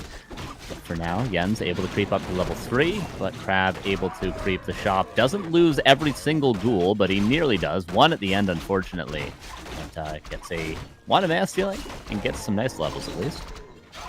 Yeah, and as you mentioned, Demon Hunter can attack air, right? So if you expand, you usually stay on tier 2 for a little bit longer than usual. So Demon Hunter is only to burn mana, and he will let the, you know, to do the anti-air job to Dryads and Archers, as you mentioned. Ancient of War help mostly for creeping. There will be mass Dryads. Maybe he'll try to kill the Undead expansion. Let's see. It could be a strong timing for sure. That was a very quick level 3 Demon Hunter. The mana is not great for Krav right now, although he does have nice items, but there's a Spirit Tower up, and with only Archers and Dryads, it's going to be tough to break that. Maybe Mass Treants could help, though. There's the Entangle, immediately dealt with the Wand of Negation. At least the Necropolis will be cancelled, but maybe Jens will struggle to do much more. An Entangle on one of the Acolytes, but it was... Okay, this Acolyte is trying to dance a little bit. Demon Hunter has big invul and also replenishment potion, which is pretty funny. Is Kraft going? Is Jens going for the hero kill? There is mana potion on the Death Knight. There is heal. There's so many items on the undead heroes, to be honest. He's trying to do so. Mana potion force, and the timing of Jens doesn't work that well. Yeah, a couple of Acolytes go down, but obviously Archers are going to be more expensive, and they're going to get more experience now. Staff used, I believe that was on an Archer, but the Demon Hunter is able to get out in time. And for now, we just have a 2-base game. No Shredders, so it's going to be tough to transition into anything crazy for Jens, but this feels like a pretty stable macro game. We could be going to the late game yet again. Yes, that's very true. Tier 3 is slowly going up for Jens. He would love to add Orb of Venom to his Demon Hunter. And as we mentioned, guys, on the top left, Gargoyles versus Red Drake. Don't blink, because this melee damage is crazy. That's a nice way to creep that, obviously. The War Golem going to be a bit more tricky, but with the healing of the Fountain, you can take anything down. Red Camp for Jens as well, thanks to the Entangle. Pulls out the Ogre Lord, gets the Medallion of Courage. I think he's going to do this at both Red Camps based on the movement. Yeah, why not? with the pool, you know, we don't need to go that deep, so it's, even though it's across the map, it's not really across the map. And the question is, can Kraft do something about it? But yes, Gargoyles are very good versus air units, but it takes a long time to deal damage to ground units, and he's still stuck with the War Golem level 6.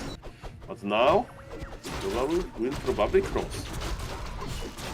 Ogre pulled, and doesn't look like Krav will get here in time. It's quite close, but not close enough. Coil then instead on the Demon Hunter. Gets Khadgars, which is quite nice. You know, there's a lot of units with mana. Not with the most important mana, like nothing really, you know, needs mana that bad like you might on the undead heroes, but still good. Everything regenerates. I think it breaks Mr. Kraft mood, but he's like, he'll have more Dispel versus Necromancers. Yeah, true. No, but yes, still, you can't really Dispel Skeletons with your Dryads, but, you know, in Fairy Dragons, they have mana, right? So... Yeah, true. More phase shift. We have Gargoyles at the expansion, and yes, one Ancient Protector is not strong enough. And we are still missing this, you know, way to just stuff to... Demon Hunter has Staff of Teleportation, but without the orb it's not possible. And this Lumber Economy, it can be the secret, man. Yes, needs to start massing towers, and as you mentioned, double Ancient of Wind. Yeah, would love if he had a Shredder, he probably would go triple Ancient of Wind, and then obviously the Thorns Aura retrain is going to be necessary. High level Thorns Aura is going to be huge, but his Lumber is hurting. He's going to rebuild some Wisps. He probably might have enough, but I don't know. Okay, Lich mana regen is crazy. He just got the Sobi Mask, he already has bonus intelligence, but yes, he's there, and he'll make sure to make this mana number, put this mana number to 0. Okay, there is the Glove of Haste on the ground that actually Demon got, and there's a level 6 War Golem still up for grabs. More Wisps being built by Jens, trying to get up to 50 supply. Lumber should catch up in time, but more Wisps are dying. He's got currently, I believe, 9 or 10 on Lumber, something around that. So it should be enough if he can just keep them alive, which he is doing a pretty good job at. Might need another Ancient Protector, though, just to defend the Wisps. Okay, he will try to invest into Hypogryphs. And maybe he will hide them, you know, and he will try to, like, ambush those guards, but you need a lot of Hypogryphs for it.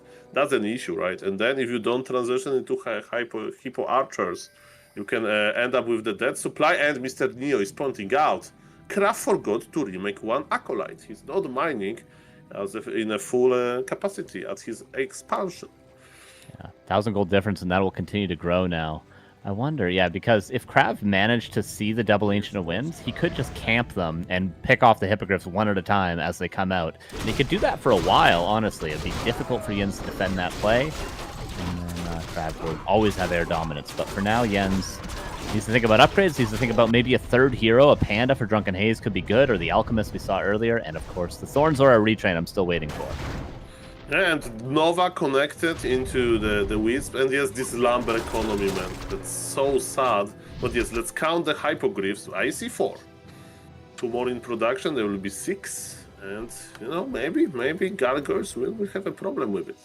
I think he's going to need at least 8 currently. I think once he gets to 8, that's when we start to question. Oh, trying with just a few. But Air vs. Air, they're not going to win, but he's trying to bait the fight into the ranged army. At least he sees them better now, because he possesses a flying unit himself. Nice upgrades, 1, 2, you know. Yeah. Taking into consideration this Lumber harassment. This Kraft is missing 1 Acolyte, and he doesn't know. It's this Acolyte on top, so it's hard to see, of course. Yeah, it's been gone the whole time since they were killed earlier. And now Dreadlord coming out. The third attack upgrade is done. First armor upgrade on the way for Krav, so he is still upgrading things, of course. And he still needs an orb on his Lich. I feel like he's been delaying the orb for a long time today, but hasn't had an impact yet. Just grab it on the Dreadlord.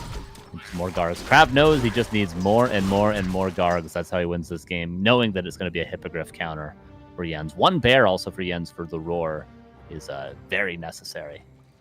Yeah, but look what is in the crypts. Now he's making ghouls. And a meat wagon. It's different. You'd think he would just go for as many Gargs as he possibly can get at this point.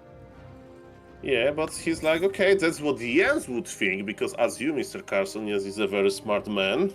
But to trigger a very smart man, maybe you need to do something extraordinary. So no necromancers, just mass ghouls. He wants to win the ground fight. Yeah, that is a cool thing because obviously hippogriffs, although they might win the air fight, they're going to be useless after that unless you turn them into hippo riders. So this is smart from Crab. You got to give it to him. He might lose every single Garg though if he gives up the air dominance, but he's got a decent handful right now. There might be a dozen of them, I believe. Definitely, I'm excited about this fight. 80 supply versus 80 supply. Panda is the third hero, and yes, Roar used. Crab is mentally getting ready for their battle, but he needs to still win it. Let's see about that. We have a big fight. Panda level 1 is put to sleep. Demon Hunter is in the middle. He has amazing items. Invul popped. He's ready for the long fight. The air battle won by Yes, but can he win the ground battle as well? There is very low HP on everything. Demon Hunter needs to be careful. There is no more stuff because it was used on the Panda. And yes, the question is which kind of units Yes will produce, but the fight is looking good for him. Demon. Oh, Demon, yeah. Just managed to TP out. Yeah, Yen's traded way better there. Yeah, a little questionable like that. What? He built an extra 9 ghouls there or something. I think if he had built an extra, 6 to 9 Gargs, that would have made the difference. You win the air fight, and then all of a sudden you can kill all the Dryads, and imagine you add in 1 Worm. I think that's the proper way to play this for Krav. He's in between too many army compositions with that meat wagon, with those extra ghouls. Just build 1 Worm, and then build like 24 Gargoyles. Unironically, like just as many Gargoyles as you can produce with 1 Worm on the ground. Then the bear is dealt with, and then all the air and all the Dryads are dealt with easily. I think Krav messed this up with the army composition. I got to be honest. Hey, you got me, Carson. I would invest into the Gargoyles as well. Yeah. I think it would. It's just so we are good. results oriented, right? The kills actually melted, so this is true. By the way, on this map we have Fountain, so even though Nidal has some, moon juice in his main base, he's like, I will just heal anyway at the Fountain, so it's going to be a very nice, healthy army. Krav is still not realizing about this Acolyte, man. What is the gold difference? Almost 2k. Oh, 1,500, but yes, it's annoying. And let's look at the supply. 50 for Kraft, 77 for Jens, and Jens is pushing again. Yeah, that gold difference has grown from 1,000 to 1,500, as you mentioned. So that means it's been almost, it's 15, nearly, it's like 10 minutes at least. 10 minutes at least with 4 on the gold mine, which is quite crazy. It's a long time indeed. And there's a run by Kraft, and he just wanted to trade the TP because he wants to have a little bit more time. The Hypogryphs, they couldn't attack once. They're melee units. Plus 16 with Roar as well in those bad boys with Thorn's Aura, with the Panda hazing in the back. It's not going to be a good time for Gargs. And like now, what does he build? He's going into Fiends because he's given up the air dominance. He can no longer build Gargs. That ship has sailed. He's got to just sell ice cream on the land now. Fiends Necro, to be exact. Yeah, he's got the double temple, true. I think there is no time. Look at this. Jens is just pushing. But as you mentioned, to be honest, I would start making Hypogryph Raiders. You can dismount them. You have already 2 archers. Just make like 2 They're more. good against Necros. Like against Necro Wagon, Hippo Rider's actually pretty decent. You can just snipe the wagons. You can snipe the Necros one at a time. If you have this many, like if you had 8-9 Hippo Riders, honestly, that might be a sick counter to Necro Wagon. I'm not gonna lie. We need to try that out, Night Elf players. Yeah, the only issue is, high level Nova, right? Because air units, they usually are close together, and Nova doesn't have that big of, AoE, area of effect range, but it's, on air units, it's extremely good. And yes, it's like, it was 50, so he is killing the archers, look! He hates my advice. Yeah. This is how much he hates my advice to just kill the archers. He hates your advice so much that he's revealing that he's listening to the stream, but he just needed to reveal it just to show you how wrong you were. The viewers will excuse him for that. It's like, oh, this caster guy, he thinks that's smarter than everybody. Just kill the archers. I'm going Chimeras, check my base. What are you doing? Neo, you need to do something. Not with me, with him. Of course, for the record, he's not listening. 2 chims on the way. For the second time today, Night Elf players really were getting a wide array of units, both from the Undeads and from the Night Elves today. Have we seen every single Night Elf? We have not seen a Huntress today somehow, because we didn't see a Huntress from Sonic somehow, and we haven't seen a Glaive Thrower. Every other unit has been played by Night Elf. And for Undead, every unit's been played? We've seen every Undead unit. No shade. No shade, yeah. Yeah, something like that. But yes, Kraft definitely is the guy that will be good with accomplishments, you know, to farming them. Achievements, that's the word, okay. But yes, make every undead unit in a solo game. Already done. No, make every undead unit on like in 10 different games, you know, in total. We're counting every unit. It's like, no, why 10? I need one game. He's almost done it this game, to be honest. There's a few he's missing out on, but it's been close. Okay. But look at this. Kraft came back. It was like 20 supply difference, and now it's 83 versus 86. And now it's a different army composition, so maybe actually killing your own archers when you have hippogriffs wasn't that good, but they are beautiful chimps. I'm excited about those chimps. This army is pretty strong for Jens, but supply even. It's going to come down to how well can Krav deal with those air units. And we have 3 Fairy Dragons. We haven't really seen any value from Mana Flare yet against the Necros, but maybe with 3 and with the air superiority, we will finally. Chimeras versus Mid-Wagons is not a fair fight, but we are missing Wisp, Mr. Carson, and there will be a lot of skeletons. We have a big fight. Chimeras are okay, the Wisps are coming. Hypogryphs are useless now, and they are just chilling. How is the mana looking on the undead heroes? Not that bad. We have more Wisp. Yes, is going all in. Supplies dropping super quickly for Kraft, but for Yes as well is under 80. Breath of Fire there, almost level 3. The Dreadlord about to fall is only on level 1, but will eat a coil, levels up there. Death Knight with almost level 5 there. Mana Flare is doing huge in the back. There's a lot of Hippogriffs, so the supply may not tell the full story. There's a lot of null supply right now. And a level 3 finally. Keeper got level 5 in the meantime as well. Death Knight Potion of Vulnerability, but no Town Portal.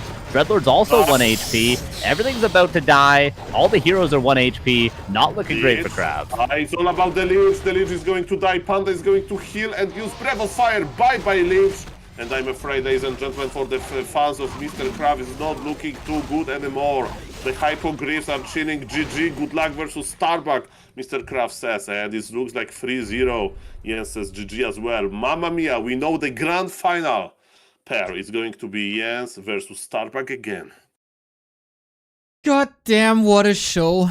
A 3-0. This is one of the most entertaining 3-0s that I've seen all year.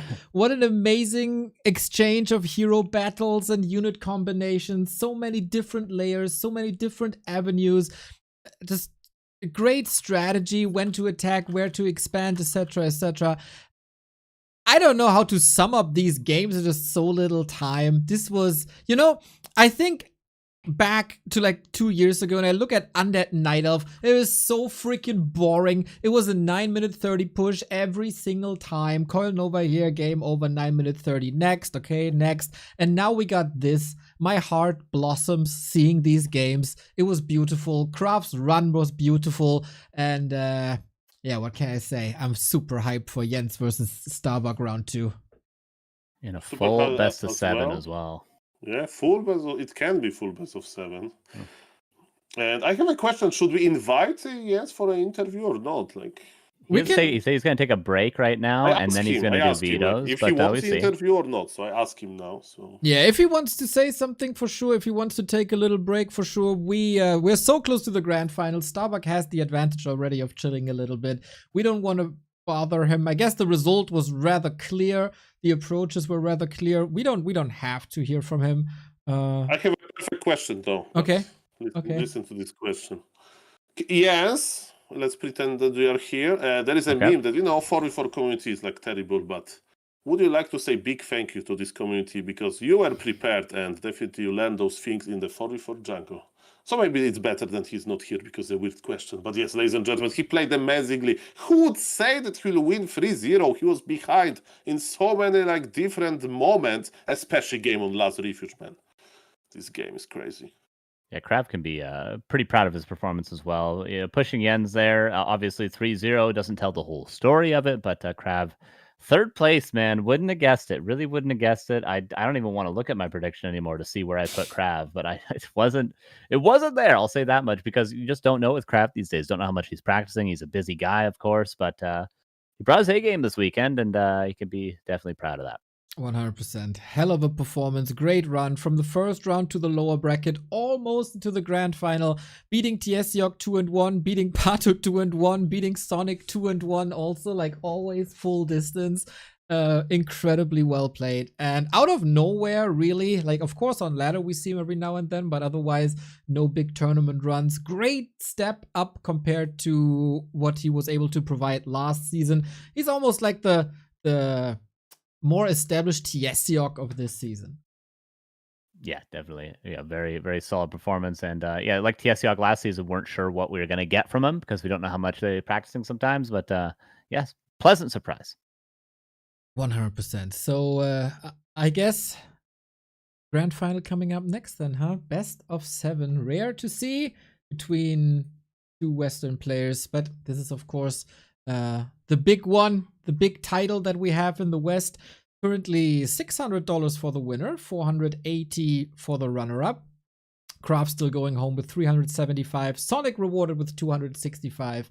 Everybody gets rewarded here, of course, and that's due to your contributions that you chip in a lot here today. Thank you, thank you, thank you, thank you. Buying the profile pictures like mad, 2,640 the prize money right now. You cracked the 2.5k. That is awesome. Thank you, Wintermute, for the orc profile. Weltheld for the Night Elf profile, same as Vigens, and all the contributions that are trickling in. You guys are freaking amazing. Thank you very much. Yes, he's up for the interview. I said two times to him, if you want to break, no problem. He said, yeah, no problem for me. I can do the interview. So. Okay. Yeah, it's a little bit earlier, right? That's the advantage of being in South America. It's not 10 p.m. for him. Okay, then we're waiting. We're ready. Yeah. I mean, he just came back from the break and now he's probably joining us. So yes, I will look for a better questions there. And yes, what I can tell you, Mr. Neil, amazing games, a lot of experience for him, and this guy is good at Warcraft. He is, and like that's the thing. Like he's not even playing for that long, right? When was his breakthrough? I don't remember really. It was a W3 Champions. We can ask him. He played Dust League 2021, I think, was the first time I remember seeing him. Well, something around there at least. There he is. Once again, back-to-back grand final of the W3 Champions finals with a clean 3-0. Jens, you're a monster. Thanks. I'm glad to reach the finals again. It truly felt like Krav came prepared and he threw everything at you, but you had a solution to everything as well. Yeah, I think against Krav style, you just need to be relaxed, not panic, because that's what the undead wants. He wants to take momentum, and then you lose like one hero, and then he can snowball. So just try to be as relaxed as possible. How can you be relaxed when there's constantly Gargs harassing you and annoying you, and there's an expo cancel 3 times in a game? What keeps you calm? Yeah, I mean, the game that I got my expo cancelled a lot. I played a lot against Krav and similar undeads, and getting the expo cancelled is not like game losing or losing wisps either. As long as you have like a bit of wood saved to get like everything you need, like tier 3 and everything. So I knew that his harass was like hard to deal with and kind of annoying. But I didn't feel like overwhelmed because of it. I just, it's like part of the matchup, you know. Happens a lot, so.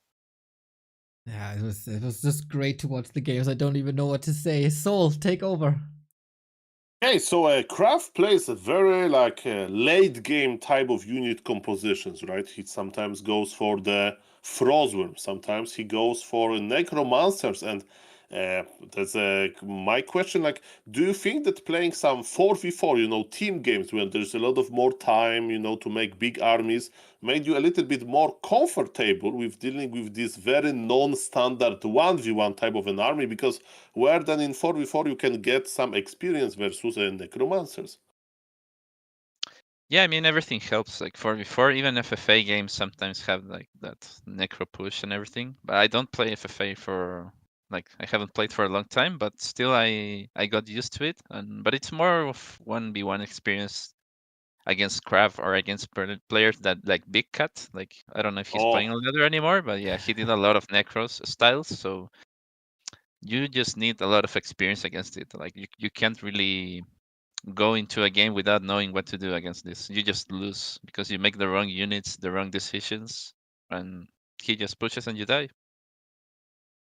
Yeah, well said. And Big Cap definitely is like a good sparring partner if you want to play versus Krav. For the audience, Big Cat is a guy that won versus Grabby with a one-base necromancer. So, and then Grabby countered him, but yes, that happened. Yeah, Mr. Carson? he was a good player. Yeah, I think the key word for him is a very annoying player, but that's sometimes the best undead players are annoying. I'm wondering about you don't really prioritize Panda when you know it's going to be Gargs, or at least when you can assume that it's going to be Gargs. I know a lot of Night Elf players think like you need Panda second, you need high level Panda to deal with Gargs. You don't seem to care. Do you agree with needing a Panda, or do you just think you just need to play a solid game? Naga's fine, Keeper Demon's fine. What's your view on that? Yeah, so first game, it was springtime, and I wanted Naga to prevent the expo from coming up in the first place. If he goes for tier 1 expo, then yeah, Panda is better. Even if in the third game, Panda could have been better as well, but I just thought he was gonna one base push at some point because his build looked like the fast tier 3. So I was a bit confused there, but in general, yeah, Panda is the best, but Thorn Sora is like overrated. I mean, underrated, I mean. Like Right. super good in Garg fights. Yeah, are we ever going to see you play Warden? We see you play Demon Hunter. We know you as a keeper player. Are we ever going to see you start practicing that Warden, Jens? Now that you got better ping, too?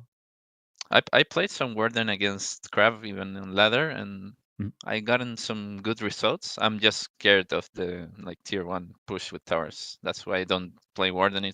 Warden just dies against that, so yeah, the Sheik I don't want style to of risk just it. all Yeah. in. Yeah, I get you. What about versus human? Like maybe will we see some Warden versus Starbuck? Maybe.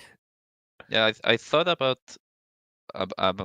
playing just a couple of games in different styles in the winners match against Starbuck, because it's like I had a confident approach to the loser final, even if I lost. I wanted to try different builds on winners bracket, but I just ended up playing standard. I don't know if now is the time for a Warden. I will have to see how I feel in the moment. I have practiced her a bit, but I feel like against human, kind of the same feeling. Like one base is scary when you go Warden, so no, I'm not sure if I'm ready for that. We'll have to see. Yeah, well, we'll see what you have in store. Don't want you to give too much away because you got a best of 7 ahead of you. Good luck, and I'll see you in vetoes, which we can start doing now, Jens. Yeah, thank you. Bye. Thank you, mate. Good luck. Thanks. Back-to-back finals for Jens, man, and it's still you cast some tournament games in the middle of the day, and people are still asking, who's Jens? Is he from Denmark? Hell no, Jens from Chile, making a great impact. Back-to-back final shows what kind of a player he is. Last time it was against Hawk, and it was one of the greatest finals that I've ever cast in that best of 7. And this is not only about strategies anymore. This is also about endurance. It's closing in on 10 p.m. Best of 7 is going long. Starbuck had a crazy series versus Moon earlier today that probably was very draining. And now he has to play another series. I'm very, very much looking forward. Yeah, it's a lot of games for both players. It's a crazy amount of games today for both players. Players are doing them up. Veto, and yes, let me tell you, Jens said it all, right? He's thinking about some other strategies. Maybe he'll go with meta, maybe not. Definitely Yeah, I think Moon didn't play a Warden, right, Mr. Neo? Can you No, confirm? he did not. He Yeah. played Demon Hunter the entire time. Yeah, so maybe Starbuck doesn't have that much experience versus it, but it's hard to tell, you know. Definitely, you know, in Warcraft 3, there is so many different strategies, and there is also a lot of details to those different strategies, so it's kind of hard to know everything. So that's why there is very little random players, you know, on top level. There is very little multiple raid players. Of course, Starbuck is one of them, but in this tournament, he has been playing only a human because he haven't met an orc, right, on his way. So yes, we can count him as a human player here. And yes, ladies and gentlemen, it's going to be best of 7. So you may see some exotic maps like Warhail. Warcraft 3 all day, guys. Just like you get Warcraft 3 all day, every day for 497 days in a row here on Back to Warcraft. And of course, great Warcraft also on Soul 8, man. We have an amazing league here running for you. This is the Dolphin Super League. It's running since yesterday. It's one of the greatest leagues that I have ever seen. I guess 15 players, round robin series. We had games today that were boiling down to 0.001 seconds in a base race, and that was just the start. Every day, 3 best of 5 series. You want to tune in the middle of the day, skip work, just call in sick for 2 months. You're incredibly busy. Pretend that you're lost over the ocean or something. That's gonna be the highlight for the summer, 100%. And Soul, I heard that you got some amazing content over at your YouTube recently. I have some ideas, okay? That's why I'm scrolling TikTok every day, you know, to try to recreate those creative ideas in the Warcraft 3 world. And yes, I made a YouTube short about how many dryads it takes to kill one spirit tower without micro. The answer is 7. What's next? What's the next TikTok that you have planned? Oh, I have a lot of TikTok. I was actually thinking about doing some investigative TikToks, you know, a lot of like to recreate the questions that I get. For example, I got like question a lot, why Happy doesn't play on Warcraft 3 Champions, for example. Oh, that would be nice. Then we can just link to it. That would be amazing. We don't have and to. I can speculate, you know? That's right. Carson, the audience knows that you are a wonderful caster and you know a lot about this game, but you've been missing for a couple of weeks now, and a lot of people were asking, where is he? Where is he? Carson, what are you doing next to casting, and do you want to link something? Yeah, next to casting, I've been on tour with my band. I've been playing a lot of music recently. We were just in Europe and the UK for about 5 weeks, and you know, probably will be away again at some point in the future. But if you want to see my band, the band's called the Banks Brothers. Actually, Qbert and Ghost came to one of our gigs in Glasgow, so I got to see a couple of the Warcraft people. I hope to see a couple more of you guys maybe in the future if we're touring again. Didn't go to Hamburg, so I didn't get to see you, but yeah, the Banks Brothers, BNKES on Spotify, and we have a website and all that good stuff. It's you know, we got more music coming out, you know, slowly ramping up the amount of stuff we have out birthday, currently. Neo. Just an EP and a couple of tunes, but we have a whole album on the way. That is pretty damn amazing. I listened to it when it came out. It was hype. It is still hype.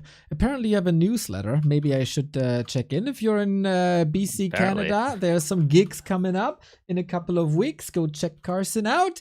And thank you, Napstar, for the 10 euros. Happy birthday, Neo. It is my absolute pleasure to have a full birthday of Warcraft 3 with some lovely, lovely, lovely people. Todespunk, thank you for the sub. EP, thank you for the raid. It's been great so far. Can't deny that I'm looking forward to a rum and coke when this is over, but it's gonna be fantastic. Game is apparently hosted, and then it's down to Jens, I guess, to give us the green light. So if Jens is ready, we are ready. Asking.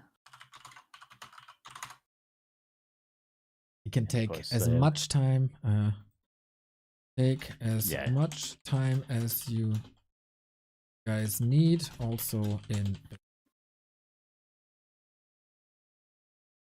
Yeah, 7 maps is a long time. The 7 maps will be Secret Valley to start. The 3 loser maps, 1, 2, and 3 in order for Starbuck is going to be Hammerfall, and then Tidehunters, and then Concealed Hill. The 3 loser maps for Jens is going to be Springtime into Bouldervale into Warhail. We still have a chance for boats, but it's only going to be if Jens loses 3 maps. Good luck, dudes. 3, 2, 1. Grand finals starting right now, everybody. And oh man, I'm hyped for that. It's already a little sign in the lobby, maybe. We said if we're ready, we are like, if you are ready, we are ready. Jens said, I'm ready with a lot of Y's. And Starbuck said, G. So from the lobby chat, a little bit more excitement on Jens' side, who comes in as the challenger. Starbuck undefeated in the series. Final hype. Not in maps, though. People are able to take maps off of him. That was the case for Pato. That was the case for Jens in the winner bracket final. But in the end, he always prevailed. Jens needs to trigger his inner moon and somehow finds a way to take 4 maps off of Bucky. Who's casting? I think it's you and me, but I'm not sure. Okay, yeah, well, let's send it. Let's do it. All right, Secret Valley, yet again. Cool, we get to see this map. I wonder if Starbuck is going to opt towards 1 base or 2 base on this map. It's always a question. The expansion feels like it's easy to take, but with those 2 shops in the center, sometimes if they get an early Naga, the Night Elf player, they can be really aggressive, get those nice valuable camps, and then go for a big push. It can sometimes be tough to play into that, but we'll see. Starbuck is gonna guide us by the hand what you should do on this map, I'm sure. He will tell us. It's gonna be probably a lot of rifles and a lot of casters, and then Jens will tell us what to do about it. We don't open up with a warden or a keeper. It's the standard demon hunter. You know, a best of 7, such a long series. You dip your toe into the water, trying to figure out if there's an angle to attack. Of course, these players know each other more or less inside out. It's very, very lonely at the top of the W3Champions ladder because after these 2, there's a lot of nothing. By far the highest seeds going into the tournament. They've shown at the tournament why that is, and also show that in other intercontinental competition, these standout players of the West in a direct clash for the title. Yeah, definitely the deserved 2 players to be in the grand finals. The deserved 2 players for us to see. Hopefully full 7 games between the 2. Jens, I feel like, was close to tying things up. We could have gone to map 5 in the previous series, especially that springtime game. He was very close to holding on. The Blizzard play was just too strong for Starbuck, but maybe Jens with a little bit more of a warm-up today. Maybe he can clean things up a little bit, and I just hope to see some more exotic maps. I hope to see Warhail. I hope we can make it that far. It's time for the boats, man. I want to see a chat full of boats when it comes out. But you talked about a warm-up. Starbucks warm-up today at like 2 p.m. European time was a certain guy called Moon. I don't know if you heard about him. It was a very, very serious series with base races, long fights, very draining. So Starbuck has been gaming for 8 hours with breaks in between, of course. And of course, he's in the European time zone. Jens' advantage, he didn't have a game earlier today. And he's in the Chilean time zone, which is, of course, a lot earlier. It's going to be finishing before midnight. For Starbuck, it could go past midnight, just like the last W3Champions finals did. And so maybe gonna tire out across this best of 7. Yeah, we'll see who has more resilience for sure. Obviously, as mentioned, they can take breaks, but it doesn't seem like, especially on the Yen side of things, he wants to take a break at all, and I imagine Starbuck is going to try to match that energy as best he can going forward. Demon Hunter getting more energy as he gets very close to level 3. Just needs a small green camp here, and then I wonder, will we see a fast counter expansion? That would be very Yens of him to go for one that quickly. Okay, Expo one more time. Starbuck also mentioned he might have a beer. Hopefully that only stays at 1. But we have seen him win tournament games with a beer in his hand and big tournament wins as well. So maybe that's rather fueling him than tiring him out. Otherwise, we gotta recommend Rogue Energy for him, of course. B2W is the coupon code for 20% off. Won't help him now. Take some days to arrive. Yeah, that will counteract the beer, though. Absolutely, that might be what he needs, but we will see. I mean, maybe it's late night vibes. This best of 7 could very well go past midnight, as you mentioned, for him, so we'll see. Footman continues to scout for the Tree of Life that has not yet been built. Hunter's Hall, ooh, a sigh of relief for Jens. Not going to be canceled in Game 1 this time. It will come up. The lures will be on time. Yeah, and that might be an element throughout the series. Like, you know that Starbuck is expanding on most of the maps. Of course, there's maps where it's pretty much impossible. And then you want to harass him. For the first time, we have a Wisp staff into the base. Demon Hunter Immolation and an Ancient of War. Jens has some tricks up his sleeve. Love this. And this is, I think, a reaction from Jens. He probably checked those replays and realized Starbuck was not building an Arcane Tower in his base. It obviously isn't a mistake. It's a conscious decision to try to cut a small corner for Starbuck. At this level, you need to do those things to get an edge. But Jens analyzed the replay, I'm sure, and went for that as a reaction. Fantastic play from him. Looking good, and the Wisp is still in the base, so in 55 seconds he can just do it again. He's buying time for his own expansion on the right-hand side, as you pointed out.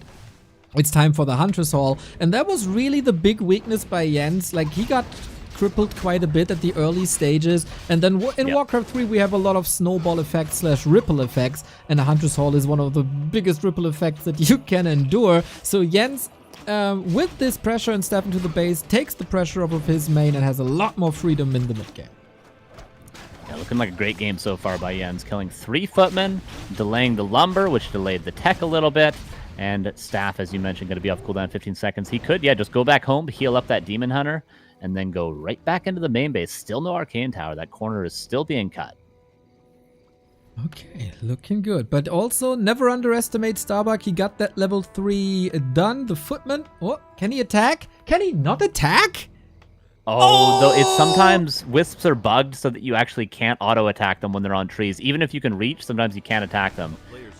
Jens, he can build a building, though. He can make a Moonwell and Staff to it. Is he going to go for that? No, just detonates it. I'm surprised he did try to commit more to that.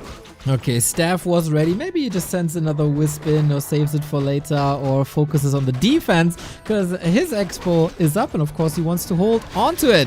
Reveal used, interestingly, to make space, maybe. Oh, he has a second charge. Demon takes the camp. Big mana potion can be very powerful for the Naga later, or a shot in the arm when you want to buy some Dryads here now. Ancient falls, but I think he did its job. Yeah, definitely. 2 camps is worth it. You'd love to get the third, but a lot of the times you have a big enough army by the time you go for the third. Archmage, gotta be careful. A lot of footmen being thrown away, but thinking back to Tidehunters in the last series, Starbuck lost, what, 10 footmen in the early game? I don't think he minds too much. He just needs to get some value out of it. So far, not getting that much value, though, I will say. Lots of denies. Nicely done, keeping that Naga on level 2. But as you pointed out, Tree of Life about to be mining. Nothing has been delayed for Jens. When he's able to play his game like this, when he's able to macro up, he seems unstoppable, honestly. This is a bit scary for Starbuck indeed, this mid-game, as the games were really, really close with these advantageous early games. Now, you take that out of the equation, and all of a sudden, Jens got a rock-solid chance. 2 base, tier 2, tier 2, tier 3 has started, but yeah, Starbuck, ooh, this Archmage. The grand final. Careful. He's stuck there? Staffing behind. Is that a full wall, though? I think he's going to be trapped in here. He's going to have to cut down a few trees, but better safe than sorry. And yeah, Jens continues his reign. I also love that now Starbuck built that Arcane Tower, and because it's such a long series, these small things add up. Now Starbuck's going to be thinking, okay, I need to build an Arcane Tower before teching, because he's going to staff into my gold mine if I don't. So now Jens set up this entire best of 7 that Starbuck's going to be slightly inefficient every early game just because of one small move in the first game. Exactly. Wonderfully put. Couldn't have said it any better. Carson, you earned your spot for the next season finals with just that sentence alone. We got thank you. We got some loyal resubs here. Thank you, Fezo, for the 55, and thank you, Arcade, for the 32. You're amazing. Just like this Demon Hunter is also freaking amazing. We get the next merchant on the left-hand side, grinding up level 4, level 2 evasion. He's gonna dodge a lot of shots. One could call him Neo. Absolutely. Yeah, he's going to dip, duck, and dive under those bullets, and Starbuck managed to dip, duck, and dive out of that expansion, but he had to kill, I think it was a farm to get out of there. Yeah, this game, I gotta say, is not going well for Starbuck at all. This has been the best game that Jens has had against Starbuck today. I agree, and he even won a game where it looked more dire in the mid-game. Heal Scroll, Invo Potion, Naga close, 2-3. The Fork Lightning is just waiting for the rifles. Are the rifles stuck? They are indeed, and he's trying to get them out, but he cannot chop down the trees. You're not allowed out of your base here, and this is going to delay the timing so much that Jens is going to be able to get tons of bears out, tier 3.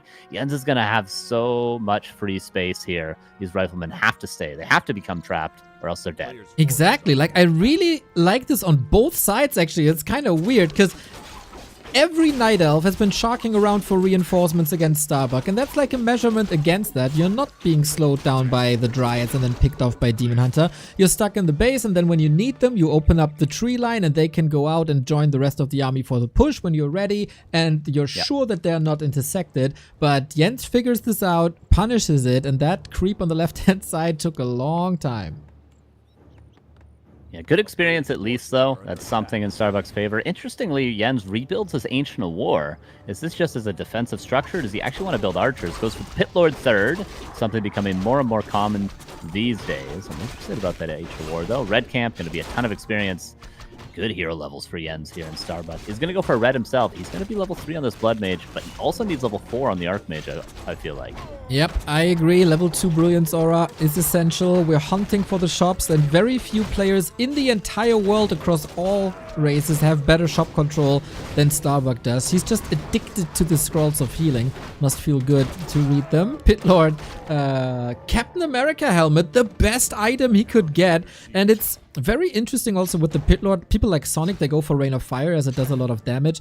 He goes for Howl to reduce damage of rifles and Cleave, and he got amazing items for that.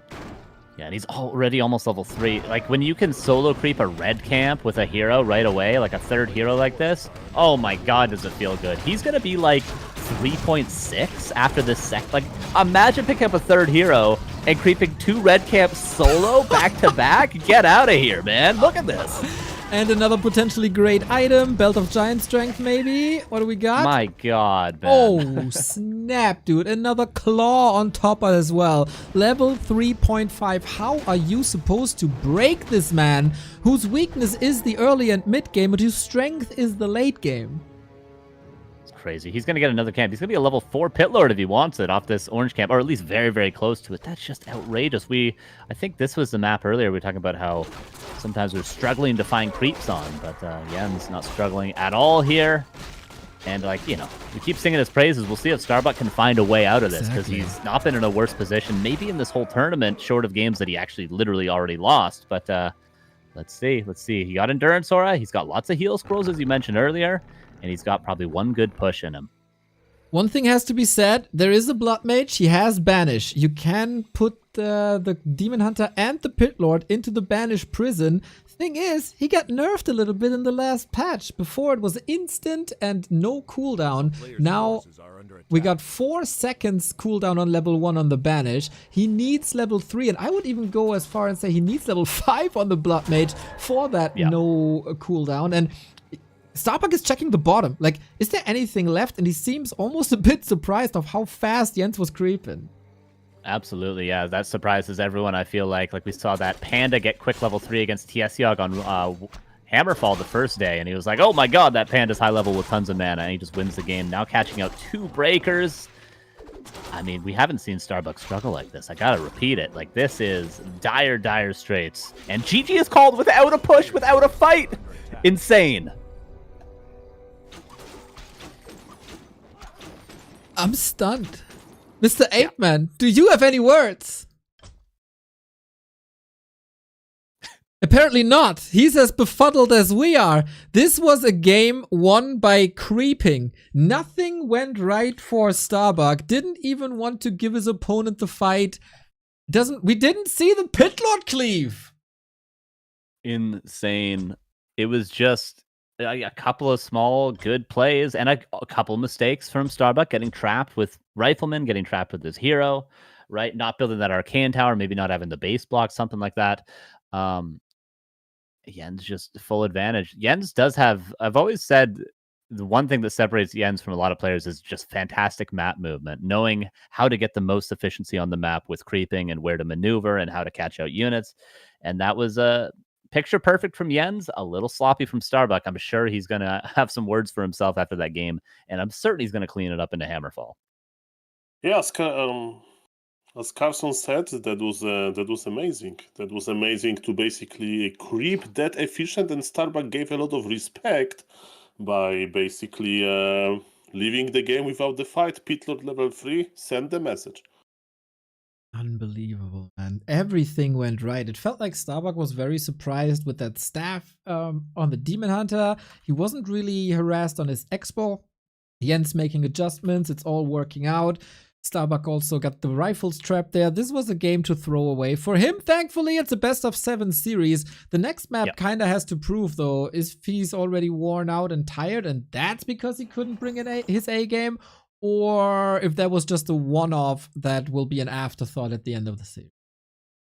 Yeah, Secret Valley can be a weird map, especially like, maybe it's just one of those like, whatever, let's get this map over with. I'll try to just play standard and see how it works out. But, the map doesn't lend itself easily to that. But going into Hammerfall, maybe going into maps like, what else do we have? Springtime, going to maps like Concealed Hill, going to maps like Tidehunters that are in the pool here that we're going to be playing. That's where Starbuck's going to be a lot more comfortable, probably.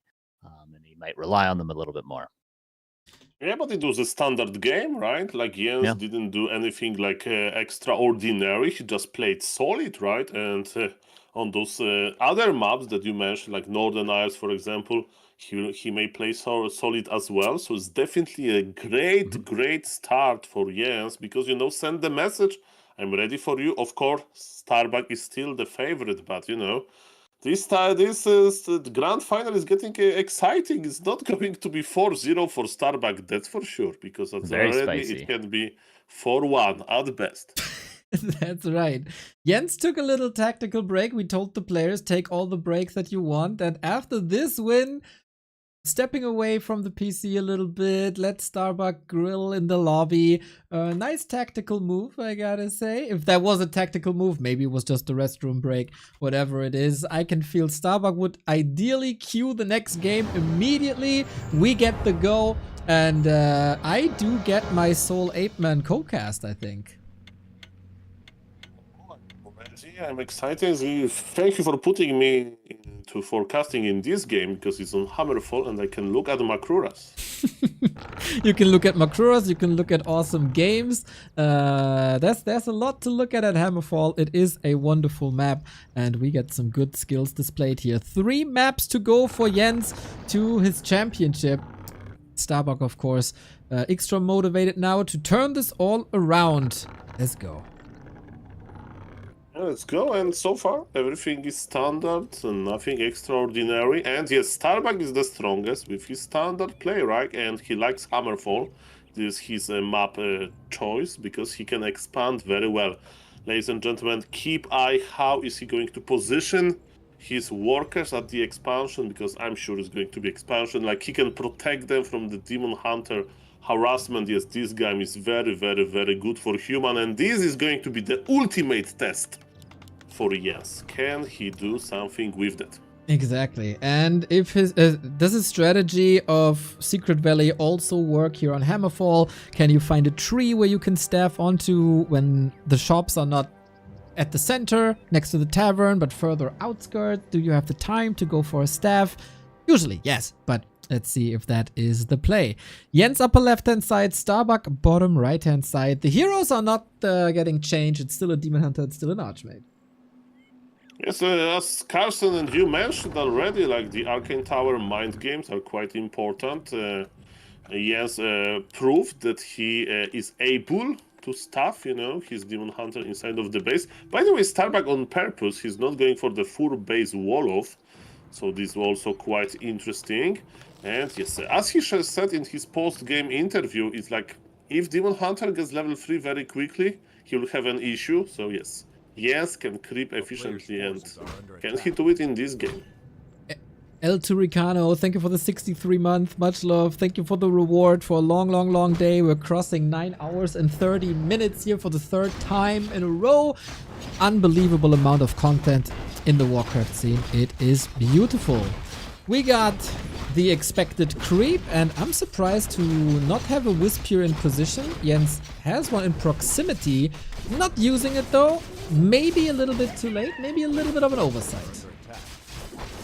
Yeah, I mean, or maybe he will do something crazy, and look at this, he's not going to cross the map. He likes the level 3 Demon Hunter, who can blame him, and instead of doing early economic harassment, he's going to creep himself a pretty big camp. He went again for double archer before creep camp, because he knew that he will uproot his Ancient of War for a long time. And yes, the question is how well he can use his high-level Demon Hunter. He's not level 3 just yet. And look what Starbuck is doing. Starbuck is like, okay, you want to harass me? I'm going to harass you first. He's already in Jens' base. Jens is taking. Okay. Then we've got to see if there's a Huntress Hall somewhere or not. What's plan B, Jens? You must have expected this. This is what Starbuck did to you before. This is what Starbuck did to Pato. This is what Starbuck did to Moon. Every time on Hammerfall, the same place. But why go for any other place if nobody can defend it? It's all about now Demon Hunter. He needs to deal with the footies. Starbuck is sending more and more Water Elementals. There is literally 0 economic damage, you know, to Starbuck expansion. And yes, he's evacuating all of his wisps. This is crazy. Okay, 27 lumber only. How are you supposed to build a Huntress Hall? How are you supposed to build lores when you don't have lumber? A shredder down the road, but that's all time. And I don't feel like Jens is doing significant damage. The Demon Hunter is running around left, right, like a headless chicken. Yeah, like this looks easy by Starbuck. Of course, he has a lot of micro here. Archers are dying. The Wisps are moving, and definitely Starbuck feels like this one of his games. Yes, Demon Hunter without boost of speed. He's chasing all of those footies, but Starbuck is microing them back one by one, and we know how efficient healing for human is when you have the shop up with the Regent Scroll. You pay 100 gold, and you can heal all of the units around you. Super efficient indeed, and in the meantime he's creeping like crazy. No last hit, little bit too late for that, but I don't think that's the #1 priority at the moment. Archmage also fueled by the Ring of Regeneration, so every hit he takes is gonna be evened out in a couple of seconds. Really nice. And we harass, and Jens again with the problem of not having a Huntress Hall. Yeah, but he has an expansion. I missed that, so okay, that's interesting. His expansion is going up slowly. And how many footies there are? Okay, the worst part of the Footman storm is over, you know. The sun is slowly showing, you know, on the sky. Level 3 Demon Hunter can help a little bit. But of course, what we need is Naga for the map control. But there's a lot of archers. There's a lot of archers. One of the Wisps went down. Super interesting game. Super interesting game. So yes, still wants to take it to the late game. Okay. Yeah, many lesser Night Elves could have crumbled here already and be overwhelmed. Not Jens, really. Starbuck's tech seems a bit late. Jens will stuff to the main. I think the Wisp is going. He has stuff of teleportation. Can he survive? Can he survive? He's stuffing to the moon well, because Wisp was half HP. Neo, this is the most important moment of this game. This level 3 Demon Hunter. I think Starbuck is teleporting back. No, he's just stuffing back. There is TP on Starbuck, on Jens, but look at this level 3 Demon Hunter with illusion on top of that. And the Naga is coming as well. This is a super important moment. Amazing. He gets the last hit on the Water Elemental too. The mining is disrupting. During the tech, 3 units incredibly hurt. Immolation is over. That's when the Militia can shine now. Great micro by Starbuck, who saves one worker after the next. There will be a town portal soon. At what cost is the question? Jens is terrorizing the human economy. And he town portals out at the perfect time. Mass murder in Starbuck's main. Yeah, and Starbuck can't heal, you know. I mentioned all of those footies that he was able to rescue, right? And look at this, even the Ancient of War is still annoying. Starbuck is not blocked in his base because he teleported red. But look at this, Demon is coming back. I think Jens should go back to the main of Starbuck. He has level 3, there is no Arcane Tower. He's pulling back, okay. He's not agreeing with my calls today. First the archers now. He's going to creep. He's taking it slow. But Neo, this game is open. Jens is one of a kind, man. It's unbelievable. The Ancient of War coming in for creeping. He wanted to hit the expansion a little bit. Didn't find an opening, but it was definitely annoying. Demon Hunter will be back. Archmage scouts the whole shebang. But yeah, only level 1. You can deal with these Water Elementals now. It's not really an issue. Ancient still creeping can then be used to push that human expansion as well. We've seen that throughout the tournament. Jens now finishing his Huntress Hall. Circlet on the ground. He forgot the circlet. Huh? Oh no! Oh, that's a little gift. No, it's little gift. It's like, I know, it's 50 gifted subs in the streamer world. It's a lot. Oh yeah, rare occasion. Yes, but it's rare, okay? It is, it Big is. gift. Mr. Jens, maybe you should take a longer break, not this interview, Kappa. No, he's still okay, but he was healing and he forgot to pick it up. Happens. Mistake. Happens to the best. Now, level 2.4. You get the Ring of Regeneration. We got one on both sides. Blood Mage is out. Jens creeping in his face. This is getting quite spicy quickly. Archmage on low level is also quite important, right? In hero levels we trust. Okay, there is Blood Mage creeping with Footman and Rifles. This is an interesting scene.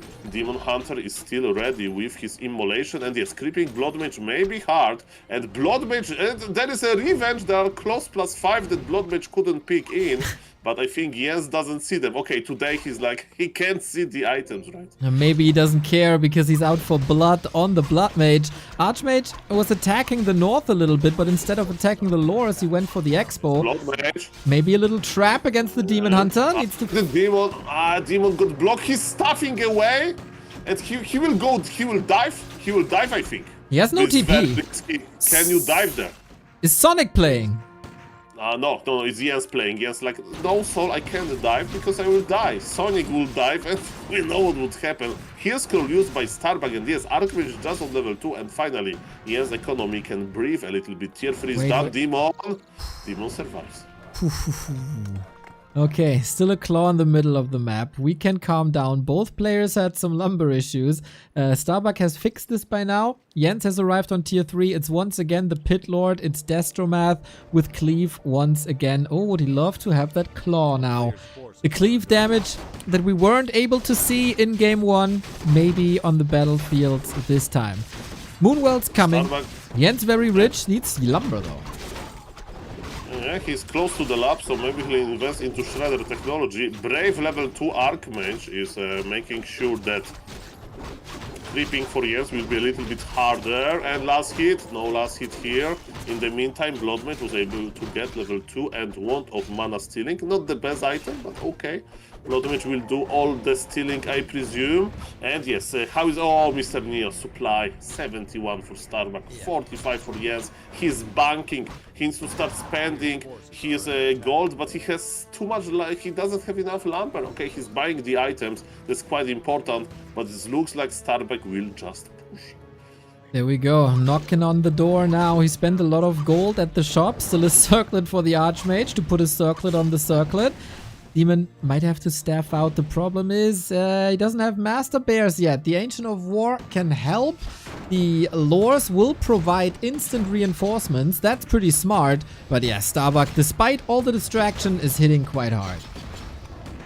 Yeah, maybe it would be better to just push again, you know, the human economy after this successful first way of laming, but it's in the past. Now we need to look what's going to happen. Bear Master is online just barely. Okay, so Jens can morph his bears and now eyes on the Pit Lord. He's just level 1, but with nice items. Is this Cleave enough? It's not looking too good. Moonstone popped, but yes, the expansion is still operational. We have mass detonation. Yes, got level 3 on his Nugget. It's very important. Maybe he can pull Starbuck away with some hero kill, and we have a big fight. Demon Hunter, Invo Potion last second. This is crazy. 7 seconds, and then what? He needs to be staffed out. Big Invo Potion also on the Pit Lord. Should be used soon. Blood Mage has the TP. This is how Jens holds for now. Staff! Crazy hold by Jens once again. Went on the cost of 1 lore. He rebuilt it already. Those were a bit exposed. A lot of damage went onto them. And now we'll see if Jens can solve his lumber issues and can scale the heroes, and the tier 3 could carry him to victory. Starbuck is coming back though. He teleported to his expansion, so very short way, and he's already healing. Jens knows he scouted that with the Wisp, and he wants to creep the bottom. Is there enough time? He will have to buy Scroll of Teleportation, but look at this, Starbuck is giving him a little bit time by creeping the small green camp, which is perfectly enough for level 3 for himself. What about levels on the Night Elf, and what about HP on the Demon Hunter? That's my more important question. We have 1 Druid of the Claw that is crossing, and yes, I think Jens has to TP. He did buy a TP indeed. Did he get a redo on the Demon Hunter? Looking at the HP bar, absolutely did. That was an unfortunate dispel somewhere. Double redo now. Pit Lord in the front, Archers in the back. We have one banish, but if you banish the Pit Lord, that means there's no banish on the Demon. Yeah, and Pit Lord is useful, you know. There is a Howl of Terror, as we can see those rifles. They have negative, like they have debuff to their attack. And to be honest, this Pit Lord is giving me some hope. But yes, again, Blood Mage has all of the mana. There was no enough time for retrain to mana burn. Jens is detonating his wisps again. Pit Lord is in the banished prison, but it means that Demon Hunter can attack. At least we have that. And Jens is looking for the Blood Mage kill for Gleitnik. And Blood Mage has fallen! Uh-oh, no more Siphon mana, no more banish! How are you supposed to stop the force that is Demon Hunter Pit Lord combo? Demon Hunter slicing and dicing, Pit Lord in the middle of it all. Jens, of course, down in supply, but so much recovery with every redo. We've seen it here now. Archmage level 4. Any chance to get the Blood Mage back? Maybe. He could go to the tavern. He does have the resources. The push is still alive. It's nighttime. Moon Juice should be up. Starbuck towering up. Jens recovering, and then time for round 3. Yeah, one breaker is going to the tavern already. Blood Mage is the key to this push, so the faster the Blood Mage comes back, the better. But remember, Starbuck is teleporting out. He killed another lore. More time for Jens. Jens is under 50, and the tower sadly can't teleport away. Oh my god, don't give Blizzard ideas, please. Teleporting towers, that is nightmare material. Huge lead in supply for Starbuck, but the Blood Mage is hurt. It was a Tavern revive. He can soak up mana, of course, as we all know. Double heal scroll for Jens. Heal scrolls in general are gone.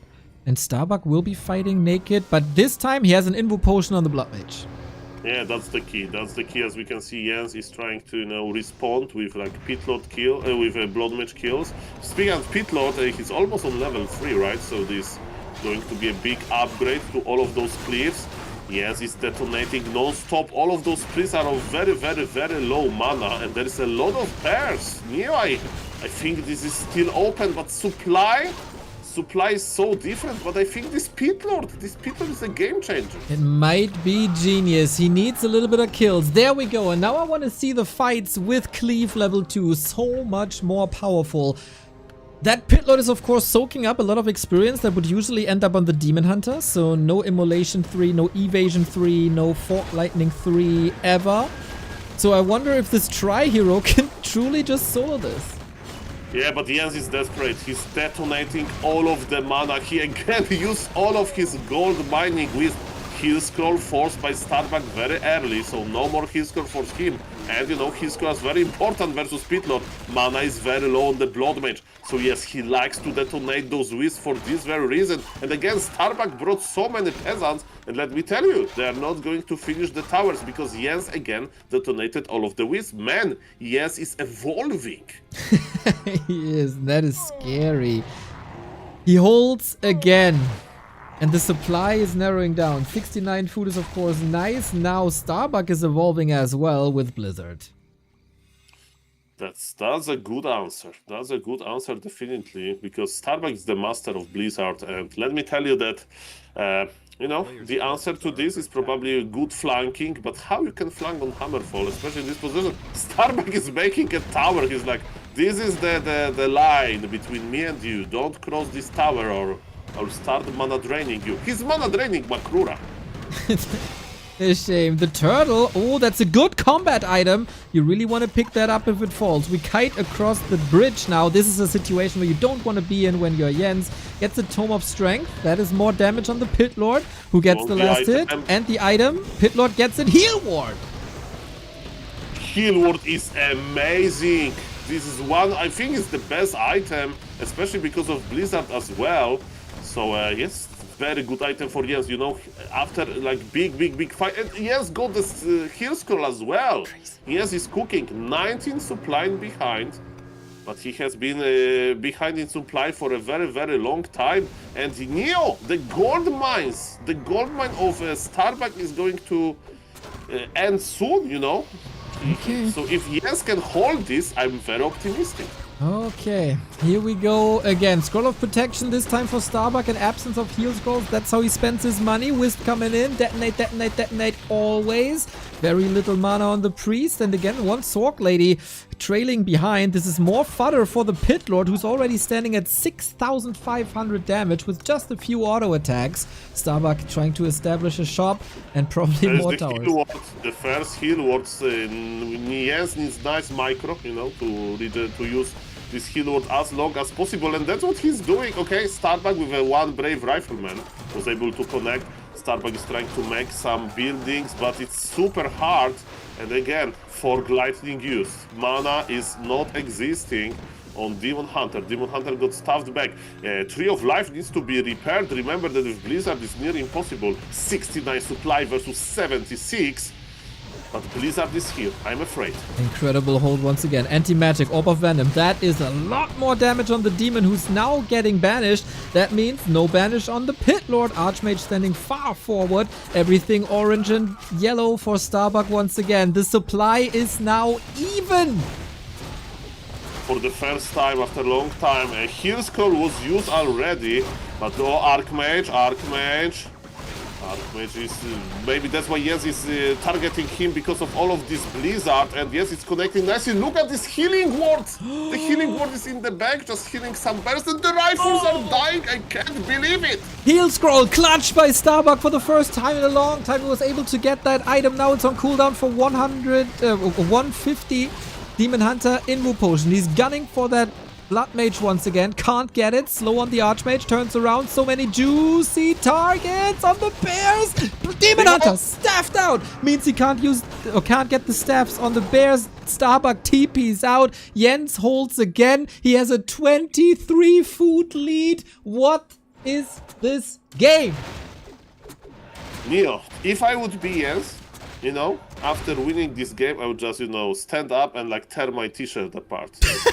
Like, this is so big. And of course, Jens is like so nice. He's like, oh, you know, in this game I decided to go for Pit Lord third because, you know, Starbuck gave me some time. And Pit Lord third, as you saw with the Cliff, gave me efficiency. And he got double scroll! Insane! I was about to point it out. I was gasping while you were talking. Unfreaking real, man. Demon Hunter just goes on a journey. Left-hand side, double heal scroll, close to level 5 on the demon. Starbuck made it to the left-hand side to get the heal scrolls because they were empty on the right-hand side. That could be a game-winning move.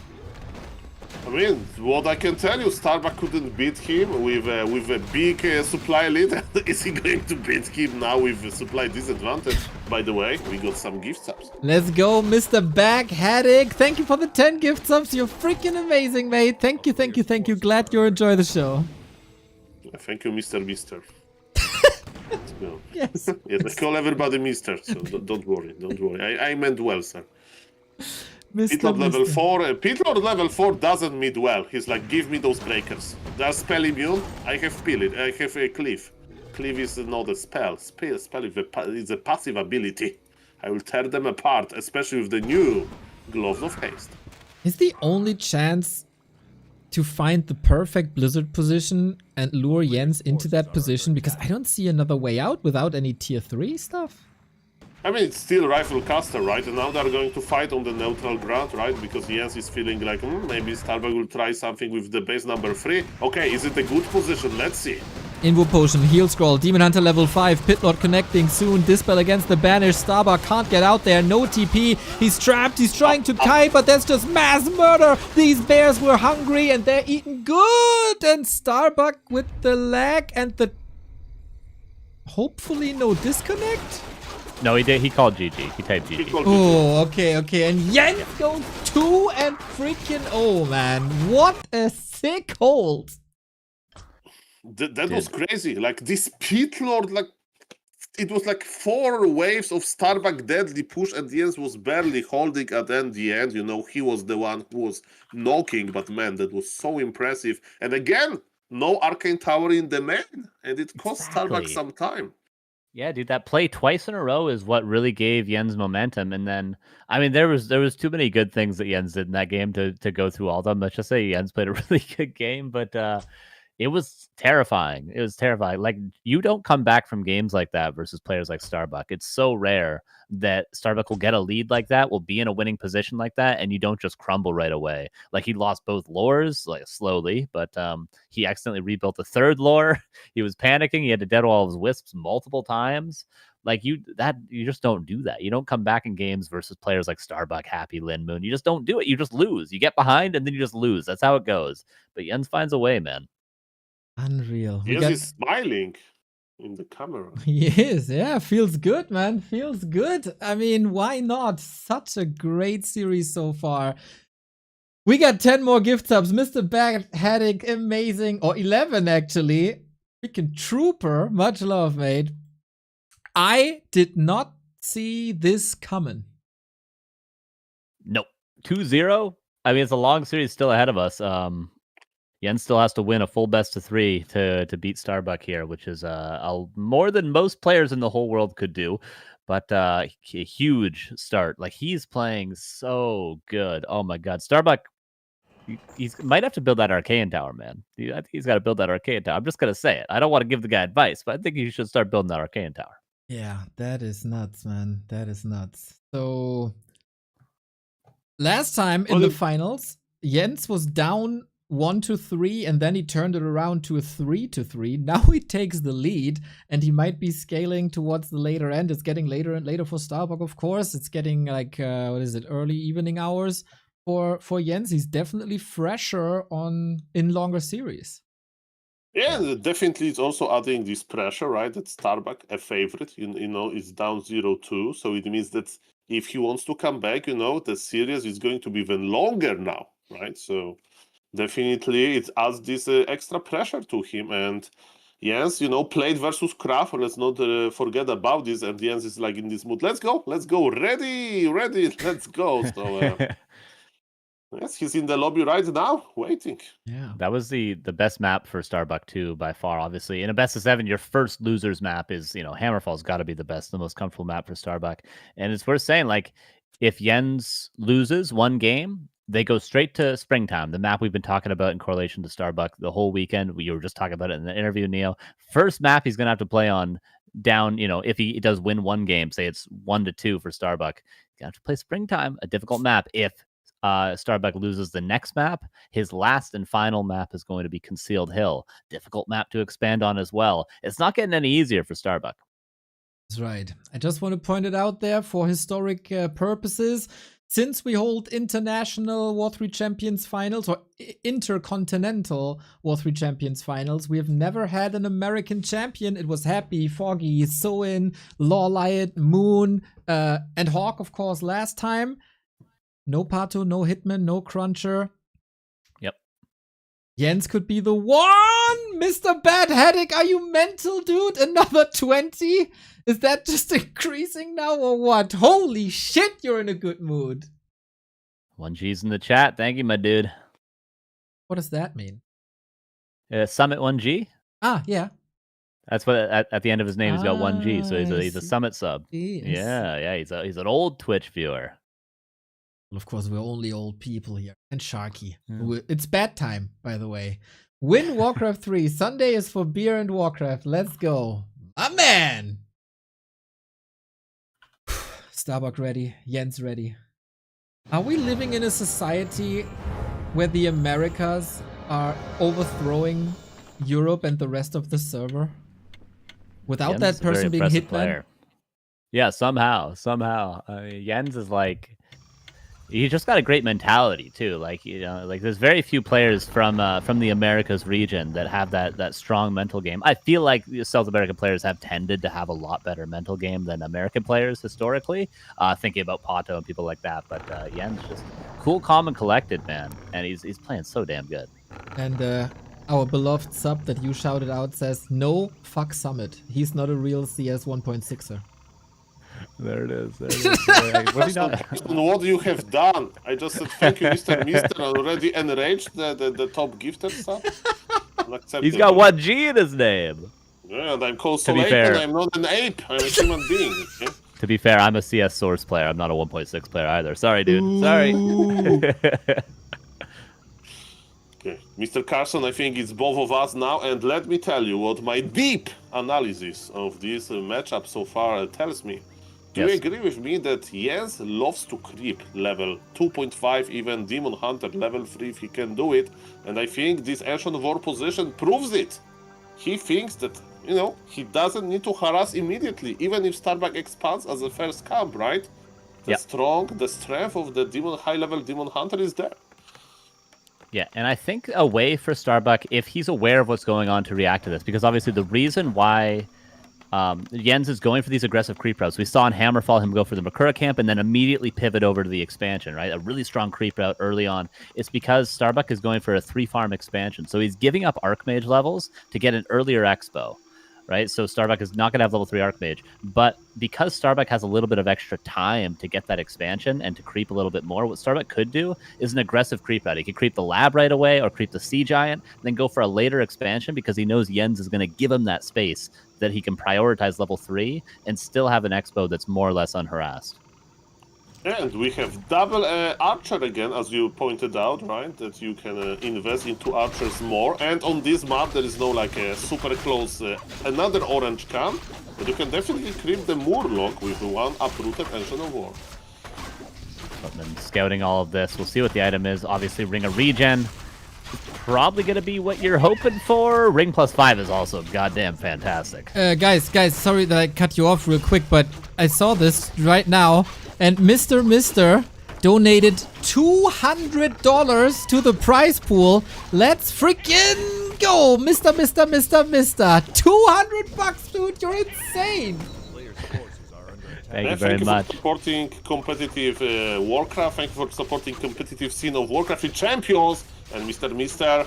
You can relax now. Me and Mr. Carson, we are going to guide you through this game. Yeah, both these players definitely deserve it for sure with the shows they've been putting up, and also obviously players like, you know, Sonic and Crab throughout the tournament are going to get a little bit of a bonus to their paycheck for that too, so I'm sure they definitely appreciate that.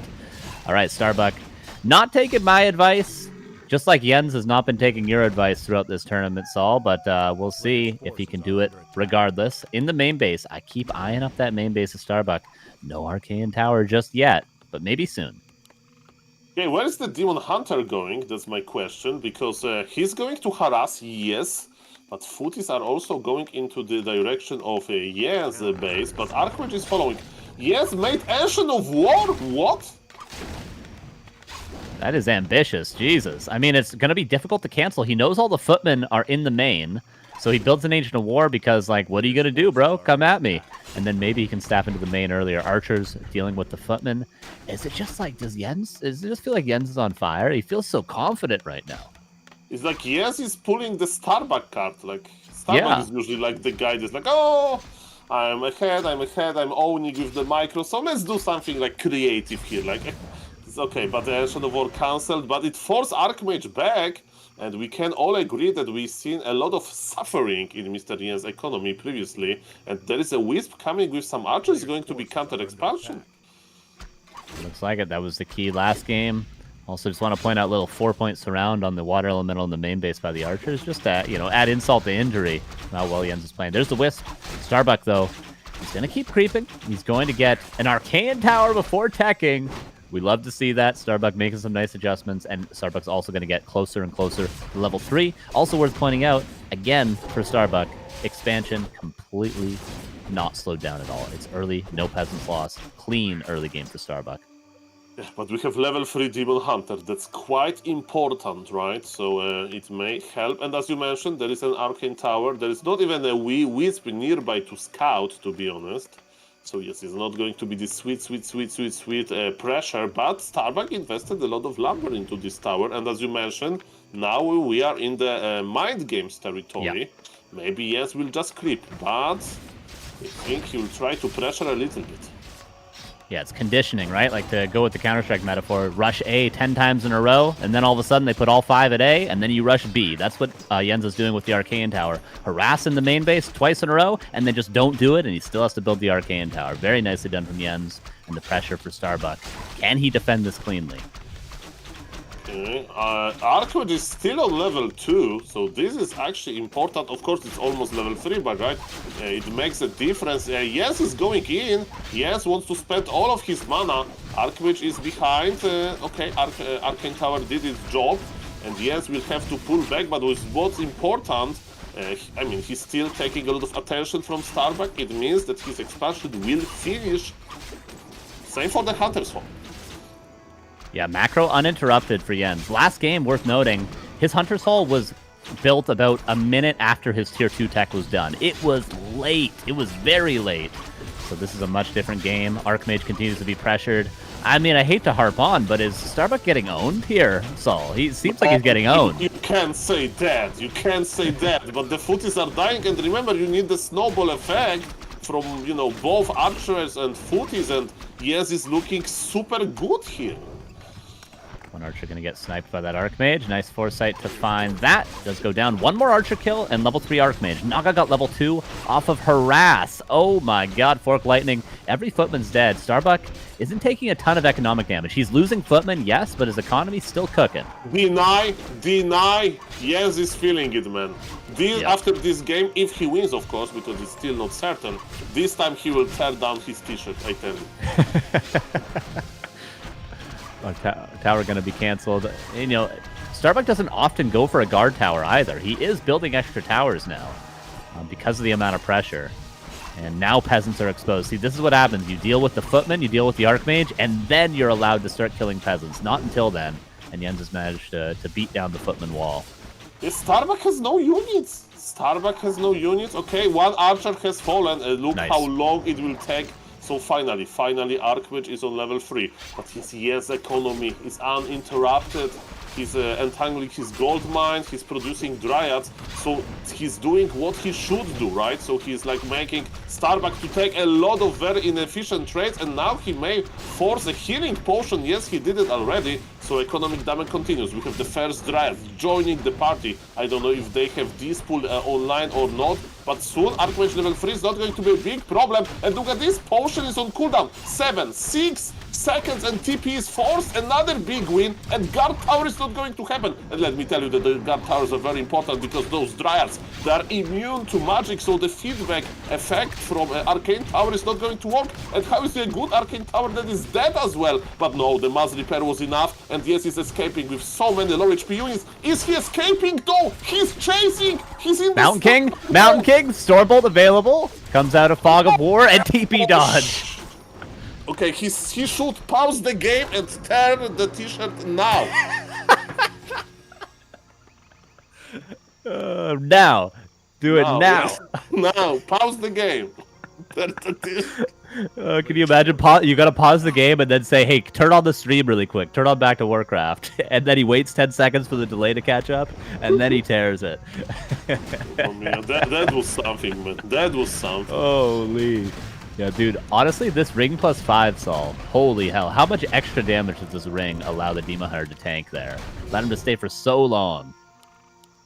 This is very true, Mr. Carson. And Ancient of War is Spark already. There will be more creeping, even stronger heroes. And MK, just on level 1.4. And you know what? Maybe this time Jens will actually not need to retrain for mana burn. I don't even know. Cool that we're seeing a Mountain King from Starbuck. I wonder why this adjustment is made. Maybe because he didn't have a good early game. He doesn't feel like he's going to be able to make that timing at tier 2. So instead, he's going to try to push it into the later game. Obviously, Mountain King is going to be a nice carry in the late game for hero focus, but just speculating. Don't actually know. Okay, and I would like to use this opportunity to thank Mr. Young Fang 888 for 5 gifted subs. Thank you, sir. And yes, both players are creeping now. But look at this. The experience difference is huge. Second hero of Jens is the same level as Archmage. It's 3-1 level versus 3-3 level. So definitely, so far, Jens is light years ahead, but still, you need to finish the game, right? He was used to being like on the ropes, right? In most of the games. Can he have a good finisher?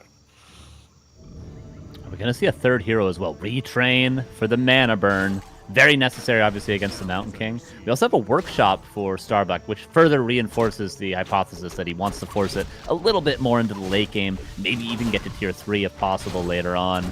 Jens is going to continue the pressure. He's getting burned away by that feedback. All the potential for mana burn, unfortunately, but Starbuck is only There's no interested in creeping TP. right now. There's no TP on Starbuck. He needs to go on foot, and the Expo won't die. You know, it's a long way. But Jens knows about Workshop. Jens slow down the mining, and Jens he's slowly getting, you know, into even better and better position. We have Bolt on a bear, so Demon Hunter is not going to die anytime soon. He has amazing items, and yes, you know, he can afford this. He's not losing much, maybe he's not losing anything. There is Staff of Preservation, one of the bears staffed back. And Jens is doing what he should. Starbuck is scouting with Militia. Look, he's afraid that Jens is like getting into the moon style, basically. Yeah, I would be surprised by a third base at this stage, but maybe Starbuck doesn't have a full grasp of where he stands in this game. He doesn't know how far ahead he is. Is there 4 Chim Roosts coming up? Who knows, because Jens has been all over him the entire time, but Starbuck remains calm, right? He's going to keep creeping, trying to get level 3 Mountain King desperately, probably will retrain Blizzard, try to prioritize breaker numbers, get a couple mortar teams, and then who knows, that human army is very strong if you have Clap Blizzard with mortar teams. Yeah, that's very true. It's a very maybe now Starbuck, you know, wants to spice it up a little bit. Maybe MK is the answer to Pit Lord a little bit, you know, because if you just bolt the Pit Lord and like try to kill him. Hard to say, hard to say. The shop control, there is one ring, one scroll, one invul, and yes, Jens is going to buy the heal scroll, I presume. Yes. Shop control. Bloodlusted MK, by the way, that's hilarious, but it's already done. Mana burn lands, and a detonate. That's the last of the mana on the Mountain King unless he burns through that mana potion. One breaker, a little bit out of position, but one bear might die unless the staff is burned. Town Portal is on the Demon Hunter if he has to get out of here. Starbuck does not have the luxury of a TP right now, and the positioning is kind of terrible. The bears are clobbering. Okay, this is an interesting fight. Heal scroll use, and yes, I don't see MK carrying this, and there is no blood mage, right? Look at the micro. MK... Oh my god. The 3 bears. He's gonna staff this third one probably too. Look at the micro, Saul. Look at these bears. Yeah, like Jens is delivering in every freaking aspect of this game. Invul Force on the MK, and there's 20 supply head. GG, I can't believe it. Oh my god, this guy is out of control right now. Tear the shirt, Jens. Tear the shirt. Tear the pants off, honestly. Tear it all off, my man. And all he does is a quick little smile and a sip of water, and there he stands tall, like the behemoth that he is. 3-0 versus Starbuck. He is one step away from one of the greatest upsets in W3Champions finals history. Jens is getting closer and closer. One hand on the imaginary trophy and one hand on a big chunk of $3,000 because Mr. Backhat is coming in with $160 as well. These guys deserve an even 3K. I'm sure the rest of you can at least buy them a $5 beer, right? Help these guys out. LFG! Thank you very much. Thank you very much. The games are delivering, man. And yeah, maybe crazy. The start of Starbuck comeback, you know, but he kind of tried to spice it up a little bit and it didn't work too well, man. But yes, he's playing so good, you know. It's not like, Starbuck is making like big mistakes and, you know, he's like losing footies on creep. No, it's Jens.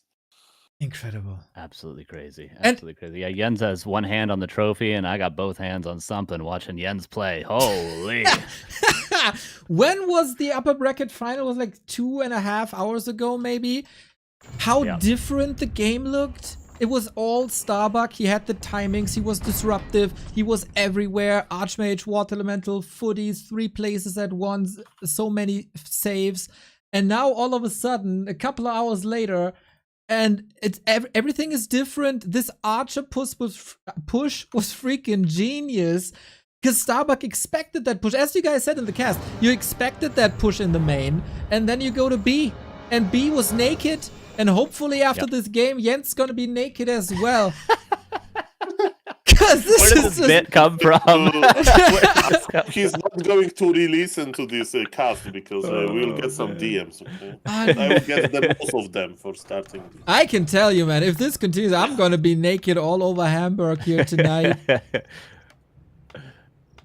Oh my. Absolutely incredible. Like, I gotta say, I haven't seen all the Jens performances, but this has to be one of the top ones of all time. Like, he's got to be very, very proud of this play so far. But he's got to close it out. Starbuck, you're damn sure he's reverse sweep in this position before. You're damn sure he's not shook yet. He's full steam ahead.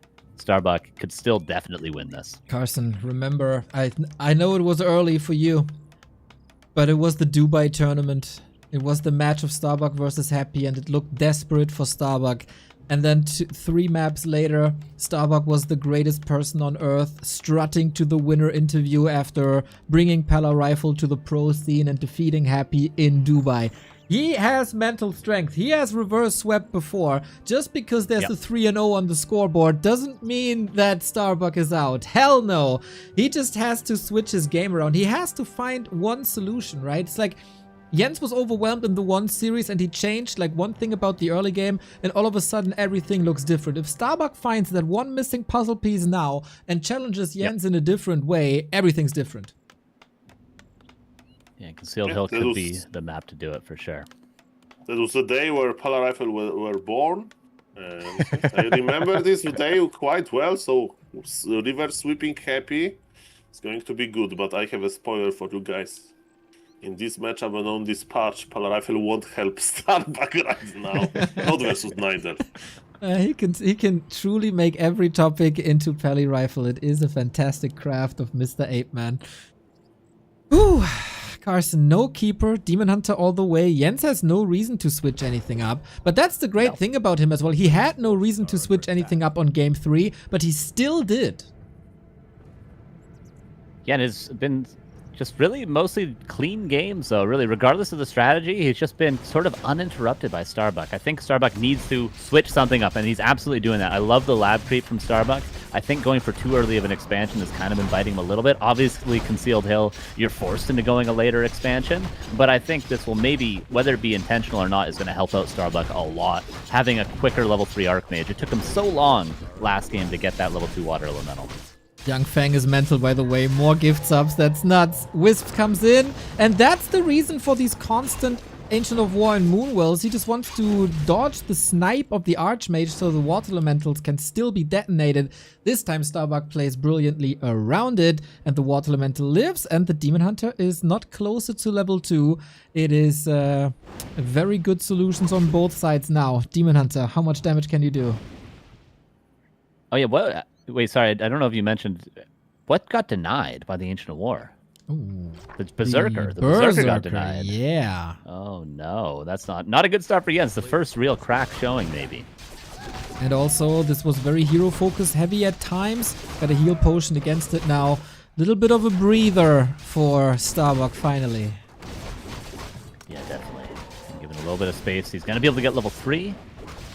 There's a tier 2 tech. Okay, not going for the expansion. So we may see 1 base here, and if Starbuck does end up winning this map, Springtime might see 1 base again. So we might see a shift in the dynamic of this series in the next couple games if we make it that far. Okay, but it's a long way until then. Jens' defensive capabilities are absolutely legendary, and it's do or die with this 1 base, except if he comes up with an interesting tier 2 expo situation. But yeah, I don't think so. He is going into the base once again, and oh my, he snipes that Demon Hunter with his pants down. Very, very hurt. Needs a lot of moon juice. Water Elemental Summon. Archers a little bit out of position. One gets kind of semi-surrounded. Detonates could come in. 1 Archer dead, but the Water Elemental could give a bit of experience there. Another Archer mismicroed entirely. Jens is totally crumbling this game. Interesting. Concealed Hill, and all of a sudden, things turned on its head. What the mana burn a little bit too late as well. Another Water Elemental is coming up. That's a lot of detonates, and this is the Starbuck of the winner bracket final. Yeah, this is what we were expected to see from Starbuck. Pure dominance here. Jens making a couple of mistakes and Starbuck not letting them slip away. That second Water Elemental slipping out as well is a huge deal. And even a deny, not quite, but the attempt was there. Third Archer about to die. Didn't reach the Moonwells. That's the entire army for Jens gone already. Crazy how things can change from one map to another all of a sudden. We said it before, it's a battle of stamina, and Jens played a couple of matches here as well. But of course, experienced and veteran competitor shouldn't be thrown off by that. Chip damage on an Archmage, but because of that heal potion, he doesn't care. Yeah, This might be a quick one. Tier 2's around the corner, so he can grab a Naga, but this is exactly what Starbuck was playing against Pato yesterday even. He goes for the bunch of footmen, maybe even early defend, and then he goes for the later riflemen. And with this amount of pressure, Yen seems to be crumbling, trying to get a Hunter's Haul up. Look how late it is on the left-hand side, and Starbuck goes for the Naga, which is what he talked about in the interview yesterday as well. Yeah, when you do a lot of damage and the moon juice is dire, go for the Naga. The guillotine might snap on Jens now. It was an extremely dominant performance thus far. Naga, when Naga fights a Naga, usually a Naga dies. That's an old saying here in Warcraft, and I got a feeling that it remains true. But who's it gonna be? Maybe it's both. Demon Hunter not controlled. First Naga down, so experience for Starbuck, and she slithers away with the boots, courtesy of Happy. Boots on the Naga, life-saving.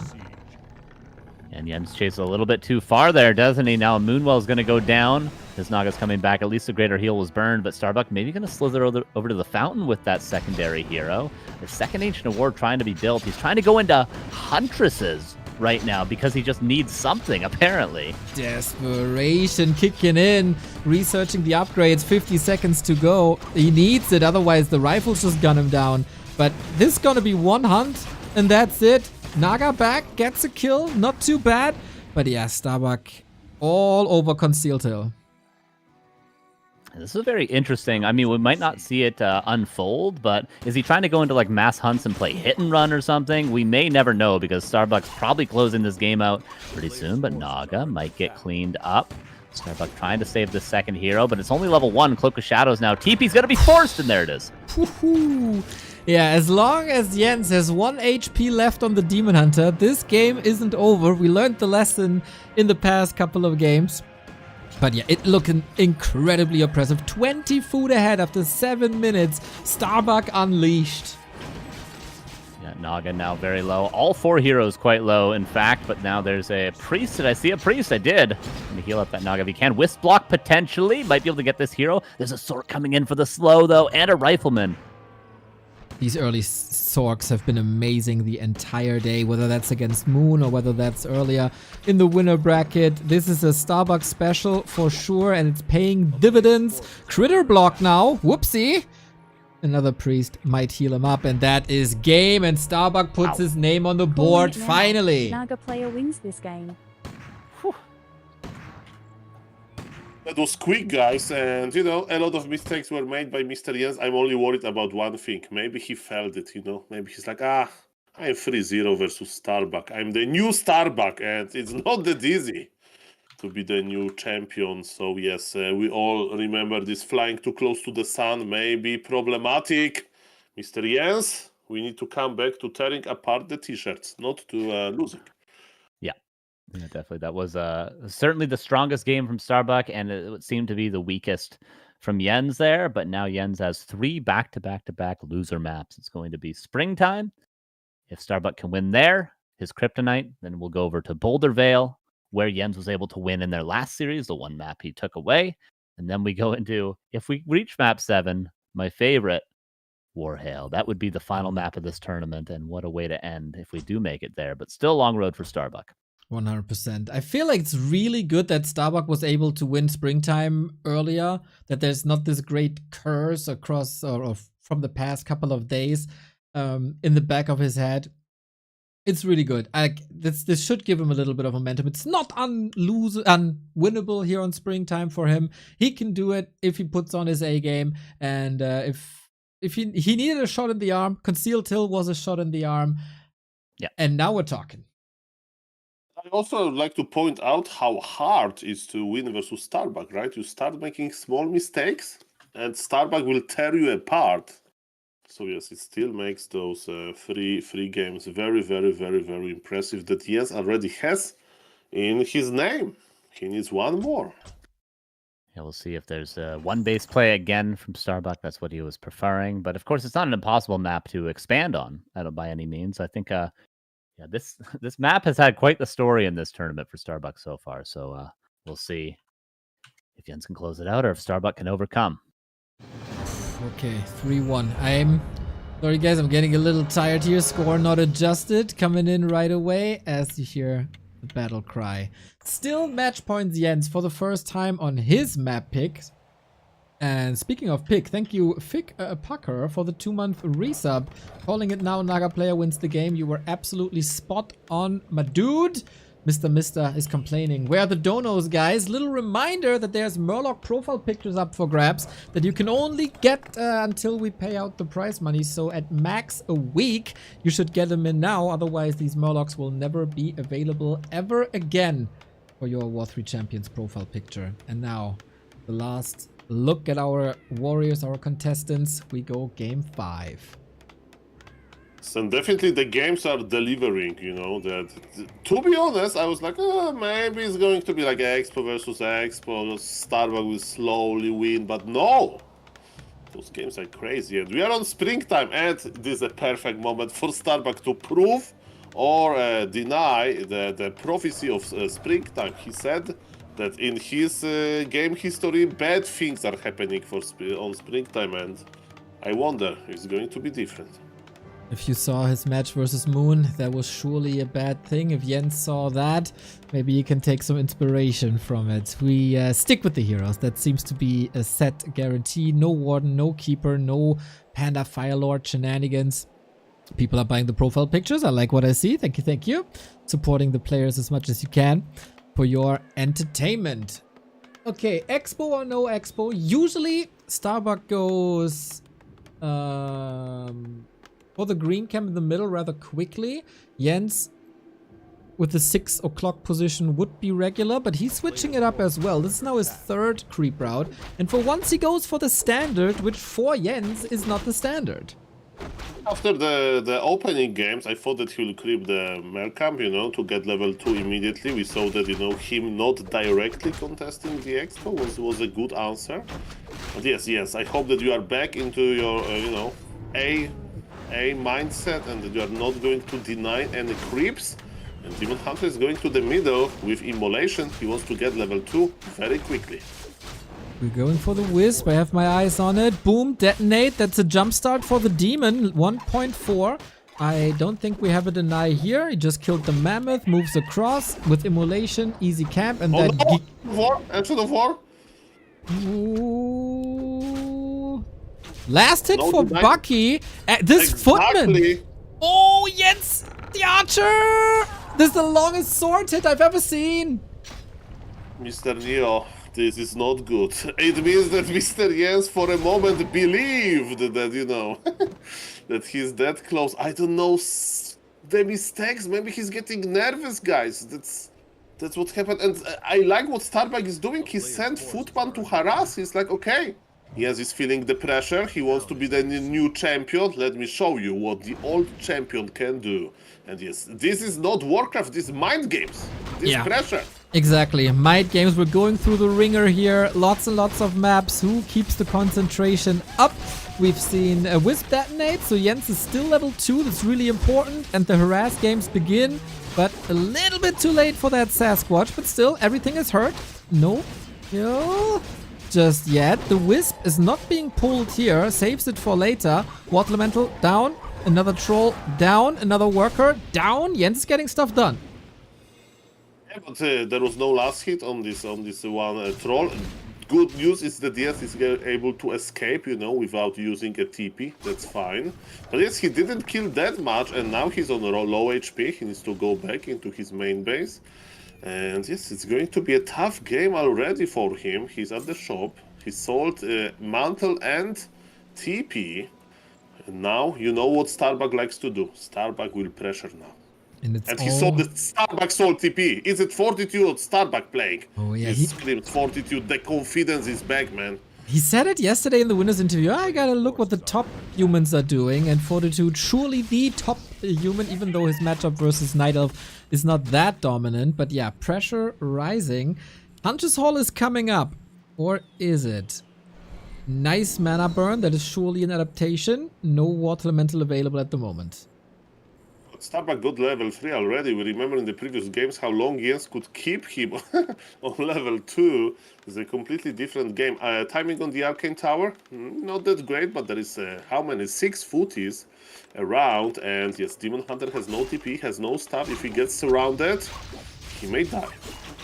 Yeah, very, very scary situation here. Jens feels he has to put some pressure. If he missteps once, he's dead. But so far, good distance and just mana burn, mana burn, mana burn.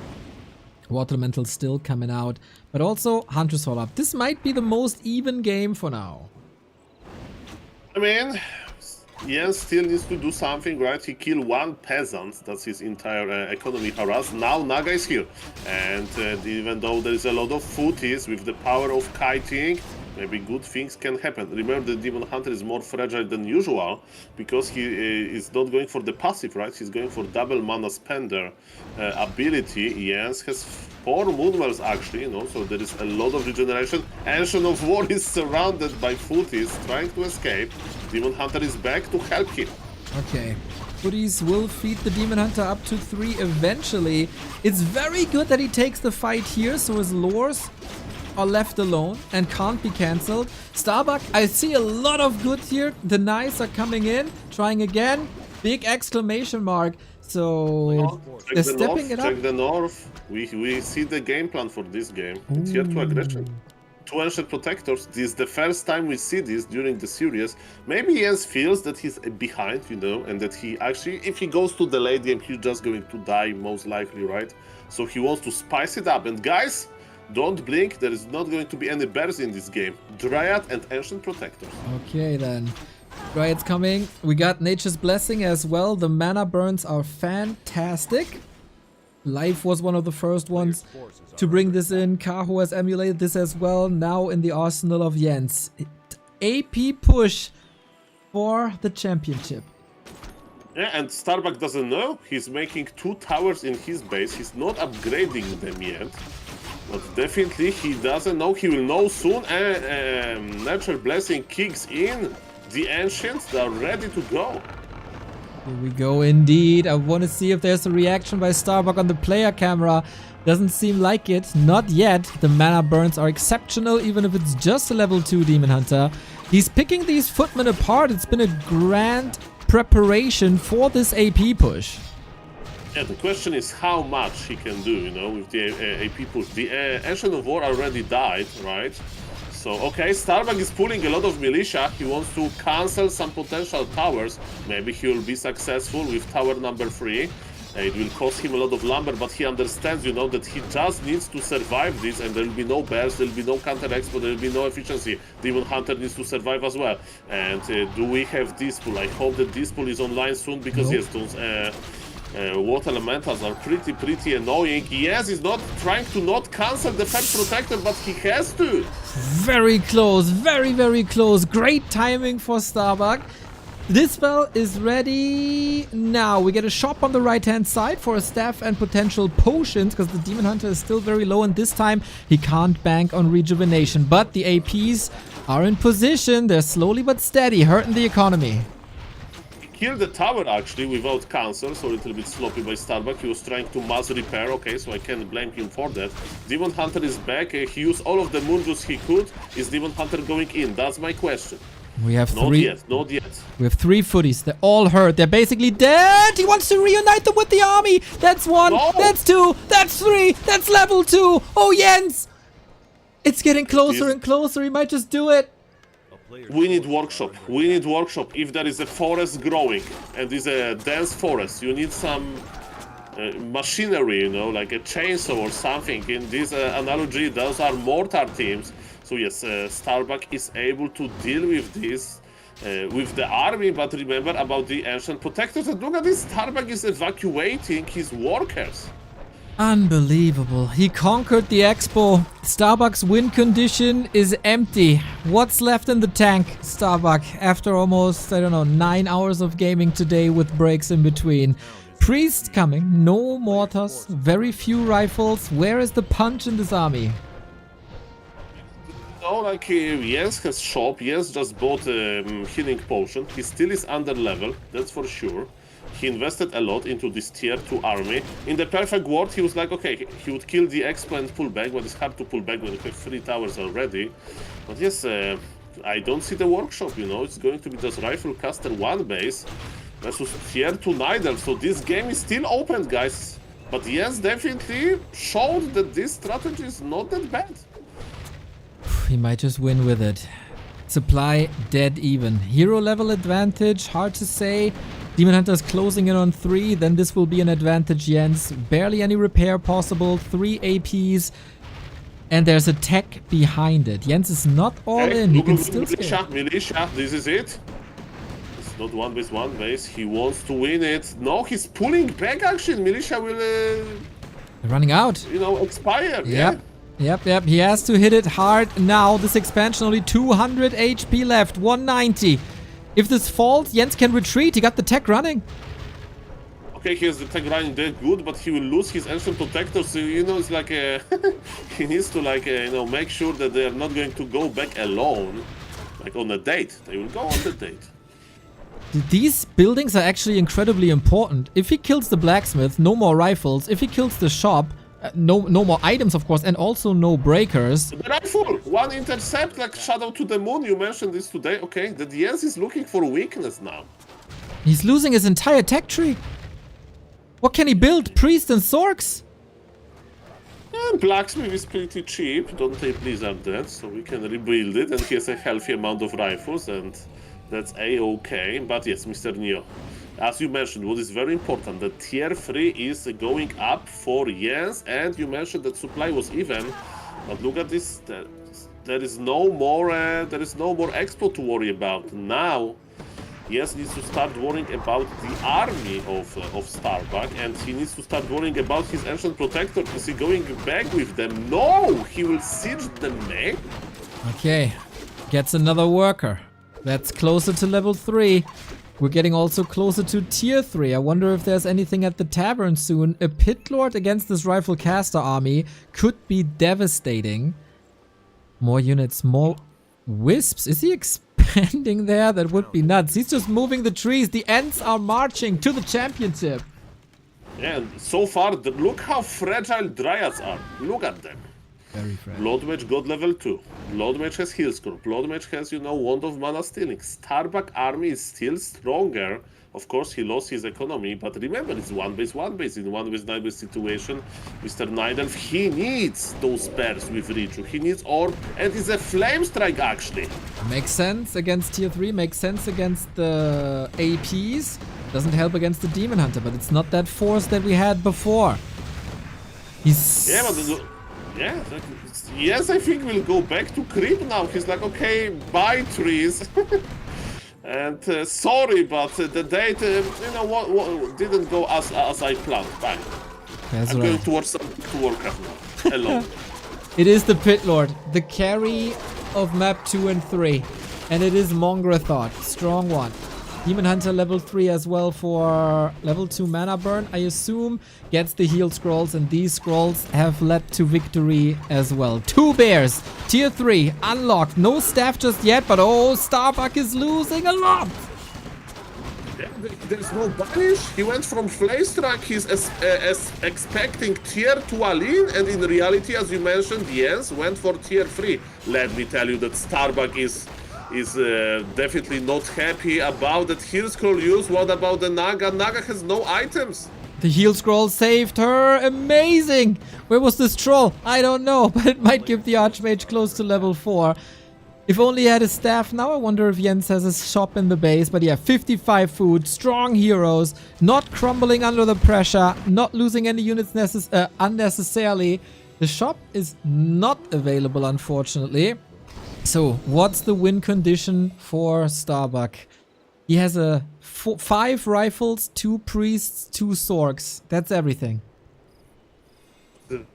There was so much moon juice inside of the Nidelf base, so the army of Jens looks amazing. But look at this, Starbuck is creeping the middle. This is quite good for him. Blood Mage will be on level 3 soon. If he gets Flute here, +6 intelligence. That's also good for the Blood Mage. He will get much faster. And there is Ancient Protector in the main base, which Mr. Carson is pointing out. He ate a line, you know, and now he's harassing the lumber economy of Starbuck. And look at this, Starbuck has only 118 lumber. Ancient Protector has Natural Blessing, and those workers need to go back. Lol. Super annoying. Also, Cloak of Flames for the Pit Lord. He has so much damage already, thanks to the cleave. Now we add Immolation on top. It's double Immolation by Starbuck. He might get burned on the way to the title. But this push is strong all of a sudden. 4-3. Yeah. Wend of Mana Stealing. Heal scrolls. Two Moonwells. Two Moonwells are dead now. And okay, yes, he's got one breaker. 59 supply. But yes, has supply lead. Mr. Neo. If I would be a betting man, and I'm not, I think that Jens has the upper hand here. But Starbuck has his micro. Starbuck has the experience. Starbuck is the favorite. He has a Flame Strike. Flame Strike is okay, but it's not as good as Banish. Water Elementals are out of position. Ladies and gentlemen, I can't believe it, but it may be the last fight of this game. What can you do against this Pit Lord Demon Hunter? They're untamable. The Banished Prison is missing left and right. Water Elemental gone. Flame Strike coming in. Jens is 5 food up. Nuke coming in from the Naga, and he can't really move. Oh, this is a wonky position for Starbuck. Demon Hunter! Invo Potion, last second. 7-second safety. He doesn't have a staff. At some point, you gotta get out or get a rejuve. The Archmage in trouble. Pit Lord is trying to connect. Blood Mage in lots of trouble. He dead. Dryads are falling left and right. Sork Lady, not enough damage with 35. He's walking away. Archmage almost dead as well. The Ancient Protector is still ravaging in the main here. Starbuck isn't mining. He isn't mining. Without Bloodmage is going to be extremely quick. Demon Hunter and GG's called. We have the new champion. Jens, the new champion from Chile. He can't believe it. Buries his face behind his hands. 4-1. The W3Champion king is Jens. Unbelievable. Oh, wow. What a performance, Jens. Well deserved. Holy hell. Where did that strat come from? Oh my god. Just one small bit of analysis. Imagine a world in which Starbuck doesn't sell that TP, and then he can like call every militia from the main, all 15 of them, and TP onto the APs. He obviously wasn't able to make that play because he sold the town portal for a circlet early game. Really left him exposed to a play like that. That's typically what you'll do against an all-in. You'll just mass militia TP with everything, one big final stand, but Starbuck couldn't make a definitive push, and Jens 4-1? 4-1? Just pause and look at that for a second. Look at that scoreboard. What the hell? 4-1, man. He won. He won. Yeah. 4-1. I don't know if he realizes it just yet. He was talking, I don't know if to himself or to roommates or whatever, but this guy... That's what fame does to you. Start talking to yourself, okay? This guy is on top of the planet right now, and he deserves it so much. And he's ready for the interview. Even I'm not ready for the interview. It's whatever. Okay, soon. Just need the camera to load, and then here we are. Incredible, man. Incredible. And he was behind. He was behind in the last game. He was not in a good position. Yeah, not in a good spot in that early game at all. What a day. Yeah, exactly. Yannick Sinner at Wimbledon. Winning and now versus Jens at Starbuck. I know that W3Champions. Starbuck's already after Both one rounds. series, but man, like Jens plays versus Krav as well. Ay. Our champion has arrived. My god, Jens. I have seen you in so many games where you were so close. For example, the matches versus Fortitude, where you were like one map away and you struggled and you were so close and then you failed. And today you finally crown yourself a champion. Congrats. Thank you. It felt like after the game, you kind of couldn't believe it yourself that this went 4-1 in your favor. Yeah, just like I can't believe it, but mostly because I have been struggling a lot against human lately. So beating Starbuck is like a huge achievement, and I felt like I didn't panic as much as I thought I would. So you got like did you get nervous when you were like 3-0 up? I wasn't really nervous. I just tried to be like thinking of anything, like not being like in a pressure situation. But I just made some mistakes in game 4, so I just like let loose a bit, and I thought like I'm gonna lose this map. I'm gonna focus on the next. I'm not a good concealed hill player, so I just wanted to get rid of that map. But yeah, I was a bit nervous when he won that map. I was like, yeah, Starbuck is capable of winning 4 maps in a row, so I'm happy I managed to pull it through. Before the series start, did you feel like you have a solid chance of winning after what happened in the winner bracket final? I knew I had a chance, but I knew I needed to do some things different. I just played like very different from what I'm used to. I didn't play like any keeper, and I love playing keeper even if it's hard against human. I didn't like go ahead and harass him every game level 2 d8. I just crept and I just took like a different approach that I don't usually have against human.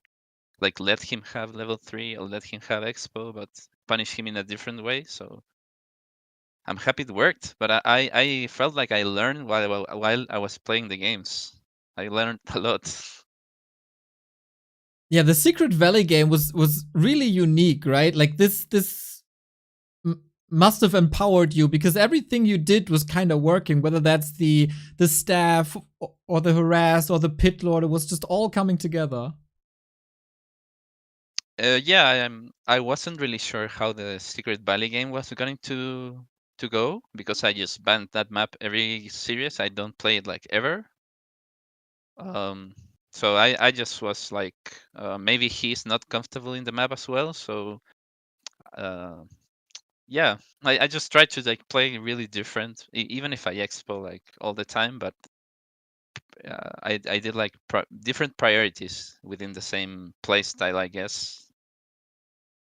Yeah, and it looked like he didn't expect that, man. Incredible performance. Mr. Soul, your question to the champ.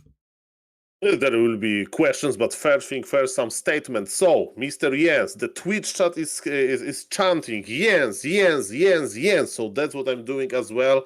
People like you. People say that you are like, humble, the new humble king of, this season of Warcraft 3 Champions. Of course, shout out to Starbuck. He's like very, very, very, very, very good professional player. But yes, there's the reaction that I see in the Twitch chat. So again, shout out to you for winning and, for being so nice. On top of that, I have a 2 Warcraft related question. Number 1, Pitlord as a third hero. Have you been playing this like often, or it's only the effect of like I from my experience I saw it when a blood mage was nerfed, that there is a cooldown between banish, so it's kind of hard to put banish on both heroes, both Demon Hunter and Pitlord. Can you talk a little bit of the Pitlord as a third hero? Yeah, I think it's like the new discovery within the Night of Human matchup. Lately, I have struggled against like Blizzard and Flamestrike, or only Blizzard with a lot of slow. So I just thought like I have time to creep him. I'm gonna like have a better bear, right? So you don't worry about Blizzard hitting a Pitlord too much. So, and it was also a situation I made in the moment when I like the Hammerfall game, for example. I just went Pitlord because I had like no wood to get bears. I had no lords. I had no masters upgrades. So I was like, I hope he doesn't push so I can creep him. So then he pushed, and I thought I was just dead. But like Pitlord is really good. You were dead there. Yeah, no, I don't know. I have to rewatch that game and see what I did because I thought I was dead for sure. And once the Pitlord gets like level 3, you give like every item to Pitlord, and it's like super carry. As long as you have like 10 wisps detonating in the fight, he can like hit everything. Okay, and my second question, the last question about Warcraft 3, tell me one thing. Last map, springtime, it started bad for you, right? So Starbuck sent this footman like to pressure you. He got the last hit, on a small monster. He killed your archer, and I was like, this pressure is adding up. This pressure is adding up. Is Mr. Jens going to break under pressure? And then I saw when you started making those 2 action protectors, like, okay, maybe you are like trying to do something because like maybe you think like, okay, I'm done in the late game, right? He'll probably outvalue me. Let's try something crazy. And what was your plan? Or really you think that regardless of the early game, would still go for the double, triple Ancient Protector push. Yeah, I had that plan since the beginning of the game. I go for that push. So even if I lost Archer on the last hit, I still managed to get like one Water Elemental with a Wisp, so I was still level 2. I just wanted him to feel the same way he felt the other games he pushed me, where he got a lot of damage done, and I wanted him to not consider the possibility of me going for that, because I know I'm a really macro player. I don't cheese like ever, but I think this was the right moment to do that build. So regardless of the mistakes, I was still like confident that I could make it work with that push. It definitely worked. And last Yeah. thing from me, you mentioned that you are going to rewatch some games. So yes, if you rewatch with the casting, there were some comments about the T-shirt, but let's not go there. So congrats again, and yes, well deserved, Mr. Carson. Thank you. Yeah, we were all saying that we were gonna rip all of our clothes off because you were playing so well, and we were hoping that you would join us in ripping all your clothes off as well, Jens. But maybe next tournament. Where does this rank for you, like all-time wins? Maybe just in Warcraft, you probably had some big wins in StarCraft, etc. But is this the biggest tournament you've won in Warcraft, or is there some other ones that stand out compared to this? I think this is the biggest one. I think, yeah, one of my best wins for sure. I like this, or the X-Lord series, which I won somehow. It's like one of my favorite like moments, I guess. Yep. But in the moment, you're still like super tense, so I can't really say I had a wonderful time playing Starbuck today. It's like super stressful, but it's super fun. I mean, I really respect Starbuck. I think he's a really, really good player, like representing non-Asian, right? Non-Asian players. So, I mean, nothing but respect to Starbuck. He has beaten me like countless times. Yeah. On ladder, on tournament, whatever. I met him in person as well. Like, he's a super cool guy. I think he looks at the game in a different way that I need to start going in that mentality. Like, he's like super confident all the time. Even if he makes mistakes, he still manages to get his timings and everything. So yeah, I look up to being like him, like his consistency. Definitely, yeah. There's a lot to learn from him. Yeah, we were talking about this during the cast. I'm not sure how many seasons it's been where it's been every continent all together in one tournament, maybe 11 seasons. But you're the first player from America or South America that has won W3Champions. That's not, yeah. It's been, I think, Laliat's won, Happy's won a bunch, Hawk won. There's been a lot of different players, so congrats on that, man. You're putting us on the board over here in the Americas. So thank you for that one. Yeah, Hitman couldn't do it. Noah could do it, but you did it. Yeah, but Hitman is like my training partner at this point. We just play so much, and now he's playing like every race. He cheeses me like every game, so I'm like used against so many styles now. Yeah, it's super annoying to play that. But everything helps in the end, so shout outs to Hitman as well. Yeah, shout outs. Back to you, Neo. Anything else? Not much. It's incredible to see your rise over the past 3 years. I think especially in the past 6 months or so, you have inspired Night Elves all around the world. I see the Chinese play your style and your Ancient of War positions. You're nothing but a positive force in the scene, and you deserve this championship more than anyone. Congrats. Thank you. I'm gonna finally be able to eat lunch. It's like 5 p.m. here. That's most important. Now the others were like popping champagne bottles or beers or whatever. Finally, time to eat something. Enjoy it, mate. Thank you for organizing everything. Everything is so smooth and clean, right? The organizing team, and thanks to the players as well. I hope to see you all next time. You too, mate. You too. I bet you do. Their asses again, Jens. Give it up for the champ, Jens, in the chat, everybody. Have a wonderful Sunday. Thank you. Bye, guys. Bye, dude. Bye. Absolute legend. Absolute legend now. The first South American W3 Champions winner, the first American W3 Champions winner after the merge of the servers.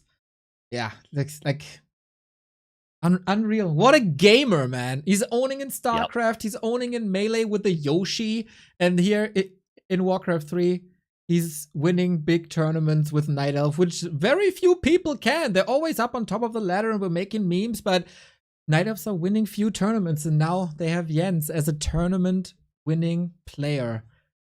Unbelievable.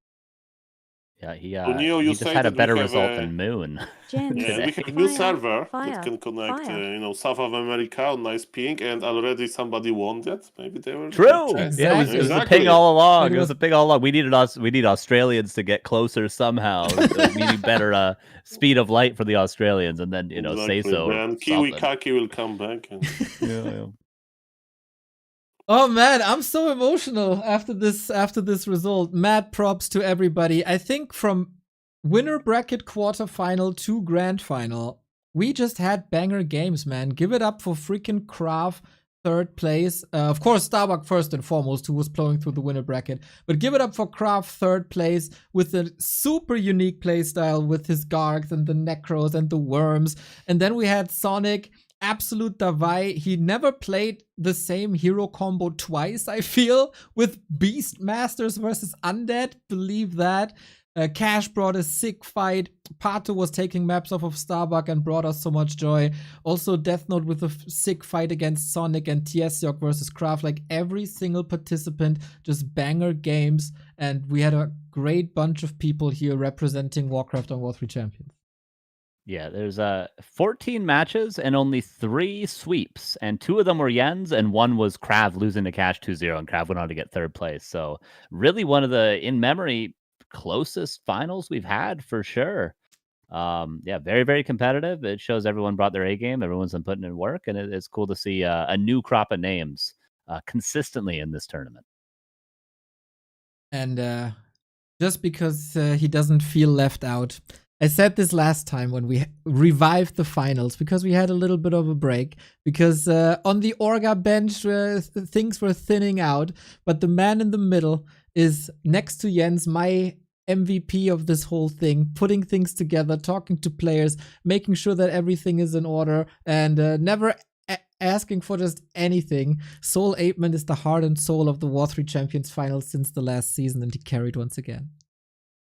Yeah, thank you. It's my pleasure. I remember when, like a few years ago, when I was just starting my Warcraft 3 adventure, I was watching Warcraft Champions finals. Definitely very cool aspect. And yes, the same goes to you guys. It's a pleasure to work with you. And shout out to every single viewer, that enjoyed the broadcast. This way or another, you don't need to be my fan, but definitely our Warcraft 3 fans. So thank you, everybody. And then, of course, we can't close this broadcast without thanking the man on the right-hand side. I'm so glad you're back from tour, Carson. This is not the same without you. The fact that you got this map pick and ban system done with the players, when I tried 3 months to teach that to the German players, and from you and the international players, I don't hear a single question, complaint whatsoever. You're the master of the map picks and bans, and a wonderful third man. Thank you very much. Well, credit to the players. They made it easy for me. No one yelled at me this time around, so it was a pleasure. Thank you very much. Glad to be back. What a great welcome back this tournament was. Very happy to be back and casting and streaming, and just like Warcraft. Warcraft is I would way prefer this over doing music. Come on, this is way fun. I had a great time this weekend, so thank you. Any last words? Someone go gift Saul some subs, okay? He's probably might not stream tonight, but he's going to be streaming tomorrow. He's probably going to be streaming all week. Someone go gift him some subs, all right? Go follow his stream. Go give him some subs. He deserves it, okay? Well done, everybody. That was Thank the you, W3Champions thank you. finals. Soul, any last words? What I can say, guys, I would love to be the part of the new season, so always harass Neo, hire Soul Apeman as an intern again and donate to the match arena for the new season, because it's going to be a long process, and we will see how big of the championship tournament will be, because it depends also on you, beloved viewers. We need to find the prizes somehow. Exactly. Just because of you, we can do this. Just because of you, we can be here day in, Big day thank out. you, guys. Without you, we can do it a custom game on Discord. Exactly. You are watching, you're supporting, you allow us to do what we love. And we thank you very much for that. And we see each other tomorrow for the Super League. Take care, everybody. Good night.